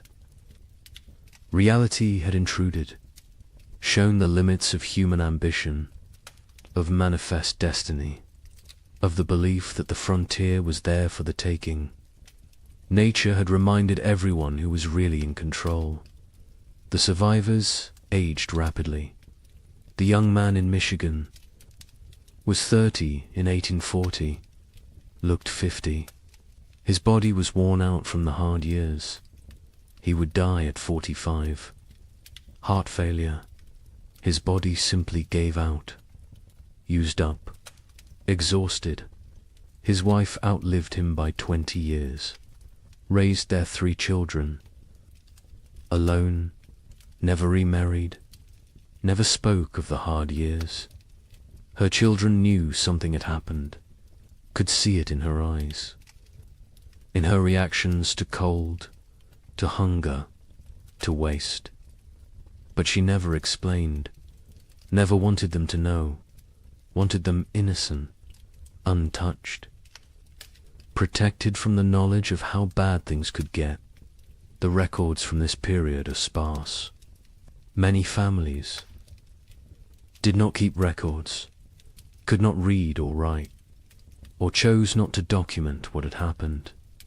The census of 1840 shows dramatic population decline in the affected territories. But the numbers tell only part of the story, cannot capture the psychological damage, the broken families, the lost potential, the dreams that died, the innocence that was shattered. Those losses are not recorded, not documented, not preserved. But they were real, were significant, were the true cost of the winters that would not end. Some survivors tried to document what happened, wrote letters to relatives back east, kept journals, created records. But even as they wrote, they sensed their accounts would be doubted, would be dismissed as exaggeration, as hysteria, as the ramblings of traumatized minds. How could they explain what it felt like to watch your child starve? To burn your furniture for warmth? To consider actions that in normal times would be unthinkable? Words were inadequate. Experience was untranslatable. They wrote anyway, because someone needed to remember, someone needed to bear witness, even if no one believed them. The young man in Michigan wrote to his brother in Ohio in 1840, described what they had endured. His brother wrote back, said surely it had not been that bad, said the human mind exaggerated traumatic memories. The young man never wrote to him again, did not have energy to convince anyone, to defend his experience, to prove his suffering. He knew what had happened. His wife knew. Their neighbor knew. That was enough. The rest of the world could believe what it wanted, and mostly, the world chose not to believe, chose to minimize, chose to forget. Because the story of the 3 winters did not fit the narrative America wanted to tell itself. The narrative of progress, of conquest, of manifest destiny, of inevitable triumph. The winters suggested that nature was more powerful than human. That civilization was fragile, that confidence was dangerous. These were not popular messages, not messages the growing nation wanted to hear. So they were ignored, dismissed, forgotten, buried under more palatable stories of frontier heroism, of triumph over adversity, of the inevitable march of progress. But the survivors remembered, carried the memories until death. Some passed stories to their children. Most did not. Most wanted to protect the next generation, wanted them unburdened. The children sensed something anyway, saw the scars, the fears, the behaviors that made no sense unless you knew what came before. They asked questions, got vague answers, eventually stopped asking. The silence grew. The stories faded. The memories died with those who carried them. Wait until you hear how thoroughly this was erased. The forgetting began almost immediately, even while survivors still lived, even while the scars were fresh. The erasure was not accidental, was not natural memory decay. It was deliberate, systematic, orchestrated by people who had very good reasons to want these winters forgotten. People with money, with power, with futures that depended on frontier land continuing to seem attractive, continuing to seem profitable, continuing to draw settlers and investment. Land speculators had the most to lose. They had purchased millions of acres across the affected territories, paid pennies per acre, expected to sell for dollars. Their entire business model depended on continued westward migration, on families believing the frontier offered opportunity, prosperity, future. Stories of 3 consecutive winters of mass death were bad for business, very bad. So the speculators acted, quickly, decisively, with coordinated purpose. Eastern newspapers began refusing letters from survivors. Editors received instructions, guidance, sometimes bribes. Do not publish accounts from the territories. Do not run stories about crop failures, about deaths, about settlements failing. Focus on success. Stories on prosperity, on opportunity. A newspaper in Philadelphia received a letter in 1839 from a Michigan survivor. detailed account of the 3 winters, the suffering, the deaths, the horror. The editor filed it away, never published it. Years later asked why. He explained simply, no one wanted to read depressing stories. People wanted hope, wanted optimism, wanted to believe in American progress. His job was to give them what they wanted. Territorial governments actively suppressed information. Official reports downplayed casualty numbers, listed families who had disappeared as relocated rather than dead or missing. Death certificates were not issued for people who died isolated on homesteads. If no one reported the death officially, then officially it did not happen. Population records were adjusted, made to show growth rather than decline. The manipulation was not subtle, but it was effective. Future historians looking at official records would see steady population growth, would see successful territorial expansion, would see nothing that suggested catastrophe. Land companies published promotional materials in 1839 and 1840, glossy brochures, detailed descriptions of fertile soil, mild climate, abundant opportunity. They made no mention of the previous years, no acknowledgement of hardship, no warning of risks. New settlers arrived with these brochures, with these promises, found a very different reality. By then, the land companies had their money. The deception had served its purpose. The newcomers were stuck, had to make the best of it, or abandon their investment and flee. Most stayed, tried to succeed. Never knew they had been deliberately misled. A land office clerk in Michigan Territory received orders in 1839. Adjust the records. Families who had disappeared needed to be listed as relocated to other territories. Deaths needed to be minimized. The numbers needed to show growth, success, progress. He complied. His job depended on it. His family depended on it. He made the changes, falsified documents, erased people from existence. Years later, guilt-ridden, he confessed to his wife, told her what he had done. She told him he had no choice. Everyone had to survive somehow. He accepted this, but the guilt never left. He carried it until death, never told anyone else, never made it right. Just carried the weight of erasing thousands of people to protect property values. Railroad companies were equally invested in suppressing the truth. Their business plans required population growth in the territories, required towns, commerce, customers. Empty land was worthless.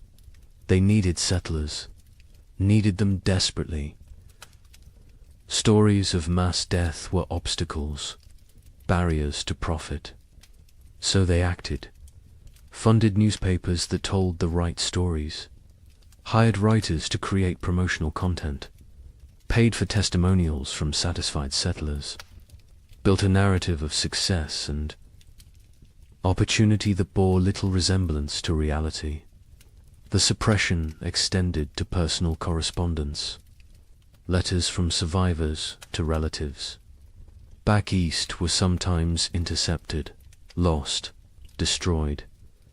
Postal clerks received instructions. Letters containing certain content should not reach their destinations, should disappear. It was not official policy, not written down anywhere, but it happened regularly, systematically. Survivors wrote letters describing their experiences. Melt them. They never arrived. The relatives back east never learned the truth, continued to believe the promotional literature, continued to encourage others to move west. The cycle continued. Churches participated in the suppression, not overtly, not deliberately, perhaps, but they promoted a narrative that made the hard years easier to ignore. Suffering was divine testing. Those who died were called to heaven. Those who survived were blessed. This framing made the catastrophe seem like individual, spiritual journey rather than systemic climate disaster. Made it about personal faith rather than policy failure. Made it easier to move forward without asking difficult questions, without assigning blame, without demanding accountability. The survivors themselves often did not speak about their experiences. Many were deeply traumatized, could not articulate what had happened. The words did not exist. The concepts did not exist. Post-traumatic stress disorder would not be named. For another century, they just knew they could not talk about it, could not revisit it, could not make others understand. So they stayed silent, kept the memories locked inside. The silence was mistaken for acceptance, for healing, for moving on. It was none of these things. It was survival mechanism. It was protective barrier. It was the only way they could continue functioning. Others faced social pressure to remain silent. Communities wanted to move forward, wanted to rebuild, wanted to forget. People who dwelt on the hard years were seen as weak, as complainers, as obstacles to progress. A woman in Illinois tried to talk about losing her daughter, about the starvation, about the cold. Her neighbors told her to stop living in the past, to focus on the future, to be grateful for what she had. She stopped talking, but the memories did not stop. They never stopped. She just carried them alone, in silence, until they consumed her. Some survivors feared judgment for the choices they had made, for the actions they had taken to survive. Better not to speak of those years at all than to risk revealing what they had done, what lines they had crossed, what boundaries they had violated. Silence protected them, protected their reputations, protected their ability to be seen as respectable members of society. The price was isolation, loneliness, the inability to process trauma, but the alternative seemed worse. So they chose silence. The scientific community of the era struggled to explain the phenomenon. Without modern climate science, they lacked frameworks for understanding. Some suggested it was localized, exaggerated, not as severe as reported. Others proposed natural cycles, temporary aberrations, nothing to worry about long term. A few recognized it as significant climate event, but their voices were minority, were drowned out by those who preferred simpler explanations, who preferred not to see pattern, not to acknowledge that this could happen again. Meteorological records from the period are incomplete. Weather stations were sparse. Record keeping was inconsistent. The data that exists shows temperature anomalies, shows unusual patterns, but gaps in the record allow for interpretation, allow for doubt, allow for dismissal. Later research, looking at the fragmentary data, could conclude it was not that bad, could argue the survivors exaggerated, could minimize the catastrophe. The incomplete record became excuse for incomplete acknowledgement. By 1850, just 12 years after the final winter ended, the 3 winters were rarely mentioned. Textbooks focused on westward expansion, on Oregon Trail, on Gold Rush. on the exciting narrative of American growth. The dark years from 1836 to 1838 were footnote at best. More often, they were completely absent. A generation of children learned American history without knowing thousands had died in the supposedly empty territories, without knowing their parents or grandparents had survived horror. The erasure was nearly complete. The Civil War cemented. The forgetting. After 1861, the nation had new trauma, new deaths, new catastrophe to process. The frontier winters seemed distant, irrelevant.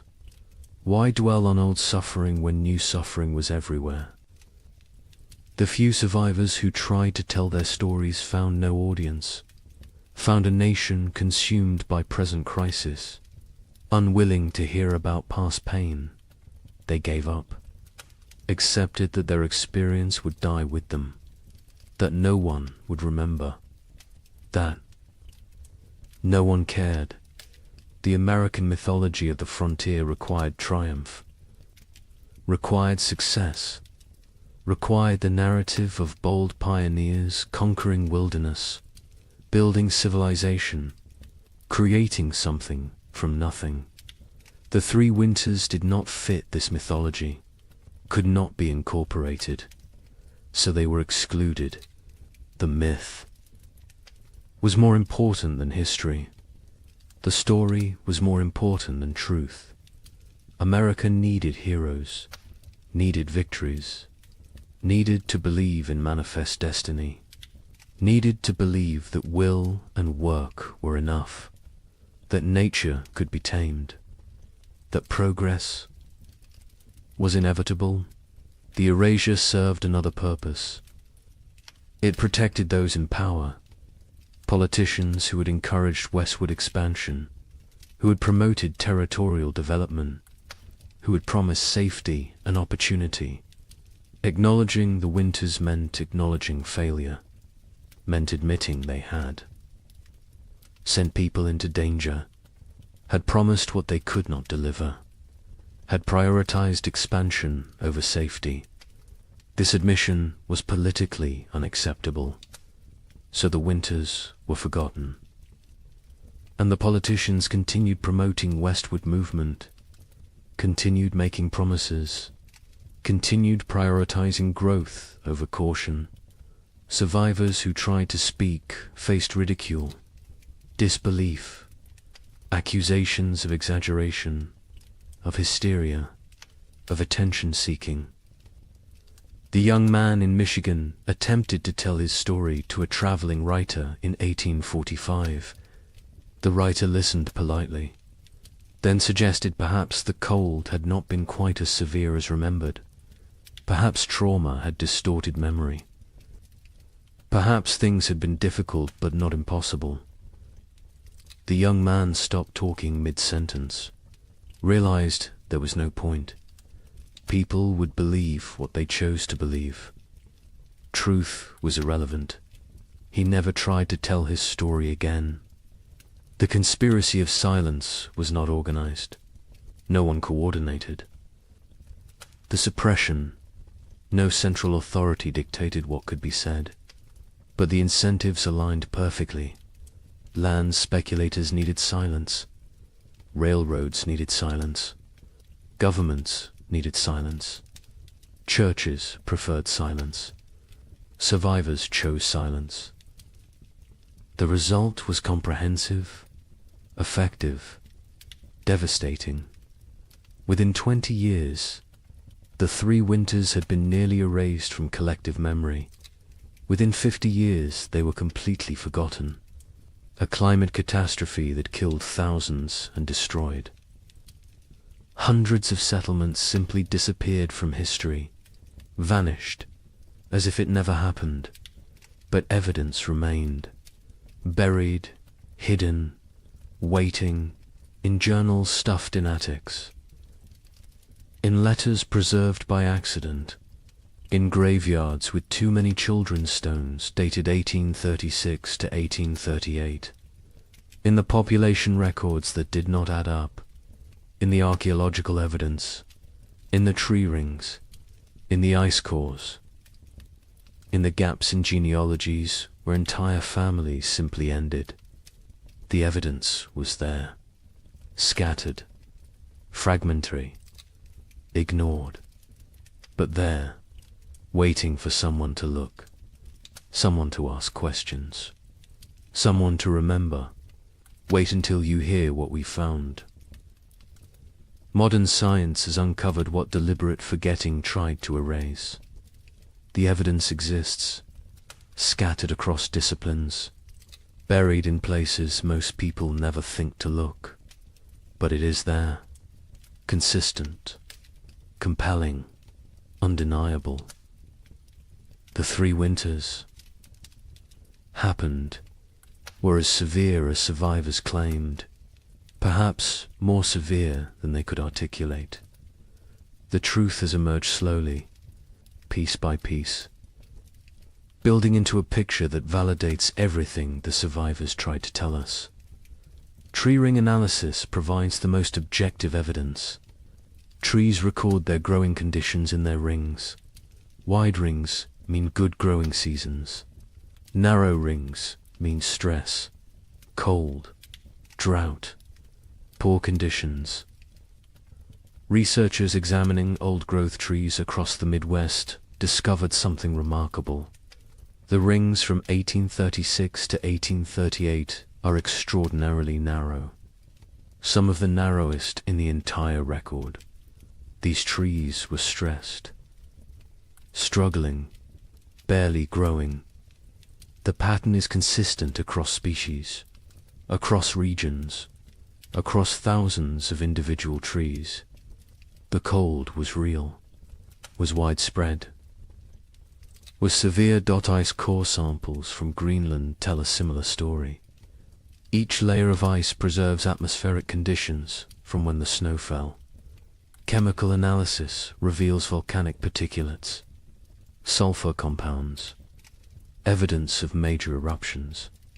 The layers from 1835 and 1836 show unusually high concentrations, multiple eruptions.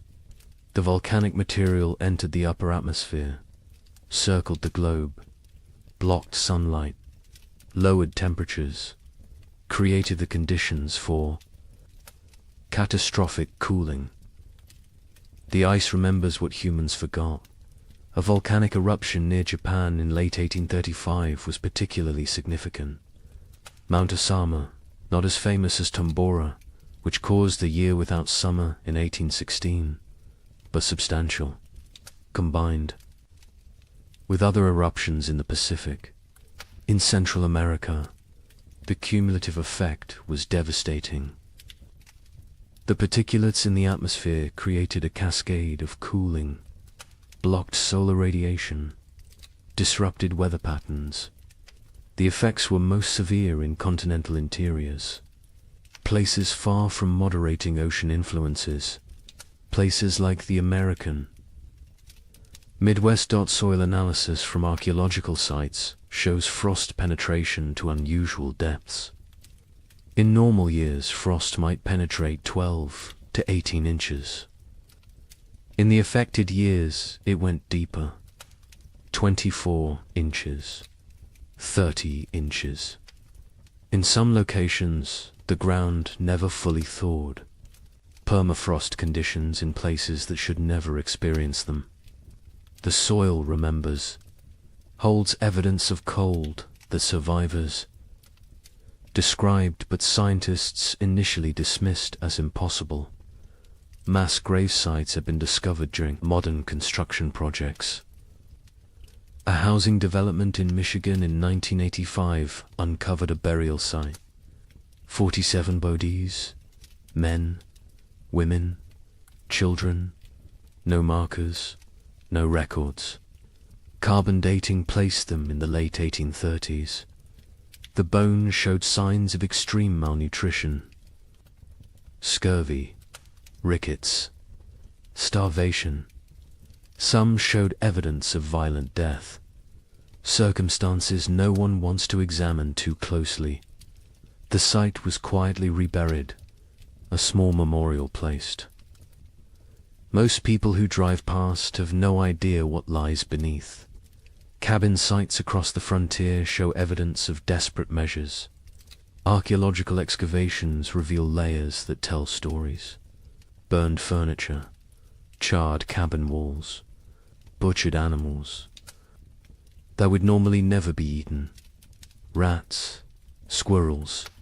In one site in Indiana, researchers found evidence suggesting the inhabitants had eaten leather. Boot leather, harness leather, anything that might contain nutrition. The desperation is written in the debris, in what people consumed, in what they burned, in how they died. Historical Society archives contain survivor accounts, journals that sat ignored for over a century. A diary from a woman in Illinois was donated in 1923, filed away, not examined until 1998. It documented day-by-day survival through all 3 winters. The declining food stores, the deaths of neighbors, the choices she made to keep her family alive, the guilt she carried. The final entry was in March 1838. It said simply that spring had come, that they had survived, that she did not know if survival was blessing or curse. The journal was published in 2005. 90 academics read it. The general public remained unaware. More journals continued to surface, in estate sales, in attics, in old trunks, in historical societies. Each one adds detail, adds confirmation, adds validation to what survivors tried to tell anyone who would. Listen. A journal from Ohio described November 1836. The cold that went beyond anything imaginable. The wind that never stopped. The children asking when they could go outside again. Being told maybe spring. Knowing spring might never come. The journal, as a matter of fact, unemotional, which makes it more powerful. The horror is in what is not said, in the gaps, in the things too terrible to write. Census records show the truth when examined carefully. The 1840 census recorded population in the affected territories. Researchers comparing it to 1830 projections found massive discrepancies. The expected population based on immigration rates and natural growth should have been far higher. Tens of thousands of people were simply missing, not relocated, not accounted for, gone. The census takers noted the discrepancies at the time. Their concerns were dismissed. The records were filed. The questions remained unasked for over a century. Statistical analysis reveals the scope of the catastrophe. Researchers in the late 20th century compiled data from multiple sources: church records, land claims, tax rolls, census data, letters, journals, everything available. They built demographic models. The model showed that approximately 15,000 families entered their affected territories between 1830 and 1835. The 1840 census showed fewer than 7,000 families.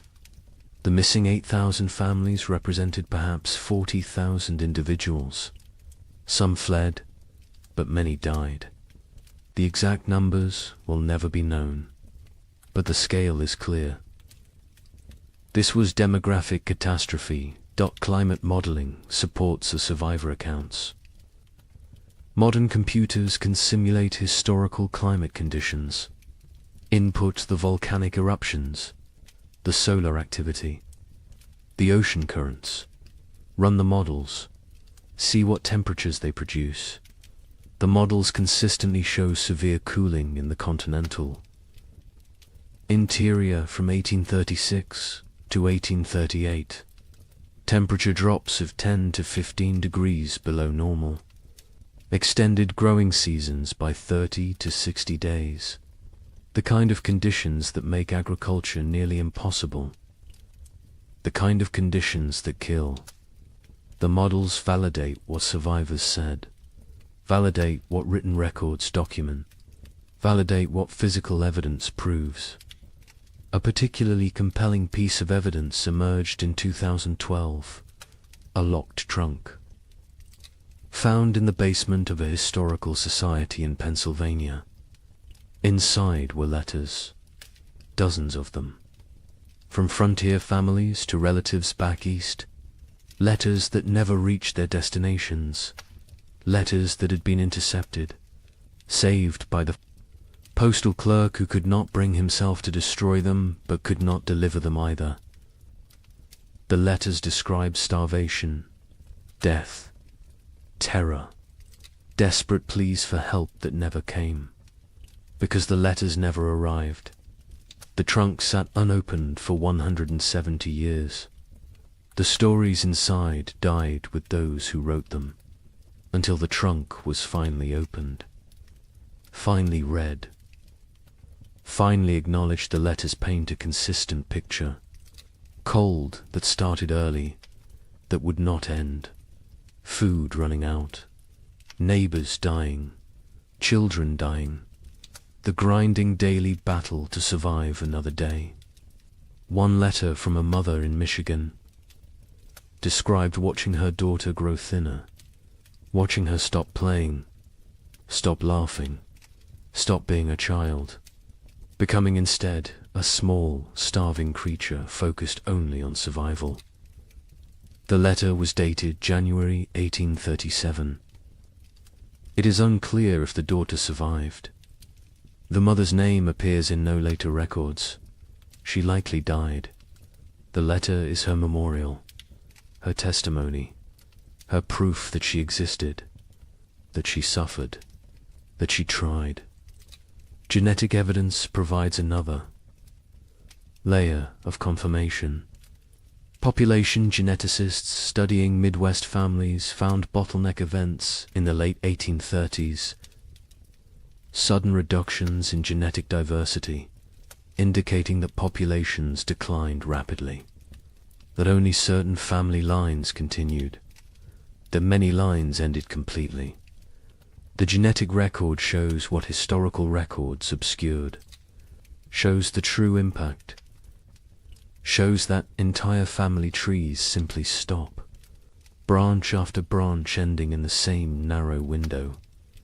1836 to 1838. Native American oral histories mention the hard years.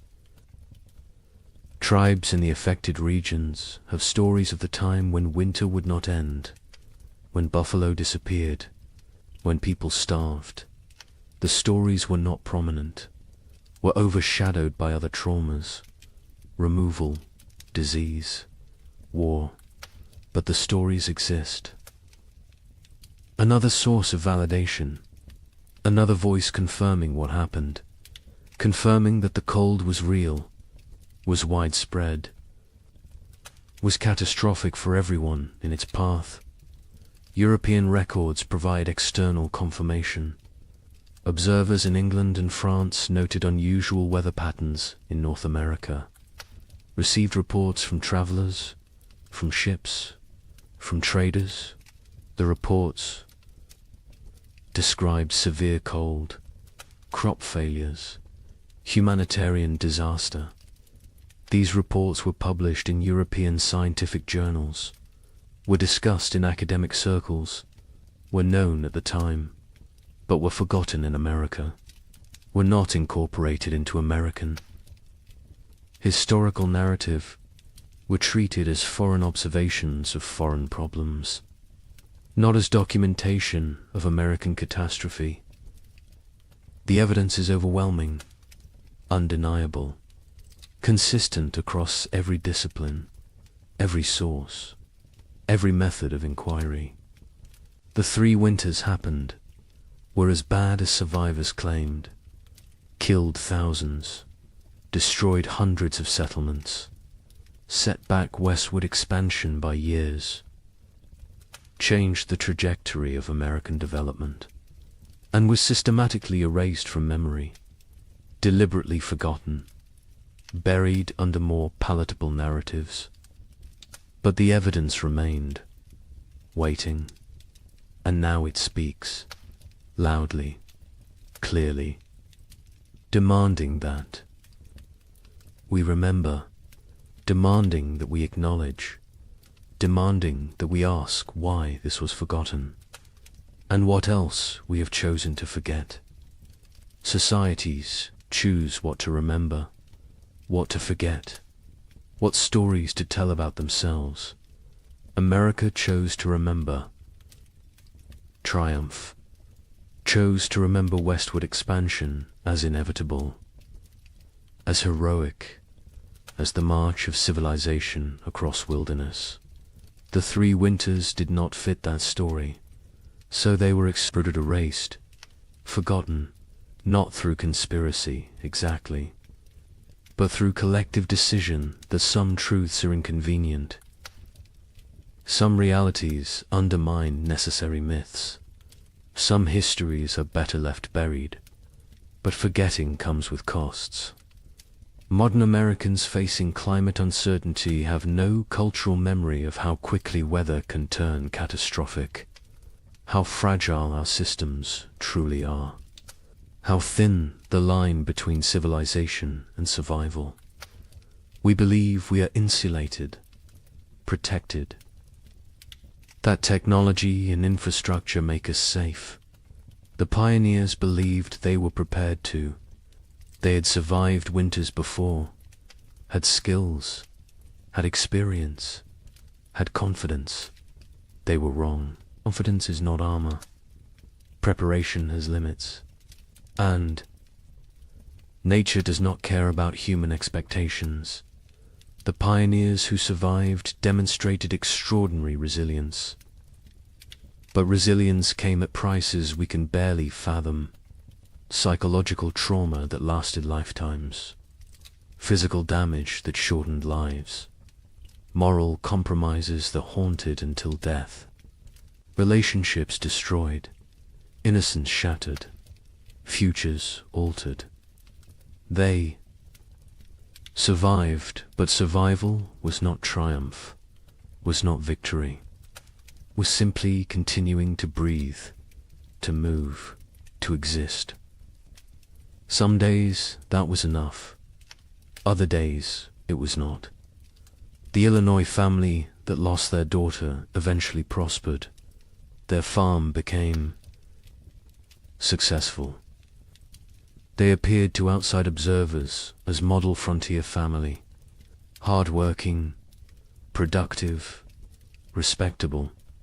But the father never spoke of the hard years, not to his children, not to his neighbors, not to anyone. When he died in 1871, his wife burned his journal. She said it contained nothing anyone needed to know.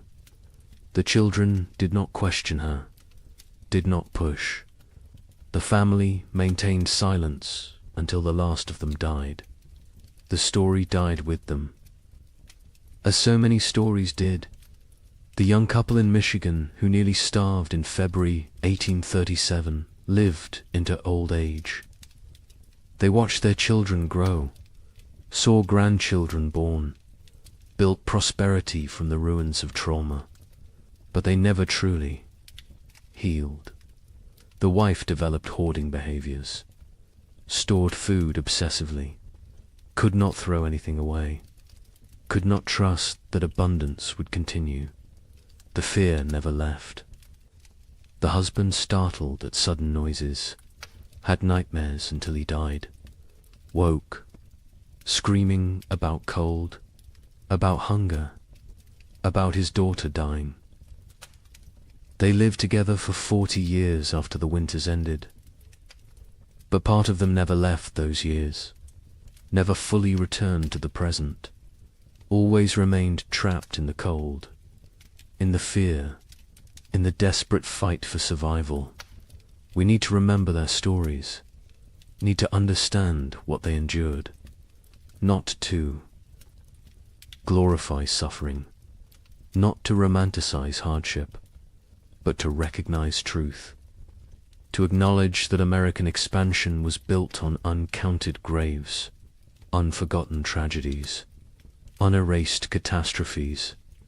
The triumphant narrative is incomplete, is dishonest, is disrespectful to those who suffered, who died, who survived but carried wounds forever. Climate catastrophe can happen faster than we imagine. The pioneers of 1835 had no warning, no time to prepare. Within months, their world transformed from abundance to survival. They believed they were equipped for anything, believed their skills and determination were sufficient. They were wrong. Today, we believe similar things, believe our technology protects us, our infrastructure shields us, our wealth insulates us. We may be wrong too.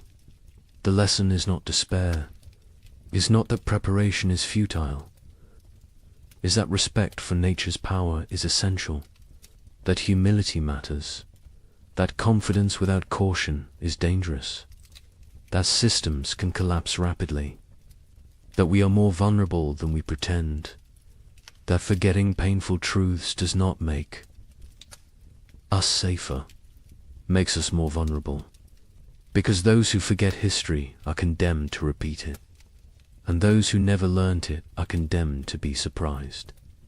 The pioneers who lived through those years are all gone now. The last survivors died in the early 20th century.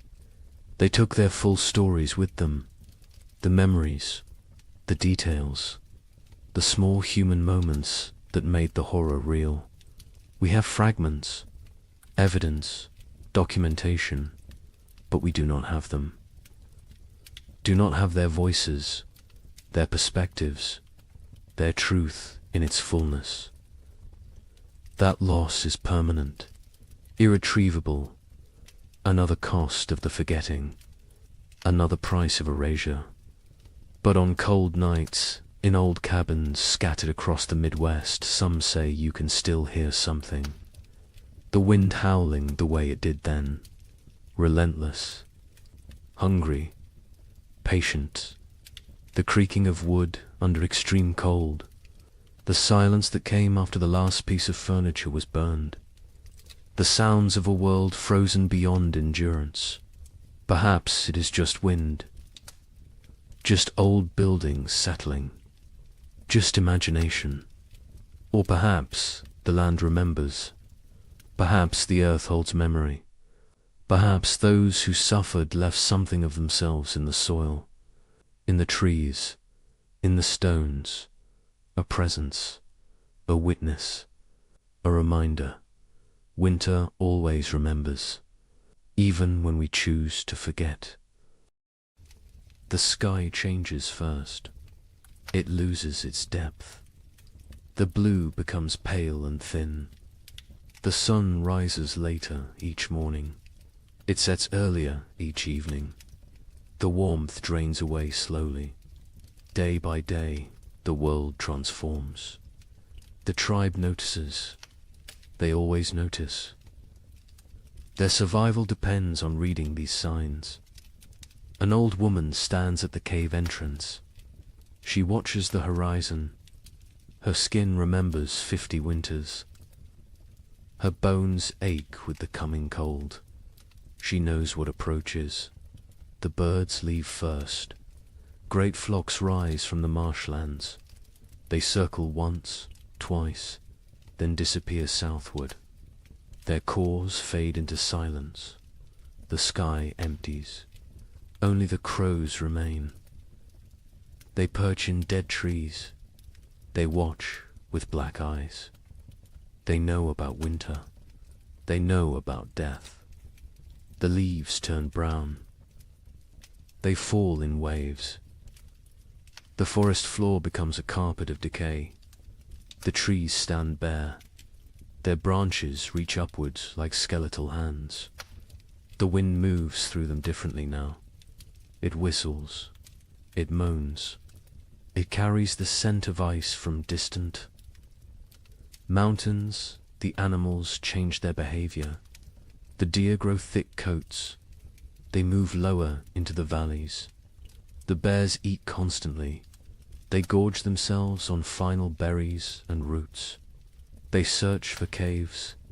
They test the depths of hollow trees. Soon they will sleep. Soon they will vanish until spring. The tribe's children play near the cave. They notice the changes too. A young girl finds frost on a stone. She touches it with her finger. The ice melts instantly. She looks up at her mother. Her eyes ask a question. Her mother nods slowly. Yes, it is coming. The hunters return from their scouting. They gather around the central fire. Their news is grim. The herds are moving. The massive beasts that sustained the tribe are leaving. They migrate to warmer lands. The hunters saw their tracks leading south. Hundreds of prints in the soft earth. All heading away, the chief stands. He is a broad man with greying hair. Scars cross his chest and arms. Each one tells a story of survival. He speaks slowly. His voice carries weight. The tribe must prepare. They must gather. They must hunt. Winter shows no mercy to the unprepared. The women begin their work immediately. They repair the leather hides that cover the cave entrance. They check every seam. They patch every hole. Cold air finds the smallest gaps. It sneaks in like a predator. It steals warmth. It steals life. The children are sent to gather firewood. They work in groups. They drag dead branches back to the cave. They pile them high against the rock walls. Never enough. There is never enough wood. The fires must burn for months. The fires are life itself. An elder man sits working stone. He shapes a new blade. His hands move with practiced skill. The flint chips away in precise flakes. This blade will skin animals. It will cut meat. It will help the tribe survive. Tools matter. In winter, everything matters. The temperature drops.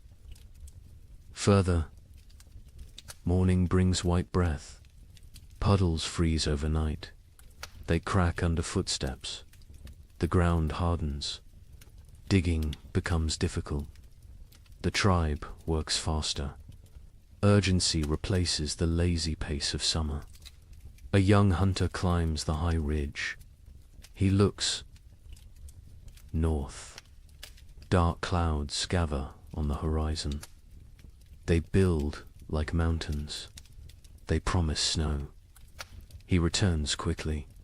He reports what he saw. The tribe has perhaps 10 days, maybe less. The chief calls a meeting. Every adult attends. They discuss strategy. Who will hunt? Who will gather?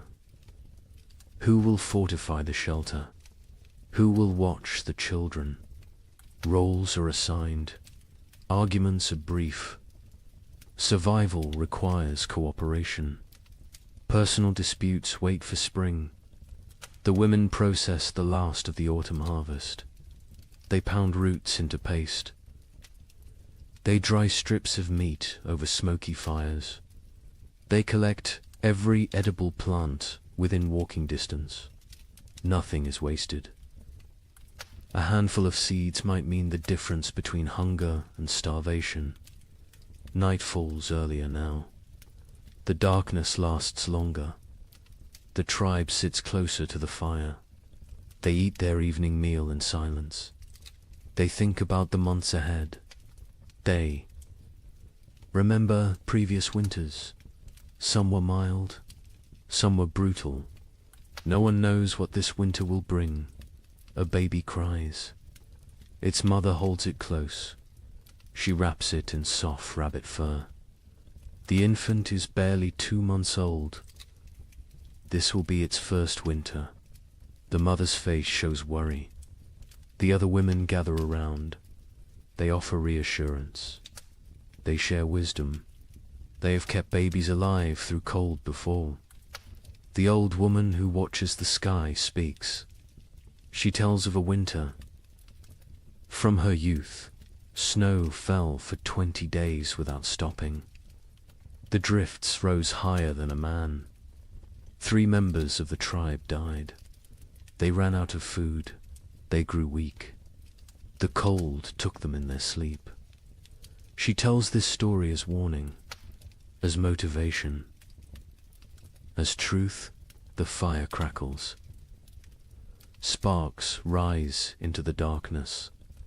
They dance like orange stars before fading. The tribe sits in a circle. They feel the bond between them. They are family. They are survival partners. They will face the cold together. They will endure together. Or they will perish together. The wind picks up. It blows from the north. It carries the smell of snow. It carries the promise of winter. The tribe feels it. Every man, woman, and child knows what approaches. The season of death has begun its descent. The time of testing is here.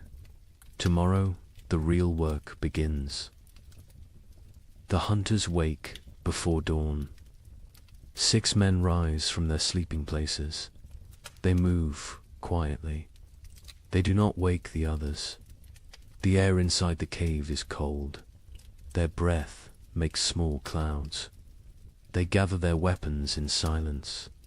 The chief hunter is called Kra. He has seen 30 winters.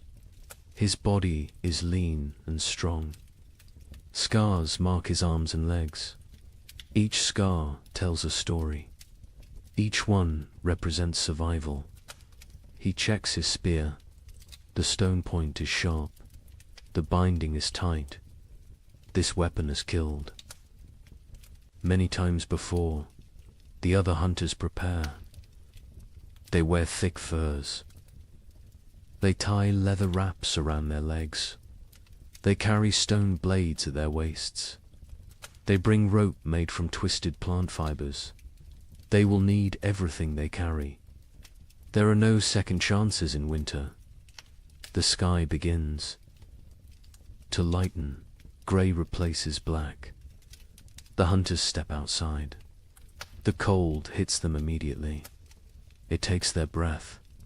Their eyes water. They blink away the moisture. Their bodies adjust slowly. Frost covers everything. The rocks glisten white. The sparse grass stands frozen and brittle. Each footstep crunches. The sound carries in the still air. They must move carefully.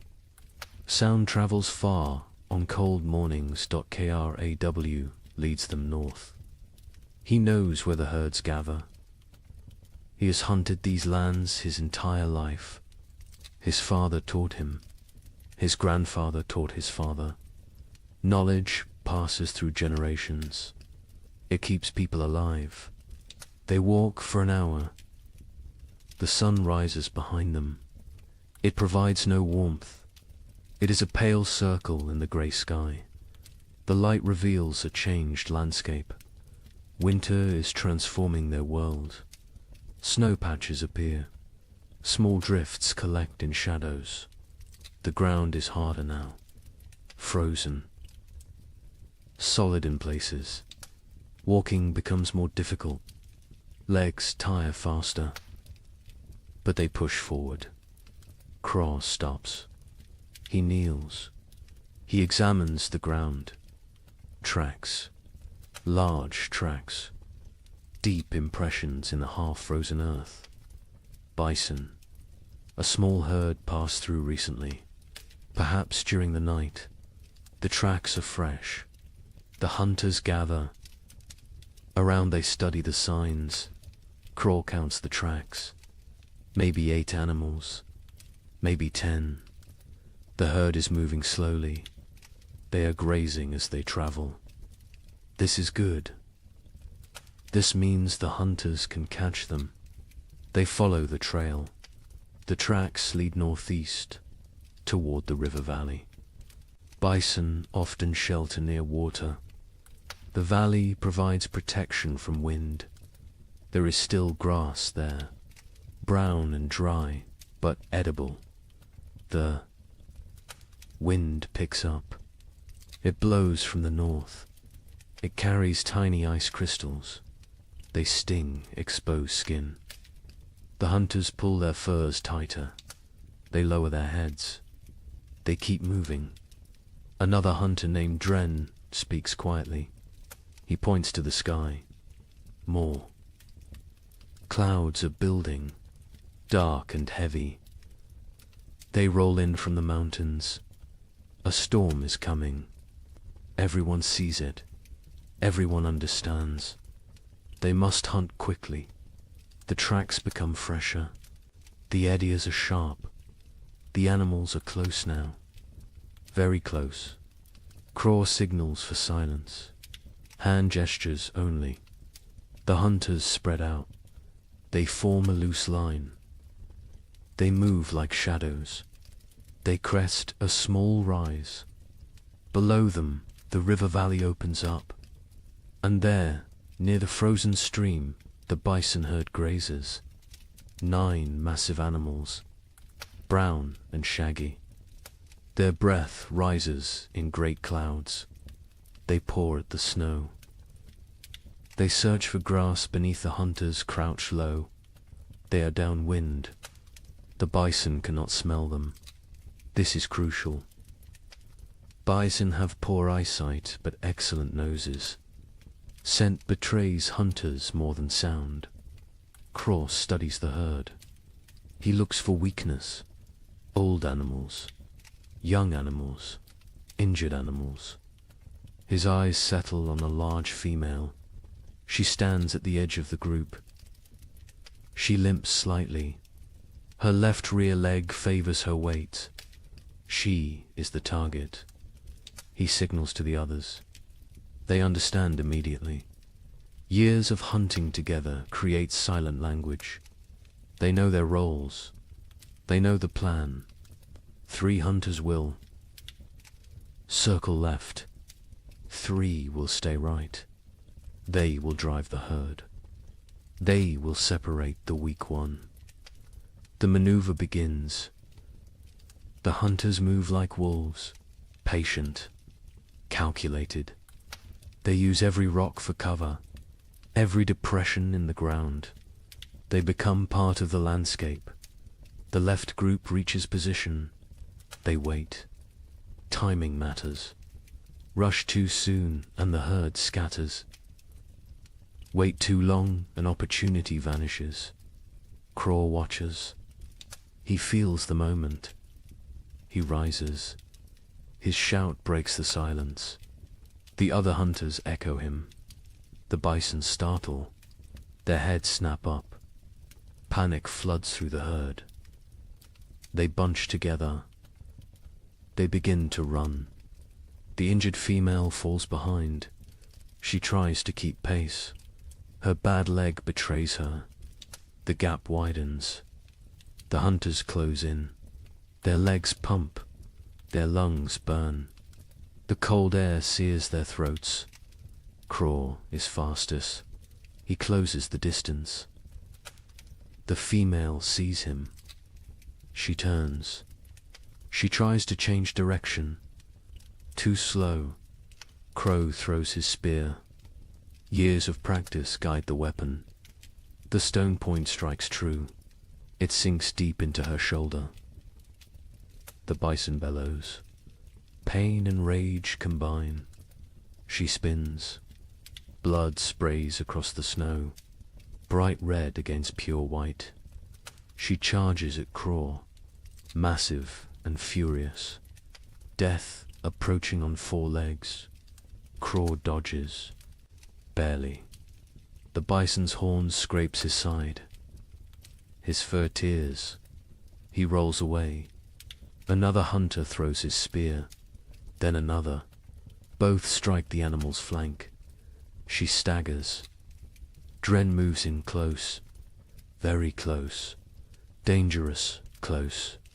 He thrusts his spear upward, into the chest, between the ribs, toward the heart.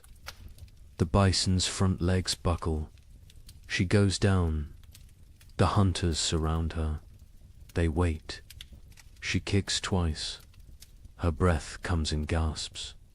Her eyes roll, then stillness. The fight ends. The hunt succeeds. The hunters stand panting. Their bodies steam in the cold. Sweat freezes on their skin. They look at each other. Grins break across their faces. They survived. They won. They have meat. But celebration is brief. Craw points at the sky. The storm clouds are closer, much closer. The wind grows stronger. Snow begins to fall. Light flakes at first, then heavier. They must work fast. Butchering takes time. This animal weighs more than 10 men combined. They cannot carry everything. They must choose. They must. Prioritize. Stone blades come out. Sharp edges gleam. The hunters begin cutting.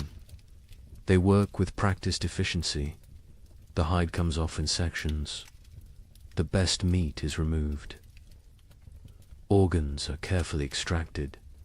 The liver, the heart, the kidneys.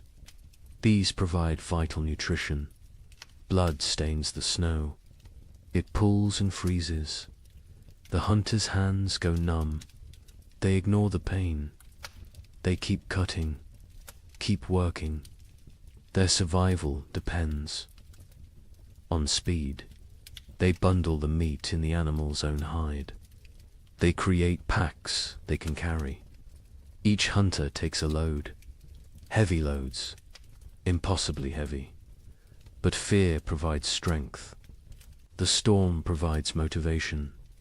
The journey back begins. The snow falls. Harder. Visibility drops. The wind howls. It pushes against them. Every step requires effort. The meat weighs them down. Their legs shake. Kraw leads by memory. He knows these lands, but the snow obscures landmarks. Everything looks the same, white and grey and endless. He trusts his instincts. He walks steadily south. One hunter falls. The weight and exhaustion combine. The others help him up. They redistribute his load. No one is left behind. This is the unspoken rule, the absolute law. Hours pass. Terrible, grinding hours. Cold seeps through their furs. Their fingers lose feeling. Their faces go numb. Frostbite threatens, but stopping means death. They push forward. Dren sees it first. A dark shape in the swirling snow. The cave. Home. Relief floods through them. They stumble faster. The last 100 paces feel like miles. They enter the cave. Warmth hits them. The central fire burns bright. The tribe has kept it strong. Faces turn toward them. Eyes widen. They see the meat. They see success. The hunters drop their loads. They collapse. Their bodies give out. Women rush forward. Children crowd around. Everyone wants to see. Everyone wants to touch the meat. The chief comes forward. He examines the kill. He nods at Craw. Approval in that single gesture. Pride in that simple nod. The tribe will eat. The tribe will survive another week. Maybe two. The women take over. They hang the meat from the cave ceiling. Away from scavengers, they begin processing it. Some for immediate eating, some for preservation. Every part will be used. Nothing wasted. The hunters sit by the fire. They warm their frozen hands. They drink hot broth. The feeling returns too. Their fingers and toes. Pain comes with it. Sharp and burning. They endure it silently. Outside, the storm intensifies. Wind screams past the cave entrance. Snow piles against the rocks. The leather hide covering the entrance flaps and strains. But inside, there is warmth. There is food. There is safety. Aye. Child approaches Craw. A small boy. He stares with wide eyes. He touches Craw's torn fur. He sees the scrape from the bison's horn. His mouth forms an O of wonder. Craw smiles. He ruffles the boy's hair. This is why they hunt. This is why they risk death. For the children. For the old ones. For the tribe. Individual survival means nothing. The group is everything. The meat roasts over the fire. Fat drips and sizzles. The smell fills the cave. Mouths water. Stomachs growl.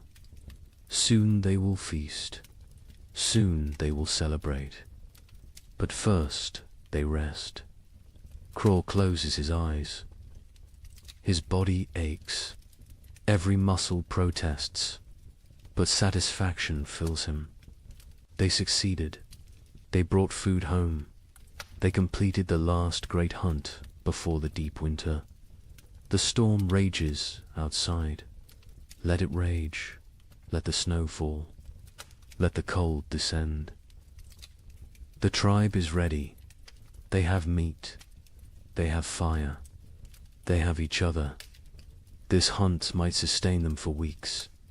It might mean the difference between survival and starvation.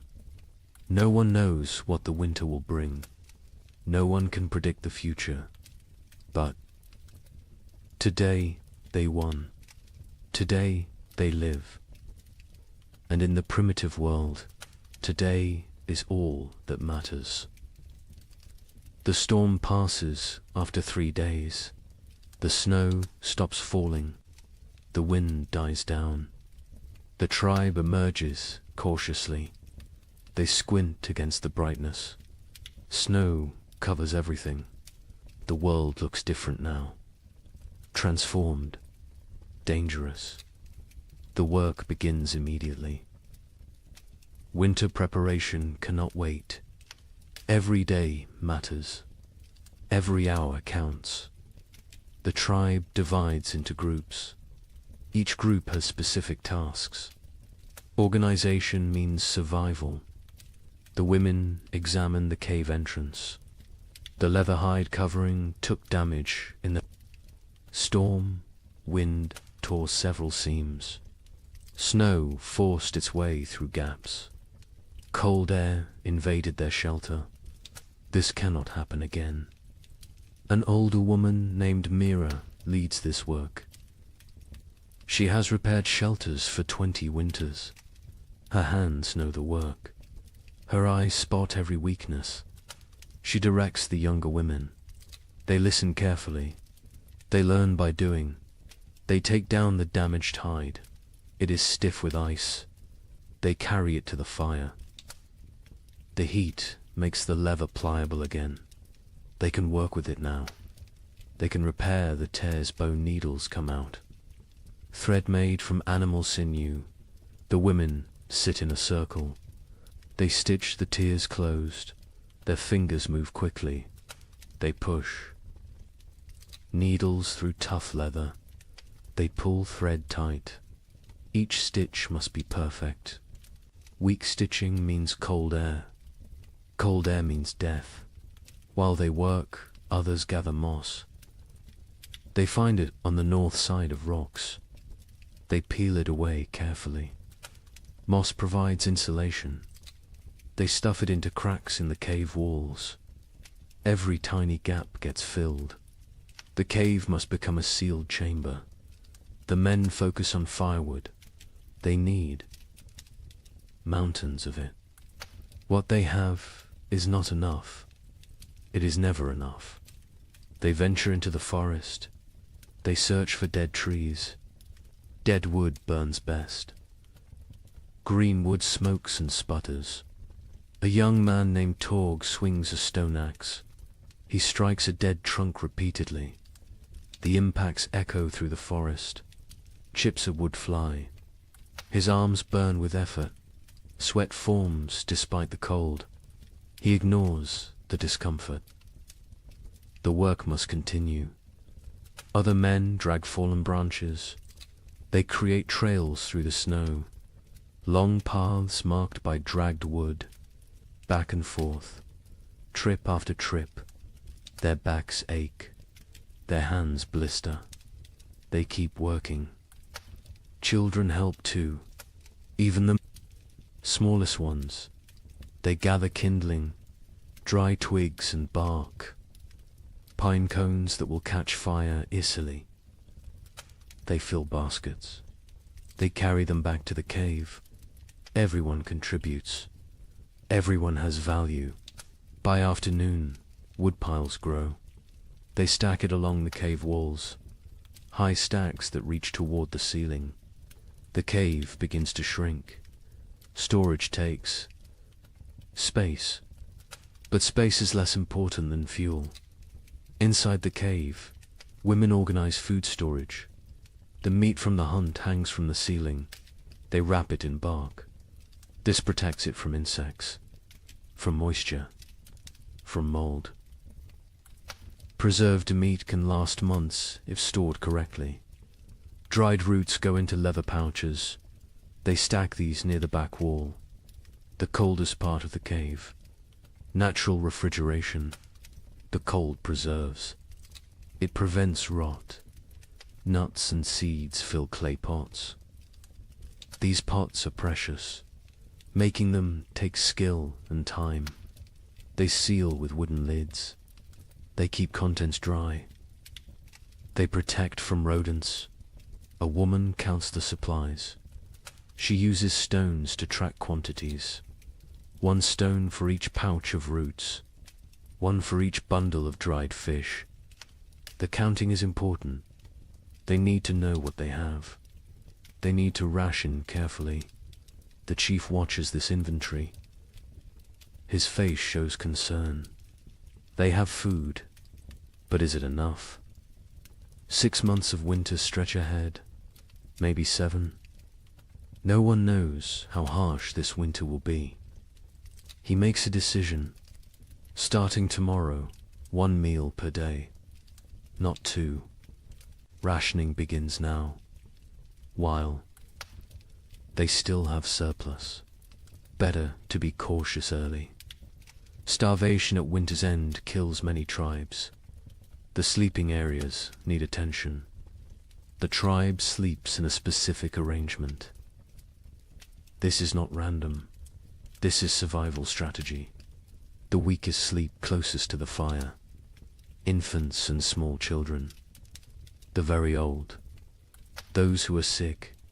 Adults sleep in the middle ring. They provide a barrier. Their bodies block drafts. They generate warmth. They protect the vulnerable. The strongest hunters sleep near the entrance. They endure the coldest positions. They wake first if danger approaches. They are the first defense. This hierarchy never changes. Women spread fresh pine boughs on the ground. These create mattresses. They provide insulation from the cold stone floor. They replace old bows that have compressed and lost their cushioning. Furs are distributed. Each family gets a share. Thick bear hides for the children, wolf pelts for the adults, rabbit skins sewn together for extra layers. Everyone must stay warm through the night. The fire pit requires work. It sits in the center of the cave. Stones ring it. These stones were carefully chosen. They hold heat. They radiate warmth long after flames die down. But some stones have cracked. The extreme heat damages them over time. Cracked stones can explode, send sharp fragments flying, cause injuries. The men remove the damaged ones. They bring new stones from the river, smooth and solid. The warning comes at dawn. The air feels wrong, too still, too heavy. The pressure changes. Animals sense it first. Birds that remained through autumn flee. They rise in frantic groups. Their calls sound panicked. Even the crows abandon there. Perches, got KRAW, stands outside the cave. He tastes the air, metal on his tongue, the taste of coming snow. His joints ache. Old injuries throb. His body predicts weather better than his eyes. A massive storm approaches, perhaps the worst of the season. He returns to the cave quickly. He finds the chief. They speak in low tones. The chief's face hardens. He knows what this means. He has survived 40 winters.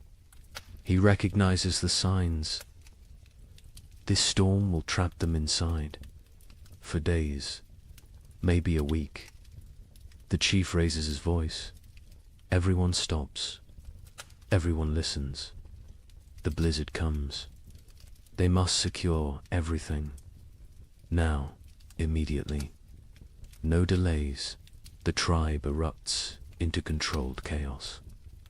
Everyone knows their emergency roles.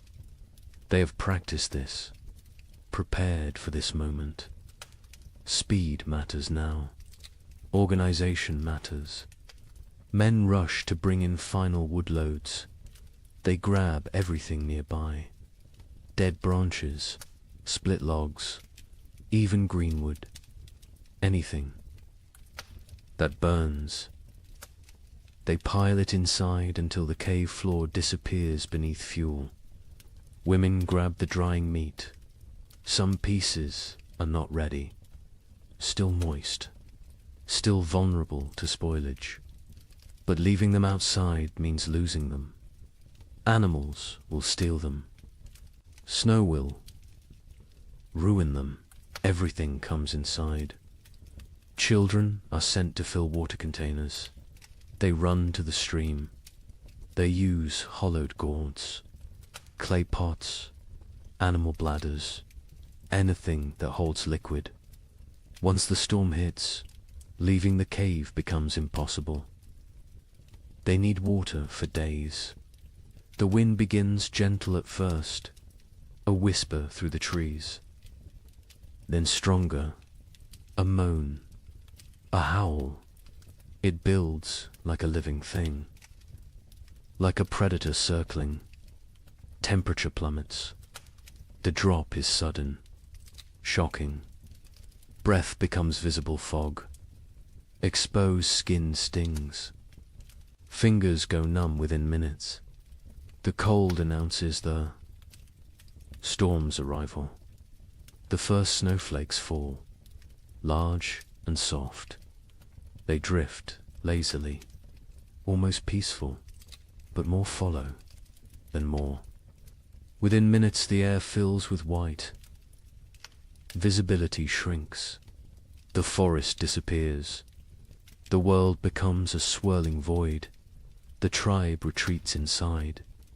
The hunters enter last. They pull the leather hides tight. They secure every fastening. They add the extra layer. The interior darkness deepens. Only firelight remains. The storm intensifies. Wind screams past the cave mouth. It sounds almost human. Anguished wails and shrieks. The leather hide strains against its bindings. It flaps and snaps. The noise is constant, overwhelming. Snow drives. Horizontally, it finds every tiny gap. Fine powder forces through the leather weaving. It dusts the cave floor near the entrance, creates small drifts. The tribe watches with concern. They cannot stop this invasion. The fire becomes their universe. They feed it constantly.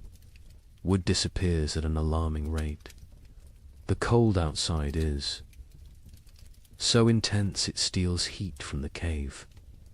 The flames must fight harder, burn hotter, consume more fuel. Smoke becomes a problem. The usual draw through the ceiling hole weakens. The storm disrupts normal airflow. Smoke gathers in the cave's upper reaches. Eyes water. Throats burn. They cough. But they cannot reduce the fire. Cold is more dangerous than smoke. The first, they pass us slowly. Time becomes strange. Without sun, without normal rhythms, hours blend together. The tribe sits in their designated areas. They wait. Patience is a survival skill. Children grow restless first. They are used to running, playing, exploring. Now they must sit still, stay quiet, conserve energy. This is torture for young bodies. They squirm and fidget. A little girl begins to cry. She wants to go outside. She does not understand. Her mother holds her, rocks her, sings softly, old songs, wordless melodies. The girl eventually quiets. She falls into fitful sleep. The adults fare better, but tension builds. Too many people. In too small a space, personal conflicts simmer. Old grievances resurface. A young hunter glares at another. Some past dispute, some imagined slight. The chief notices. He moves between them. His presence prevents escalation. Mira tells stories. Her voice cuts through the wind's howl.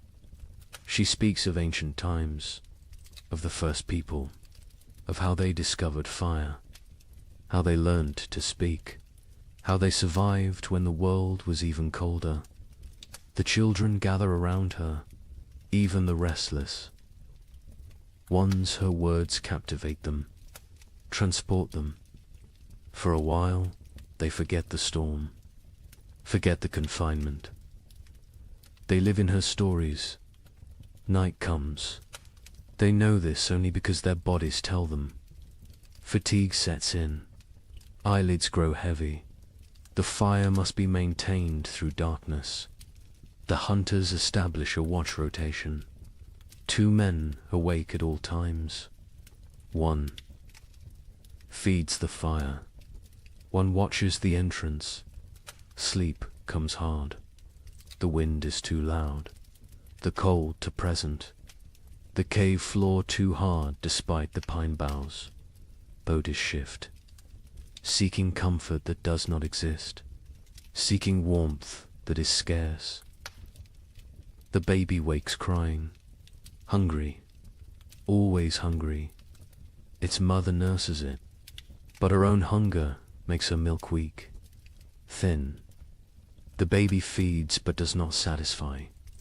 It cries again. Other children wake.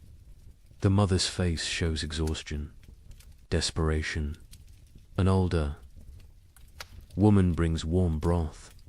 made from bones and snow water. She encourages the mother to drink. Liquid helps produce milk. The mother drinks. The broth is barely warm, barely flavored, but it is something. The second day brings no relief. If anything, the storm worsens. The wind reaches new levels of fury. It sounds like raging beasts, like angry spirits. The entire cave vibrates. Small stones fall from the ceiling. Dust rains down. Fear creeps in. What if the storm never stops? What if they run out of wood? What if the cave collapses? These thoughts spread silently, visible in worried eyes, in tense shoulders, in clenched jaws. The chief sits straight. Projects. Confidence. But privately he worries. The woodpiles shrink rapidly. Too rapidly, he calculates. 3 more days, maybe 4. Then they burn sleeping firs. Then they face choices. Terrible choices. Food rationing becomes stricter. 1 small meal, barely enough to sustain. Stomachs growl constantly. Children whimper. Adults endure silently. Hunger is familiar. Hunger is survivable. For a while, Torg's hands have healed from the axe work. Now they crack from the dry cold. Blood seeps from split skin. He wraps them in leather strips. The bleeding stops, but the pain remains. He says nothing. Complaining helps no one. A hunter notices moisture on the cave walls, condensation from their breath, from their bodies. This moisture freezes, creates a thin layer of ice. The cave becomes a frozen chamber. Beauty and danger combined. Mira leads. The women in work. They cannot hunt, cannot gather, but they can prepare. They sort through supplies. They repair torn clothing. They sharpen stone blades. Idle hands create despair. Work provides purpose. The women sit together. They speak quietly. They share memories of other winters. Some worse than this, some better. They draw strength from survival stories. From knowing others endured. One woman speaks of losing her first child to cold 10 winters ago. The baby simply did not wake one morning, frozen in sleep. Her voice breaks. Others reach out, touch her shoulder, her arm. Physical. Connection matters. They grieve together. They heal together. The third day breaks their spirits slightly. The storm continues unabated. White chaos outside. Grey despair inside. Hope becomes harder to maintain. Faith in survival wavers. A young child develops a cough, deep and wet. The sound echoes in the cave. His mother's face shows terror. Winter. Coughs kill. They start small. They grow. They steal breath. They take lives. The healer examines the child. An old woman with knowledge of plants, of remedies. She has dried herbs, stored carefully. She makes a tea, bitter and strong. The child refuses it. She forces him. He must drink. He must fight. The child drinks. He gags. He sputters. But the liquid enters his body. The healer wraps him in extra furs, keeps him near the fire. She monitors his breathing, his color. She has saved children before. She has lost children before. She does what she can. The fire burns lower. Fuel supplies deplete. The chief makes a decision. Smaller fire, colder cave, extended resources, survival over comfort. The tribe huddles closer. They share body heat. They become one organism, one survival unit. Stories continue, but energy for telling wanes. Voices grow hoarse. Throats hurt from smoke and dryness. Still they persist. Stories are medicine. Stories are hope. Stories are memory. Kraw dreams fitfully. He dreams of the hunt, of running through snow, of warm blood on cold ground, of meat and plenty. He wakes to cold and hunger. Reality disappoints. But reality is what they have.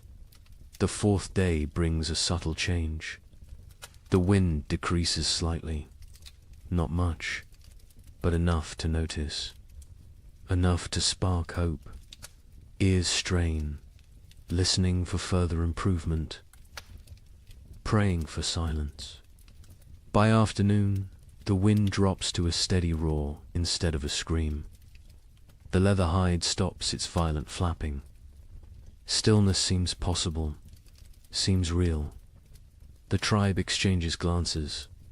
Cautious optimism. The chief crawls to the entrance. He carefully lifts the hide edge. A tiny gap. Snow immediately blows in, but he can see outside. Barely. The world is still white, still falling, but less violent, less deadly. He drops the hide. He turns to face the tribe. His expression gives them their answer before he speaks. The storm weakens, not over, but weakening. They will survive. They will see the end. Relief flows through the cave, visible, tangible. Shoulders relax. Faces soften. Tears form in some eyes. The trial continues, but the worst has passed. That evening, the coughing child breathes easier. The healer's tea worked, or luck worked, or sheer will worked. The reason does not matter. The child will live. This small victory lifts everyone. The tribe eats their meager ration with less complaint. The end approaches. They can endure. They can last. The wood will suffice. The food will suffice. They are strong enough. The fifth morning brings silence. Actual silence. The wind has stopped. The storm has ended. The sudden quiet feels strange, wrong. Ears ring in the absence of noise. Kraw approaches the entrance again. This time he fully opens the hide. Daylight floods in, blinding and beautiful. The tribe shields their eyes, adjusts slowly. The world outside has transformed. Snow everywhere. Drifts higher than a man. The landscape is unrecognizable. Every familiar feature buried, erased. They look upon an alien world, white and pristine and deadly. But the sky shows blue, clear blue. The storm has truly passed. The tribe survived. Every member, every child, every elder. They made it through together. They do not celebrate loudly. They have no energy for celebration, but quiet satisfaction fills the cave. They endured. They protected each other. They remained human in inhuman conditions. The first blizzard has ended. Many more will come, but this one is done, and they are alive. Cold, hungry, exhausted, but alive. That is enough. That is everything. The days after the blizzard bring cruel clarity. The tribe emerges to assess their world. Snow covers everything in impossible depths. Walking is exhausting. Each step sinks to the knee, sometimes to the waist. Movement becomes a brutal task. The hunters try to venture out. They search for game, for any sign of life. But the animals have vanished, gone deep into dens, hibernating, or dead, or fled to distant warmer lands. The forest stands empty, silent as a grave. They check their trap. Lines, the snares they set before winter. Snow has buried them all. Invisible, useless. Days of work erased by one storm. They dig frantically. They find 3 traps, all empty. All sprung by falling snow. The tribe returns to the cave. Their faces tell the story. No food, no prospects, only what they stored. Only what hangs from the ceiling. Only what sits in clay pots. They must make it last. They must ration carefully. The chief counts the supplies again. He uses his stones. He moves them slowly. His count confirms his fears. Not enough. Even with strict rationing, even with 1 meal per day, they will run out before spring arrives. Weeks before, he does not share this calculation. Not yet. Fear helps no one.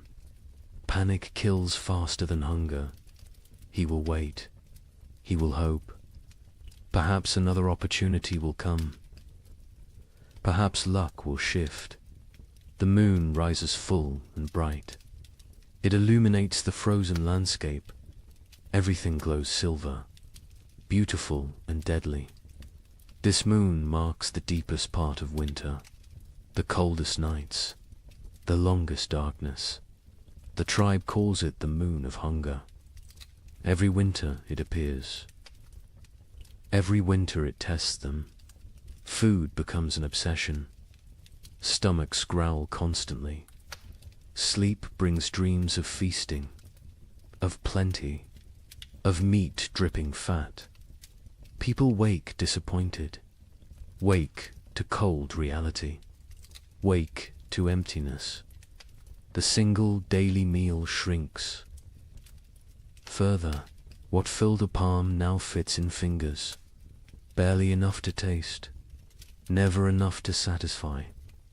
Children cry after eating, still hungry, always hungry. Mothers have nothing more to give. The baby suffers most. Its mother's milk dries up. Her body has nothing left to convert. She tries to nurse. The infant sucks desperately, gets nothing. Its cries become weaker, more pitiful, more heartbreaking. The women try to help. They chew dried meat until soft. They feed this paste to the baby, tiny amounts. The baby takes it, swallows. But infant bodies need milk, need fat, need nutrients this paste cannot provide. Mira grows weaker. Her old body has few reserves. Age makes winter harder. She sleeps more, moves less. Her skin seems to hang on her bones. Her eyes sink into her skull. She knows what is happening. She accepts it. This is the way of things, but she still tells stories. Her voice is thin now, barely audible. The children lean close to hear. She speaks of abundance, of spring, of flowers and green grass, of warm sun on skin. She gives them hope. She gives them something beyond hunger. A hunter named Breck volunteers to venture far, to search for game in distant valleys. Perhaps the herd's sheltered somewhere. Perhaps hunting is possible. The chief considers this. The risk is enormous. But starvation is certain. He agrees. Breck leaves at dawn. He carries a spear, a stone blade, nothing else. Weight would slow him. He must move fast, cover distance, return quickly, or not return. At all, the tribe watches him go. A small figure against vast white. He grows smaller, smaller, then disappears over a ridge. They pray to spirits, to ancestors, to anything that might listen. Bring him back with food. Days pass. Breck does not return. Hope fades. The tribe assumes the worst. The cold took him, or hunger, or predators, or simple bad luck. They mourn silently. They cannot waste energy on elaborate grief. The fire burns lower, with supplies critical now. They cannot gather more easily. The snow is too deep, the cold too intense. They burn less. The cave grows colder. Ice forms on interior walls. Breath becomes visible even inside. People huddle together constantly. Sharing warmth is survival. Personal space disappears. Bodies press against bodies, creating human walls against cold, creating collective heat. It helps. Barely, but barely is enough. Torgs. Mother develops a fever. Her body shakes. Her teeth chatter. She cannot get warm despite the furs, despite the proximity to fire. The fever burns from within, consumes her remaining strength, consumes her remaining fat. The healer examines her. She recognizes the signs. Starvation, fever, the body eating itself, trying to generate heat, trying to survive. But without food, the body destroys itself. Muscles become fuel, organs become fuel. Death approaches. The healer makes another tea. Her herbs are nearly gone. Only a few precious leaves remain. She must choose. Who gets treatment? Who goes without? These choices haunt her, but she must make them. She gives the tea to Torg's mother. A chance. A small chance. The woman drinks. The liquid burns her throat. She coughs violently, but she keeps it down. She wraps herself tighter. She closes her eyes. She fights. Her body fights. Time will tell if fighting is enough. The children stop playing. They lack energy for play. They sit quietly, stare at nothing. Childhood vitality drains away. They become small, old people, serious, silent, waiting. One boy asks his father when they will eat more. The father has no answer. He pulls his son. Close, he says, spring will come. Spring always comes. The boy asks when. The father says soon. He lies. Spring is months away, but the lie is kindness. The tribe begins eating leather. They take old, worn pieces. They boil them. The leather softens slightly, becomes chewable. It provides almost no nutrition, but it fills the stomach, tricks the body temporarily, delays the inevitable. They scrape hide scraps, collect tiny bits of dried meat, particles that fell, that were missed. They gathered these with desperate care. Every crumb matters. Every fragment could mean another day. The chief notices people eyeing the stored seed. Small amounts saved for spring planting. Eating that seed means no crops next year. Means starvation then instead of now. But now is very real, very present, very tempting. He moves the seed, hides it in a far corner, tells only 2 trusted hunters. They will guard it. Die before allowing it to be eaten. Future survival demands this sacrifice. Present suffering must be endured.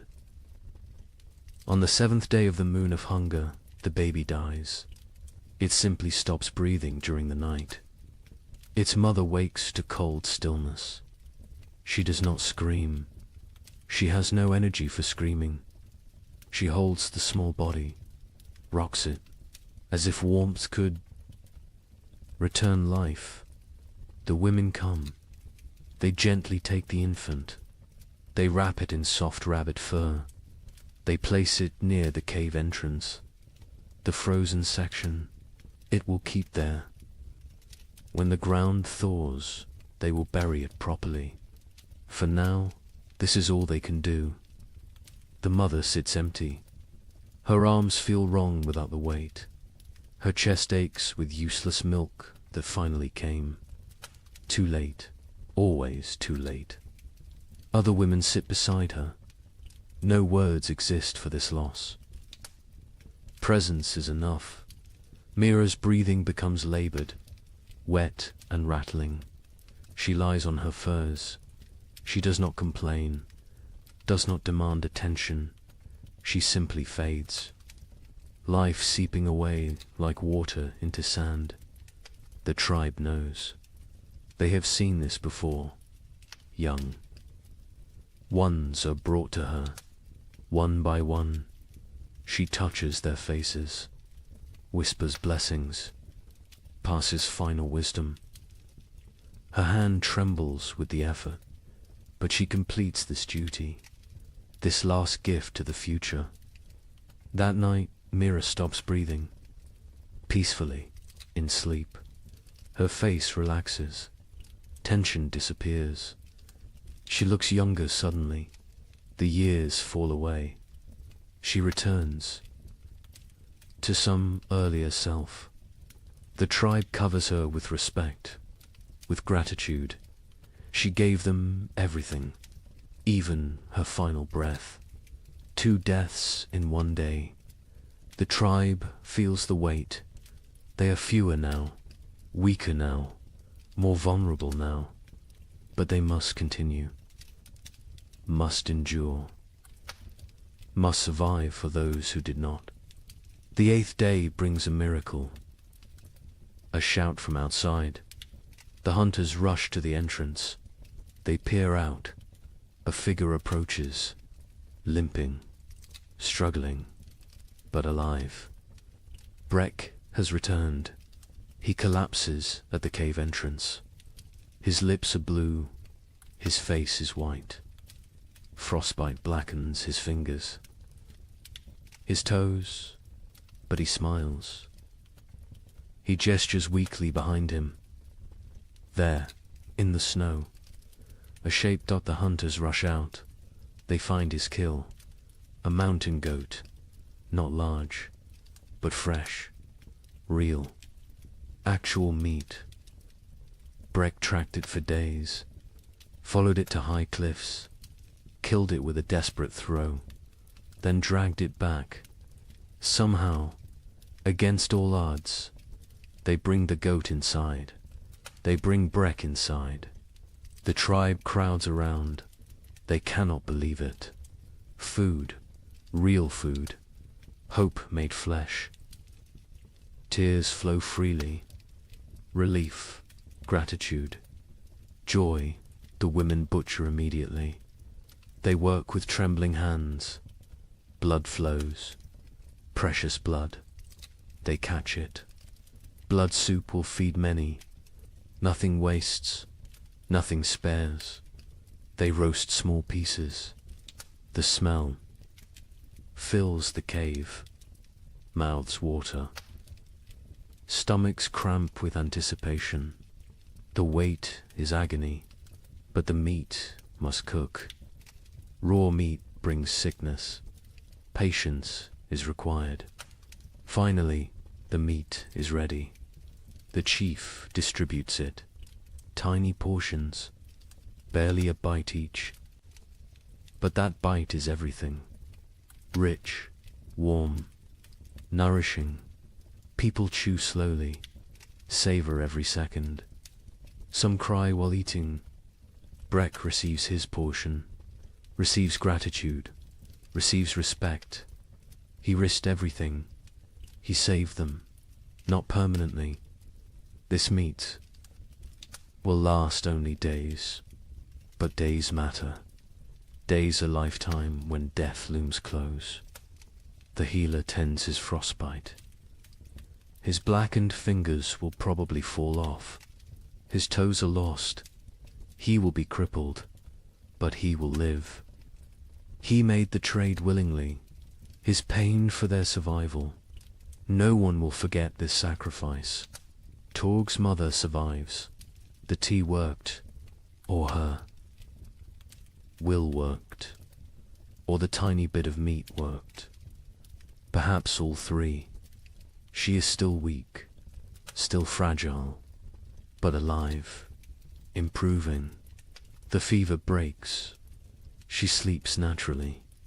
Healing sleep. The tribe settles that night with fuller bellies.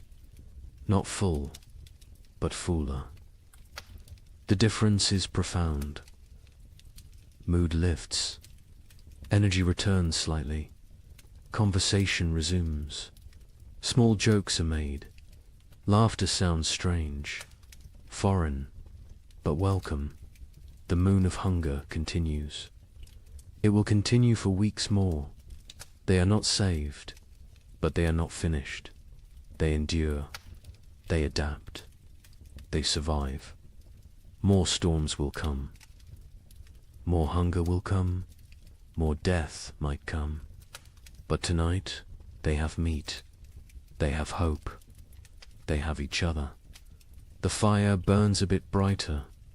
Wood is still rationed. But they allow a slightly larger flame. Warmth spreads. Bodies relax marginally. Sleep will come easier tonight. Outside, the moon hangs cold and distant, indifferent to human suffering, indifferent to human triumph. It simply shines, marking time, marking the season. The moon of hunger watches all, judges none. The tribe learned to gain what they already knew. Survival requires sacrifice, requires courage, requires the few to risk for the many. Breck proved this. Mira proved this. The baby's mother proved this. They carried these lessons. They teach these lessons. They live these lessons. This is how humans persist. This is how they conquer impossible odds. Not through strength alone, but through sacrifice, through love, through unwillingness to surrender. The moon of hunger is not over, but they will face it together. They will face it standing. They will face it human. And that makes all the difference. They step onto the plain. The wind hits immediately. Ferocious, brutal. It steals breath. It pushes them backward. They lean into it. They fight for every step. Progress becomes measured in body lengths, not miles. The cold is different here. Worse, it penetrates every layer, finds every gap in clothing, numbs exposed skin within seconds. Their eyes water, the tears freeze on their cheeks. Ice crystals form on their wrappings. They walk in a tight group, close together, sharing body heat, creating a mobile shelter. the strongest on the outside, taking the worst of the wind, rotating positions regularly, sharing the burden, sharing the pain. Hours pass. Time loses meaning. There is only the next step, the next breath, the next moment of survival. Nothing beyond that, nothing behind that. Just the eternal present of suffering. Sira stumbles. She catches herself. But barely. Her legs shake. Exhaustion shows. Others are the same. Everyone reaches their limits, but limits must be exceeded, must be pushed beyond reason. Survival demands the impossible. They come to a frozen river. Ice covers it completely. Thick. Ice. Strong ice. Probably safe. Probably. But ice is treacherous. Currents flow underneath. Weak spots form. One wrong step means freezing water, means death. Crawl tests the edge. He stamps hard. The ice holds. He ventures further, still solid. He waves the others forward. They cross one at a time, spreading out, distributing weight. Every step careful, every movement calculated. Halfway across, the ice groans. A deep, ominous sound. Everyone freezes. They wait. The groaning continues, but no cracking, no breaking. They breathe again. They continue, faster now. Urgency overcoming caution.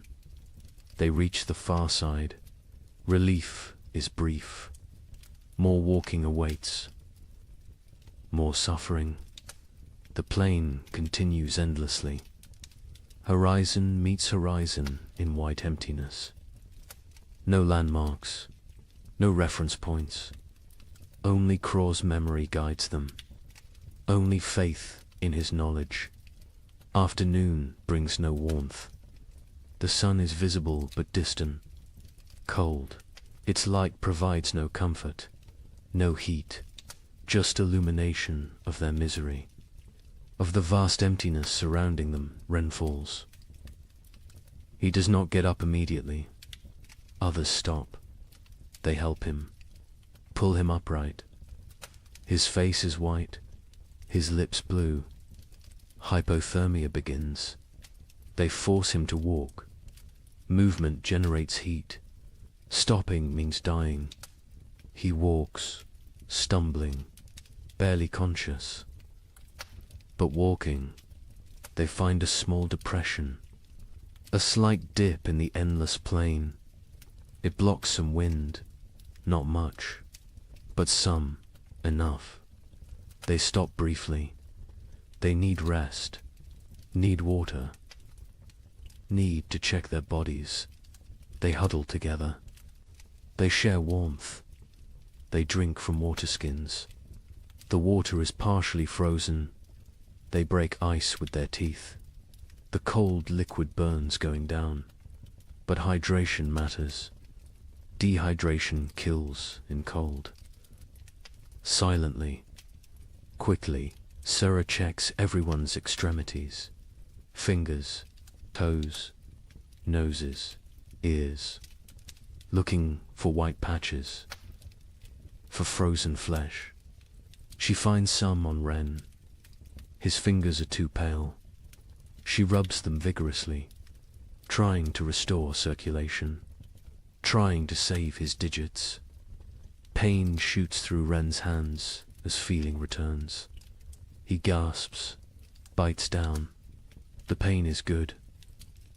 Pain means life, means the tissue still functions. He flexes his fingers. They move, stiff but mobile. He survives this test. They rest for half an hour, no longer. Their bodies cool quickly without movement. Already the cold seeps deeper. They must continue. Must reach the valley before nightfall. Darkness on the plain means death. Certain death. The afternoon trek is harder. Fatigue accumulates. Muscles refuse commands. Minds grow foggy. This is dangerous. Clear thinking preserves life. Confusion kills. They focus on simple goals. Next 100 steps. Then next 100. Then next, they see shapes ahead. Dark forms against white. Rocks. Trees. Hope. Surges, but distance deceives. The shapes are far. So far. What looked like minutes away takes hours to reach. The plain plays tricks, tests sanity. Finally, they arrive. Not trees, just large boulders. But boulders provide shelter. Wind breaks around them, creates calm pockets. They can rest here. They can survive the night here. Relief is overwhelming. They collapse against the rocks. Their bodies give out. They have nothing left. They walked for 14 hours, maybe 15, through impossible conditions. They should be proud, but they are too tired for pride, too exhausted for emotion. They must make fire, must create warmth, but they have no wood. The plain offers nothing, just snow and rock and ice. Craw searches desperately. He finds dried grass, small amounts poking through snow. He gathers every strand, every piece. They pile the grass. They work their firestones, striking, sparking, again and again. Their frozen fingers fumble, drop the stones, retrieve them, try again. Finally, a spark catches. Tiny flame, fragile, growing dot, they feed it carefully. Grass burns fast, too fast. The flame provides momentary warmth, psychological comfort more than physical heat, but it helps. It reminds them they are human. They can create. They can fight nature. The fire dies within minutes. No fuel remains. Darkness settles completely. Cold intensifies. Night on the plain is brutal beyond measure. They huddle together, all 10 bodies pressed close, creating a human ball. Preserving core warmth. Sleep comes in fragments, minutes at a time. Someone must stay awake, must watch, must ensure everyone breathes, must prevent the final sleep that never wakes. They rotate this duty, share this burden. The night lasts forever. Time becomes meaningless. There is only cold, only suffering, only the desperate clinging to life. Some pray to spirits, some think of family, some think nothing. Just exist, just breathe, just survive. Dawn arrives, grey and grudging. They survived, all 10, frozen, hurting, but alive. They check each other. Frostbite has spread. Fingers are white. Faces are damaged. But they can walk. They can continue. They eat tiny portions of dried meat. The food is frozen solid. They soften it in their mouths. It provides minimal energy, but enough. Enough for another day. Enough for more walking.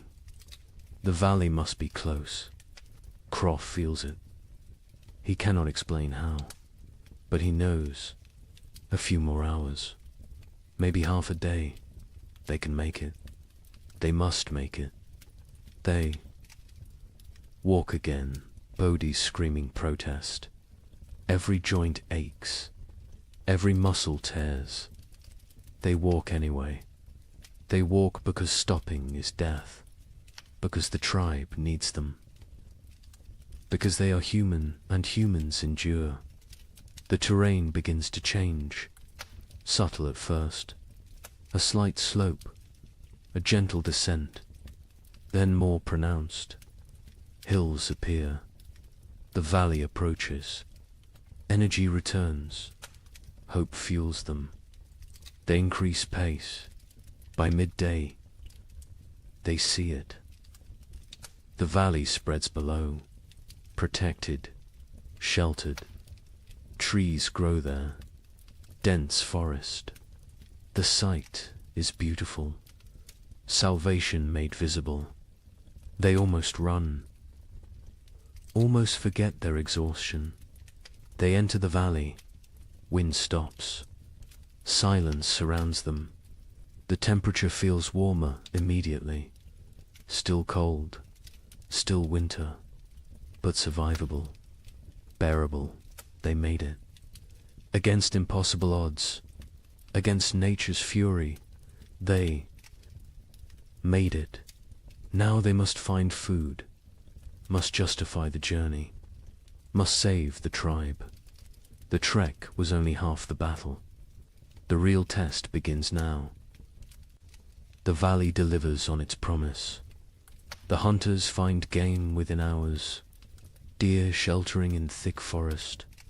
A small herd, 5 animals, healthy and fat. They have survived winter well, protected by the valley's embrace. The hunt is successful. 2 deer fall, 2 coordinated spears. The hunters work efficiently. They butcher, they preserve, they prepare for the return journey. Success tastes sweet, sweeter than the meat itself. They saved the tribe. They accomplished the impossible. The journey back takes 4 days. They carry heavy loads, meat wrapped in hide, dragging it through snow. The weight slows them, but spirits are high, high enough to overcome exhaustion, high enough to push through pain. The tribe spots them from a distance, 10 figures approaching, all walking, all alive, and carrying something, carrying hope.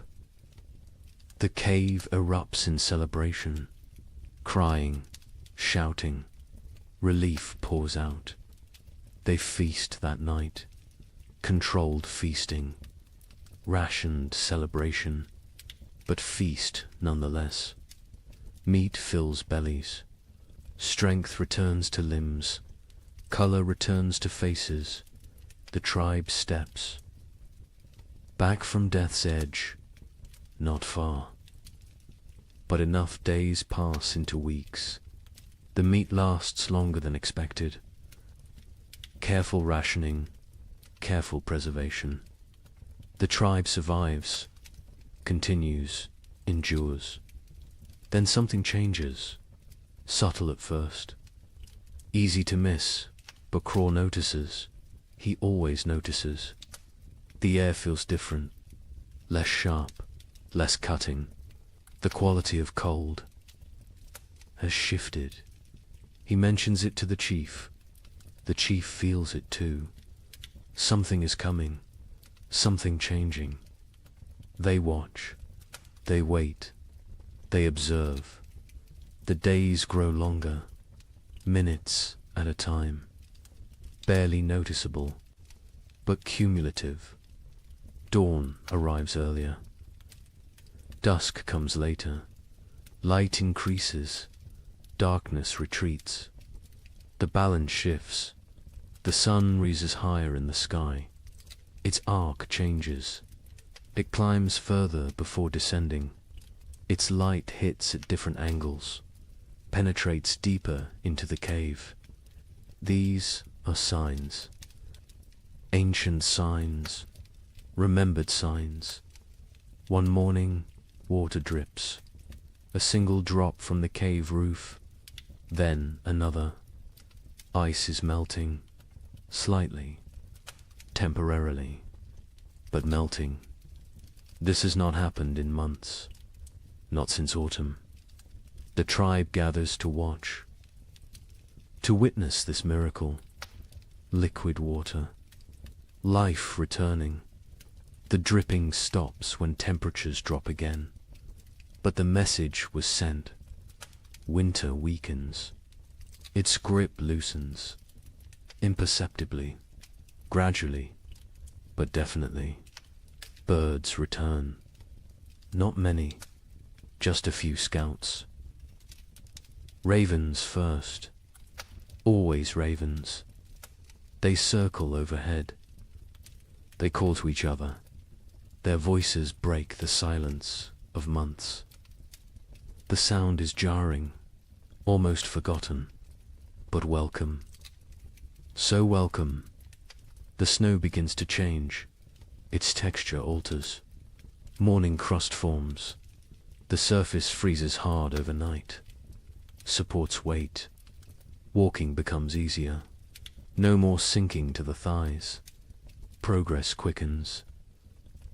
Movement improves, but afternoons bring different snow. Soft, wet, heavy. The snow absorbs sunlight, converts it to water. Slowly, drop by drop, the snow level decreases. Patches of ground appear, brown and dead, but ground, actual earth. The hunters venture out more frequently. They find tracks, fresh tracks. Animals emerge from dens, from hibernation, from wherever they sheltered. Life stirs again, cautiously, tentatively, but undeniably. A child sees something green, a tiny shoot, pushing through melting snow. Green, the color is shocking. Alien after months of white and brown and grey. The child calls others. They gather around this small miracle, this proof of continuation, this promise. The tribe's energy shifts. Desperation eases. Not gone, but reduced. They can see the end now. Not tomorrow, not next week. But eventually, spring will come. They will survive. They endured the worst. They can endure the rest. Mira's death is honored properly now. The ground softens enough to dig. Not deep, but enough. They bury her with ceremony, with gratitude, with love. They mark her place with stones. She will rest among her people, among the land she knew. The baby is buried beside her, grandmother and infant. Together, the mother stands silent. She has no tears left, but she has survived. She will continue. She will have other children. This is not comfort, but it is truth. It is the way. The tribe expands their range. They explore further from the cave, finding what winter destroyed, what winter spared. They assess damage, plan repairs, think ahead. Survival mode shifts to recovery mode. They find a frozen stream beginning to flow. Ice breaks apart. Water moves underneath. Clear, cold, but flowing. They drink fresh water, not melted snow, not stale. Fresh the taste is incredible. Pure, clean. Alive. Fish will return soon. With flowing water comes fish. The tribe prepares nets, repairs traps, sharpened spears. The river will provide. It always has. It will again. The wind changes direction, no longer from the north, now from the south. Warmer air pushes in, not warm, but warmer. Relative warmth, comparative warmth, enough to matter. Ice on the cave walls melts. Water runs down stone faces. The cave becomes damp, almost humid. This creates new problems. Mold threatens. Furs must be dried, arid, maintained. But these are problems of living, not problems of dying. The tribe welcomes them. Sero spots deer tracks. Many tracks. A large herd pass nearby, moving north, following some ancient instinct. Following the thaw, the hunters follow. They track for miles. They find the herd. The hunt succeeds again. 3 deer this time. The tribe has surplus. Actual.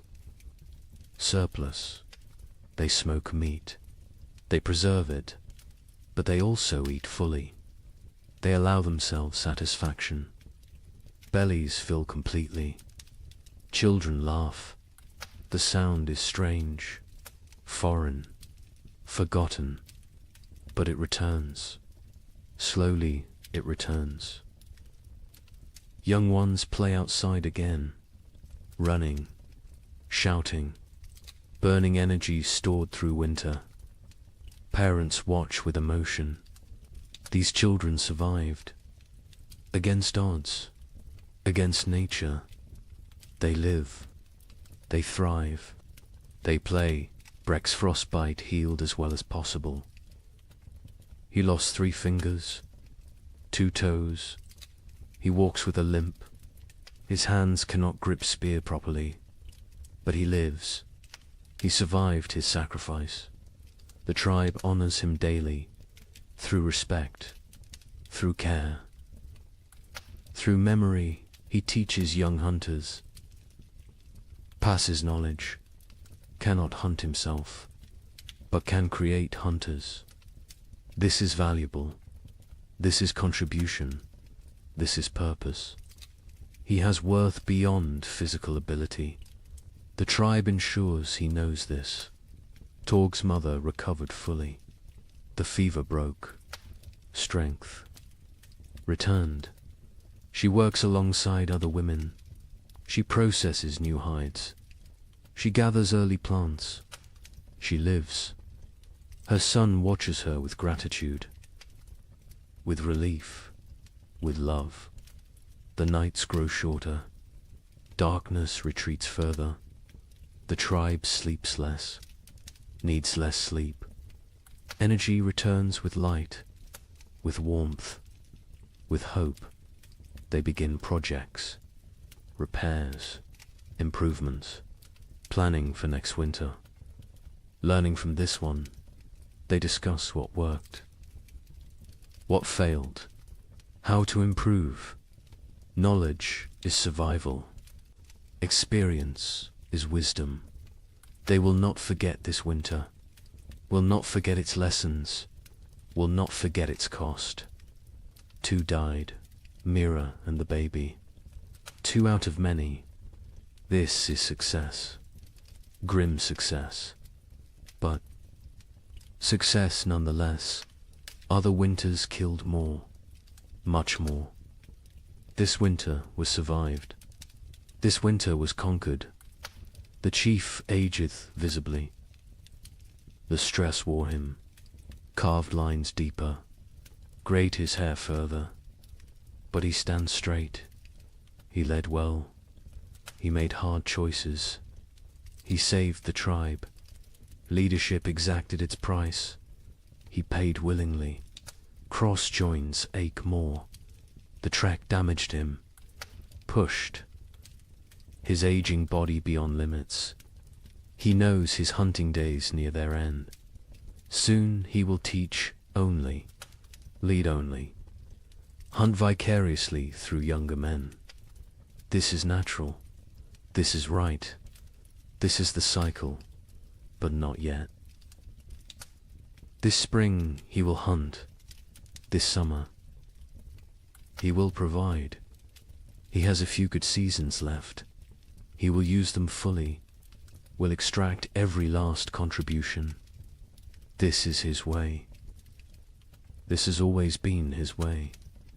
The tribe ventures to high ground.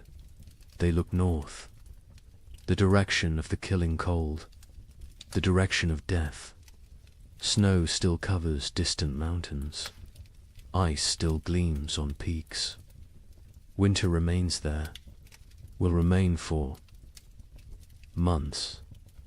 But here, in the valley, in their home, spring approaches, green spreads, slowly, gradually, but visibly.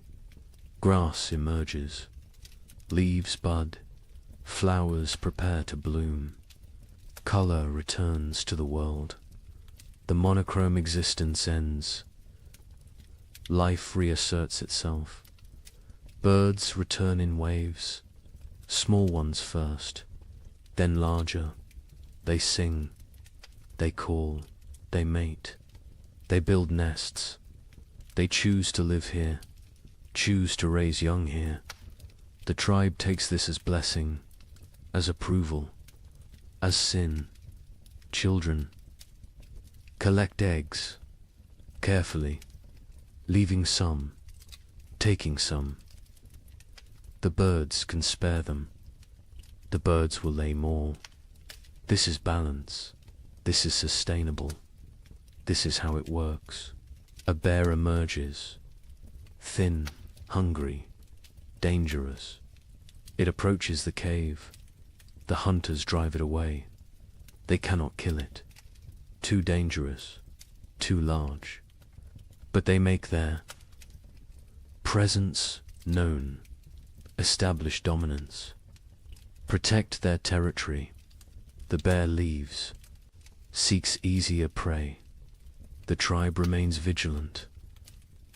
More bears will come, more predators. Spring brings life, but also competition, also danger, different danger than winter, but real. They prepare defenses, reinforce barriers, sharpen weapons. Spring is not safety. Spring is different challenge. Different tests, but they survived winter. They can handle spring. The elderly who remained in the cave through the trek are recovering. They endured. They kept fire burning. They maintained hope. They held the center. Their contribution was essential, unrecognized during the crisis, acknowledged now. The tribe holds council. All adults attend. They discuss summer plans. Where to hunt, where to gather, what to store, how to prepare for next winter. Always next winter. Winter always comes again. But between now and then, between this moment and that future threat, there is spring. There is summer. There is abundance. There is life. They will live fully, live completely, live gratefully. The thaw continues, accelerates, snow vanishes, rivers swell, the land transforms. The frozen death world becomes living green world. The change is profound, almost unbelievably, but real. Witnessed, experienced. The tribe survived. All but two. They endured when winter meant death. They outlasted the brutal cold. They conquered the primitive darkness. They proved again what humans are, what humans do, what humans will always do. They survive. They adapt. They continue. Spring has begun. The tribe gathers in evening light, not inside the cave, outside, under open sky. This gathering is ritual, sacred. It happens after every winter, after every survival. The time has come to speak, to remember, to learn. The chief sits at the center. Elders form a circle around him, hunters behind them, women next, children at the outer ring. Everyone has place, everyone has voice. This is how knowledge passes. This is how wisdom survives. The fire burns. Between them, not for warmth now, for ceremony, for focus, for connection. Flames dance, sparks rise. The tribe watches, reflects, prepares to speak their truths. The chief begins. His voice carries weight, authority earned through survival, through sacrifice, through leadership in darkness. He speaks of the winter, its harshness, its cruelty, its lessons. He names those lost. Mira, the infant, their names spoken aloud. Remembered, honored, he speaks of choices made, rationing food, sending the trek, hiding the seed. Hard choices, choices that saved them, choices that cost them. Leadership is burden.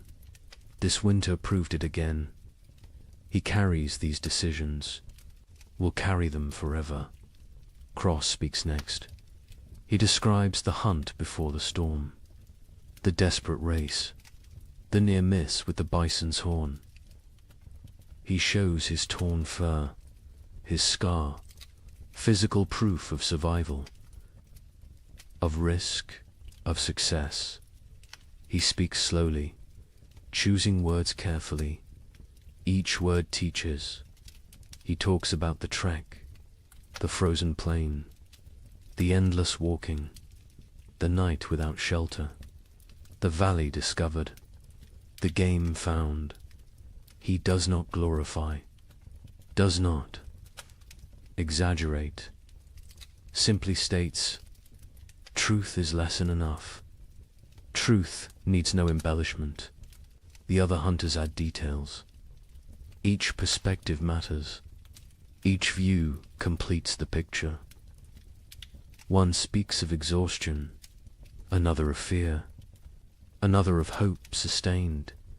Together they create full understanding, complete knowledge, shared experience. Breck holds up his damaged hands. 3 fingers gone.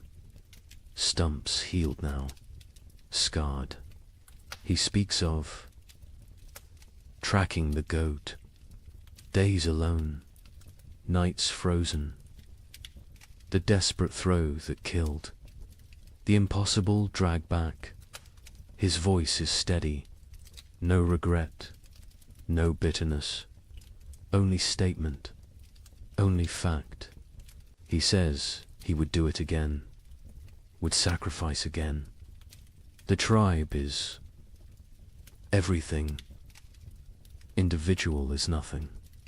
This is core truth. This is survival principle. This is what separates humans from animals. Willingness to suffer for others, to die for others. If necessary, the women speak. Myra's daughter tells of her mother's final days, her weakness, her continued teaching, her peaceful end. Tears flow, but also pride. Mira lived well, died well, left legacy. This is all anyone can hope for. The baby's mother speaks, briefly. Her voice breaks. She cannot say much, but she says enough.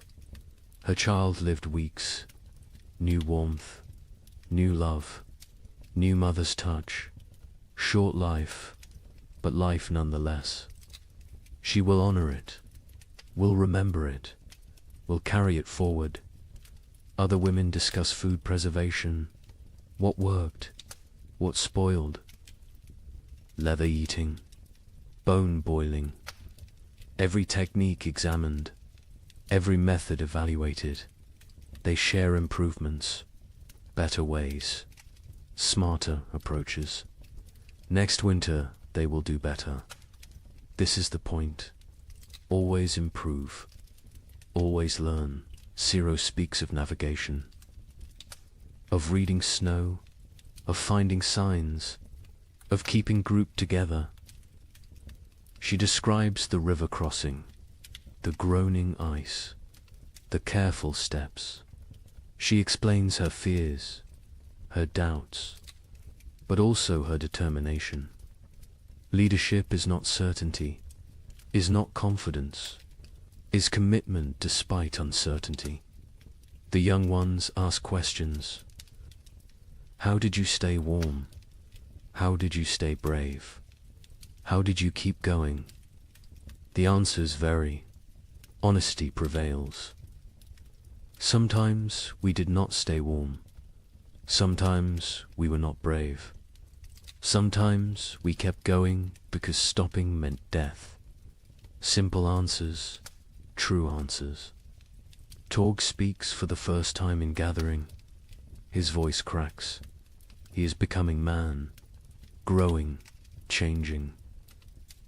He talks about the wood gathering, the blistered hands, the aching back, the satisfaction of contribution.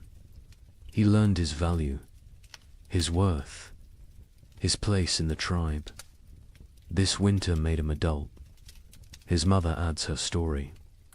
The fever, the weakness, the tea that saved her. She thanks the healer publicly, gratitude expressed, debt acknowledged. The healer nods, accepts thanks, but says she only did what she knew, what others taught her, what Myra taught her years ago. Knowledge circles, returns, perpetuates. The healer discusses her herbs, what she used, what she saved, what she needs to gather. She lists plants, describes locations, teaches identification. Several women listen intently. They want to learn, want to help, want to preserve this knowledge. The healer accepts students, welcomes them. Knowledge must spread, cannot die with one person. Talk turns to preparations. What they should have done, what they will do next time. More wood, always more wood. Better storage, improved insulation, stronger entrance barriers, backup supplies, hidden caches, distributed resources. They brainstorm, they plan, they commit. Someone suggests splitting the tribe, half in one cave, half in another. If one location fails, the other survives. Discussion follows, arguments for, arguments against. The chief listens, considers, makes no decision tonight. This needs thought, needs time. Will be decided before next winter. The feast day arrives with warmth, actual warmth. The sun climbs higher. It stays longer. Its rays penetrate winter's final defense. The cold retreats, step by step, day by day. Life returns. The tribe moves through mourning with purpose. Women prepare food, all the food, reserves brought out, smoked meat, dried fish, roots saved, seeds roasted. Nothing held back today. Today's abundance. Today is celebration. Today is life affirmed. Children run wild, energy unleashed. Months of confinement explode into motion. They chase, they climb, they shout. Their laughter echoes off rocks, off trees, off the sky itself. Parents watch with full hearts. This sound, this joy, this is why they fought, why they suffered, why they survived. The hunters bring fresh game, killed this morning, deer and rabbits. Prepared quickly, cooking now. The smell fills the valley, rich, savory, irresistible. Mouths water, anticipation builds. The feast approaches. By midday, everything is ready. Food covers flat rocks, arranged, displayed. More food than seen in months, more than anyone remembers. It looks impossible, looks like dream, but it is real, earned, deserved. The chief stands. He raises his hands, silence falls, even children quiet. He speaks briefly, thanks the spirits, thanks the ancestors, thanks the tribe. Each person contributed, each person matters, each person survives because all survived. This is truth. This is their way. Then he gestures. Begin, eat, celebrate, live. The tribe descends on food with controlled urgency, not greed, not desperation, but hunger, real hunger. Months of deprivation cannot be ignored. They fill their hands, fill their mouths, fill their bellies. The taste is incredible. After bland rations, after leather, after nothing. This food is ecstasy, simple food, basic food. But to them it is feast worthy of gods. They eat slowly, savoring, appreciating, grateful for every bite. Children eat until they cannot move, then play, then eat more. Their bodies demand fuel, demand rebuilding, demand growth delayed by winter. Parents smile, let them eat, let them grow, let them live. Adults pace themselves. Years teach moderation, but they eat fully, satisfied fully, for the first time in forever. Bellies are tight, bodies are warm, hearts are full. This moment is perfect. This moment is earned. This moment is theirs. As afternoon settles, the tribe relaxes into contentment. Some sleep, some talk, some simply exist, peacefully, completely, without fear, without hunger, without cold. Present moment contains everything needed. Stories begin again. Different stories now, lighter stories, funny memories, embarrassing moments, gentle teasing. Laughter comes easily. Naturally, the tribe remembers how to be happy, how to be human beyond survival, how to live rather than merely exist. Brexits. With young hunters, he demonstrates techniques despite damaged hands, shows them tracking signs, explains animal behavior, shares decades of knowledge. His hunting days may be over, but his contribution continues. Different form, same value, same importance. The healer sits with her new students. They examine plants, learn properties, memorize uses. She teaches patiently, thoroughly. She knows she grows old. She must pass knowledge before she cannot, before it dies with her. The young women listen intently. They understand the gift. They accept the responsibility. Sira walks the valley's edge, exploring, mapping, planning. Her mind is always forward, always preparing. She finds new water sources, better hunting grounds, strategic locations. Information is survival. Knowledge is power. She gathers both constantly. Craw sits alone briefly, watching his tribe, his family. He feels his age, his exhaustion, his mortality, but also satisfaction, pride, purpose. He has lived well, provided well, protected well. If death comes tomorrow, he is ready. He is complete.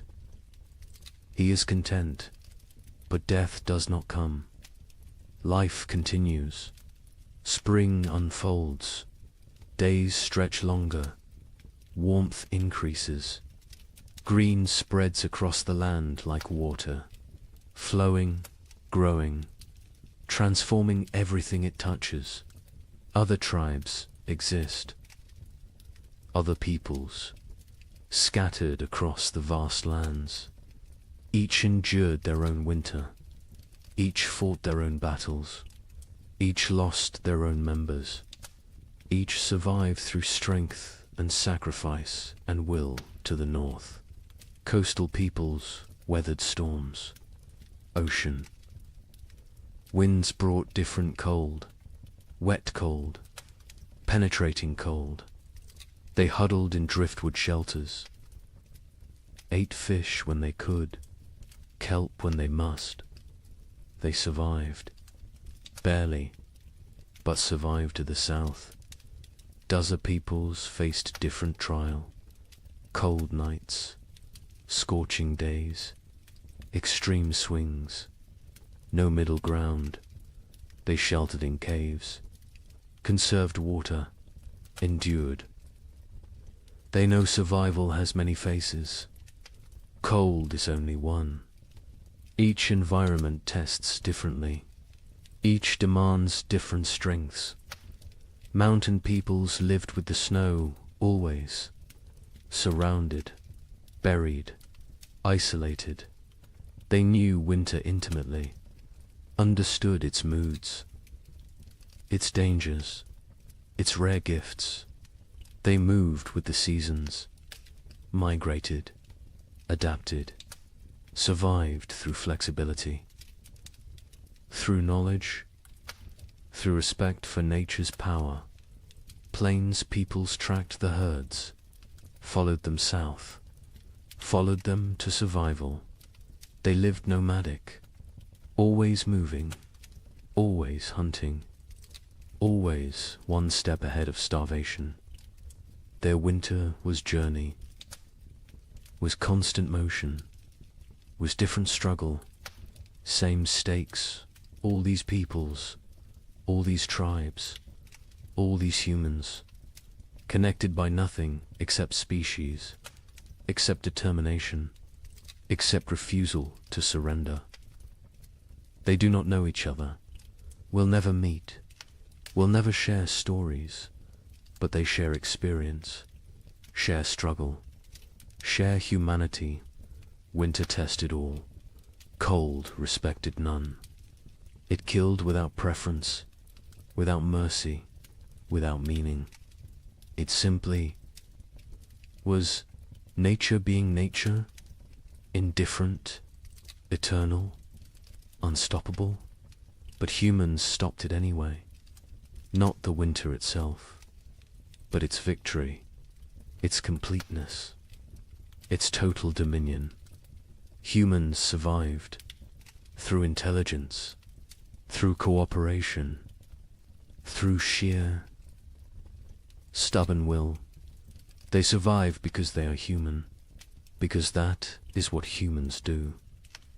The sun sets slowly, painting the sky orange, pink, purple, gold, colors absent all winter, colors forgotten, colors that seem unreal. The tribe watches silent, appreciative. Beauty matters, even to primitive peoples, especially to them. Beauty is life beyond survival. Beauty is hope made visible. The fire is lit, not necessity now. Tradition, comfort, connection. They gather around it. Not for warmth, for ritual, for togetherness, for continuation. Fire was life in winter. Fire is still center, still heart, still home. The night is gentle, soft, a caress rather than assault. Stars emerge, countless, brilliant, the same stars that watched their suffering, that witnessed their triumph, that will observe their continuation. Forever stars, eternal witnesses, silent companions. Children sleep quickly, exhausted from play, from food, from life fully lived. They sleep peacefully, deeply, no crying, no fear, no cold. Just rest, just dreams, just childhood reclaimed. Adults linger, quiet conversation, comfortable silence. They need no entertainment, no stimulation. Simply being together is enough. Simply surviving is enough. Simply existing in this moment is everything. One by one they drift to sleep, bodies relaxed, minds peaceful. The tribe sleeps well, under stars, under sky, under the protection of their own strength, their own unity, their own humanity. The night deepens, the fire burns low, embers glow, red, orange, fading. The valley is silent, peaceful, safe. Life sleeps, life rests. Life prepares for tomorrow, somewhere. In the darkness, a wolf howls, distant, lonely, calling to pack, calling to family, calling for connection. The sound carries, echoes, fades. The tribe does not wake, does not fear. Wolves are neighbors, not enemies. All creatures struggle. All creatures survive. All creatures seek pack, seek family, seek belonging. The echo continues. Not just wolf, but all sounds, all voices, all stories. They echo through time, through generations, through eternity. This tribe will fade. These people will die. But their echo continues. Their legacy persists. Their survival matters. Because they are not the end. They are the beginning. The foundation. The root. From them come others. Many others. Countless others. Every human alive carries their echo. Their determination. Their refusal to quit. These primitive peoples, these ancient survivors, these frozen warriors, they are ancestors to everyone, to all of humanity. Their winter is our winter. Their struggle is our struggle. Their survival is why we exist. The night holds all of this, all of history, all of future, all of possibility. It holds the sleeping tribe, the dying fire, the silent stars. It holds everything that was, everything that is, everything that will be. And in the morning, they will wake, they will continue, they will live another day, then another, until winter comes again. And they will face it, and they will endure, because that is what they do, what they have always done, what they will always do. They are human. They survive. The night knows this. The stars know this. The earth knows this. And now you know this. To rest now. Sleep now. Dream of warm fires. Of full bellies. Of tribes that endure. Of humans who refuse to quit. Of ancestors who gave us everything, including survival itself. The echoes continue, forever, always, in the night.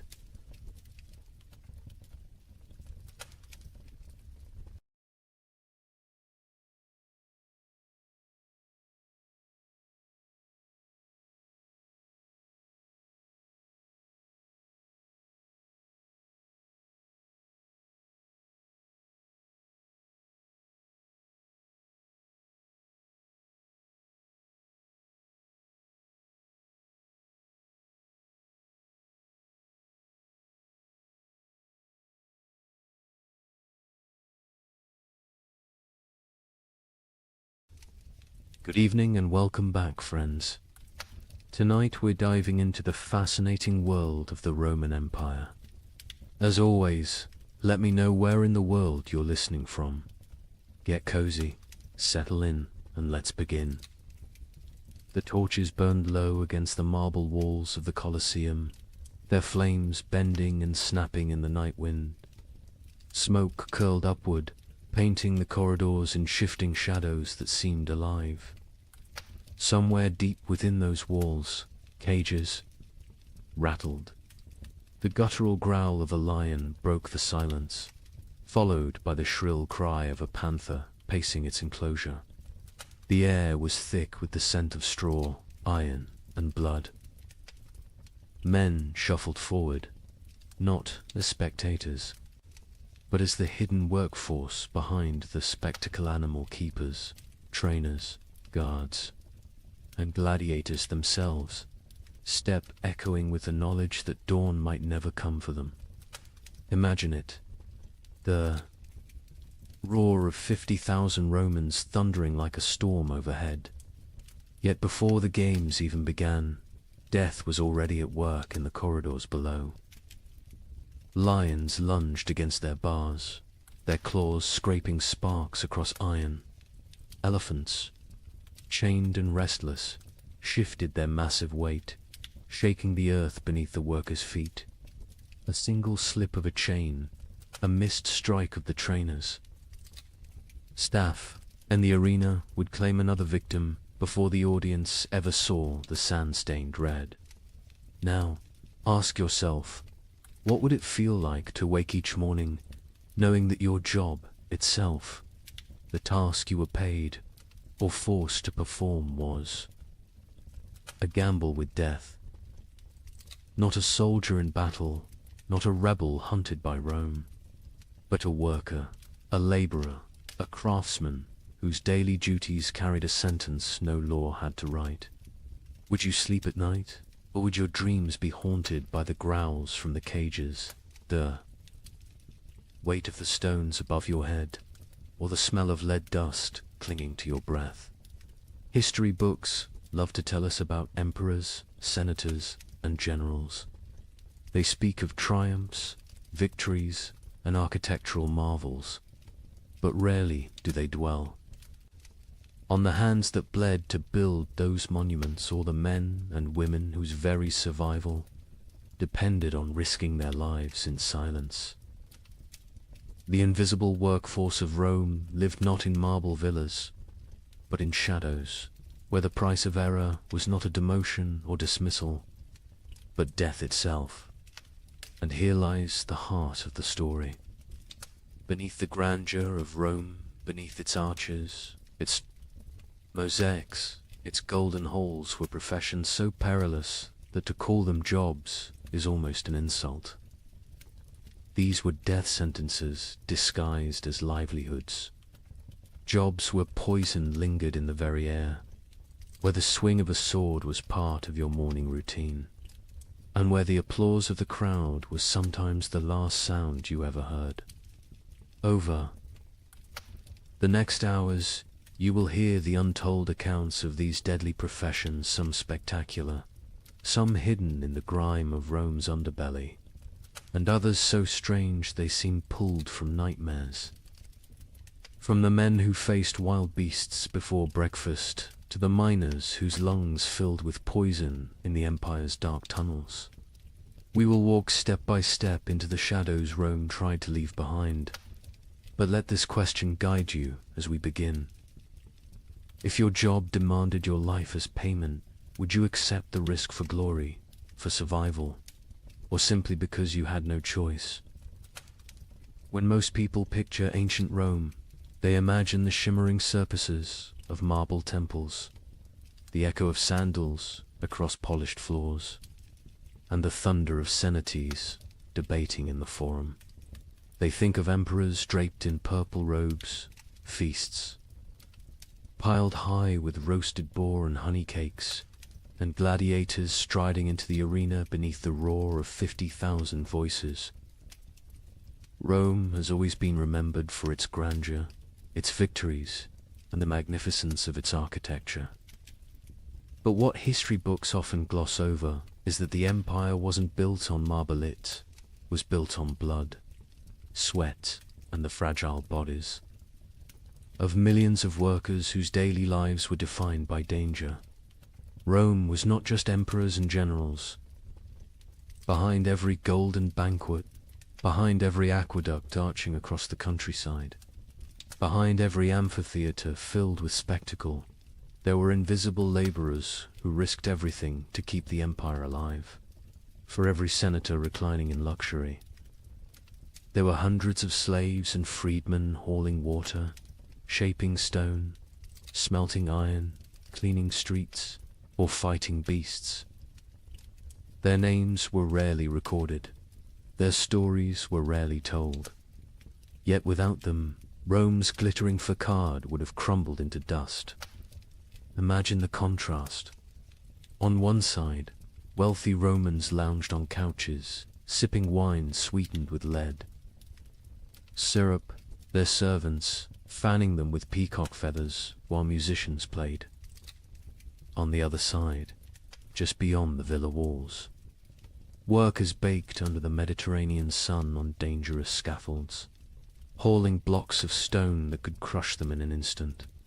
Inside, the laughter of banquets rang against walls lined with mosaics.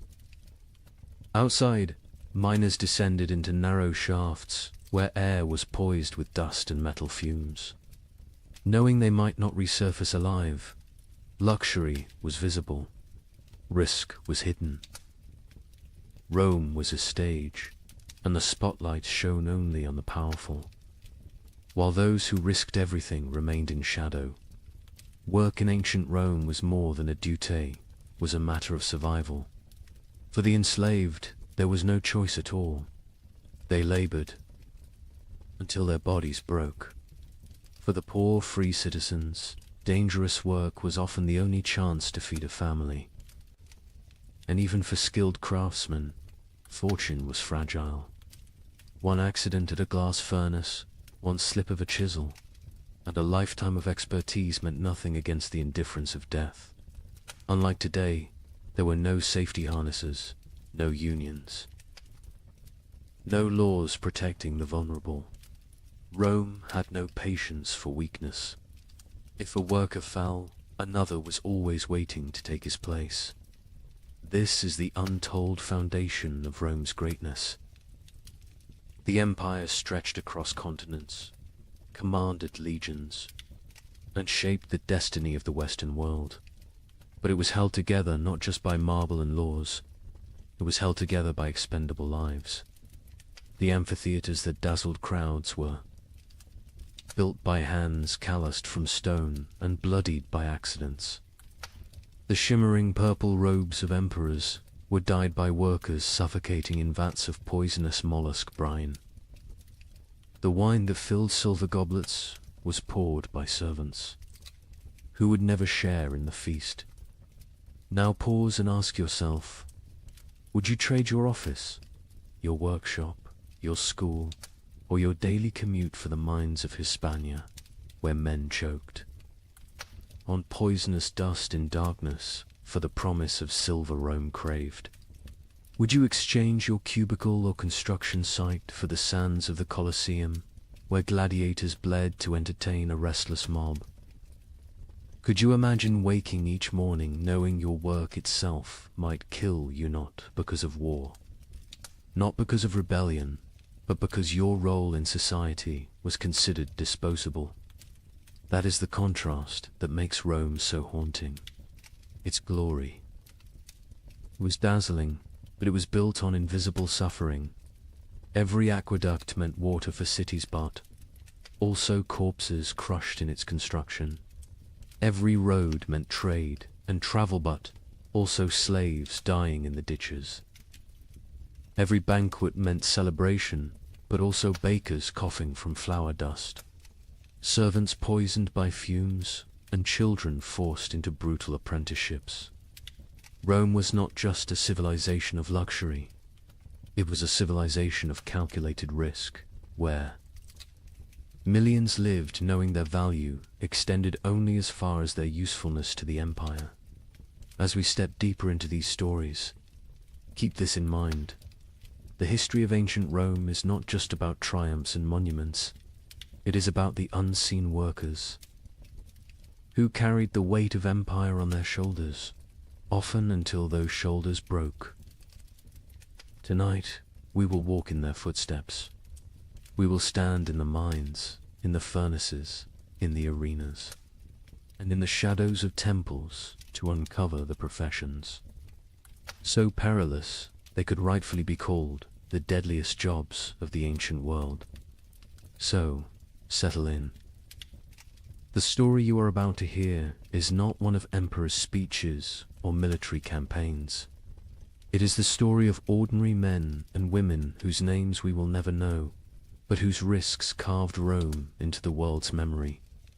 And as we journey through these forgotten professions, I'll ask you again to reflect.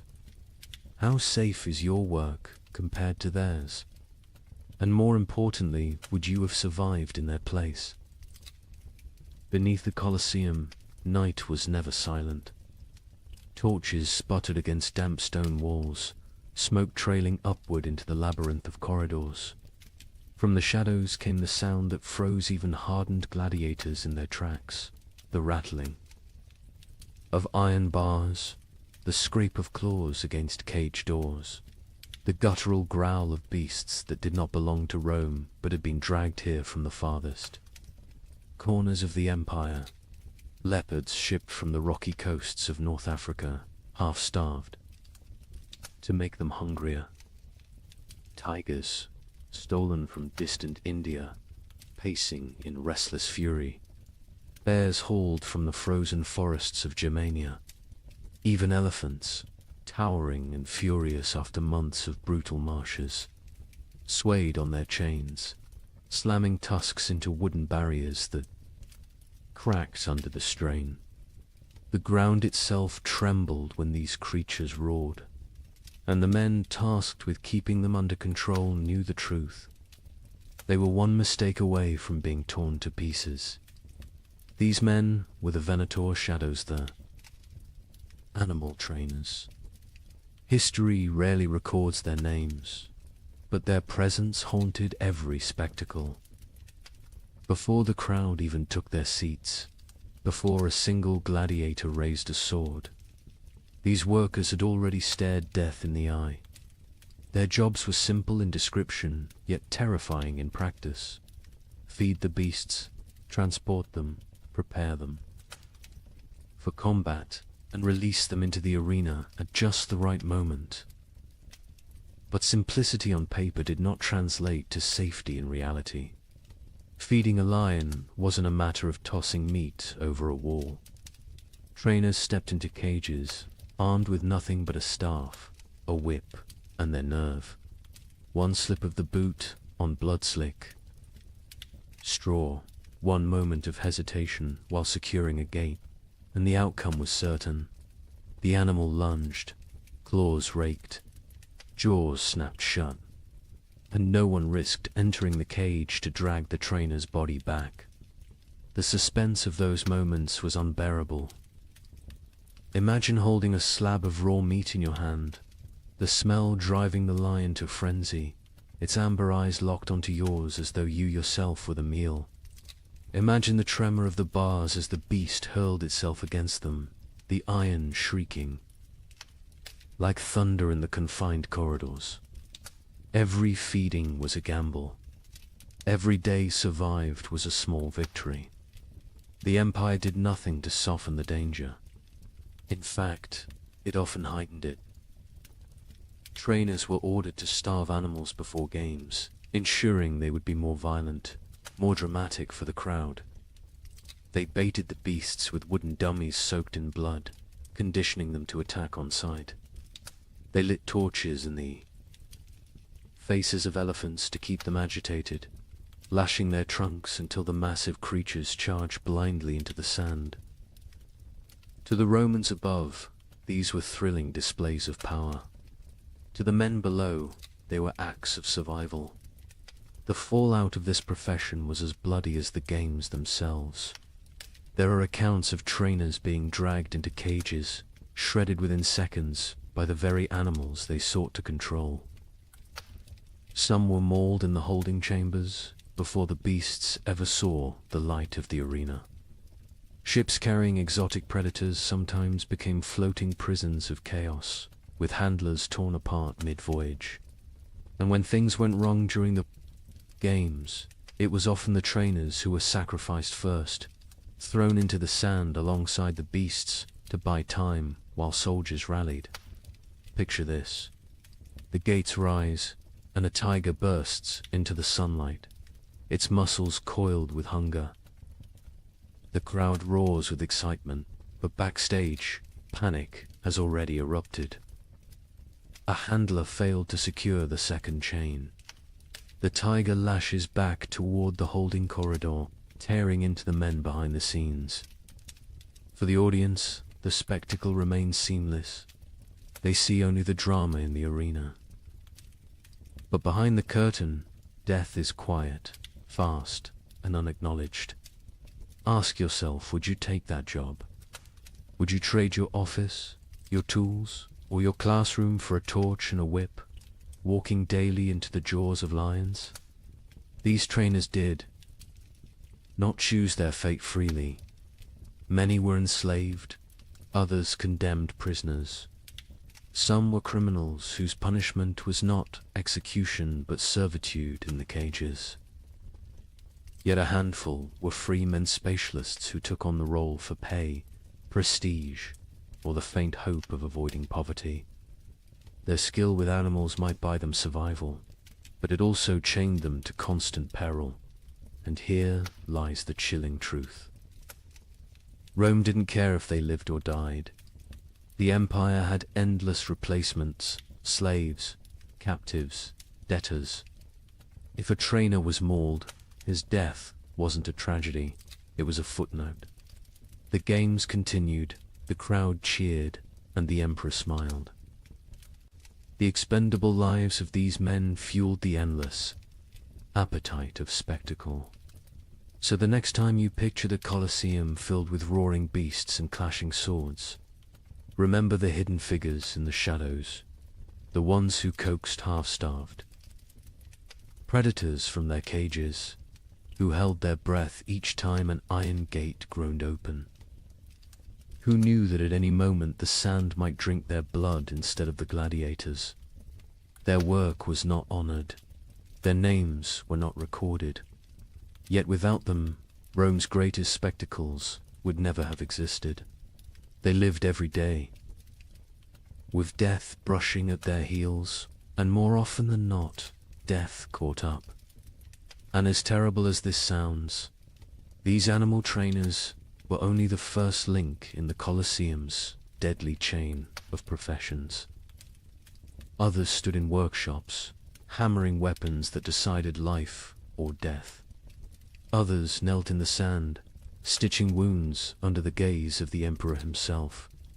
If the cages were a place of constant suspense, the armories and infirmaries were no less haunted. And it is to those shadows that we turn next. Step away from the roaring cages of the beasts and follow the sound of hammer against iron. Deep within the Colosseum's hidden chambers lay another world entirely, one that smelled not of blood and straw, but of smoke, oil, and molten metal. This was the domain of the weapons masters, the unseen craftsmen whose work shaped the fate of every gladiator who walked onto the sand. Picture it, a forge glowing in the half-dark, the air heavy with heat, sparks flying like fireflies as iron is struck again and again on the anvil. Grindstones hiss as edges are sharpened, the rhythm of stone against blade echoing like a heartbeat through the chamber. The tension here was no less suffocating than in the animal pens above, for in this place, the smallest error did not simply ruin a weapon, it ruined a man's life. Every sword, every dagger, every spear carried into combat bore the silent touch of these craftsmen. Their responsibility was immense. A blade had to be balanced to the hand, sharp enough to slice in an instant, strong enough to withstand the crushing force of an opponent's strike. A dull edge could mean a wound that failed to stop an enemy. A brittle spine could snap on impact, leaving its wielder defenseless in front of 50,000 roaring spectators. For the gladiator, trust in his weapon was trust in his survival, and that trust lay entirely in the hands of someone working in the shadows. This was not artistry for beauty's sake. This was artistry for survival, and the stakes were cruel. If a blade bent or shattered in the arena, it was not only the gladiator who suffered. The weapons master's reputation, and often his life, stood trial alongside the man who wielded the steel. A mistake could mean flogging, imprisonment, or worse, condemnation to the sands themselves, forced to fight with the very weapons they had once forged. Imagine that reversal. One day you are sharpening a gladius, the next day you are thrust into the arena, clutching it desperately as the crowd demands your blood. The drama of their work was constant. Fire licked at their hands, sparks scarred their faces, blades slipped and cut through flesh with the same ease they were designed to cut through armor. The grindstone could seize a weapon, spinning it from their grip and into bone. Their lungs, filled with smoke and ash, slowly poisoning them over years of labor. Many weapons masters bore the permanent marks of their craft, missing fingers, burned arms, eyes clouded by accidents at the forge. But the danger was not only physical, it was psychological. Consider the weight of knowing that your grindstone may determine whether a man returns to his cell alive or is carried out on a stretcher. Consider the burden of every edge you failed to hone, every weapon that may falter when it matters most. These men lived with the knowledge that steel, once it left their hands, could carry another's soul with it. And here's the chilling thought. Gladiators had no choice but to place their lives in this trust. They picked up their weapons and fought, never knowing if the craftsman behind the forge had been skilled, rushed, careless, or distracted. Now ask yourself, would you trust your life to a stranger's grindstone? Would you walk into combat knowing that one unseen error could turn your fight into a death sentence? Weapons masters also carried the impossible responsibility of balance. Too sharp, and a blade snapped after one vicious strike. Too heavy, and a gladiator's arm grew slow and clumsy. Too light, and it lacked the force to kill. They worked with mathematical precision before mathematics had been codified, sculpting steel by instinct and experience, often under the watchful eyes of overseers demanding speed and perfection in equal measure. The irony was bitter. If they succeeded, no one noticed. The crowd cheered the gladiator's skill. The emperor judged the fight, and the craftsman remained invisible. If they failed, however, the consequences were immediate and catastrophic. The Colosseum was merciless, not only to fighters, but to those who supported them. And yet, despite the danger, some sought this path willingly. Freedmen and poor citizens took apprenticeships, learning to hammer steel in hopes of steady work. Others inherited the trade through family lines, fathers teaching sons to temper blades in the same fires that scarred their own hands. For them, the forge was not just survival, it was a way to carve meaning into their anonymity. Even if history forgot their names, still, every clang of the hammer carried tension. Every hiss of the grindstone was a reminder that death hovered close. These were not glamorous artisans. They were men whose craft was measured in heartbeats on the sand above. So as you imagine the gladiators locked in battle, their swords flashing in the sun, remember the unseen masters in the forge. Their sweat coated the blades. Their mistakes bled into the sand. Their unseen hands carried just as much responsibility for life and death as the fighters themselves. And this was only one profession in the Colosseum's deadly ecosystem. If weapons masters held life in their fire and steel, the next group, the arena's medics, held it in their bloodied hands. But were they healers, or accomplices to cruelty? That question waits just beyond the gates. The crowd roared like a storm, its thunder rolling through the Colosseum. A steel clashed and blood spattered the sand. Beneath the deafening cries of 50,000 spectators, another group of men waited in silence, tense and watchful. They carried no swords, no shields, no armor. Their tools were knives, clamps, bandages, and basins. They were the arena's medical staff, men who lived in the narrow space between death and survival, forced to sprint onto the sand while blood still poured from open wounds. Picture it.